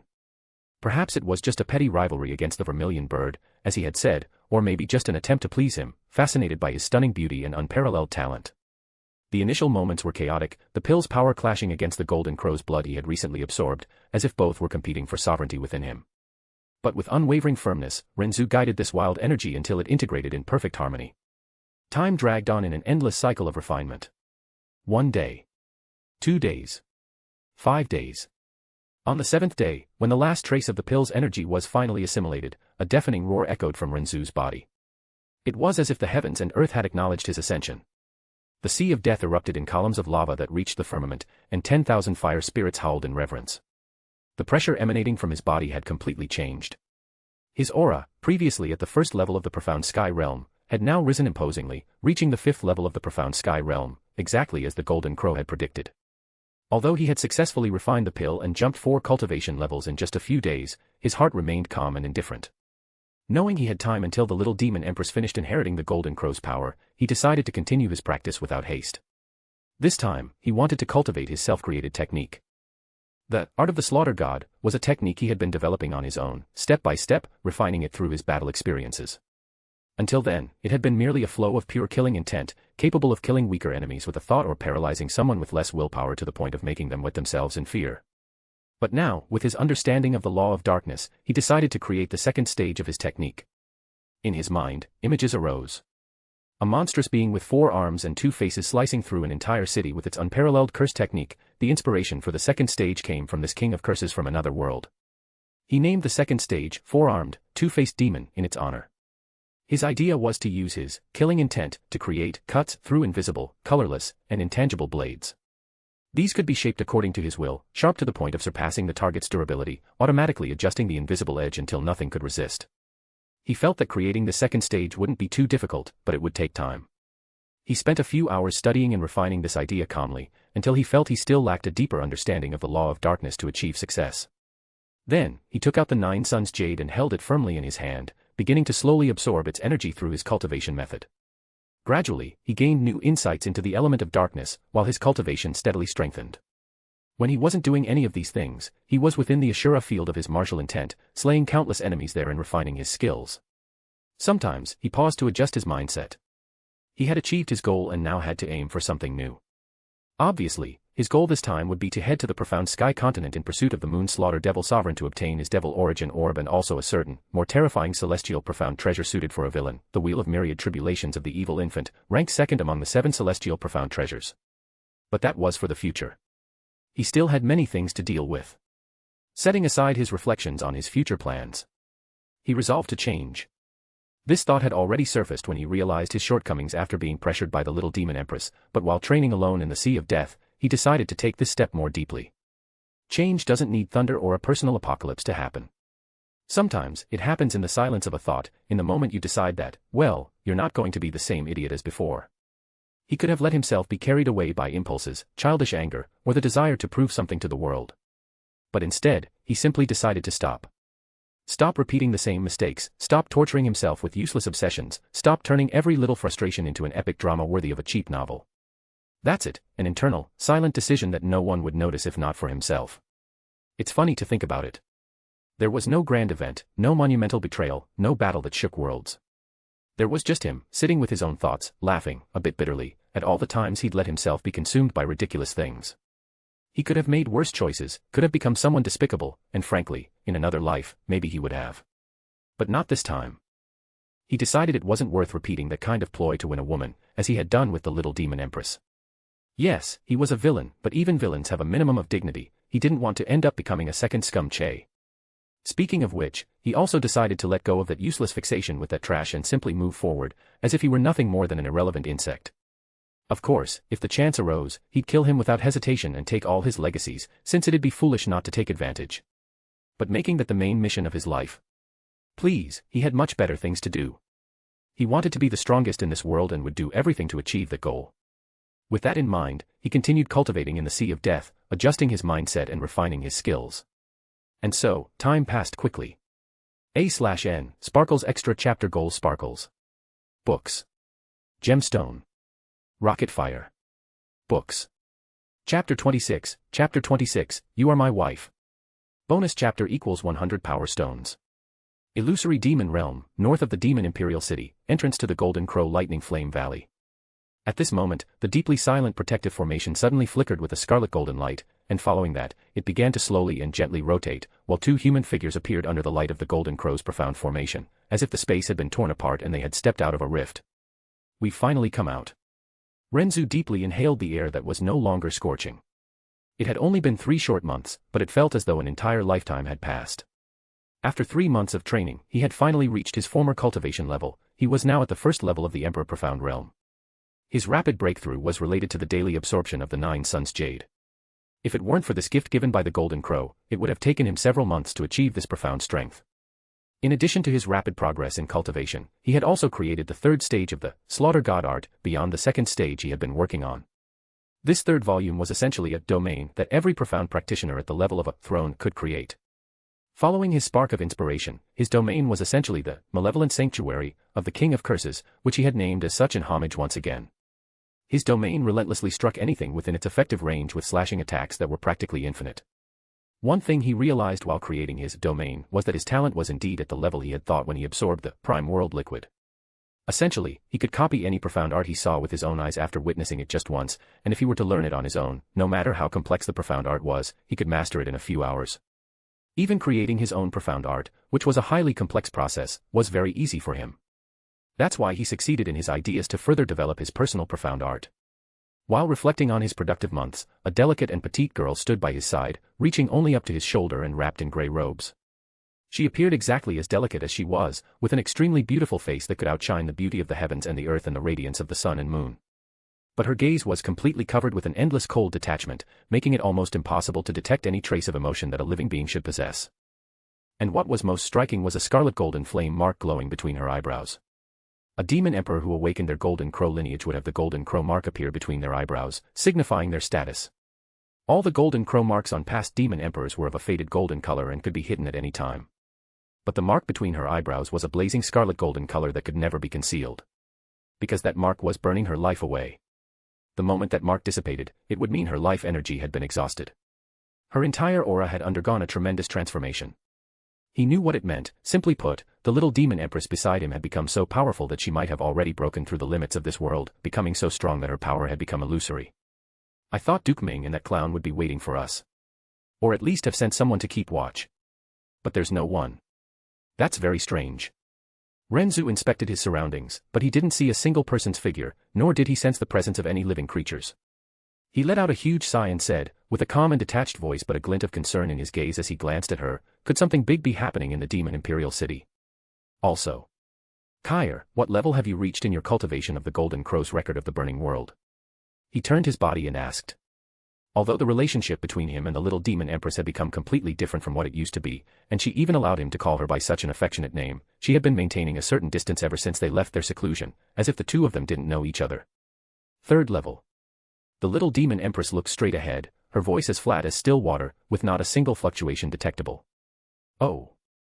I reached the 10th level a few days ago. Ren Zu said with complete seriousness, without pride, just stating something inevitable. His expression was calm, almost indifferent, but his eyes rested gently on her, as if wishing she would notice how much he was still there for her. He hoped she would at least show a trace of surprise. Especially since he doubted she even knew there was a 10th stage of the Golden Crow's record of the burning world, as the records of the illusory demon realm's royal family only went up to the 7th stage. The Golden Crow's soul had explained that it hadn't granted the 10th stage to anyone because it hadn't found anyone worthy. However, he was disappointed, as there wasn't even a slight change in the little demon empress's expression.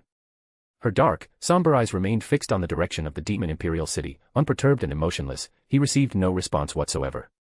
After the little demon empress's lineage had fully awakened and they had left the Golden Crow's secret realm, he felt her aura had undergone a tremendous change.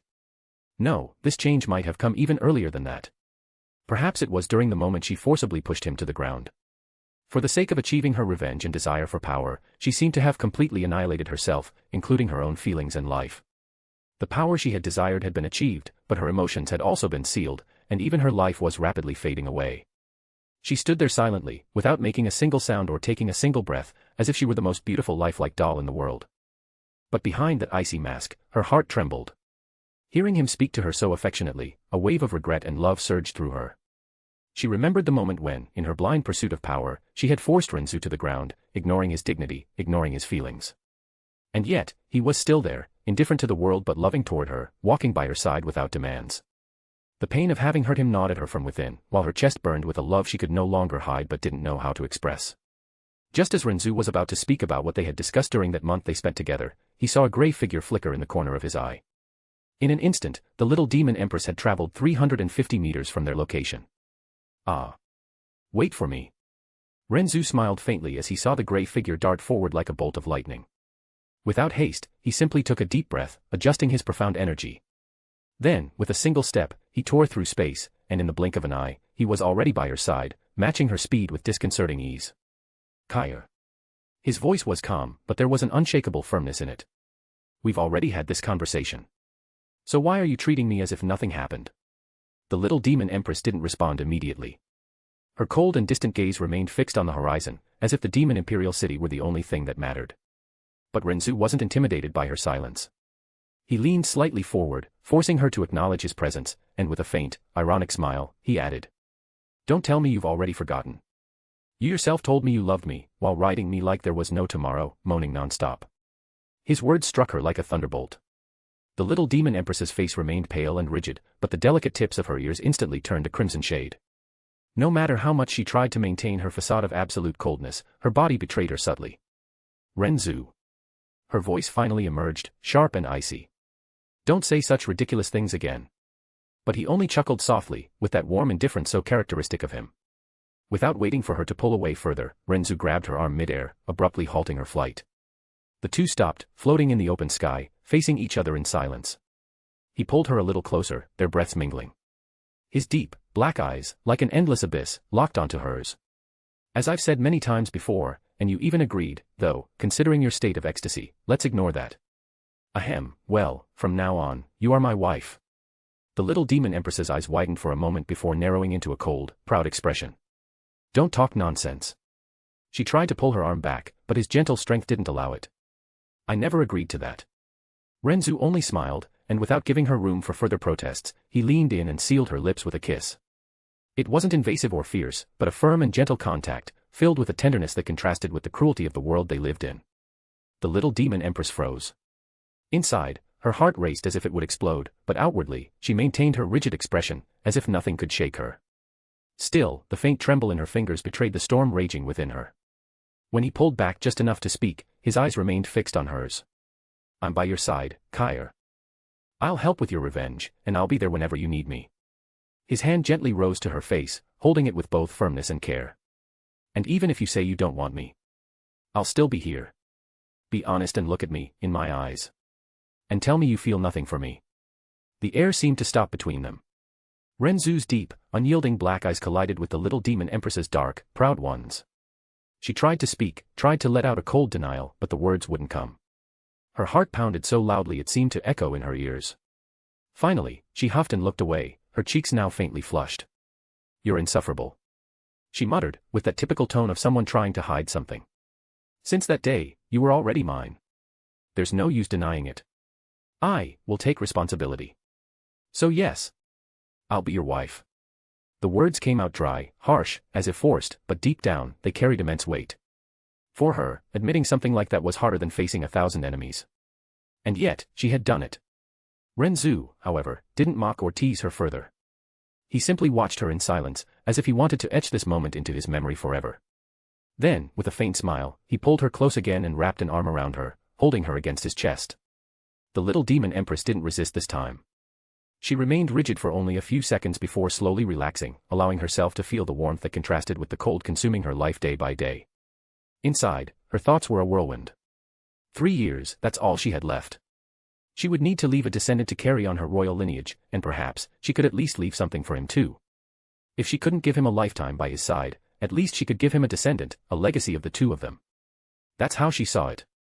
Ren Zu didn't need to hear the unspoken words. Just by the way she rested her head against his chest, he knew what was going through her mind. And even if she tried to deny it, he could clearly feel the love hidden behind her mask of coldness. He took a deep breath, looking at the horizon alongside her. The demon imperial city still seemed distant, but the moment of confrontation was inevitably approaching. And, unlike before, this was no longer just the little demon empress's fight. It was their fight. "Kyre." He broke the silence after a few minutes, his voice low and firm. "If there are only 3 years left, I'll make them the most meaningful time of your life. And when the end comes, if there's anything you need to carry, I'll carry it for you. And I'll find a way to stop you from dying, so trust me." She closed her eyes for a moment, hiding the emotion threatening to overflow. When she opened them again, they were cold once more. "Don't say foolish things. Take care of yourself first. I don't need your pity." Ren Zu smiled. He didn't correct her or argue. He knew that behind those harsh words hid the purest desire to keep him from being hurt by her. "As you wish, wife," he replied in a light, almost playful tone, knowing full well that calling her that would make her blush again. And, as expected, she turned her face, trying to hide the flush creeping up her ears. "I already told you, don't call me that." But in her heart, for the first time in many years, the little demon empress felt less alone. She quickly said, "Now, let's go." Before he could respond, she shot forward toward the demon imperial city. The two agreed to fly and check the situation instead of teleporting through Ren Zu's treasure as they had done to leave the Golden Crow Lightning Flame Valley. Appearing out of nowhere before fully understanding the situation didn't seem like a good idea. What if they teleported into the middle of something important and put the lives of the illusory demon realm's inhabitants in danger? It was the little demon empress's idea to be cautious about this. So, it was better to go there and hide to assess the situation before acting. This way, it was much better to fly and use their ability to conceal both of them.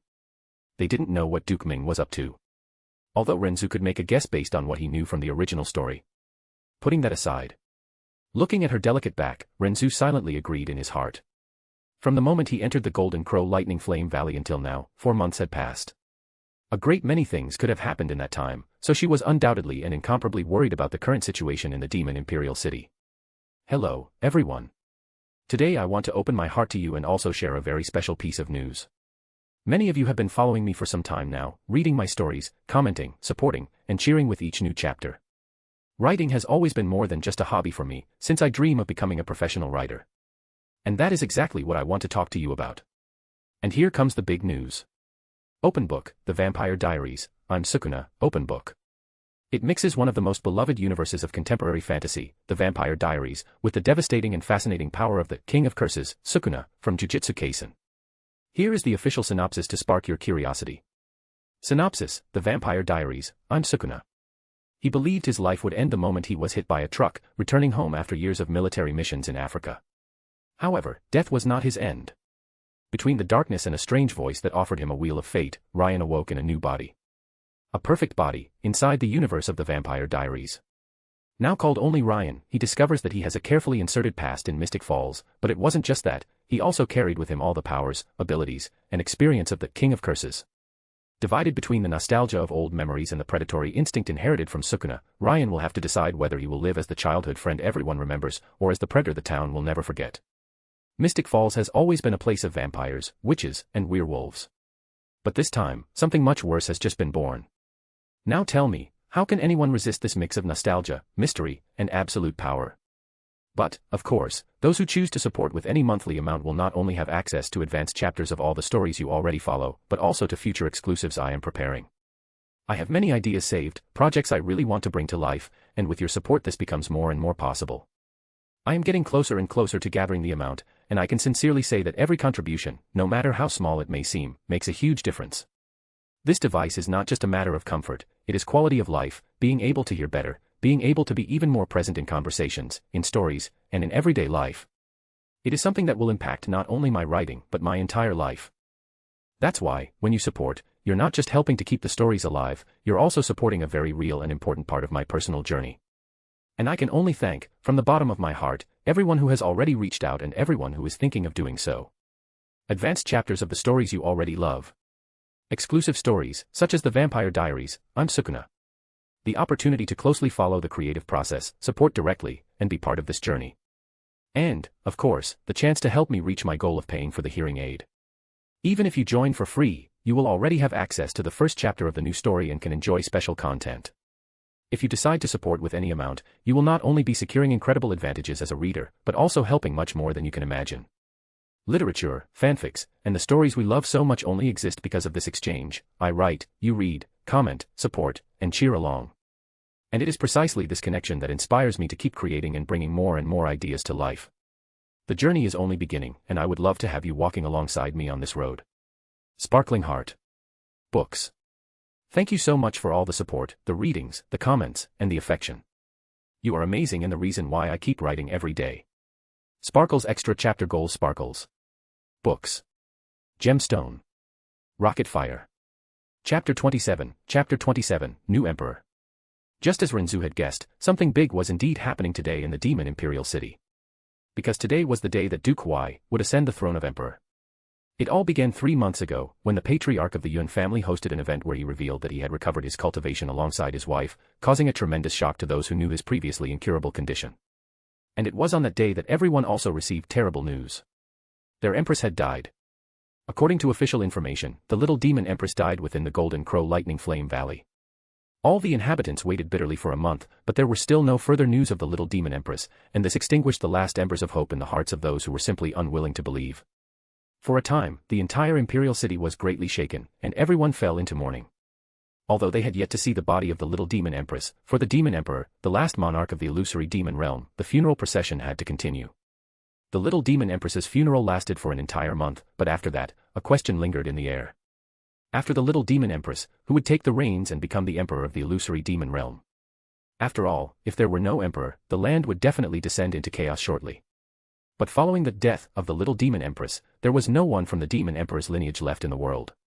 There was only the illusory demon royal family, whose lineage was the closest to that of the demon emperor. Among the illusory demon royal family, the one who held the greatest prestige, power, and qualifications, was undoubtedly Duke Huai of the Duke Huai Palace. Furthermore, in the months following the death of the little demon empress, the Duke Huai Palace took charge of both small and major events within the demon imperial city. Even the entire proceedings of the little demon empress's funeral were arranged by the Duke Huai Palace. In 4 months, the influence of the Duke Huai Palace spread at a voracious pace, as they sank their claws into the entire demon imperial city at an alarming rate. Almost all territories had been brought under the complete control of the Duke Huai Palace.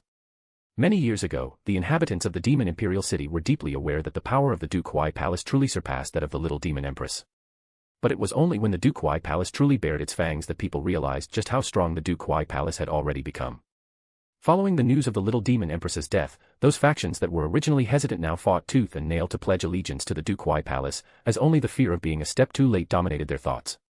Some of the factions that were originally loyal to the Demon Emperor clan chose to defect, heading toward the Duke Huai Palace to protect themselves. And those who had joined the Duke Huai Palace earlier were now filled with pride and jubilation. The factions that remained loyal to the extinct Demon Emperor lineage sank into lamentable minorities. And more influences continued to distance themselves, isolate them, or even view them as enemies. 2 months ago, the words, "The illusory demon realm cannot be left without a leader for a day," had been resounding through the Demon Imperial City. These words spread with blazing speed throughout the entire illusory demon realm, while Duke Huai's loyalty and reputation were praised throughout the land, and these phrases shone so resplendently that they flooded the entire realm. Over 90% of the influences within the Demon Imperial City announced their support one after another for Duke Huai to be named the next emperor, and for a time, all praises for Duke Huai spread through the 4 corners of the illusory demon realm. The accolades were so extravagant that he was not only named the most celebrated sage within the realm but also the only choice for the title of the new sovereign of the illusory demon realm. Moreover, he was praised as a great sovereign who could usher in a period of prosperity that would surpass that of the Demon Emperor, while at the same time, he was still the person with the closest blood relation to the Demon Emperor's lineage. Now that it had reached this point, if anyone still contested Duke Huai being made emperor, that person would practically be begging for universal condemnation. Currently, the Demon Imperial Hall was at its maximum capacity, and the splendor of the occasion even overshadowed that of the Little Demon Empress's grand ceremony in the past.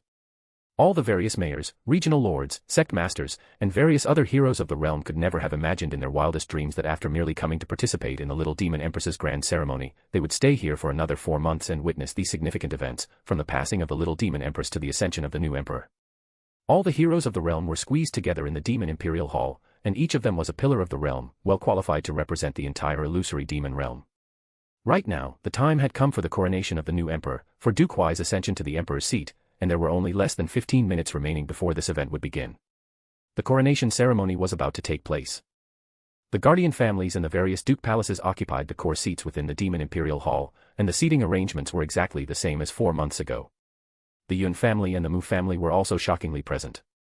Yun Qinghong was seated in the designated seat for the head of the Yun family, and his face was fixed with an abnormal calm. Mu Yuro sat beside him, and both held each other's hands tightly, not loosening their grip. In contrast to the enduring and incessant noise within the Demon Imperial Hall, the place where the Yun family and the neighboring Mu family were seated was filled with a lifeless and heavy atmosphere. For an entire hour, no one spoke. The Duke Huai Palace has arrived. Following the sharp and prolonged proclamation, the Demon Imperial Hall instantly descended into silence, as all eyes turned toward the doors of the Great Hall. The great scarlet golden doors were pushed open. Duke Huai, dressed in golden adornments, while the members of the Duke Huai Palace orbited him like stars orbiting the sun, stepped slowly into the Demon Imperial Hall. His expression was calm, and he wore a gentle smile, while his clearly softened eyebrows seemed to be filled with an amorphous dignity. He was already astonishingly exuding an emperor's majesty from every pore of his body. Without the Little Demon Empress around, he had impressively assumed the role of emperor of the illusory demon realm. We respectfully receive Emperor Huai. A piercingly loud shout rang out from the location of the core seats, as the patriarch of the Helian family, Helian Kuang, stepped out of his seat and knelt on the ground. He prostrated himself completely on the floor, and his posture was attentive and humble to the extreme. Even when the previous Demon Emperor and the Little Demon Empress were in power, he had never prostrated himself completely in this manner before. This loud shout awakened the audience from their slumber, and in the next instant, they were scrambling to leave their seats and kneel on the ground, to receive and offer their respects to Duke Huai. We respectfully receive Emperor Huai.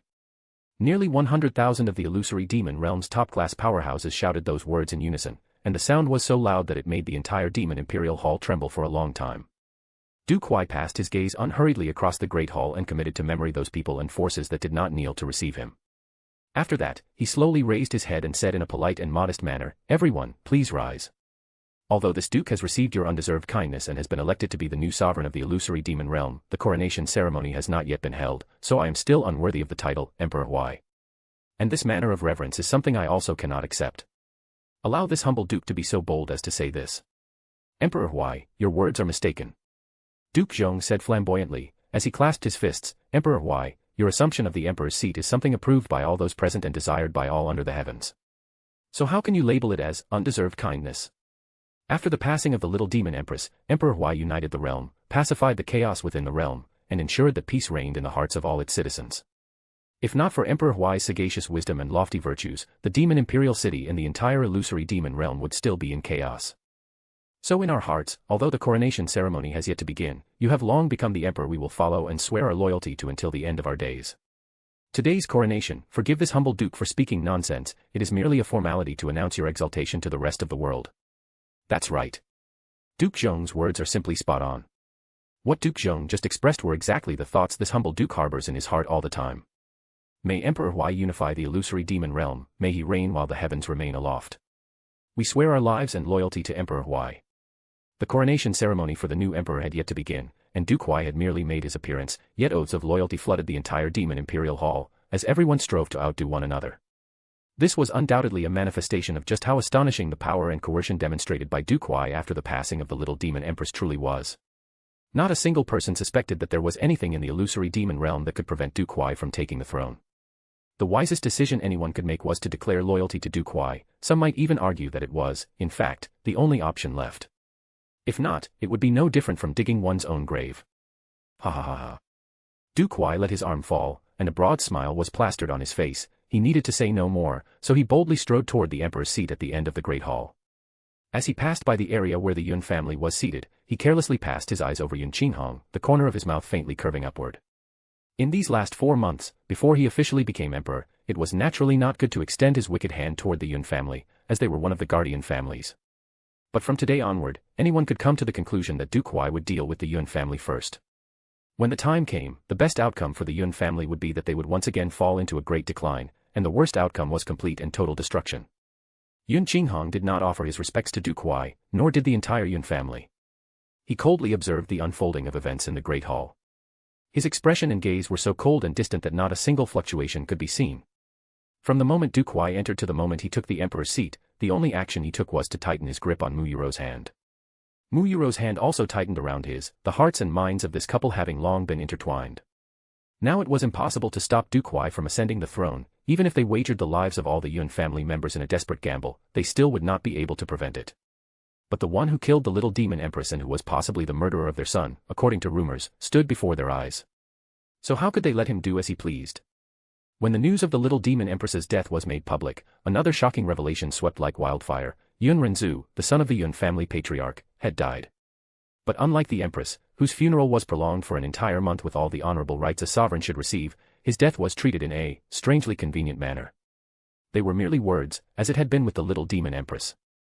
And these words did not come from just anywhere. It was Duke Huai himself who, behind the scenes and through carefully chosen emissaries, let it slip that he had been present at the fateful moment. That when the little demon empress fell within the Golden Crow Lightning Flame Valley, Ren Zu had rushed in desperation after her, being consumed by the scarlet golden flames. The official version, repeated in every corner, was as follows: Ren Zu, driven by desperate loyalty, had chosen to perish with her, burning to ashes so their spirits would never be separated. It was a tragic and beautiful plot, worthy of a legend, but it sounded overly melodramatic to some. Still, how could anyone doubt it? The words came directly from Duke Huai's circle of trust, who at that moment was already manipulating the people's grief like a master playing his zither. And since there was no body to contest, nor concrete evidence to refute, the rumor took root as if it were absolute truth. Those who loved him, like Yun Qinghong and Mu Yuro, were forced to swallow their silence. They, more than anyone, knew something was wrong, that their son's disappearance carried the putrid stench of Duke Huai's hand. But without proof, any word would be accused of hysteria, or worse, of treason against the savior of the realm that Duke Huai portrayed himself to be. The couple did not attend today for the Demon Emperor clan, nor was it for the dignity and determination of the Yun family. It was as parents, for they prepared to use their very lives to reclaim what had been lost before. To allow the son who filled them with love, pride, gratitude, joy, and sorrow, to recover the blood debt that was owed. Although Ren Zu was not their blood son, they had raised him as such. And their beloved son had strived to learn medicine and heal them. He had worked so hard for them. How could they not repay that? What kind of vermin would they be if they did not repay it with their lives? And the next chapters will explain how Duke Huai discovered Ren Zu's identity. Let me cook.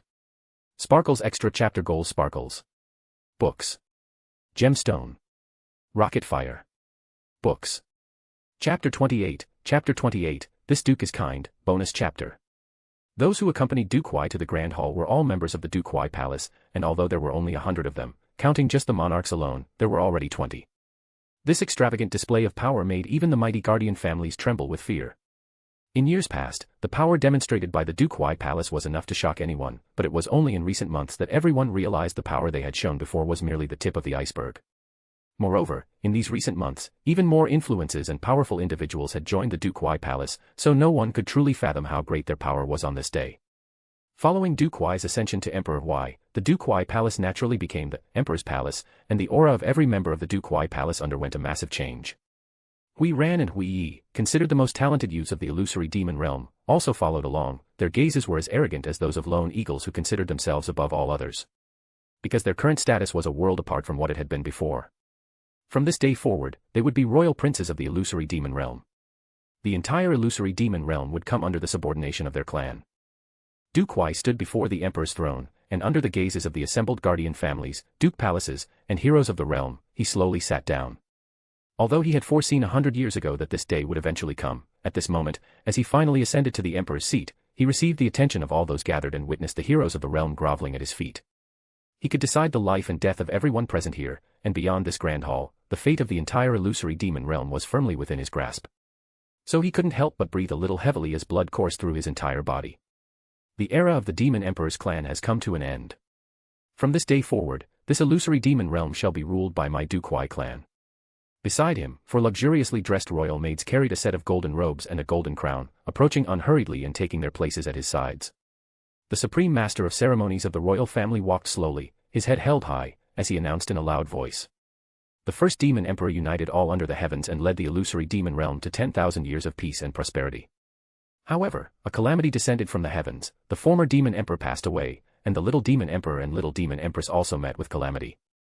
Thus, the demon emperor's line shall henceforth be consigned to the 5 elements, leaving no testament, with no successor to take up the mantle, causing great sorrow throughout the realm. If the heroes of the realm remain without a leader, chaos is certain to follow. But fortunately, Duke Huai has a heart for the people, demonstrating talent as high as the heavens and as vast as the earth, possessing the ability to push mountains and surpass oceans, pacifying chaos, calming the hearts of the people, making the panic that covered the heavens vanish into thin air, convincing the people, and turning all hearts toward him. He has the disposition of a ruler and is unmatched under the heavens. For him to be the new sovereign, the 4 seas bow in agreement.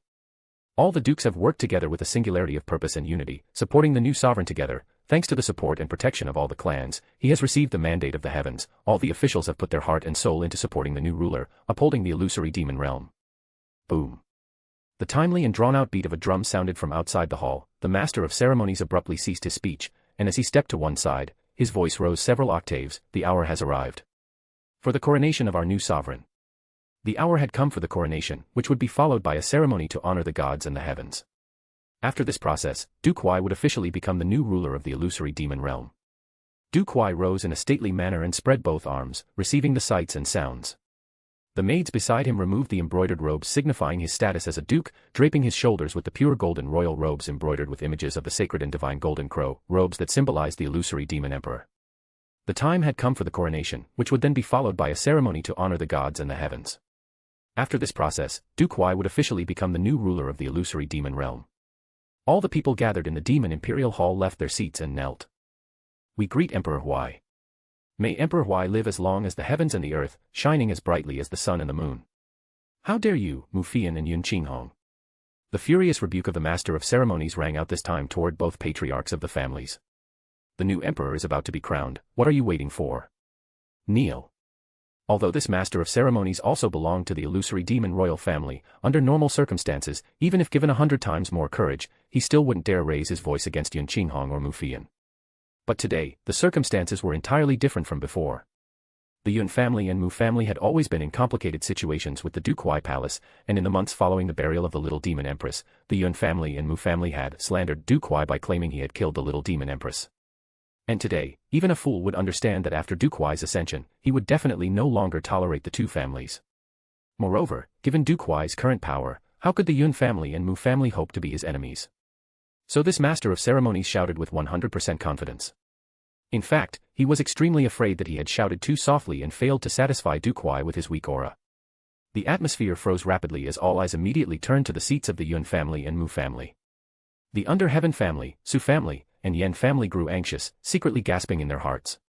Why should I kneel? Yun Qinghong leaped from his seat, his voice like a thunderclap exploding in everyone's ears, causing great fear. And how could an inferior master of ceremonies withstand Yun Qinghong's aura as it erupted from him? His entire body trembled, and he involuntarily took a step back. His lips quivered uncontrollably, but not a single word came from his mouth. Yun Qinghong. He Lian Kuang roared loudly, pointing at Yun Qinghong, his expression filled with fury, while his pupils brimmed with mockery and cold laughter. The new emperor is about to be crowned, yet you perform such actions that clearly despise our new emperor.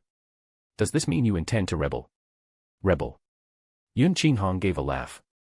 To think that you still have the face to say such things in this demon imperial hall, before all the heroes of the realm. Rebel. Just who is truly rebelling? Of course, it's you who's rebelling. Jiufan Kuei roared as he stood and pointed accusingly at Yun Qinghong. After the burial of the little demon empress and Duke Huai's ascension, the world would belong to Emperor Huai from now on. So now was naturally the time to kick a man when he was down while simultaneously expressing loyalty to Emperor Huai. Yun Qinghong, as the patriarch of the Yun family of the guardian families, your sacred duty is to protect the illusory demon emperor. But on the day the new emperor is about to ascend the throne, in this grand hall, you actually... Shut up. Before Jiufan Kuei could finish speaking, he was furiously interrupted by Yun Qinghong. I, Yun Qinghong, am not someone a shameless traitor like you can reprimand. My Yun family followed the first demon emperor from the beginning and unified the illusory demon realm alongside him. If the first demon emperor didn't exist, there would be no Yun family that prospered for 10,000 years. My Yun family, from start to finish, treated protecting the demon emperor's clan as our duty, and we also treated it as our glory. And during these 10,000 years, we never showed the slightest moment of disloyalty. What does this Duke Huai amount to? What qualifications does he have to demand the loyal protection of my Yun family? You are all fellow guardian families, yet you've elevated this bandit who murdered the little demon empress to the highest seat of power. You've simply made all your blessed ancestors and forebears in the afterlife utterly ashamed. Yun Qinghong. How dare you? Duke Zhong leaped from his seat, his face twisted in grief and indignation, his entire body trembling. After the little demon empress met with calamity, you continuously slandered our new emperor by claiming he murdered the little demon empress. But the little demon empress clearly met misfortune in the Golden Crow Lightning Flame Valley. All her most loyal maids said she went there as she always did to check on the place and was caught in a spatial turbulence that appeared and was thrown into the Golden Crow's lands. The new emperor was clearly in the demon imperial city. That was a fact witnessed by countless people. Your slander contradicts itself and is laughable to the extreme. The new emperor has been extremely magnanimous. He chose not to engage in a dispute with you and even wanted to cover up how the shameless slander of your Yun family took root in the demon imperial city. Yet you, Yun Qinghong, fail to recognize this great kindness shown to you and remain stubborn and obstinate, not knowing what's good for you. And during the sacred and solemn divine imperial ascension ceremony, not only did you hurl abuses at the new emperor, you actually dared to spit such laughable and unbelievable accusations in front of all those present. This is not only the great crime of rebelling against the sovereign, but it's also clear that you're despising the rest of us. As Duke Zhong continued speaking, he became so furious that his face turned deathly pale. He clasped his fists toward Duke Huai and said, Emperor Huai, you have been extremely lenient toward the Yun family, but without reciprocation, as there are still those who would take advantage of your kindness. As your subordinate, this humble duke cannot bear to witness this any longer. Emperor Huai, please give the order so we may apprehend this conspirator. Instead, Duke Huai slowly raised his hand and shook his head. He gave a short sigh and displayed a rather helpless look on his face. Patriarch Yun, you have many prejudices and misunderstandings against this emperor, and this emperor is well aware of it. You also slandered this emperor with the crime of murdering the little demon empress, and that is the greatest joke in the world by itself. I don't mind. But today is the day of this emperor's ascension, and normally, I should be granting a general amnesty for all under heaven, not being so easily angered. I, of course, did not want to argue with you. But after this emperor finishes honoring the heavens and the gods and is officially declared emperor, if you dare say such offensive things again. Even if you are the patriarch of the Yun family, covered in achievements and glories and the son of Demon King Yun Songhai, this emperor will definitely not let you off lightly. Yun Qinghong refused to kneel, hurled insults at the new emperor, and even slandered him as the person who murdered the little demon empress. Each offense was enough to have a person executed. Yet Duke Huai dealt with it with extreme magnanimity and generosity. This, of course, was not because he was truly magnanimous, nor was it because he didn't want to kill Yun Qinghong and the entire Yun family. But the Yun family had just restored their reputation 3 months ago, due to the patriarch recovering from his injuries, and they had also won the hearts of the people at that event. Not only that, but the Yun family's reputation was now flourishing in the illusory demon realm. He had just ascended to the throne, so before he had fully stabilized his power, it would be extremely unwise to take any overt actions against the Yun family, even if the Yun family took the initiative to be offensive. Moreover, his current actions would prominently showcase his magnanimous conduct while also exposing the Yun family as shameless and disloyal rebels. But how could Yun Qinghong fall for it? He gave a long laugh and suddenly leaped into the air, landing in the middle of the grand hall. A purple light flickered in his hand, and a 7-foot-long sword appeared in his grip as he pointed it directly at Du Kuai. We don't need to wait until that day. The purpose for which I, Yun Qinghong, came here today is to baptize this demon Imperial Hall in blood. Yun Qinghong's actions drained the color from everyone's faces, as the entire demon Imperial Hall immediately descended into a state of panic. With Du Kuai among them, no one even dreamed that the ever-calm, supremely wise, and insightful Yun Qinghong would actually do such a thing. He Lian Kuang and his lackeys roared in unison, Yun Qinghong. You. What are you planning to do? Patriarch Yun, don't be impulsive. Su Xiangnan and Yan Zijing shouted in agitation. Su Xiangnan quickly sent a profound energy sound transmission to Yun Qinghong, advising him persistently, Patriarch Yun. Sheath your sword. Even if the little demon empress and your son were truly harmed by Du Kuai, you must preserve your life to witness the day of your revenge. This kind of reckless action is not something you, Yun Qinghong, should do. Yun Qinghong ignored Su Xiangnan's sound transmission and showed no reaction. Beside him, Mu Yuro had already risen to stand shoulder to shoulder with him, as a chilling aura surged around her entire body. The coldness in her gaze was even more piercing and chilling, her voice filled with the deepest and most resentful hatred she had ever experienced in her life. Du Kuai. It was you who murdered my son. Even if my husband and I lose our lives today, we will still take your blood in retribution. A/N Sparkles Extra Chapter Goals Sparkles. Books. Gemstone. Rocket Fire. Books. Chapter 29, Return of the Little Demon Empress, I. Patriarch Yun, lower the sword in your hand. You must not be rash. The demon from the heavenly demon region, Lord Qin Zheng, hurried forward and shouted at the same time. Anyone could tell that from the words Yun Qinghong had just spoken, not only did he harbor anger and resentment, but he clearly also harbored a decisive will to die. Today. They wanted to give their lives and blood to stain the Imperial Demon Hall. Rash. Yun Qinghong pointed his sword toward Du Kuai. His face was cold and composed. I, Yun Qinghong, have never been so calm in my entire life. My Yun clan began 10,000 years ago and we have existed to protect the Demon Emperor.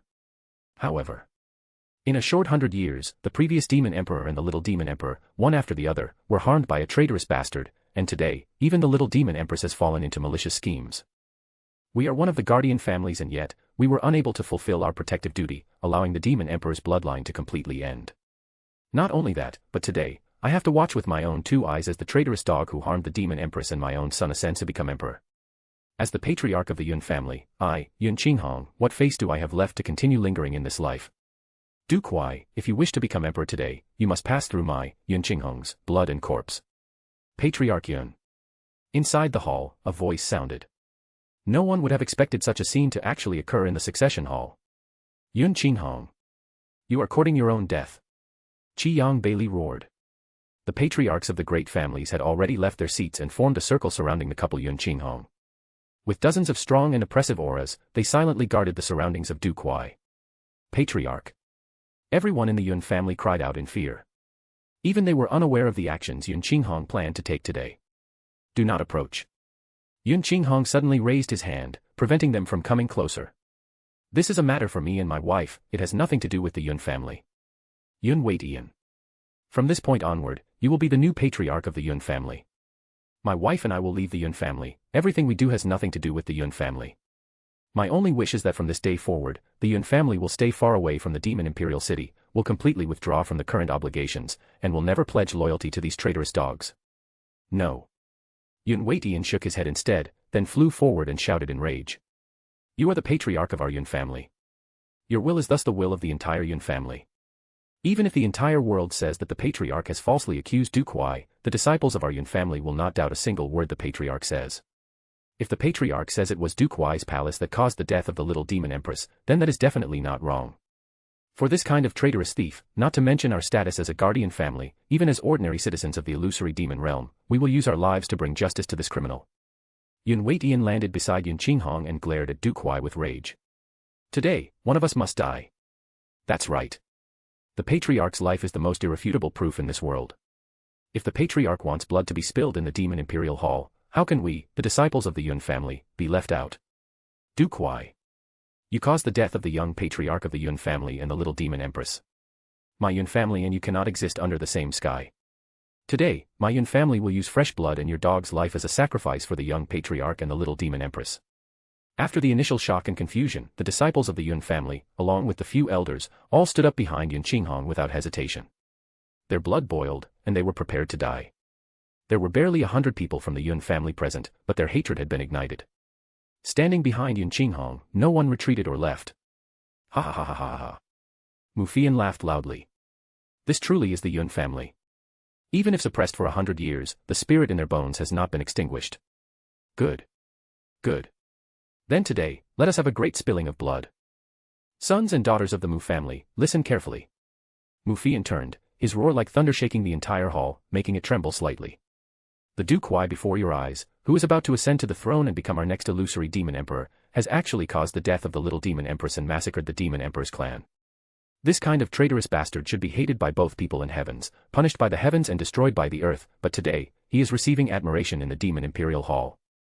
This is simply absurd. Mu Fian, the patriarch of the Shao family, Shao Shifeng, shouted indignantly. Among the 12 families, you are known as the person of highest integrity. Who would have imagined that you too would slander the new emperor? Since you say it was the new emperor who caused the death of the little demon empress. What evidence do you have? Your father's words are the evidence. Mu Fian's voice was as loud as thunder. You have not deserved the name of a guardian family for a long time. And now, you have also become traitorous dogs. A bunch of dogs who have lost their dignity and honor. What right do you have to yap in front of this father here? You. Mu Fian's rebukes made the lungs of the patriarch surrounding Yun Qinghong want to explode. Mu Fian waved his arm, then flew forward and shouted. Sons and daughters of the Mu family. We will fulfill our duty as one of the guardian families. The time to show our loyalty to the demon emperor's clan has arrived. Follow me with the will to kill these traitorous bastards. Let us spill their blood in this hall that represents the glory of the demon emperor's clan. Those who are afraid to die, get out to the back. The farther you run, the better. Ha ha ha ha. The 3 Mu brothers, Mu Yubai, Mu Yuqing, and Mu Yakong, laughed together, their faces without a trace of fear for their lives. Instead, they were completely relaxed, a joy emerging from no longer having to endure silently. Old men, today, let us kill merrily as a family. Du Kuai. What makes you think you have the qualifications to become emperor in the Demon Imperial Hall? What qualifications do you have to wear the emperor's robes? And you lot, bunch of traitorous dogs, have lost your right to live. Your sins and ugly faces, the heavens and the golden crow have seen them all clearly. The blood we spill today is just the beginning. You will soon receive the punishments of heaven and earth, you will not die properly. After shaking the entire Demon Imperial Hall with their roars, Mu Yubai flew forward and then unleashed his oppressive monarch pressure without holding back. He roared loudly and swung his arm, and a white rope 10 feet long smashed horizontally across those surrounding the Yun Qinghong couple. Mu Yubai made the first move, moreover, with all his strength and without any restraint. It was evident that the Yun and Mu families were the same. Both were prepared and determined that this would be a fight to the death. Facing the preparations of the Yun and Mu families to die, Du Kuai felt not the slightest bit that this was, all according to plan. His easy expression twisted rapidly, his anger was absolutely genuine, and he was very clear that this kind of mad action by Yun Qinghong and Mu Fian was not a counterattack because they had lost all reason, but was the result he feared the most. Because he absolutely could not touch the Yun and Mu families. Otherwise, in the past few months, he would have already made his move. Especially against the Yun family. In the past few months, he had discovered the identity of that boy who was with the little demon empress. Honestly, it wasn't hard to guess based on the information he sought to get revenge after the beating he took from that boy, and upon discovering who he was, he naturally wanted to use that opportunity to try to make the Yun family more docile. He had spread rumors about how the little demon empress had died and made Yun Qinghong's son the hero who tried to save her from perdition. His real father thought that perhaps this way the Yun family would become a bit more docile, but it backfired. In the current situation, the Yun family had decided to make this a life or death scenario. Although the Yun family had no concrete evidence to link him to the death of the little demon empress and he had evidence of not being at the scene, the Yun family would still spill blood in the Demon Imperial Hall over this matter. The Yun family had been a great guardian family for 10,000 years. If they weren't so certain that the little demon empress was harmed by Du Kuai, how could such a situation occur? If not for their devotion to the demon emperor's clan, how could this have happened? Based on the power of Du Kuai's palace, even if the Yun and Mu families used all their strength, they still couldn't kill Du Kuai. Instead, they would be destroyed by Du Kuai's power. However, this was the first day of his ascension. One could imagine the rumors if he exterminated the 2 most loyal guardian families. And the matter of the malicious scheme behind the little demon empress's death would be deeply embedded in the souls of the illusory demon realm citizens following the extermination of the Yun and Mu families. The Yun and Mu families couldn't provide concrete evidence, and yet, using such methods, they could make everyone question Du Kuai's intentions in their hearts, ensuring he would never have a moment of peace as emperor. When the little demon empress was present, they could endure patiently. However, after the little demon empress's funeral, the Yun and Mu families were filled with grief and had no way out. They also had nothing to stop them. It wasn't that they hadn't anticipated the outcome, but this would be their final glorious move as guardian families. And also as parents. The self-blame for once again failing to properly protect their son. Yun Qinghong. You have greatly disappointed this emperor. Du Kuai's entire body trembled. However, now that things had reached this stage, he had no other options. Kill them. This bunch of traitorous bastards, kill without discrimination. Boom. Following Mu Yubai's attack, an extremely tyrannical ball of profound energy exploded in the middle of the Demon Imperial Hall. It was at the monarch level and was from the highest level of power present. Under this kind of force, those outside the Demon Imperial City were blown far away by the commotion. They were flung far off and their blood surged, nearly fainting. And this was simply the result of a monarch unleashing his profound energy. Explosive air currents surged out from the Demon Imperial Hall, and the sound of an oppressive explosion could be heard throughout the entire Demon Imperial City. Alarmed cries rang out from the Demon Imperial Hall. This level of power was something they couldn't withstand, let alone resist. There were extremely few battles between monarchs in the illusory demon realm. No one would have imagined that a battle at the level of a disaster would actually occur in the Demon Imperial Hall. Moreover, a fight to the death.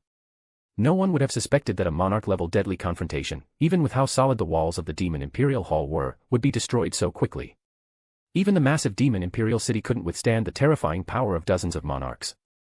There were 7 guardian families on Du Kuai's side, along with several dozen duke palaces and large numbers of hidden exceptional experts. On the other side, there were only the Yun and Mu families. The difference in strength was incomparably vast. The experts from the 7 guardian families and duke palaces surrounded them from different positions, their profound energies rushing forward like a tsunami. However, the Yun and Mu families burned with hatred and the will to die. Even if weaker, the energy and aura released by each person would make those neutral in the battle tremble in fear.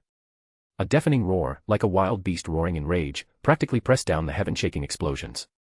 There were only 200 people from the Yun and Mu families, each fighting for their lives, and yet they forcibly caused the members of the 7 guardian families surrounding them to separate. You traitorous dogs.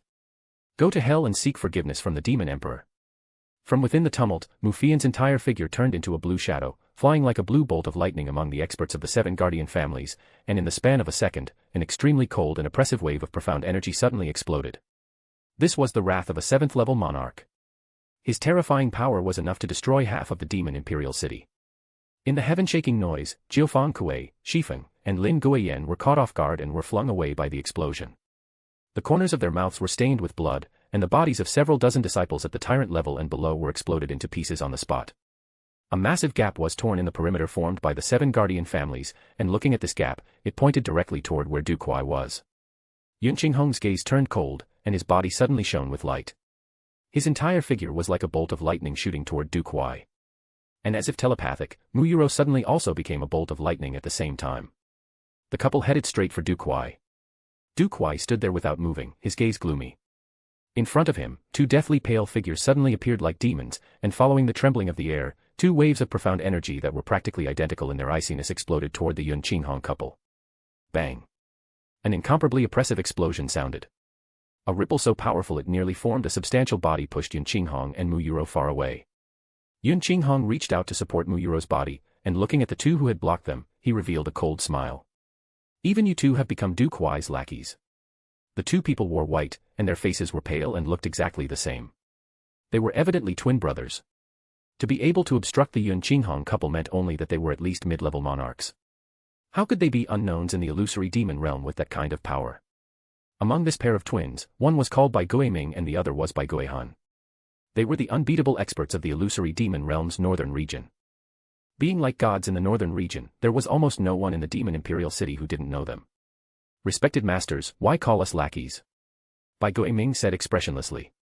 Du Kuai is capable and strong, more suitable to be emperor than the little demon empress.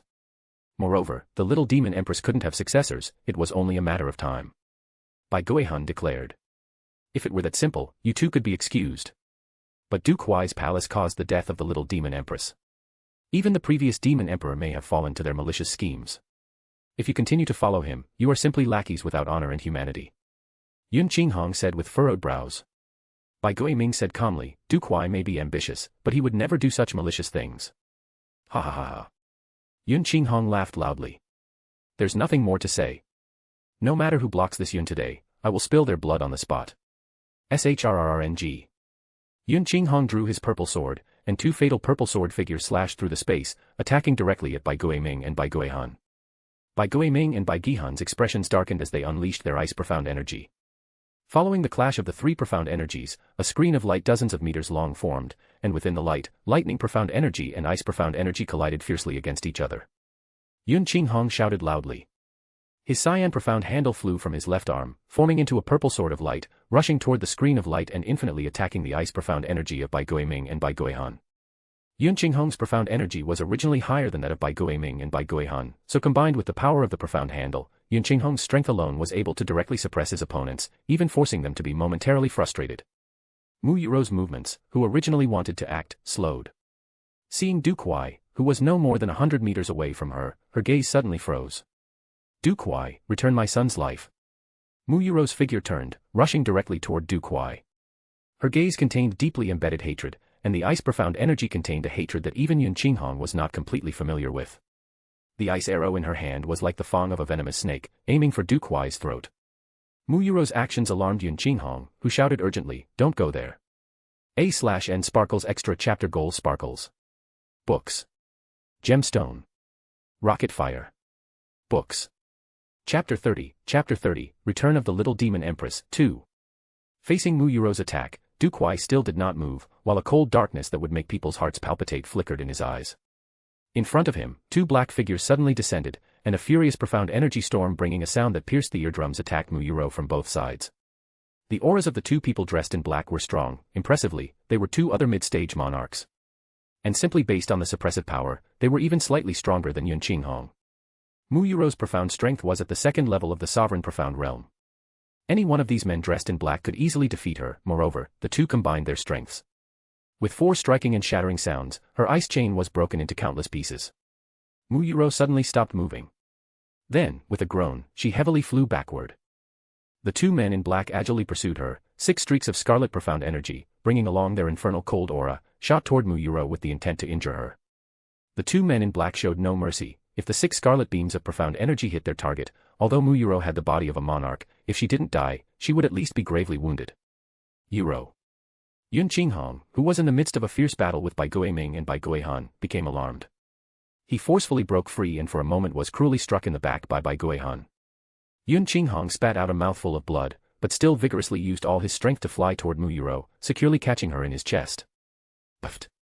The 6 scarlet beams of profound energy struck Yun Qinghong directly in his back, producing 6 shocking bloody holes, with blood flying in all directions. Ha ha ha ha. Du Kuai laughed imprudently, his voice dark. Yun Qinghong, you too will have such a day.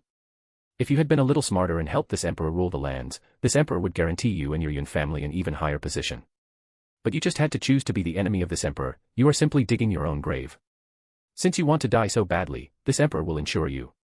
Du Kuai's voice suddenly stopped at that point, even his malicious laughter completely frozen on his face. Because what he saw was that the purple profound energy in Yun Qinghong was actually transforming rapidly and becoming blood red. The Yun family's purple cloud profound art was the strongest lightning profound art, and the color of the lightning profound energy was purple. The stronger the purple color, the stronger it would be. But no matter what, the color of the lightning profound energy would never be blood red. The abnormal profound energy in Yun Qinghong made Du Kuai startled for a moment. After that, what he revealed was actually fear. He was afraid, as if he had suddenly seen a god of death coming from hell. This was because he instinctively thought of the incomparably terrifying, taboo domain of the Yun family, which would even change the expression of Duke Ming, his father, when speaking about it. The two men in black who were originally attacking, along with Bai Guiming and Bai Guihan who were pursuing from behind, all stopped in their tracks. The pupils of all 4 people contracted, they even involuntarily retreated. In the thousands of years of the Yun family, they had always been the leaders of the 12 guardian families, their status second only to that of the demon emperor in the illusory demon realm. How could the experts of the illusory demon realm not know about the myths of the Yun family's purple cloud art? Yun Qinghong, you.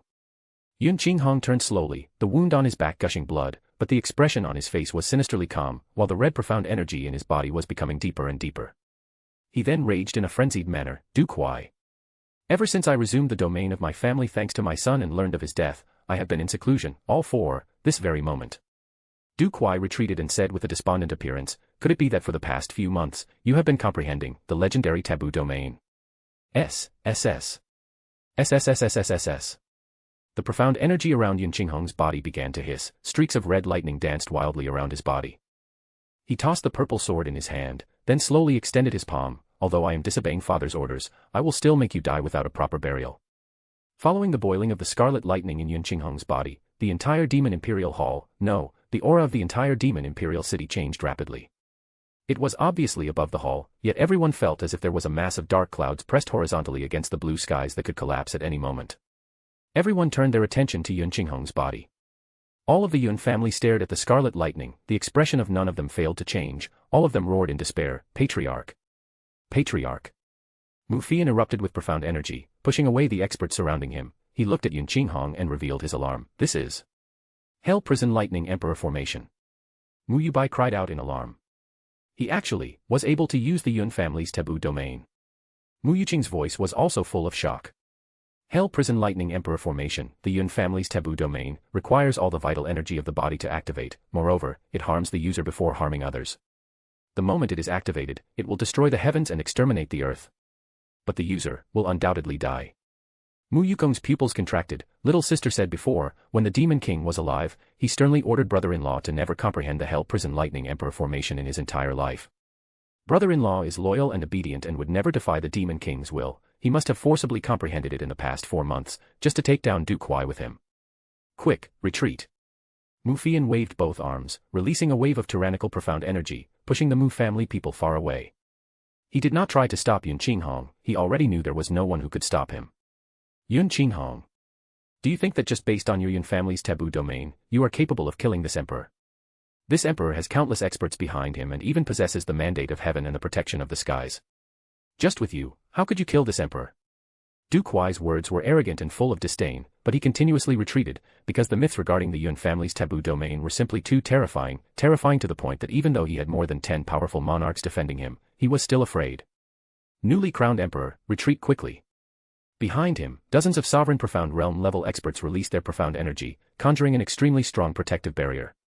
The lightning in Yun Qinghong's body became as intense as the blood of purgatory, his entire body was enveloped within it, his 4 limbs and face could no longer be seen. Mu Yuro quietly leaned against his body, her eyes hazy like mist. Being bathed in the blood-red lightning with him, she was the closest to him, but among all those gathered, she was the only one without fear on her face. Instead, she was completely calm, her lips carrying an indistinct and funereal, yet satisfied smile. Around Du Kuai, 16 monarchs revealed themselves, covering Du Kuai and releasing all their strength. None of them attacked the current Yun Qinghong.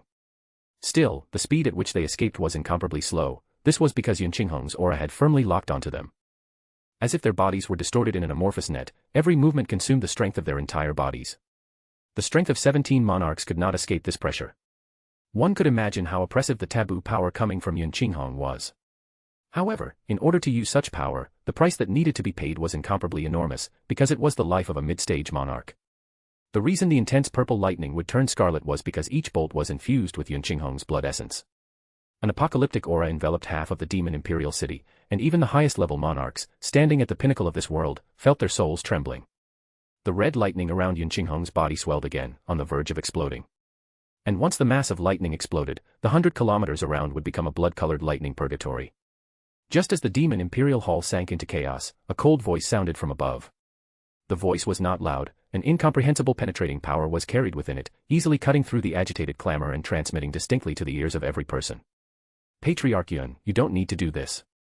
Following the arrival of the voice, there was a ball of pale golden flames. This ball of flames descended from the skies, landing in front of Yun Qinghong's body, instantly separating the incomparably terrifying aura. Following that, the resplendent blood-colored lightning was quickly suppressed by the pale golden flames, being consumed, and after 3 breaths, all the blood-colored lightning had completely disappeared. The flames extinguished. The Yun Qinghong who had consumed his blood essence appeared morbidly pale, like paper, and fell paralyzed to the ground. But immediately after, he turned his body without any regard and looked into the air, his mouth revealing his excitement, shouting in shock, Little Demon Empress. It's the Little Demon Empress's voice. The entire hall was stunned, and the same astonishment covered the face of every person. Everyone had clearly heard the voice from before, it was definitely the Little Demon Empress's voice. Following Yun Qinghong's shout, everyone's gaze is turned upward. It was not known when, but on the ceiling of the hall, a huge fissure had appeared. Every brick and tile of the Demon Imperial Hall was built with incomparably rigid profound jade. To even destroy a small piece would cause an immense sound. But the appearance of the fissure that was at least 10 feet wide had not been noticed by a single person. It was as if it had vanished without a trace. Besides the fissure in the hall, not far above, 2 figures floated. The figure on the right was a small body, dressed in gray with a piercing gaze without any oscillation, perfect like sumptuous jewels, yet cold without any expression. Above her eyebrows, a mark of pure gold in the shape of flames flickered. When the gazes came into contact with the flame mark, the souls were suddenly pressurized by an irresistible force. Little demon empress.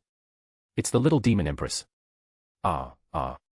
Little demon empress. Is this? What is this? Old man, look, quick, look. Mu Yubai was excited to the point of incoherence. It's the little demon empress, she's not dead. The mark between the little demon empress's eyebrows. Mu Fian's voice was also extremely excited. That is the golden crow flame mark. It's the mark awakened by the golden crow's blood. The little demon empress who had originally died months ago, who even had a funeral procession, actually appeared alive before them on the day of the new emperor's ascension. A wave of voices exploded, practically making the hall explode. They were either astonished, or terrified, or disconcerted, or pleasantly surprised, or even in disbelief. The significance of the scorching mark between the little demon empress's eyebrows was known to every citizen of the illusory demon realm. This is impossible, impossible. Du Kuai looked, his eyeballs nearly exploding. How the hell did the two of them get out of there? According to his royal father's plans, they would be locked in that place for at least another 2 years, and when they came out, if they didn't die inside the Golden Crow Lightning Flame Valley, they would have already completely taken over the illusory demon realm and could deal with both of them easily. Both of them actually didn't die. The mark between the little demon empress's eyebrows, what was happening? Royal father clearly said that women basically cannot awaken the Golden Crow's lineage. To awaken it would bring only a single result, which was death. What the hell was happening? A/N Sparkles Extra Chapter Goal Sparkles. Books. Gemstone. Rocket Fire. Books. Chapter 31, Flames of Vengeance, I. A/N, bonus chapter equals 100 power stones. Amid the chaos in the Demon Imperial Hall, the little demon empress and Ren Zu had finally arrived. It could be said that they arrived just in the nick of time, and yet it was extremely thrilling. This was because if they had arrived just a moment later, as soon as Yun Qinghong's lightning-tinted blood exploded, he would surely have died. On their journey back to the Demon Imperial Hall, Ren Zu had thought of dozens of different situations that might be unfolding here.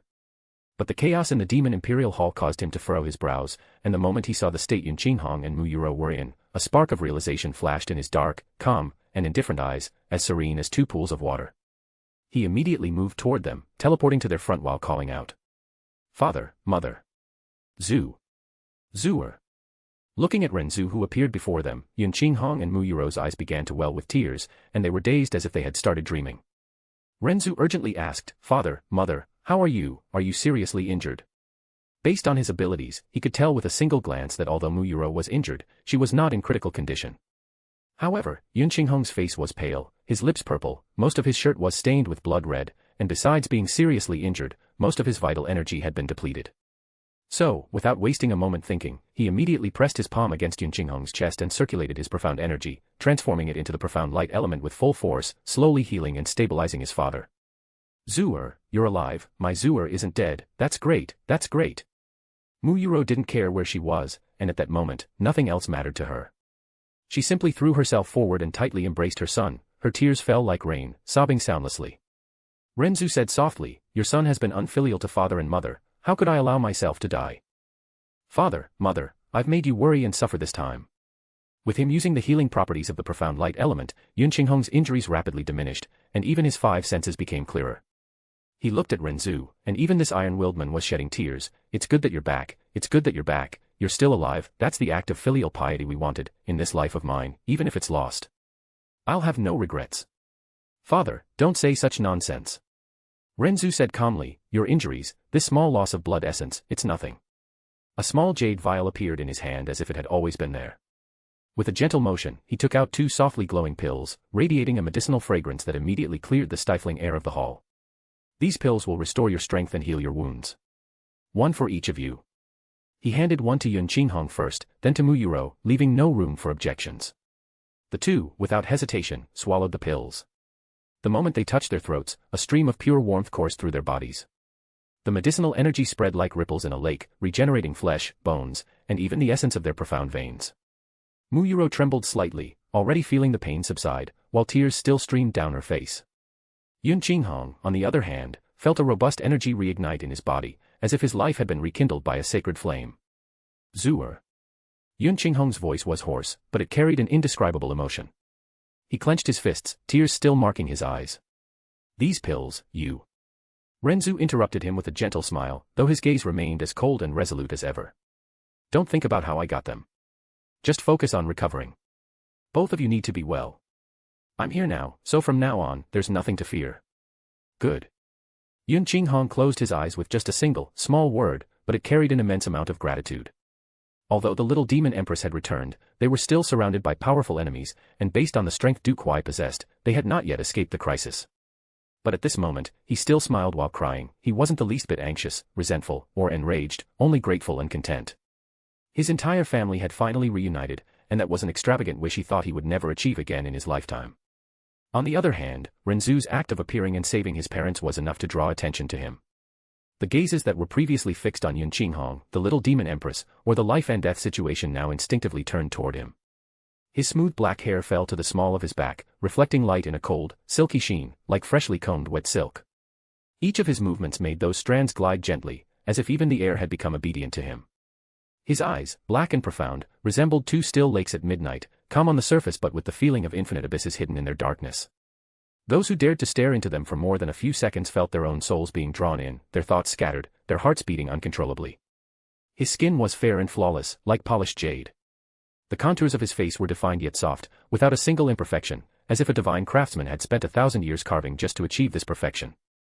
His thin, slightly curved lips carried a provocative tranquility, the kind of subtle smile that made any promise spoken by him sound like an irresistible command. The indifference in his expression, combined with this overwhelming beauty, only intensified the torment and fascination of everyone. Who was this immortal who accompanied the little demon empress? Could it be Ren Zu from the rumors? Since when was he this beautiful? Since when was he so beautiful, murmured one of the Yun clan elders, unable to contain the thought. Is it just me, or does he seem even more dazzling than the demon emperor himself in his youth? Another couldn't help but whisper, feeling embarrassed the moment the words left his mouth. The younger female disciples present, who until then had been trembling in fear, lost themselves in their own daydreams. Some covered their lips with their hands, trying to hide the sudden flush on their faces. Even the men, hardened warriors and seasoned elders, felt their hearts beat a little faster. On the other hand, the little demon empress slowly swept her gaze across the entire battlefield. Her soft lips, however, let out a cold, chilling voice. Who will explain to this empress exactly what is happening here? The little demon empress's voice carried an overwhelmingly heavy pressure that dispelled all the attention those present were giving to Ren Zu, who knew how many times heavier than before. Even if someone didn't look at her, just hearing her voice, they would be unable to breathe and would feel their entire body stiffen. The little demon empress, who was originally thought to be dead, appeared on the day of the new emperor's ascension, even bringing with her the mark of the Golden Crow and returning with the awakened Golden Crow bloodline. This was undoubtedly the most shocking and inopportune sight in the illusory demon realm. The leader of the demon emperor's imperial guards stepped forward. His voice trembled slightly as he said, "Little demon empress, 4 months ago, there was absolutely no trace of you, and Du Kuai said you had gone to the Golden Crow Lightning Flame Valley. Everyone thought you had met with misfortune there. That's why, today is the new emperor's ascension ceremony." Ascension ceremony? The little demon empress slowly turned her gaze, pointing her cold, freezing stare at Du Kuai, along with everyone standing behind him. Du Kuai. You are truly impressive. How are you worthy of wearing the robes of an emperor? The demon empress's fury, that shocking wave of pressure, made everyone choke for a moment. Several of those who had defected to Du Kuai in recent months were in a confused mental state. They stood foolishly frightened, completely lost. However, most of the superpowers, especially those who had long been on Du Kuai's side, exchanged glances, and gradually, their initial confusion faded. So what if the little demon empress had crawled out of her grave? The strength of Du Kuai's side had long surpassed that of the little demon empress. Over the past few months, it had swelled to an even greater extent. Aside from the tens of thousands of years of prestige and power the demon emperor clan possessed, what did the little demon empress have to compete with Du Kuai? The little demon empress's appearance was merely another inconvenience at the ascension ceremony. Today, not to mention the little demon empress, even if the former demon emperor were revived, they had no intention of stopping Du Kuai's ascension. After a quick exchange of glances, all the experts on Du Kuai's side calmed down. Now that things had reached this point, they had no way to retreat, nor did they need to. Duke Zhong stepped forward, meeting the little demon empress's gaze and saying, "Little demon empress. For 4 whole months, there was no sign of you. We all thought you had met with misfortune in the Golden Crow Lightning Flame Valley. In these past few months, if it weren't for Duke Huai, if it weren't for the new emperor taking charge of the situation, the illusory demon realm would have fallen into complete chaos. The new emperor's ascension is supported by everyone and meets everyone's expectations. Why do you reprimand the new emperor? Facing the little demon empress, Duke Zhong's words were harsh, without a trace of respect, openly criticizing, and utterly without apprehension. Clearly, he no longer saw her as the empress of the illusory demon realm. Duke Zhong, you've got some guts, huh? Mu Yubai sneered, you dare to be disrespectful to the little demon empress, speaking rudely. It seems these people are ready to openly rebel now. What did Duke Zhong say that was wrong? He Lianquang shouted, forcibly suppressing Mu Yubai's voice, little demon empress, you're still alive, and that's truly a pleasant surprise, but you disappeared for 4 whole months without a trace, so the illusory demon realm thought you were dead. Thus, the little demon empress would naturally become history. Now that the new emperor has donned the imperial robes, what's done cannot be undone. It's only reasonable that the true emperor of the illusory demon realm is now Duke Huai. And no longer the little demon empress. Ha! Mu Fian laughed coldly. As the patriarch of a guardian family of the demon emperor clan, you have the audacity to say such outrageous words. The honor of hundreds of generations of Hellian ancestors has been completely thrown away by this generation. Humph. He Lianquang's expression didn't change. Our Hellian family protects the true emperor of the illusory demon realm. What we protect is the peace of the illusory demon realm. Not to mention that the little demon empress is a woman, based solely on ability, the new emperor surpasses the little demon empress. Based on public opinion, the new emperor is better than the little demon empress. The new emperor is more suitable as the emperor of the illusory demon realm than the little demon empress. The only reason the little demon empress could be the empress of the illusory demon realm for 100 years was simply due to the demon emperor's bloodline. She abandoned the illusory demon realm without hesitation, not even caring, disappearing suddenly for 4 months, causing great chaos, and now that she's back, what prestige, what moral ground does she have to continue leading the illusory demon realm? Ren Zu, who had remained silent beside his parents until then, slightly raised his chin. His black gaze slid toward He Lianquang, like a blade dipped in ice. He took a step forward. And then he smiled, a light, almost lazy smile, but one that carried a sharp poison. He Lianquang, is that how you talk? Like a dog switching masters after thinking the old one died. His words fell like muffled thunder. He Lianquang's pupils narrowed, his mouth instinctively opened, but no words came out.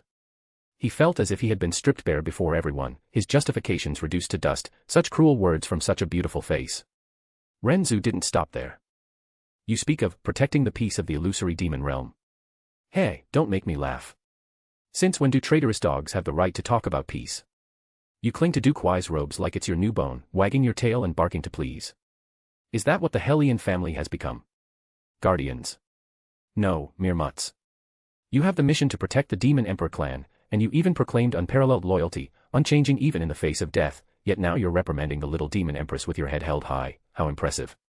You truly have no sense of shame. I really want to ask Patriarch Hellian, who was it that united the infinitely chaotic illusory demon realm? Who was it that gave the illusory demon realm tens of thousands of years of peace, allowing both humans and demons to coexist peacefully? Who was it that guided your guardian families to reign over these lands under the heavens, allowing you to stand at the peak of the illusory demon realm for tens of thousands of years?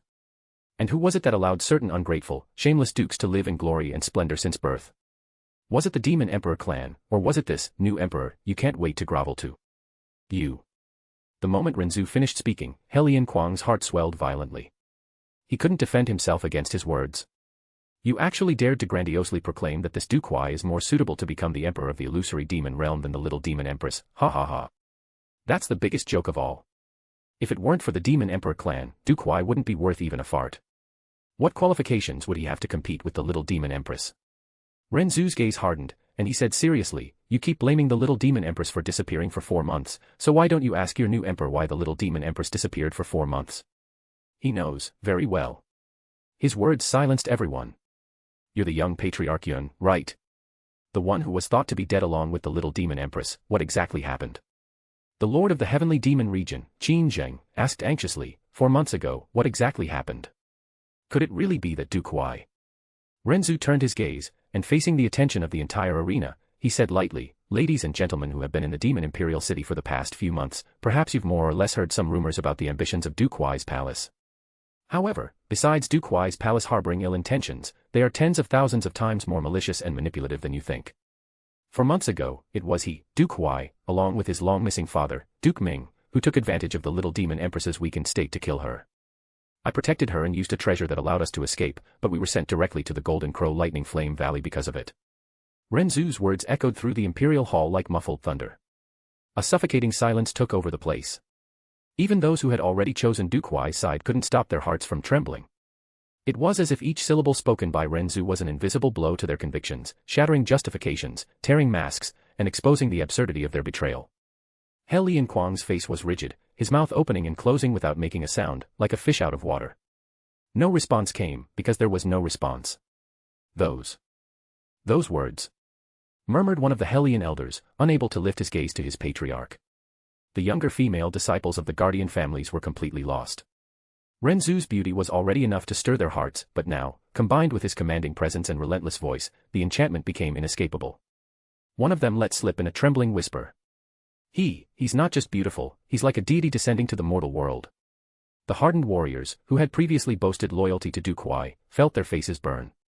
One of them, unable to control his thoughts, swallowed hard, staring at Ren Zu and wondering in shock. Since when did Yun Qinghong's son become like this? If he were the emperor.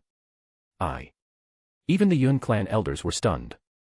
For them, the young master's return was already an impossible blessing, but seeing him take center stage in the hall, delivering words that silenced dozens of powerhouses at once, was like witnessing the rise of a star destined to swallow the heavens. Enough. Du Kuai's voice finally erupted, laden with fury and pressure, like thunder shattering the silence. Those words broke the stupor everyone was immersed in, like a bucket of cold water thrown over a forbidden dream. The weight of his aura surged through the hall, suffocating the weaker hearts and bringing them back to reality. Don't be swayed by the poisonous words of a brat who just returned, he shouted, his expression twisted, his eyes sparking with hatred and resentment. Ren Zu is nothing but a kid who hid cowardly for 4 months, daring to fabricate slanders against me and Du Kuai's palace. He took a step forward, his demonic power bursting like a black tide. You forget who sustained the illusory demon realm while the little demon empress was gone. Who maintained order, prevented external enemies from taking advantage of the chaos, and ensured stability. It was me, Du Kuai. If it weren't for me, this realm would already be in ruins. His words made many of his allies waver less. Some of those whose hearts had trembled at Ren Zu's presence now took a deep breath, trying to cling to any justification to avoid losing themselves. Du Kuai gave a cold laugh and said grimly, Yun Ren Zu, you've said too much. This emperor originally had some respect for your Yun family, but, today, you've truly disappointed this emperor too much. The disrespect Yun Qinghong showed this emperor could tolerate.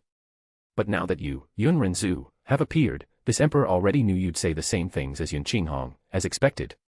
Your Yun family spared no effort to incriminate this emperor. Ren Zu looked at him coldly, his eyes expressing amusement, as if he were watching a clown struggling to put on a good performance. What a pity, there's a laughable hole in your trap, Du Kuai sneered. I have countless witnesses that 4 months ago, I was here in the city. You said this emperor plotted against the little demon empress. Can this emperor split his body? Your slander is completely full of holes and is simply making your Yun family a laughingstock. His expression grew even darker. Your Yun family is doing its utmost to incriminate this emperor. Even if that's cowardice to the extreme, it can still be considered a form of loyalty to the demon emperor's bloodline, so this emperor can tolerate it. However, Yun Ren Zu, you could have stopped at slandering this emperor, but you went so far as to defame my imperial father's reputation. My imperial father was indifferent to fame and wealth, staying out of worldly troubles. Departing from the side of the former demon emperor 100 years ago, he wandered the illusory demon realm and lived his life in the wilderness. Everyone knows this. In the past 100 years, not to mention the people, even this emperor hasn't seen my imperial father, and you, a fool from the Yun family. Du Kuai's entire body trembled with rage. You actually dared to defame this emperor's imperial father. That crosses this emperor's final line. Your Yun family must give this emperor an explanation today. Otherwise, don't blame this emperor for showing no mercy. Ren Zu took a slow step forward, as if he weren't in the midst of a battlefield but strolling through a garden under the moonlight. His black hair slid over his shoulder, reflecting a cold gleam. The slight curve of his lips brought a smile that seemed more like a blade dipped in poison. Imperial father indifferent to fame and wealth, heh. His voice came out low, too calm, but each syllable seemed to sink into the bones of those who heard it. Du Kuai, your act is becoming pathetic. The more you speak, the more you betray yourself. He raised his right hand, and a translucent crystal appeared in his palm, enveloped in a soft, vibrant light. For those unfamiliar with this item, it's something I created and sold over the past year. During his year of isolation, he needed resources to advance his cultivation. With that goal in mind, he naturally created various items and sold them, not limited to pills he crafted based on his medical knowledge. One of them was the item currently in his hand, the memory jade. Its function was identical to the technique he used with the Golden Crow's soul to create false memories, except it used a small profound formation in its core to emulate memories upon contact with profound energy and the user's intent. The only limitation was that it could only show real memories, not false ones. In practical terms, this item was created as a failure in his research to develop his profound mental art. The moment the item appeared, a wave of shock swept through the hall. Even the oldest and most experienced lost their composure for a second. This. One of the guardian elders murmured, eyes widening. A memory jade. To think the young patriarch of the Yun family created this. It seems the elder knows what this is, so you must know its effects. It wasn't too difficult, just required some profound formations carved into a core. Anyone with good manipulation of profound energy and basic knowledge of formations could do the same. After glancing at the elder who recognized the item in his hand, Ren Zu lightly spun the crystal between his fingers, as if it were just a toy. The smile on his lips deepened. But anyway. For months ago, when the little demon empress was ambushed, I had already foreseen that those treacherous dogs from Du Kuai's palace would try something like this. His black eyes narrowed, glinting like abysses devouring light. I recorded everything. He injected a thread of energy into the crystal. Immediately, above the hall, a projection took form, clear as if time had been rewound. There was the exact moment, the little demon empress with her cultivation sealed, being protected by him, with two figures appearing before them. Du Kuai and Duke Ming. The images weren't just visual, the sounds of the battle, the words exchanged, everything that happened that day echoed with perfection. And with that, everyone also discovered the truth from 100 years ago, who was behind the death of the former demon emperor and the little demon emperor himself. It was all the fault of the people from Y Palace. The reason they so easily believed images from a small crystal was that many knew about the memory jade. It only showed the memories of someone regarding a specific event that the practitioner recorded. It couldn't be altered or used to create false memories through such a treasure. Absolute silence. No breath dared to manifest too loudly. Ren Zu closed his hand, and the projection dissipated. The crystal emitted one last spark before vanishing into his palm. Du Kuai. His voice was soft, but each letter cut like steel. You said you had countless witnesses guaranteeing your presence in the city. Then explain. His mocking smile returned, slow, cruel. Explain how a man can be in the Imperial Hall, and at the same time ambushing the Empress and me. He tilted his head slightly, like a predator about to toy with its prey. Or should we all believe it was just a secret twin brother we've never heard of? Heh, pathetic. The color drained from the faces of several of Du Kuai's supporters. The weaker ones even stepped back, their eyes full of doubt and fear. And Du Kuai, though he tried to maintain his composure, was livid, his eyes bloodshot, the mask of confidence and authority shattering before everyone. Ren Zu then raised his voice, clear and incisive. Ladies and gentlemen present, these are irrefutable proofs. The blood of the demon emperor that runs in your veins, the heritage of your families, everything was betrayed by this man. Du Kuai's palace not only tried to assassinate the little demon empress, they plotted against the very illusory demon realm. Everyone was aware of the ambitions of Du Kuai's palace. However, this kind of ambition, to scheme maliciously against the illusory demon emperor and the last heir of the demon emperor clan, were two entirely different concepts. Based on the prestige of the demon emperor clan in the illusory demon realm, it was enough to ignite the anger and wrath of all the citizens of the illusory demon realm, something the entire illusory demon realm could not tolerate. Could it be that Du Kuai really? This is, a conspiracy as vast as the heavens. No matter how bad Du Kuai is, he wouldn't do such a thing. Duke Ming too, this can't have happened. Your Highness, you really? The one who asked was a middle-aged monarch who had defected to Du Kuai's palace, his hands trembling as he spoke. The situation was anything but normal, because this was a situation witnessed by all the heroes of the realm. It could be the great crime of regicide. Although the demon emperor's bloodline would soon end, in the illusory demon realm, the prestige of the demon emperor clan, which possessed the Golden Crow bloodline, was unmatched. Most of the forces that had defected to Du Kuai's palace had done so because the little demon empress was gradually weakening, and Du Kuai's palace was becoming stronger. After the little demon empress, the demon emperor's bloodline would be severed, and it would be Du Kuai who would rule the lands. For the future of their own families or forces, although defecting to Du Kuai's palace was an act of disloyalty to the demon emperor clan, based on the situation at that time, they could accept it and make a conscious decision. But the assassination of the little demon empress was an act that would not be tolerated in the lands of the illusory demon realm. If it had been a perfect assassination without anyone's knowledge, it would be fine. However, if it was leaked, and spread throughout the illusory demon realm, Du Kuai would definitely lose his position. Even if he had 10 times his power, he still couldn't confront the anger and hostility of the entire illusory demon realm. And the forces that followed Du Kuai would also become targets of ridicule. This is a bunch of nonsense. Duke Zhong roared with all his might. Just based on a memory jade created by Ren Zu himself, you accuse the new emperor of assassinating the little demon empress. Although the new emperor has always had great ambition, he always thought of the world, thinking of the peace and future of the illusory demon realm.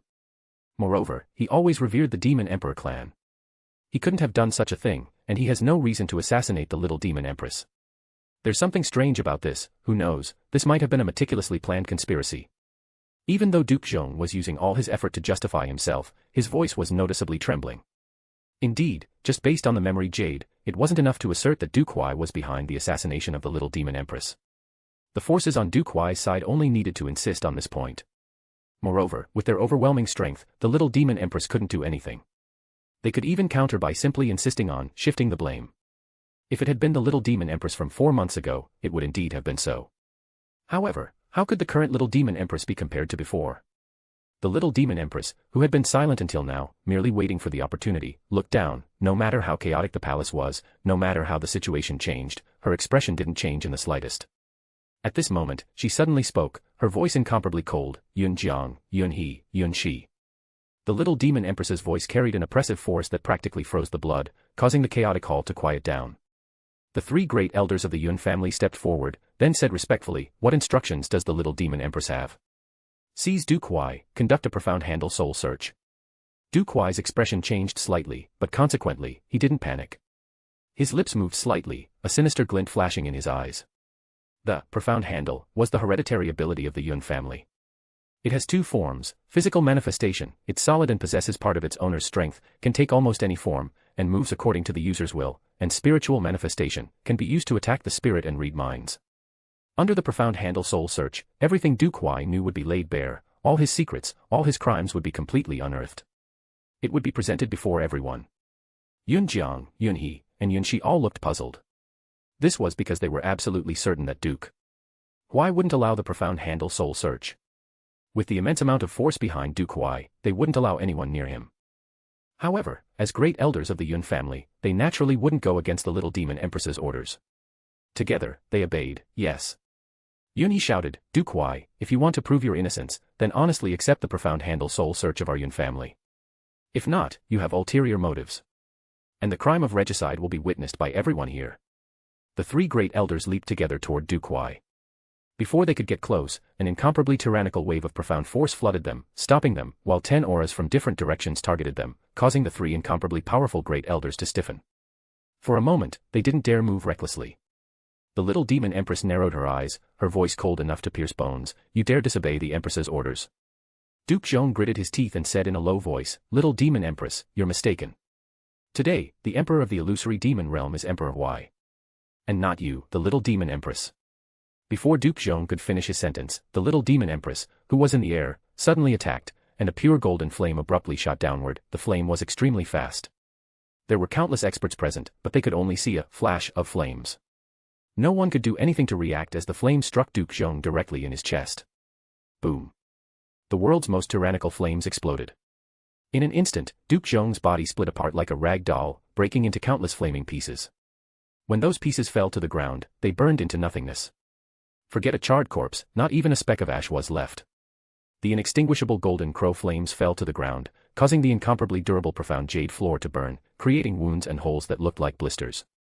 Everyone in the hall fell into a collective silence. All stared rigidly, as shock and astonishment abruptly exploded in their eyes. The little demon empress's temperament was cold and cruel. This wasn't the first time she unexpectedly killed someone, it had happened many times. However, this time, there was a huge difference compared to the others. This was because Duke Zhong, regardless of his identity, he wasn't an ordinary person. He possessed world-shocking strength, a powerful monarch at the peak of the profound world. Yet the little demon empress raised her hand, and killed him in an instant. The body of a monarch, 10,000 times more durable than a large rock, couldn't resist for even a moment. He didn't even have a chance to scream. In an instant, forget the corpse, not even a scar was left. The golden crow flames extinguished silently, but everyone trembled internally, unable to say anything for a long time. Killing a tyrant in an instant was indeed shocking, but a high-level monarch truly had the power to do so. However, to kill one who was truly in the sovereign profound realm, a monarch possessing the power to look down on the entire world. This was something even the top experts of the illusory demon realm had never seen or heard of before. It was simply a kind of power that exceeded their comprehension and imagination. The change in the color of the mark between the little demon empress's brows signified that she had awakened the golden crow bloodline.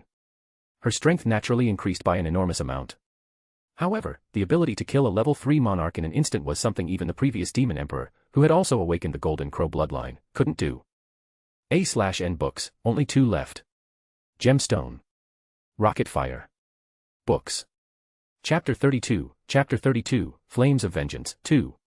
Duke. Amid the shocked silence that permeated the air, a tragic cry rang out. Following that, an old man whose hair was half white rushed forward and stood in the spot where Duke Zhong had lost his life, his entire body trembling. This person was no stranger to everyone present. He was also from the illusory demon royal family and was known as Duke Han. He held the position of the highest seniority in Duke Zhong's palace and was its most senior representative. Furthermore, he was also Duke Zhong's uncle. He was at the 6th level of the Sovereign Profound Realm, the foundation of the entire Duke Zhong palace. In the Demon Imperial City, both his power and position carried great weight. After Duke Zhong took over the management of the Duke Palace, he supported Duke Zhong from the shadows and became his guardian. With him around, even in the Demon Imperial City, where experts were as numerous as clouds, there was hardly anyone who could harm Duke Zhong. But today, he could only watch helplessly as Duke Zhong was instantly incinerated to ashes. He couldn't even think of stepping forward to protect him, as he hadn't even been able to react until Duke Zhong met his violent end. Little Demon Empress. Duke Han shouted, as grief and anger intertwined in his voice. Although the Duke of my residence may have spoken out of turn, his crime was not worthy of death, yet you were truly so cruel. A crime not punishable by death. The little demon empress said in a cold voice. Duke Huai sought to commit regicide, and every root of his clan deserves to be uprooted and burned. As Duke Huai's servile lackey, Duke Zhong deserves to die 10,000 times over. And to show disrespect to this empress, even death would not be punishment enough. Duke Han. For the sake of the loyalty you showed to this empress's royal father, for now, I will not implicate you in his guilt. But if you speak another word in favor of Duke Zhong or Duke Huai, this empress will kill you as well. Duke Han's face contorted, but he suddenly let out a low roar. You killed my royal duke. If you have the courage, then you can kill this duke as well. The little demon empress's eyes, as dark as the night, narrowed faintly as she responded in a voice that carried a chilling promise of death that did not hesitate to pierce the souls of all. Since you wish to die, then this empress will help you achieve your goal. You favored Duke Zhong in his treachery, so you too are punishable by death. Before the little demon empress's voice had even fallen, a piercing, icy sensation had already spread through Duke Han's entire body. He was a dignified 6th-level monarch, yet in that very instant, he suddenly felt an imminent calamity descending upon him. A fear he had never felt before in his life grew frantically, swelling like an awakened demon gnawing at his soul. He never would have thought that the little demon empress would actually deliver a fatal blow to him without even a shred of hesitation. He certainly never would have dreamed that, given his own strength, he would actually feel such acute dread after the mere killing intent of the little demon empress locked onto him. The others naturally did not know that under the little demon empress's cold and cruel pronouncement, Duke Han's confidence had nearly collapsed. He fiercely gritted his teeth and launched himself into the air. He let out a stifled roar as he frantically concentrated all the profound energy in his body and exploded toward the little demon empress. Little demon empress, be careful. Su Xiangnan shouted in alarm. Duke Han was considered an expert even among monarchs, and the little demon empress from 4 months ago was absolutely no match for him. But as Su Xiangnan's cry had just left his mouth, a miserable, shrill scream that resembled a pig being slaughtered cut through the air of nearly the entire demon imperial city. After a frantic convulsion, Duke Han, who had just launched himself into the air, fell miserably back to the ground. A completely hoarse scream pierced the air, as if he were suffering the most cruel torture in the world. The entire audience widened their eyes in alarm and fear. They could clearly see that Duke Han's hands were being burned by 2 beams of golden scarlet flames. Golden Crow flames. These 2 beams of golden crow flames were neither vigorous nor frantic, neither slow nor fast, neither hot nor blazing. They merely continued to burn, and in the blink of an eye, they burned nearly all the flesh from the hands of the 6th-level monarch, exposing the white bones beneath. Following that, even the white bones began to glow brightly as they were burned, and both of Duke Han's hands had completely vanished from the tips of his arms. Argh. Duke Han screamed as if his life depended on it and rolled frantically around, as if desperately trying to use his profound energy to resist these devouring flames.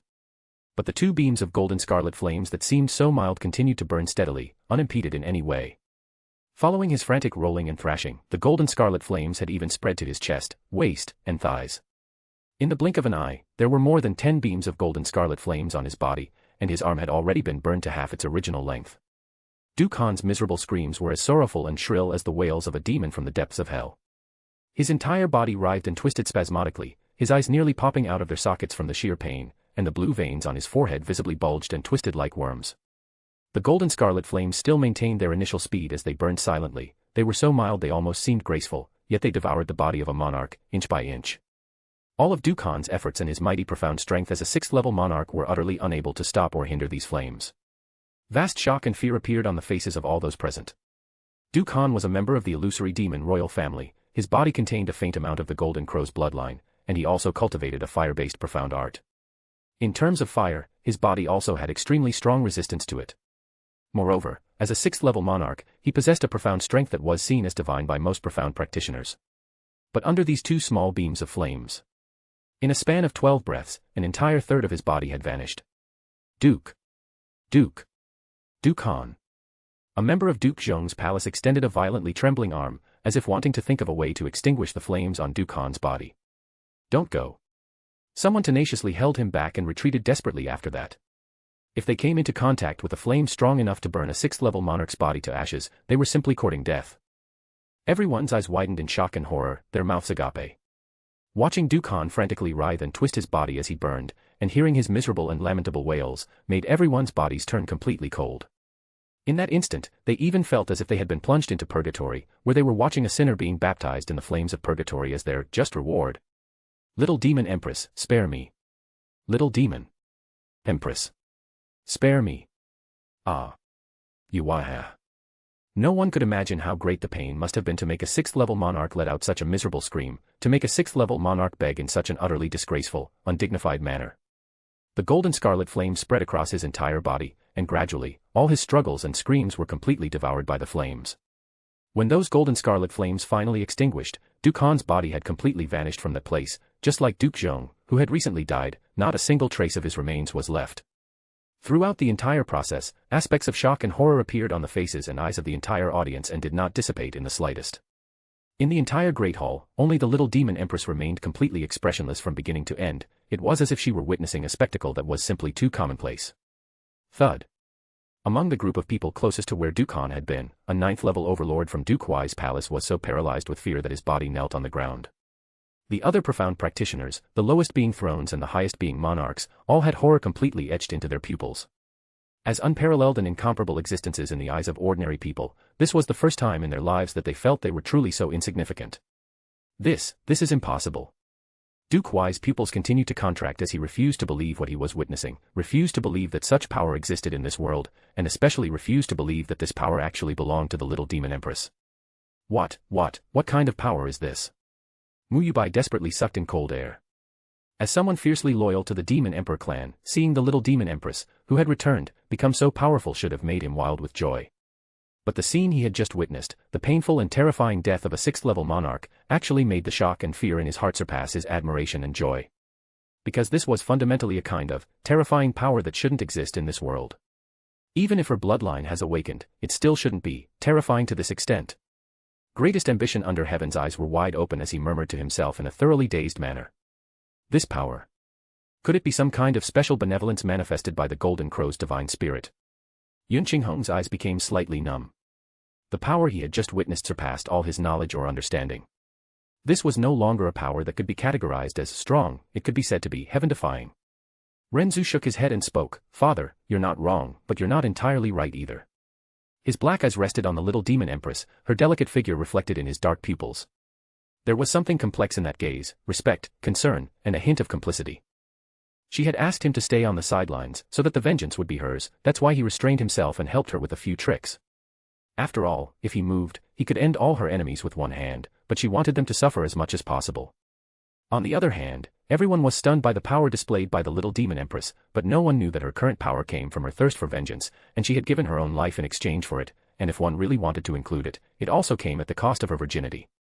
Yun He, Yun Jiang, Yun Shi. The little Demon Empress spoke again, and those short 6 words were like icy needles piercing through the hearts and souls of everyone present, making their entire bodies freeze from the cold. Quickly seize Duke Huai.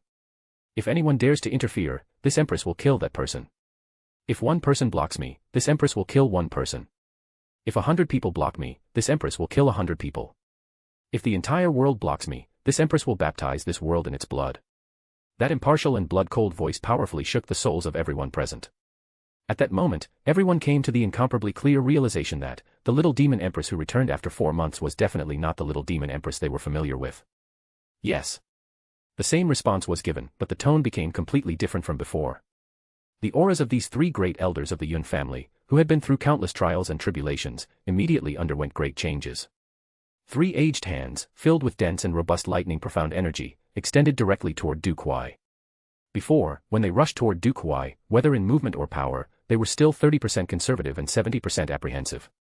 But now, they were extremely fierce and severe, their profound energy surging rapidly around them, carrying even the piercing sound of thunder.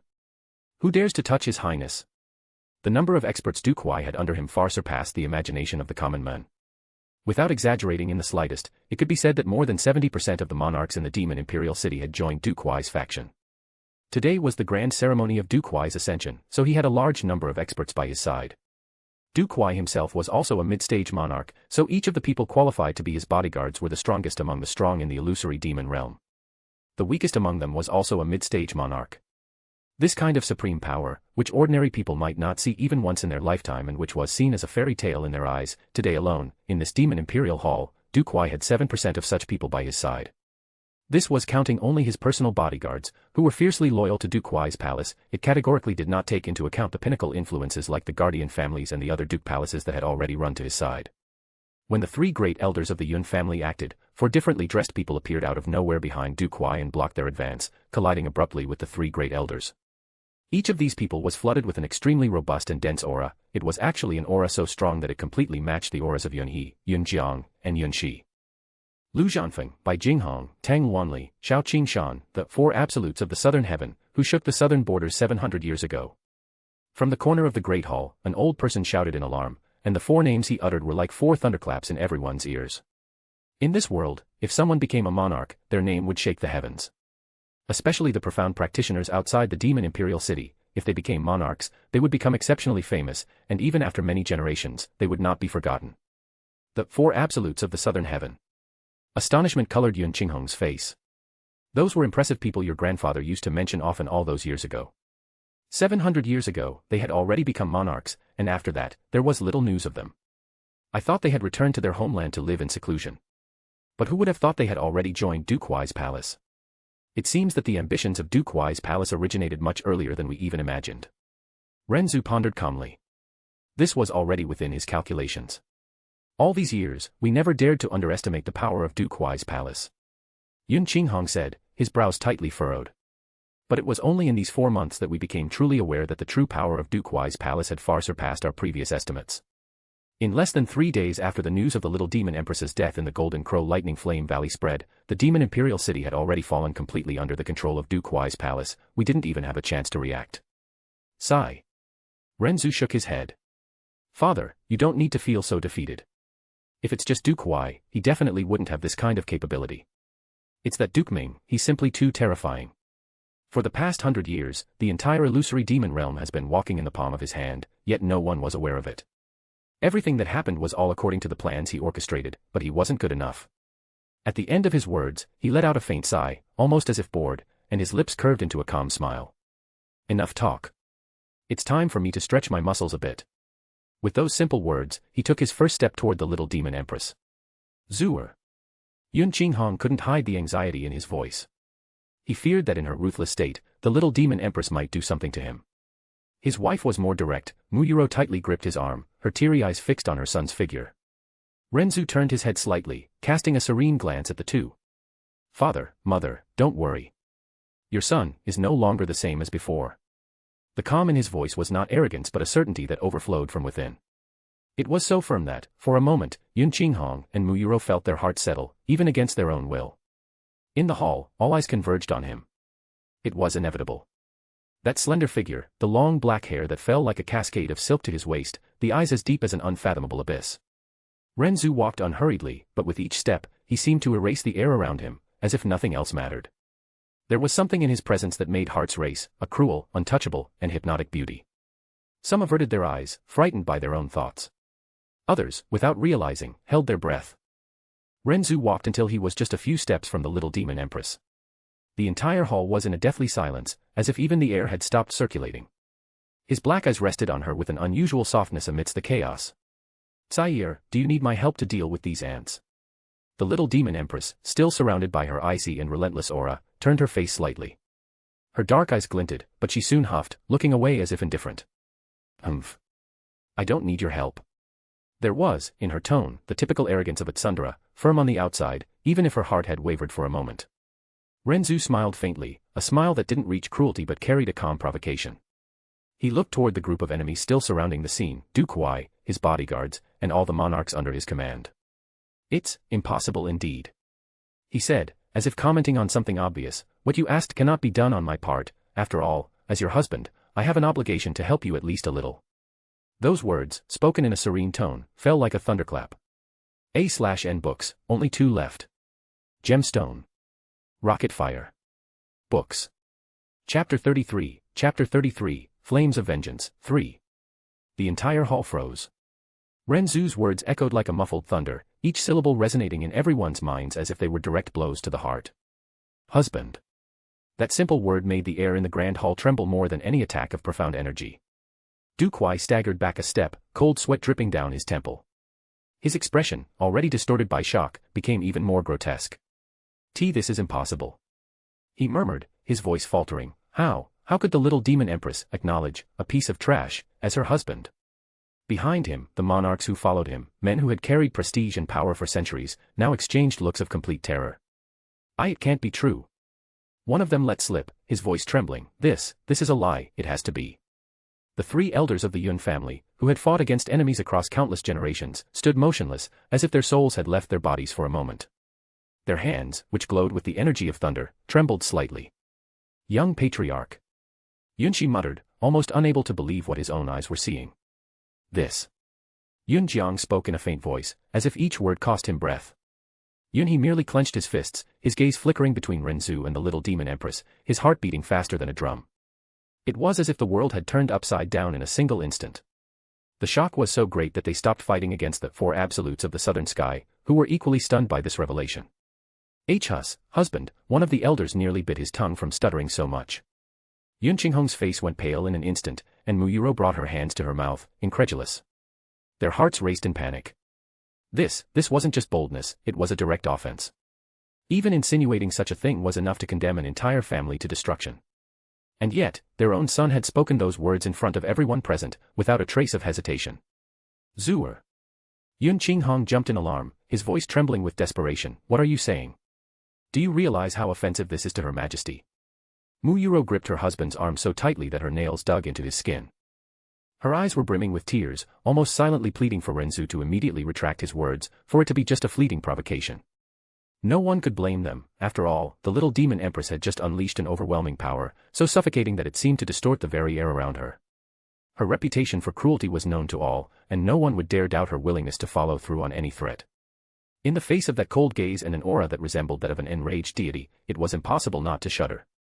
And, to everyone's horror, their son had just uttered words that sounded like a death sentence. But Ren Zu only maintained that calm smile and indifferent expression. The audience, however, erupted into hushed murmurs. Some choked, others laughed in disbelief, as if it were a joke too absurd to even comment on. There were also those who simply stood paralyzed, unsure whether to laugh, tremble, or kneel on the spot. This can only be madness, someone envious of the young man's appearance whispered, their voice hoarse. The little demon empress would never allow something like this. He's a dead man. But then, the entire hall fell silent again. Because, after a few seconds that seemed eternal, the little demon empress slightly turned her face, her dark gaze meeting Ren Zu's. Her silence was sharper than any blade. Finally, she let out a huff, averting her eyes, her cheeks taking on an almost imperceptible flush, and her icy, yet embarrassed, voice echoed. Do as you please. Those 4 words felt like a final verdict. If there had been shock before, now the hall plunged into absolute chaos of disbelief. It was as if everyone had just witnessed the impossible take form before their eyes.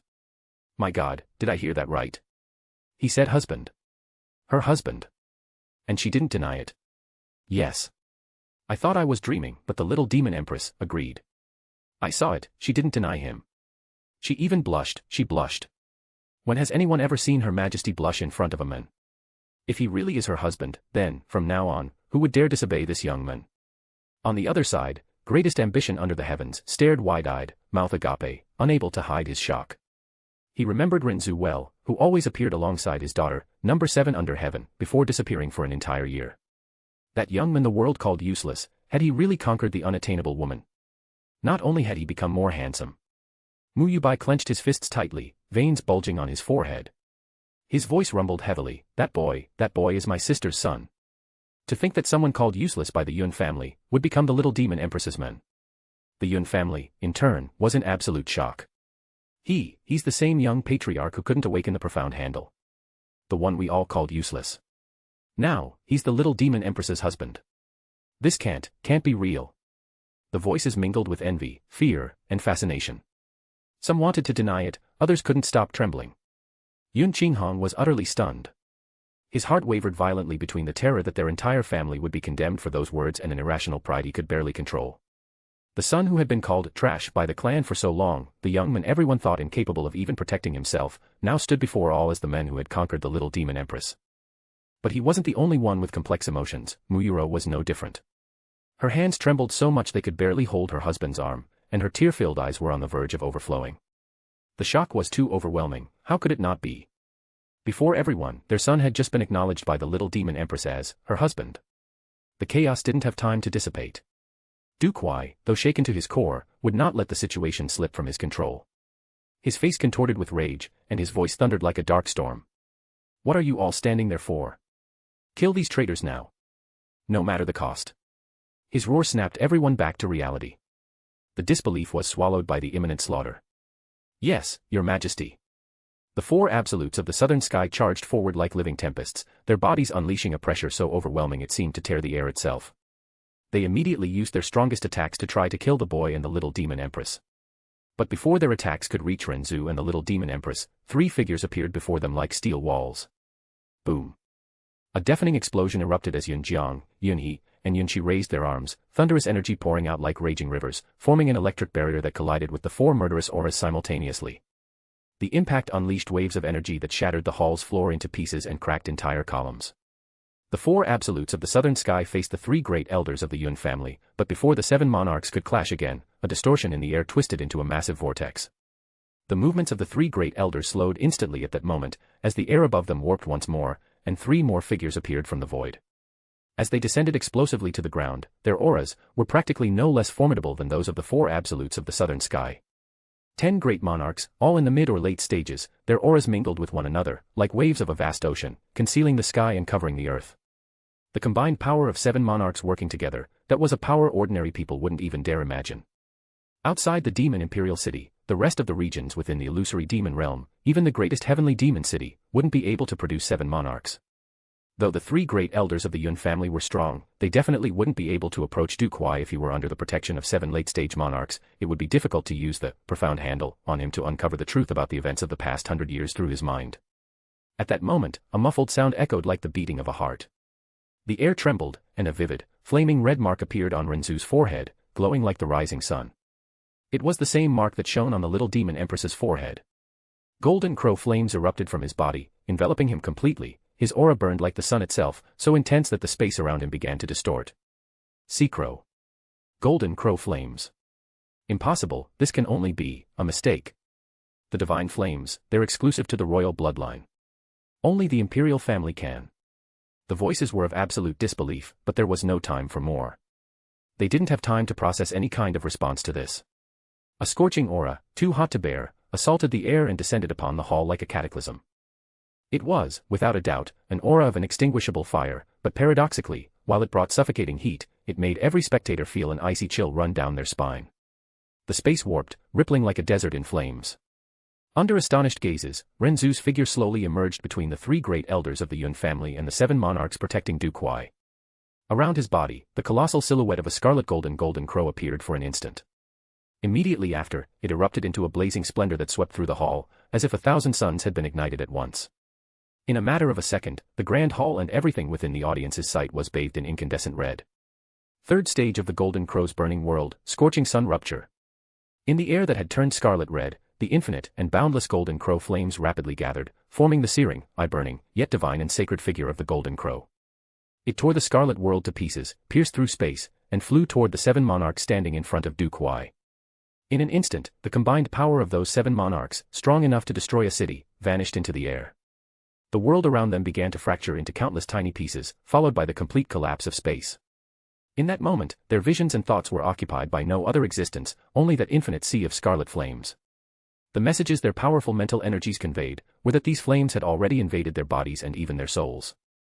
Under these flames, their monarch-level spiritual and physical resistances were utterly useless, offering not even a shred of resistance. Bang! Amid the explosive, shattering sound, the firelight that filled the sky contracted and dispersed completely, and the 7 monarchs flew outward like 7 punctured sacks. Their heads, bodies, and limbs were entirely engulfed in scarlet golden flames. Even the souls within their bodies were being mercilessly burned by these flames. The 7 monarchs rolled frantically on the ground, groaning in anguished pain. They finally understood why Dukan had let out such miserable, pitiful screams. The sensation of being burned by the golden crow flames was like countless blades slicing and carving every inch of flesh and every nerve in their bodies. Despite their mental strength, far greater than that of an ordinary person, they could endure for only a few breaths before wishing for instant death. The final attack of a monarch in desperation was originally something extremely terrifying, but these 7 monarchs only wept and groaned, not one of them launching a desperate attack that would unleash all their profound strength. Because if they tried to activate their profound energy, it would be instantly incinerated. As for the experts from Duke Huai's palace, who were waiting in the shadows and preparing to rush forward to protect Duke Huai, they felt their bodies come to a rigid standstill, trembling like sieves, not daring to take another step forward. 10 breaths later, the crying and groaning quieted, and the little demon empress slowly raised her hand, casually compressing the flame in her palm. Bang! The golden crow flames burning on the bodies of the 7 monarchs exploded simultaneously and scattered into fragments of flame that filled the sky. The bodies within that conflagration followed the fate of those 3 fragments flying from the golden crow flames and dispersed completely. The 7 experts from Duke Huai's palace. These men, who carried titles and glories forged in blood, died miserably, unable to offer even a breath of resistance. None of them were insignificant figures. They were all true monarchs. In the demon imperial city, a single monarch was already a rarity greater than a phoenix feather. The death of even one, even the weakest, could plunge the entire illusory demon realm into chaos. But there, before everyone's eyes, in a single blink, 7 monarchs had perished. All were annihilated horrifically under Ren Zu's flames. And the most terrifying part was the simplicity of the process. There was no prolonged confrontation, no clash of powers capable of shaking continents, nor explosions that would tear apart the heavens and earth. No. It was quick, direct, and cruel. The entire scene lasted but a moment, and the massacre was so natural, so casual, that it seemed no more than crushing 9 ants under the sole of a foot. Duke Huai's pupils had long since contracted to pinpricks, and the calm he once possessed had completely vanished, replaced by abject terror. The sudden return of the little demon empress may have left him confused and astonished, but it wasn't enough to make him feel powerless, because even if he faced the little demon empress, he had an overwhelming advantage in power. Even with Ren Zu, who was so powerful that even he had lost to him 4 months ago, he had no worries. But after this brief lapse of time, the scenario had been completely overturned, and both Ren Zu and the little demon empress had displayed a power thrown like a nightmare before his eyes. He had always thought his own father, Duke Ming, was invincible under the heavens. Though he had never seen the true limits of Duke Ming's power, he could definitely confirm that his own father, Duke Ming, could absolutely send 7 mid- and late-stage monarchs to their deaths in a single move. This was a power that supposedly wasn't meant to exist in this world, a power that had never appeared before in the history of the illusory demon realm. The Duke palaces that had thrown in their lot with Duke Huai were utterly stupefied. The Helian, Qiyang, Jiufang, Nangong, Lin, Shao, and by clans had completely lost their voices, their throats merely twitching in agitation. These 7 awe-inspiring patriarchs of these families were drenched in cold sweat, and for some, even their legs began to tremble in fear. Even the Duke palaces and guardian families devoted to the Demon Emperor clan had fallen silent out of fear, and none dared to breathe. Duke Zhong was dead. Duke Han had fallen to the little demon empress, and 7 monarchs were annihilated in a single move by her alleged husband. This was the heaviest and most terrifying display of deterrence in the entire history of the illusory demon realm. What are you waiting for? Capture Duke Huai immediately. The little demon empress's cold shout snapped the 3 great elders out of their dazed stares, and they once again rushed toward the shaken Duke Huai. This time, though many auras appeared in the space around Duke Huai, no one stepped forward to block the way. Becoming a monarch was the highest goal every profound practitioner dreamed of achieving. Each monarch was the product of countless amounts of time, effort, and resources spent reaching that goal, in addition to having opportunities that could only be given, not begged for. Upon reaching that level, they thought they no longer needed to fear anything, for they had reached the pinnacle of heaven and earth, and nothing could destroy them. But today, to their infinite shock and horror, they discovered that, in front of the young man accompanying the little demon empress, they were as insignificant as dust, and before him, there was practically no difference between them and a newborn. They could die. But if a monarch died, they wanted to die in a desperate struggle, leaving the world in a way that would shake it. But those 7 monarchs who died at Ren Zu's hands had died incomparably, lamentably and pathetically. With these 7 examples leading, anyone who rushed to protect Du Kuai would meet a similar end. So who would accept using the body of a monarch, granted a life of glory, to bear such a burden? It would only be incineration in vain. Du Kuai, surrender without resistance. Amid the response, the profound handles of the 3 great elders appeared and firmly locked onto Du Kuai, who had completely lost his wits. 3 powerful streams of lightning profound energy sealed Du Kuai's movements from all directions. Du Kuai seemed to have lost all his courage and merely stood there in confusion, his eyes incomparably dark. He didn't fight back and was easily subdued by Yunyi's charge. Du Kuai. Within Du Kuai's palace, those directly related and previously overbearingly arrogant dukes, as well as those top experts, all had dilated pupils and shrank back in fear. They watched helplessly as Du Kuai was captured by the 3 great elders of the Yun family, but not one dared to advance. Ren Zu appeared beside the little demon empress in an instant. He stood with his back to them, and everyone felt as if an icy blade was pressed against their necks. If they dared make any rash moves, they would die without a place to be buried. Royal father. Save my royal father. Hurry and save my royal father.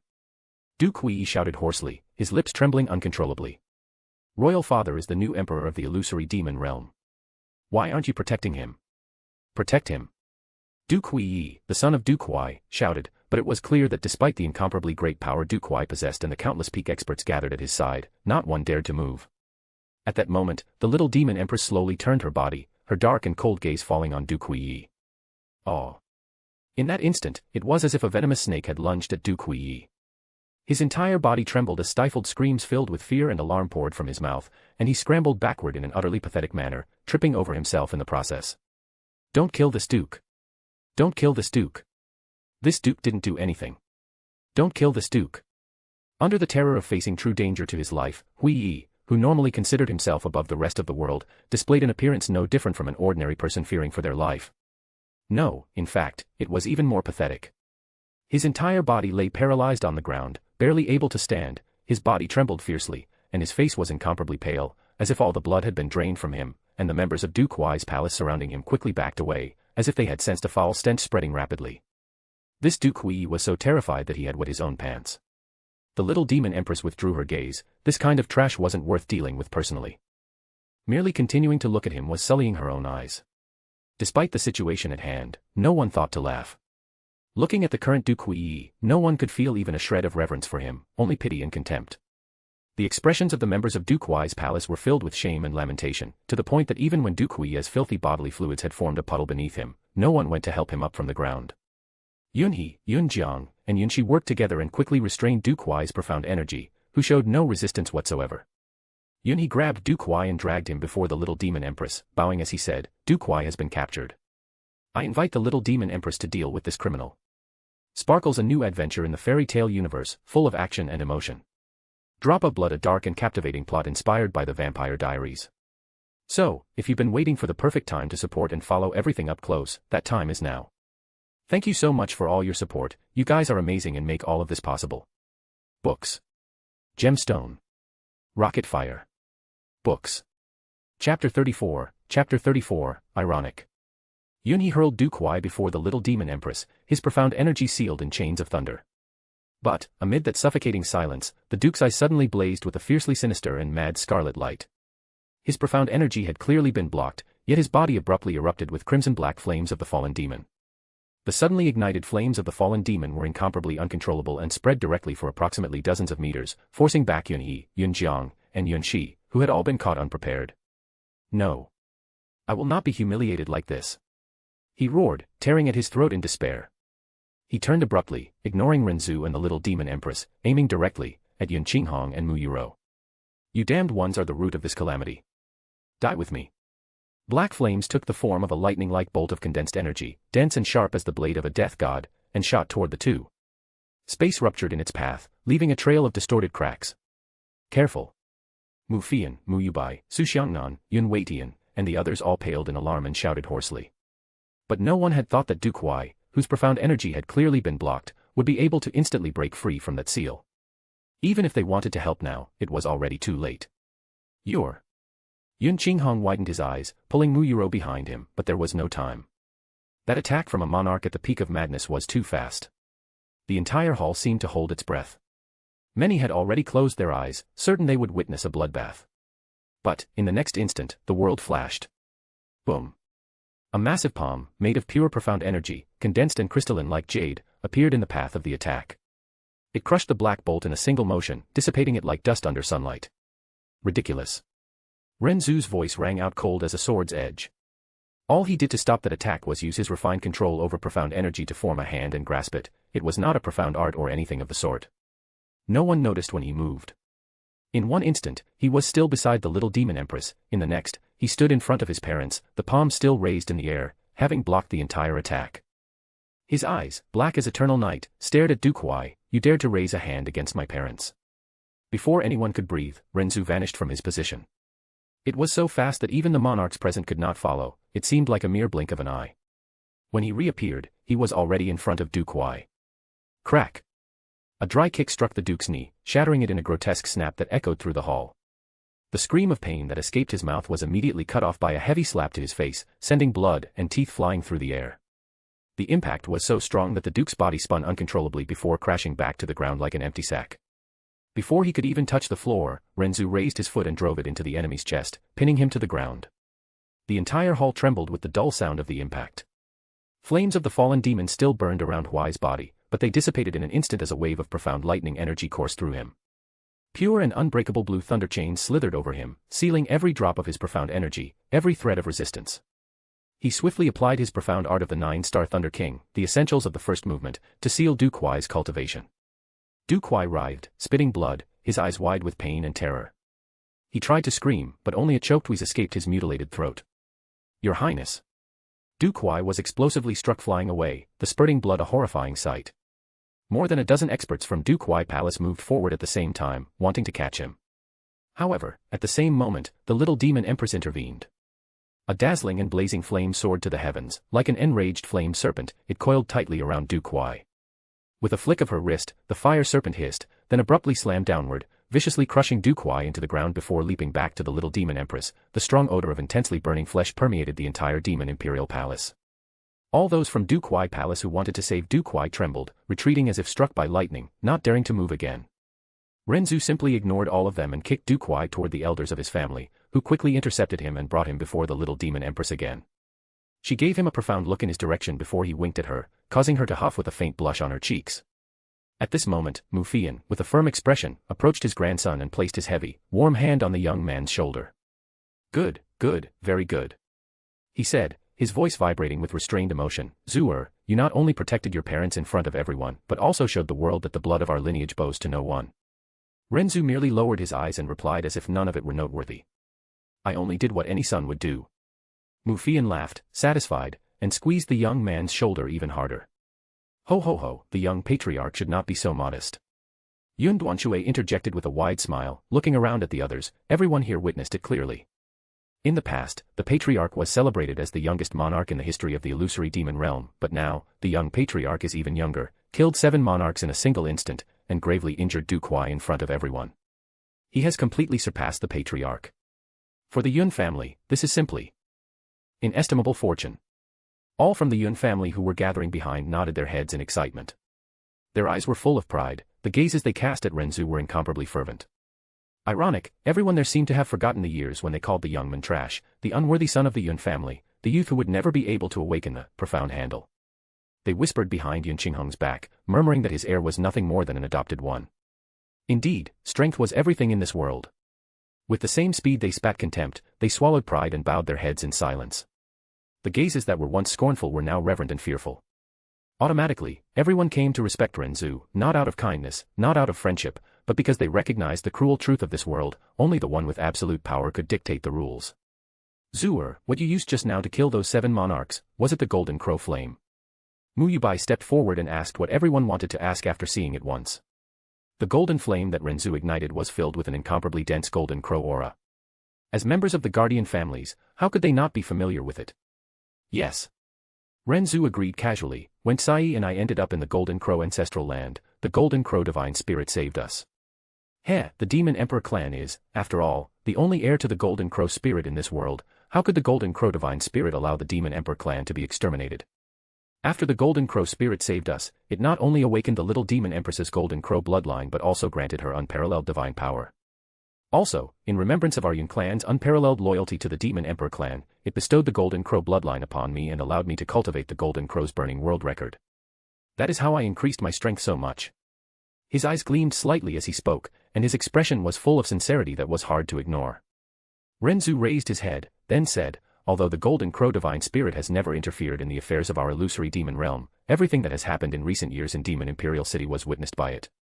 It is perfectly clear who is loyal and who is not. Although the Golden Crow divine spirit granted the Golden Crow bloodline to me as an individual, it is actually a reward for our entire Yun family. As for those so-called guardians, those who forgot their ancestors and turned their backs on the clan, despicable and cunning, the Golden Crow divine spirit will deliver divine punishment sooner or later." "Good." Mu Fian gripped Ren Zu's shoulder firmly. "Your Yun family deserves such benevolence. You, my good grandson, among the Yun family, are the most worthy. The Golden Crow divine spirit is certainly omniscient." Mu Fian said this while raising his head to laugh sincerely.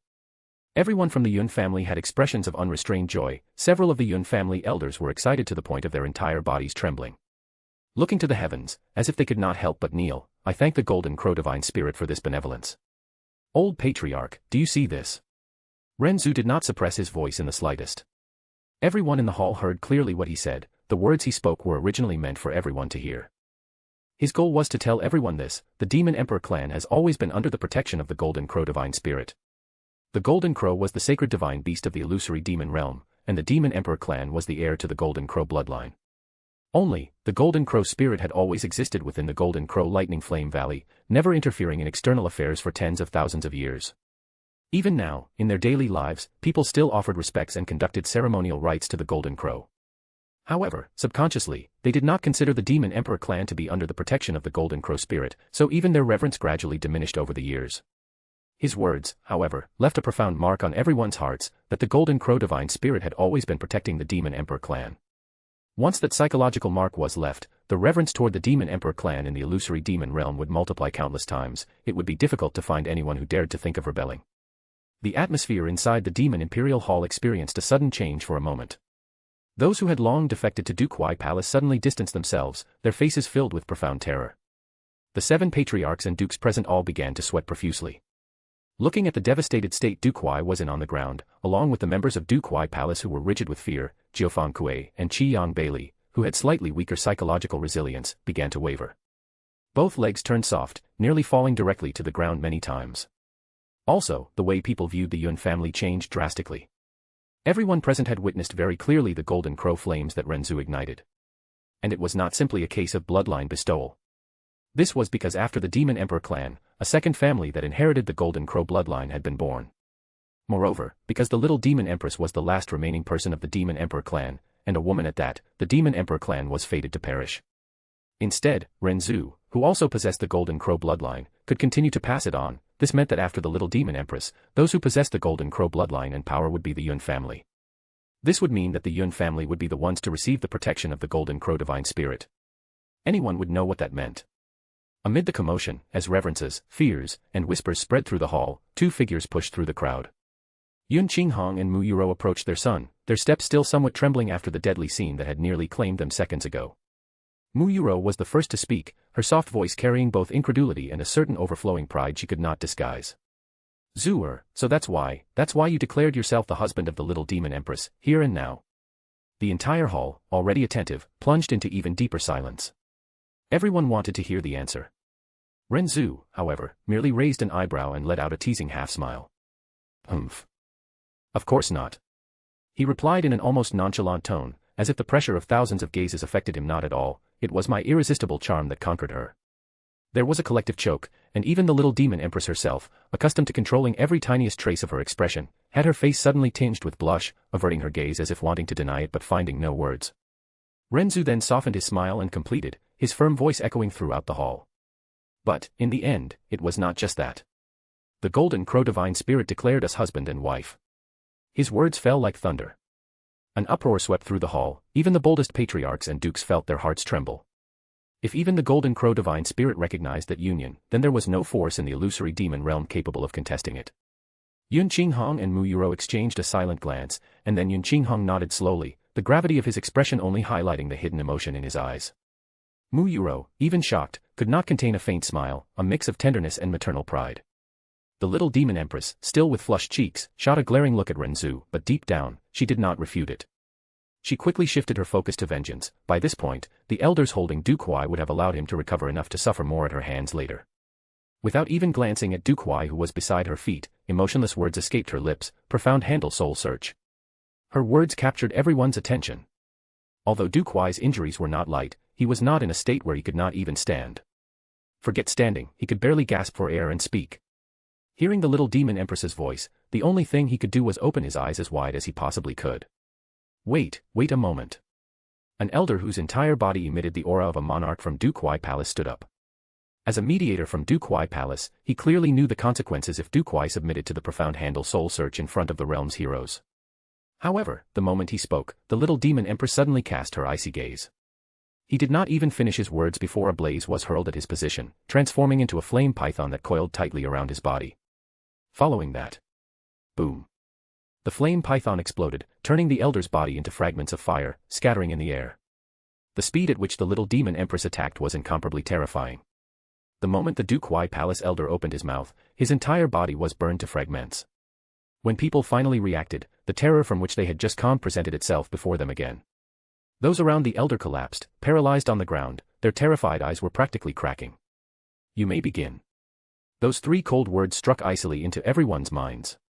She had absolutely no emotion on her face, absolutely no fluctuation, as if she had not just killed an immensely powerful monarch but merely burned a tiny insect.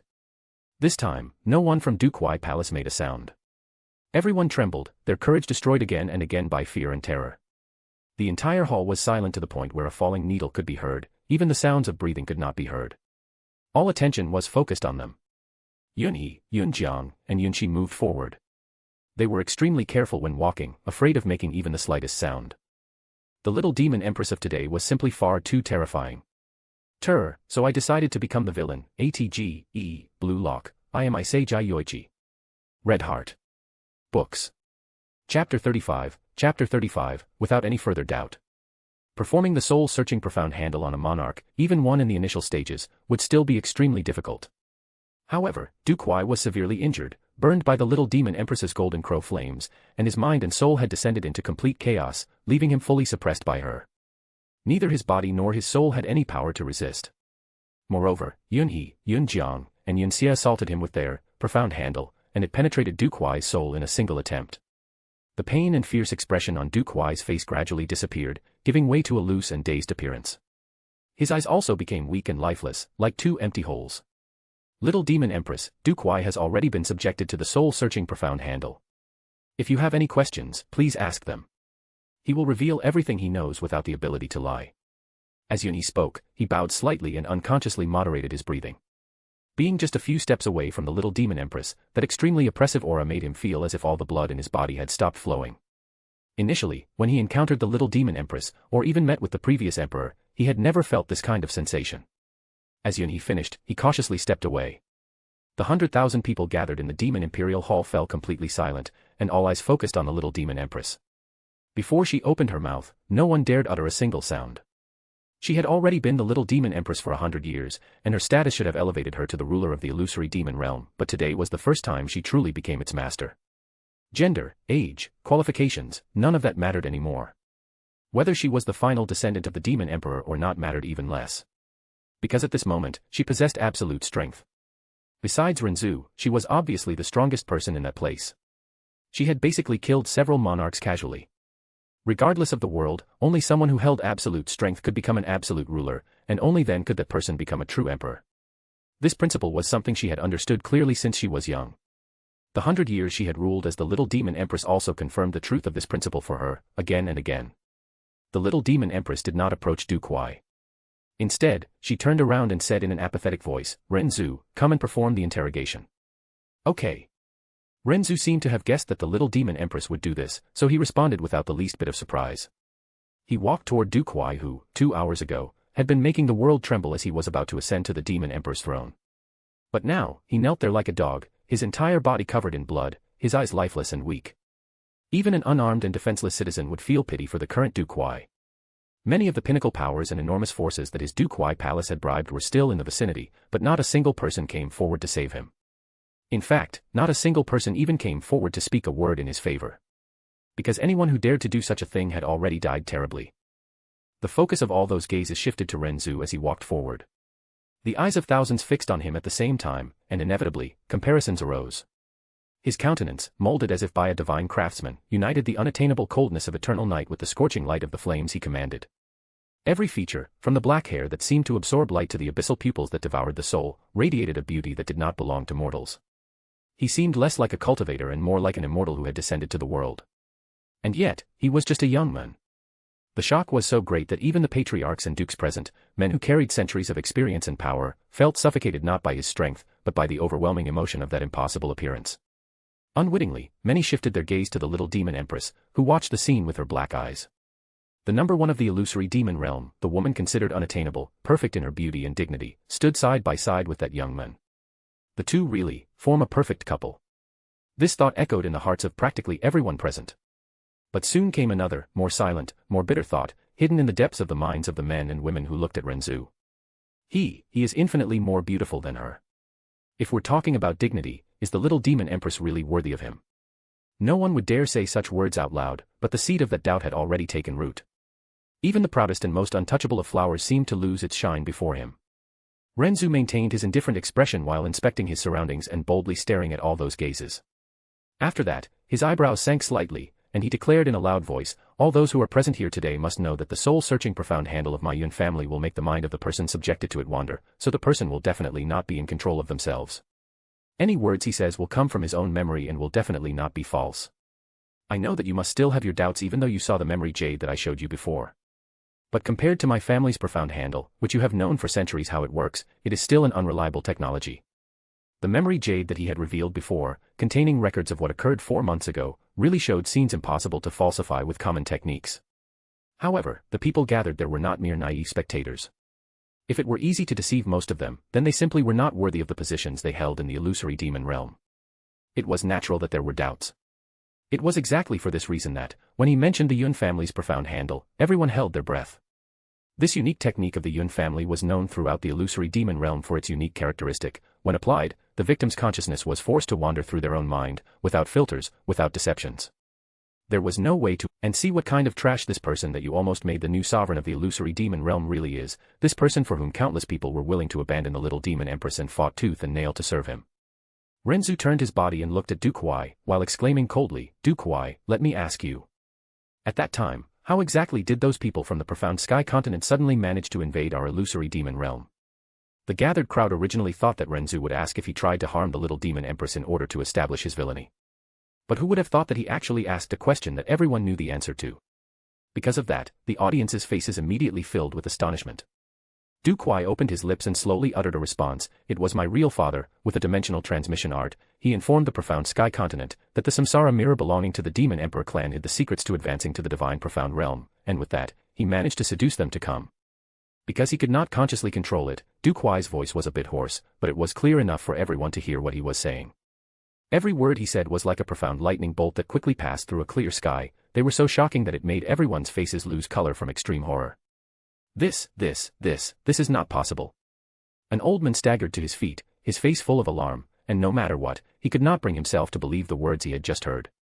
The real father that Du Kuai spoke of was naturally none other than Duke Ming, who disappeared over 100 years ago and was only seen in Ren Zu's memory jade. That Duke Ming who had an extremely high profound cultivation and an extremely good reputation, who was always smiling. What's happening? The invasion of the profound sky continent was actually this. What exactly? The demon imperial hall immediately flew into an uproar, and the expression of every person present underwent a huge change. Especially the guardian families and the various duke palaces, they were all so shocked that their eyes widened and their mouths gaped open, while their souls began to tremble. Each one of them began to detect that something was not normal. This was the Yun family's soul-searching profound handle, so anything said by Du Kuai could not be false. Perhaps, his crime was not as simple as merely attempting to commit regicide against the little demon empress. In the shadows of the Du Kuai palace, there was perhaps an even more terrifying scheme that was still hidden. The reactions of everyone present were naturally more than normal for Ren Zu. He stared directly at Du Kuai and continued, "I will ask something else. The fact that the invaders from the profound sky continent knew our demon imperial city like the back of their hands and were able to come and go as they pleased, was this due to the secret support of your Du Kuai palace?" "Yes." Du Kuai opened his mouth and slowly uttered a word. That simple and short word was undoubtedly a bomb thrown into the demon Imperial Hall. Ren Zu ignored the cries of shock that entered his ears and continued with an expressionless face. Now, honestly and sincerely tell everyone this, the previous demon emperor, how did he die? When Ren Zu suddenly asked this question, it made everyone immediately hold their breath. The previous demon emperor had personally pursued the invaders from the profound sky continent and, in his anger, he impulsively rushed into the teleportation formation to the profound sky continent. After that, all communication was lost. That was the truth that the people of the illusory demon realm all knew. But Ren Zu's question implied certain things, united with Duke Huai's previous answers. Both of these things caused a sensation of dread that covered the hearts and souls of everyone present. The answer to this question was a secret that Duke Huai could never reveal to anyone. But under the compulsion of the soul-searching profound handle, he could only obey blindly. It was my real father. He took advantage of the demon emperor's lack of precaution toward him, and struck him into the profound teleportation formation that would send him to the profound sky continent, making him travel directly to the other side of the spatial tunnel, to the heavenly power soul-suppressing formation, which was already waiting for him. Clamor. The entire great hall immediately exploded into chaos. Shock, fury, sadness, and incredulity filled every corner and nook, and even the people from the Duke Huai Palace had expressions that were completely stupefied, for they did not dare to believe any of the words they had just heard, and the forces that swore loyalty to Duke Huai began to tremble. There was a considerable number of people who directly fainted to the ground, their entire bodies bathed in cold sweat. Abomination, abomination. Mu Fian's fists were clenched so tightly that every joint in his hand turned white. It had been over 100 years since the previous demon emperor encountered the calamity, and the truth that everyone knew was that he was injured by the people of the profound sky continent, but no one, not even in the wildest dreams, imagined that the true perpetrator behind the previous demon emperor's death was actually the Duke Huai Palace. Moreover, it was clearly a scheme that was meticulously incubated and premeditated. My grandfather took along 10 martyrs from the Yun family to advance to the profound sky continent, but when they had just arrived, they were immediately imprisoned in the heavenly power soul-suppressing formation that was awaiting them. Was this also a perverse action caused by your Duke Huai Palace? Ren Zu asked coldly. Yes, it was my real father, who told those from the profound sky continent, when and where the demon king would make his entry. Duke Huai murmured. Bang. Dozens of seats, along with large areas of land, were instantly destroyed where the Yun family was located. The 3 great elders of the Yun family, along with the various elders who followed Yun Songhai at that time, all stood there, gnashing their teeth, while their faces flushed with blood. They could barely hold themselves back from running and tearing Duke Huai to pieces with their bare hands. And the little demon emperor, who killed him? How did he die? Ren Zu pressed relentlessly. On the wedding night of the little demon emperor and the little demon empress, he went alone to pay respects to the previous demon emperor, and he was killed by my real father, and before he died, my real father used a soul invasion technique to steal all the memories of the little demon emperor. After that, he threw the little demon emperor's body into the spatial profound formation, and also sent him to the profound sky continent. Although everyone here already knows what happened 4 months ago, doubts still remain. I will ask a simple question. 4 months ago, in the Golden Crow Lightning Flame Valley, who was it that tried to kill the little demon empress and me? It was my real father, and me. What was your true purpose in seducing the people of the profound sky continent to invade the illusory demon realm? We wanted to use the people of the profound sky continent to plunge the demon imperial city into chaos, so that we could assassinate both the demon emperor and the little demon emperor, and then also pin all the crimes on them. You are dukes of the illusory demon royal family. Why did you do such heinous things to the demon emperor's residence? My father was not content to serve, so he wanted to stand above them instead. Then, when did your real father, Duke Ming, harbor such ambition? Ren Zu narrowed his eyes slightly. Duke Huai opened his mouth, but nothing came from it. It was clear that it was something even he did not know. Ren Zu's questions and Duke Huai's answers, each one of them shook the souls and shocked the hearts of those present. Every word was like a huge hammer pounding on their hearts and souls. Gradually, after their fury and shock reached its zenith, what was born was an astonishingly cold dread. For the past 100 years, all the people of the illusory demon realm thought that it was those from the profound sky continent who caused the deaths of the previous demon emperor and the little demon emperor. It was the inhabitants of the profound sky continent who left the demon emperor clan bereft of an heir and made the Yun family fall into decline. It was the evil villains of the profound sky continent who caused the greatest calamity in the illusory demon realm since its formation 10,000 years ago. With that, all living beings in the illusory demon realm became filled with hatred and resentment toward the profound sky continent. It was to the point that the first thing most newborn children learned was that the residents of the profound sky continent were the eternally detested enemies of the illusory demon realm. And it was only now that they discovered, to their shock and horror, that everything they held as truth was in reality a lie. The entire illusory demon realm and all those present had been dancing in the palms of the true villain all this time. And the demon who caused the deaths of the previous demon emperor, the little demon emperor, and the demon king, and caused great suffering to the entire illusory demon realm, was none other than the person they had worshipped in this divine and sacred demon imperial hall. They had even planned to make this person the new emperor. If it weren't for the return of the little demon empress and Ren Zu, besides the Yun and Mu families, who were prepared to enter a life or death struggle, all those present would become the most tragic objects of ridicule in the history of the illusory demon realm. Shock, horror, and fury filled the hearts and minds of every person, while sweat soaked their backs. It was as if they had been imprisoned in a nightmare that lasted 100 years, and it was only today that someone finally rescued them from it. Your Du Kuai palace has done so many scandalous things that enraged both gods and men. But those families that should remain loyal to the demon emperor's house and still went to your side, they are indeed numerous. Ren Zu said with an expressionless face, Du Kuai, I will trouble you to recite the names of every influence and family that joined you. Say them one by one and do not leave a single faction out. Ren Zu's words made many of those present tremble in shock and alarm. But Du Kuai had already begun to recite sincerely and fervently, Duke Zhong Palace. Helian family. Qiyang family. Jiufeng family. Duke Zi Palace. Great General Zheng Bei. By family. Thud. Helian Kuang practically crawled on all fours and knelt in front of the little demon empress, while his entire body trembled and sounded as if he were on the verge of tears. Little demon empress. I was deceived and misled by the cunning scoundrel Du Kuai. If I really knew that he did such abominable things, even if I died tens of thousands of times, I still would not join him. I really was kept in the dark.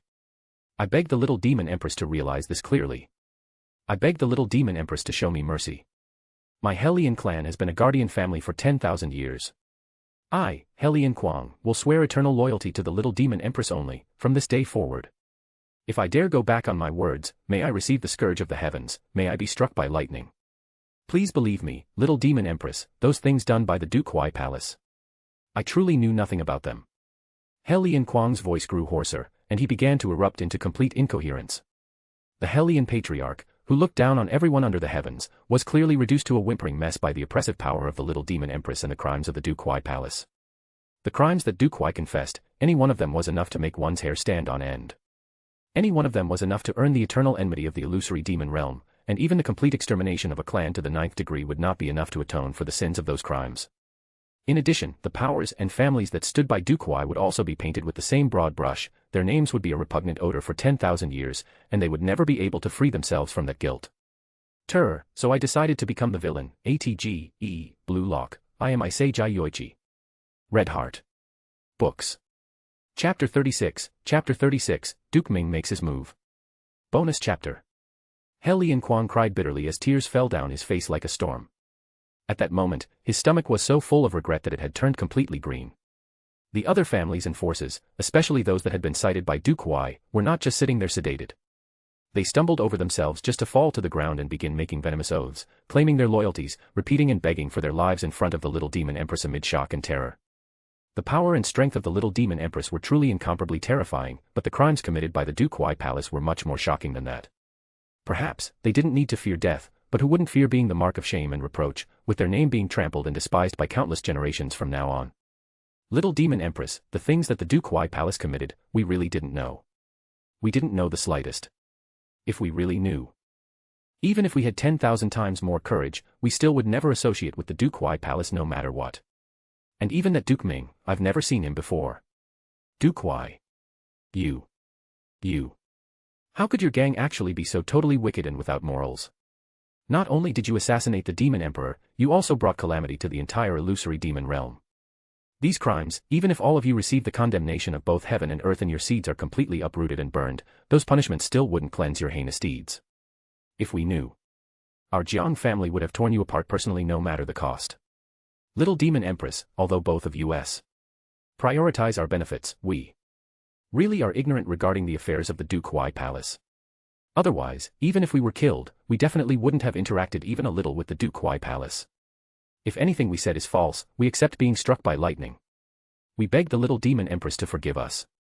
The ones who spoke were the two who had attacked Yun Qinghong earlier, the two brothers, Bai Guihan and Bai Guiming. After hearing Du Kuai come out and confess his crimes, their souls almost scattered in shock. This humble subordinate has always been devoted to the Demon Emperor clan and the Little Demon Empress. So the only reason I threw myself to the Du Kuai palace is because I thought the Little Demon Empress had encountered a calamity and was only protecting myself. The crimes of the Du Kuai palace, this humble subordinate was not aware of them. The words of this humble subordinate and the loyalty of this humble subordinate, the sun and the moon and even heaven and earth can witness. A general dressed in golden armor had prostrated himself on the ground and was about to crack his head open from banging it hard against it. The great hall was a field of afflicted sobs, and not one of those crawling on the ground were unbeatable experts or part of proud families. Just 2 hours ago, they had all been excessively arrogant beyond limits, but now, they lamented like the lowest of the condemned, desperately begging for forgiveness in terror and remorse. As for the members of the Dukwai Palace, all of them had sunk to the ground and their eyes were both filled with shock and horror, or they were completely vacant. No one was able to utter a single sound. They knew that from today onward, the Dukwai Palace would have no hope of escape. As members of the Dukwai Palace, they were shocked and scared by the crimes that had been revealed. Someone might still have a good death. But, if a life of prestige changed overnight into infamy, regardless of whether they lived or died, from now on, they would be cursed by countless people. Even their descendants and all those related to them would receive the public's contempt and rejection. Their ancestors would also be shamed forever because of this. This was many times more humiliating and terrifying than simply dying. And currently, they were on the edge of that hell. The crimes that the Dukwai Palace had committed were things that the illusory demon realm had never witnessed before, crimes that were heinous enough to enrage both gods and humans. They had really abandoned the Demon Emperor clan and sworn their loyalties to the Dukwai Palace. Once the little demon empress presided over their crimes, all their glories and honors would sink into the dirtiest mud. Even if they really didn't know about the crimes committed by the Dukwai Palace. And even if they had never seen the long-disappeared Duke Ming. Ren Zu, who observed the entire scene, sighed silently. His eyes fixed on the little demon empress. The little demon empress slowly raised her eyes and declared coldly, "This empress wants to believe that all of you had no knowledge regarding the crimes committed by the Dukwai Palace." The words of the little demon empress immediately made them happy, but her following words were like a bucket of cold water thrown over their heads, piercing them to the bones. But Dukwai has been both openly and cowardly defiant towards this empress. So his ambition has been clear for a long time. Even if all of you were blind, you should be extremely clear about this. But instead, all of you abandoned this empress and threw yourselves with the Dukwai Palace. So what you did was no different from open rebellion for a long time. So your bunch have no sense of shame, so much so that you are begging for mercy from this empress right now. The words of the little demon empress undoubtedly had fiercely pierced the weak point of every person here. They were extremely clear about what their actions meant and what intentions they had nurtured in the depths of their hearts. The 7 families, the various Duke palaces, and all those people who had deserted to the Dukwai Palace, each of them was trembling uncontrollably. The only thing left for them to do was desperately beg for mercy, declare their loyalties, and make the most vicious oaths. The little demon empress slowly extended her hand, and her movement immediately made everyone hold their breaths. That soft and delicate hand that was as white as stirred snow, was in their eyes, undoubtedly the hand of the god of death that could instantly steal all life. Clang! Following the turn of the little demon empress's hand, a short blade which radiated a cold light flew out from Bai Guiming and fell in front of Dukwai with half the blade burying itself in the ground. The low voice of the little demon empress sounded following that, "Since you want to express your loyalties. Very well. Whoever kills Dukwai personally among you, this empress will forgive the crimes." A deadly silence engulfed the great hall for an instant, but following that, a surge of a wave of energy exploded, and it was as if the demon imperial hall was being shaken by an earthquake. The people who were originally kneeling on the ground all rushed frantically towards Dukwai, their speed and panic in surging profound energy almost exceeding the limits of their lives. He Lianquan was the closest, and his reaction speed was also the fastest. He dug up the knife that was buried in the ground and, with scarlet eyes, he rushed towards Dukwai while howling with evident hatred, "Dukwai! Die!" His hatred was undoubtedly true. He naturally wouldn't blame himself for the situation he found himself in now. Instead of blaming himself for betraying the integrity of his ancestors, he preferred to push the blame entirely onto Dukwai. All his strength was concentrated in the short blade in his hand, and it thrust directly towards Dukwai's vital areas. He Lianquan resented that he couldn't cut his body in two directly. At that moment, an explosion sounded in the air above them and the roof of the Demon Imperial Hall collapsed. A black-crimson conflagration, which covered the sky and the earth, brought a scalding and tyrannically sinister wave of energy along as it exploded downward. Before the flames had even arrived, that incomparably frenzied wave of energy had already made all those who had rushed towards Dukwai fall to the ground, and the floor of the great hall sank rapidly before everyone's eyes. The little demon empress swung her long sleeve, golden crow flames rose towards the sky, and, in the blink of an eye, the diabolical fire that filled the sky was blown away by the impact. Following the dissipation of the fallen devil flames, a figure dressed in grey clothes could be seen floating in the sky far above. Duke Ming. The people who had seen Duke Ming before let out shocked screams. Although Duke Ming had disappeared for over 100 years, his appearance remained completely the same as before. Only that the smiling appearance he used to display, the warmth and courtesy and that lack of splendor air had all been dissolved into the air. At that moment, only a diabolical smile was displayed on his face. The little demon empress floated in the air and stood face to face with Duke Ming, her eyes emitting a bone-piercing cold-killing intent. Duke Ming, this empress was starting to think that you wouldn't have the courage to appear. Sigh. Duke Ming observed the terrible state of the Duke Palace below and let out a short sigh. The victorious rule the world while the losers become bandits. When this Duke initially thought of my day of victory, I also naturally thought of the consequences of failure. It's just that this Duke didn't lose to any man but lost to the divine spirit of the Golden Crow. The strength of men, in the end, cannot compete with the strength of the gods. Otherwise, this illusory demon realm would become this Duke's clan. Duke Ming. So it really was you. Mu Fian pointed a finger at Duke Ming and he was so furious that his entire body was trembling. The previous demon emperor placed so much trust in you, and all those years ago, when you wished to leave the demon imperial city, the previous demon emperor and I did our utmost to try to dissuade you. In those days, the demon king told me to be careful with you, but from beginning to end, I disapproved of what he had said. However, who would have imagined that you really were such an ungrateful, despicable, and venomous villain? Hee hee. Duke Ming laughed apathetically. The life expectancy of a man, if short, will last for decades, if long, it will last a millennium. But in the end, everything becomes dust and scatters to the heavens and the earth, everything is fleeting. In this short life, if a person is ambitious, why accept being inferior to another and become the servant of another person? If the demon emperor clan could establish themselves as emperors of the entire realm, then why couldn't this Duke's clan as well? This Duke only did what many mediocre people wish to do but didn't have the courage to do it. I did things that these commoners never even dreamed of. So, what mistake did this Duke commit? Although defeated today, this Duke feels only dissatisfied. I absolutely have no regrets. The words of Duke Ming are absolutely wrong. Ren Zu, who was standing beside Duke Huai, said indifferently. Oh. Duke Ming tilted his eyes to look at Ren Zu. Why don't you tell me what exactly this Duke said that was wrong? It wasn't anything you said explicitly. Your entire premise is wrong to begin with. Ren Zu shook his head as he smiled faintly, but disdainfully. What is a human? Humans can endure not being invincible, can endure having no glorious deeds, and can endure living in complete mediocrity. What makes someone human is not their form or their independent will. The most basic characteristic and the most important definition of humanity is our human nature, our intrinsic sense of honor, and our innate sense of what is right and wrong. Duke Ming, these characteristics, do you possess them? Oh. It seems you are almost devoid of them. If that is the case, then what qualifications do you have to call yourself a man? In the end, you are merely a malicious animal. Since even the premise that you were a human being is completely wrong, then whatever you said afterward is merely a big pile of garbage. Moreover, you compared yourself to the Demon Emperor clan. That is simply the biggest joke I've ever heard. Why could the Demon Emperor clan reign supreme for 10,000 years? That has nothing to do with the fact that they inherited the Golden Crow bloodline. In those years, it was the first Demon Emperor who pacified the chaos within the illusory demon realm, ended the struggle between humans and demons, and unified the entire illusory demon realm, bringing 10,000 years of peace, prosperity, and lack of disputes to the entire realm. So, the Demon Emperor clan possesses the qualifications to rule everything under the heavens and receive the reverence of all the citizens of the realm. But you, Duke Ming, what qualifications do you have? As a member of the illusory demon royal family, you received the favor of the Demon Emperor clan. From birth, you had a noble status and you enjoyed the best that the illusory demon realm could offer. But not only did you not feel grateful and loyal, you actually nurtured such evil intentions in your heart. You even invited wolves right into the heart of the realm and let the illusory demon realm suffer a great crisis. You made the demon imperial city fall into chaos and even despicably and maliciously assassinated the previous demon emperor and the little demon emperor.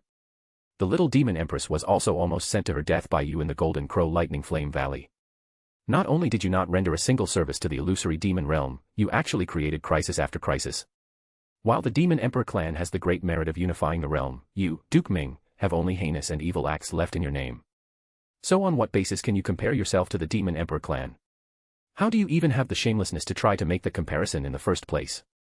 The Demon Emperor clan could rule for approximately 10,000 years and everything under the heavens was at peace. But you, even if your nefarious scheme had succeeded, on the day when all the truths came to light, you would also be destroyed under the hatred of all the people of the realm and you definitely wouldn't remain. Moreover, your real father, your grandfather, all the ancestors of your clan, what view do you think they will have regarding your so-called ambition? Do you think they will feel gratitude and pride? No. What they will feel is only pain, sadness, disgust, and anger. Yes, anger. That they cannot descend from the heavens to trample you to death. Because you turned all their glories into shame, making your clan become forever a black stain in history. And you know what's worse? You're not even fit to be a villain. True villains have class. You are just a man who got lost and dragged his own name into the mud. Silence. Duke Ming, who still carried a calm expression on his face despite his total defeat, at that moment, could not help but let out a hoarse scream filled with rage and hatred. His face distorted and intense emotions began to ripple in those previously calm eyes. In this world, the sharpest blades were the words that could cut the heart. Every sentence that Ren Zu uttered, every word he said, was like the sharpest of needles that sank mercilessly into his most vulnerable points. This made his originally inflexible and determined attitude, which allowed him to let go of everything, be completely pierced. Oh. Are you angry because your shame was exposed? Ren Zu's voice echoed with a cold disdain, and the smile that curved on his lips seemed more like that of an executioner enjoying the victim's agony. The aura that Duke Ming released in his fury was truly terrifying to any other. For Ren Zu, however, it was just a harmless breeze. He tilted his head slightly, observing the men in front of him with his black eyes, and said in a venomous and cutting tone. The victorious is king, the loser is bandit. Don't make me laugh. That philosophy is a cheap consolation for failures. Truly ambitious people don't settle for titles or justifications, they step on everything and everyone until the world bends. You, however, are nothing more than a dirty dog trying to look like a wolf. In the end, the most you'll achieve is being remembered as an animal that barked too much before being slaughtered.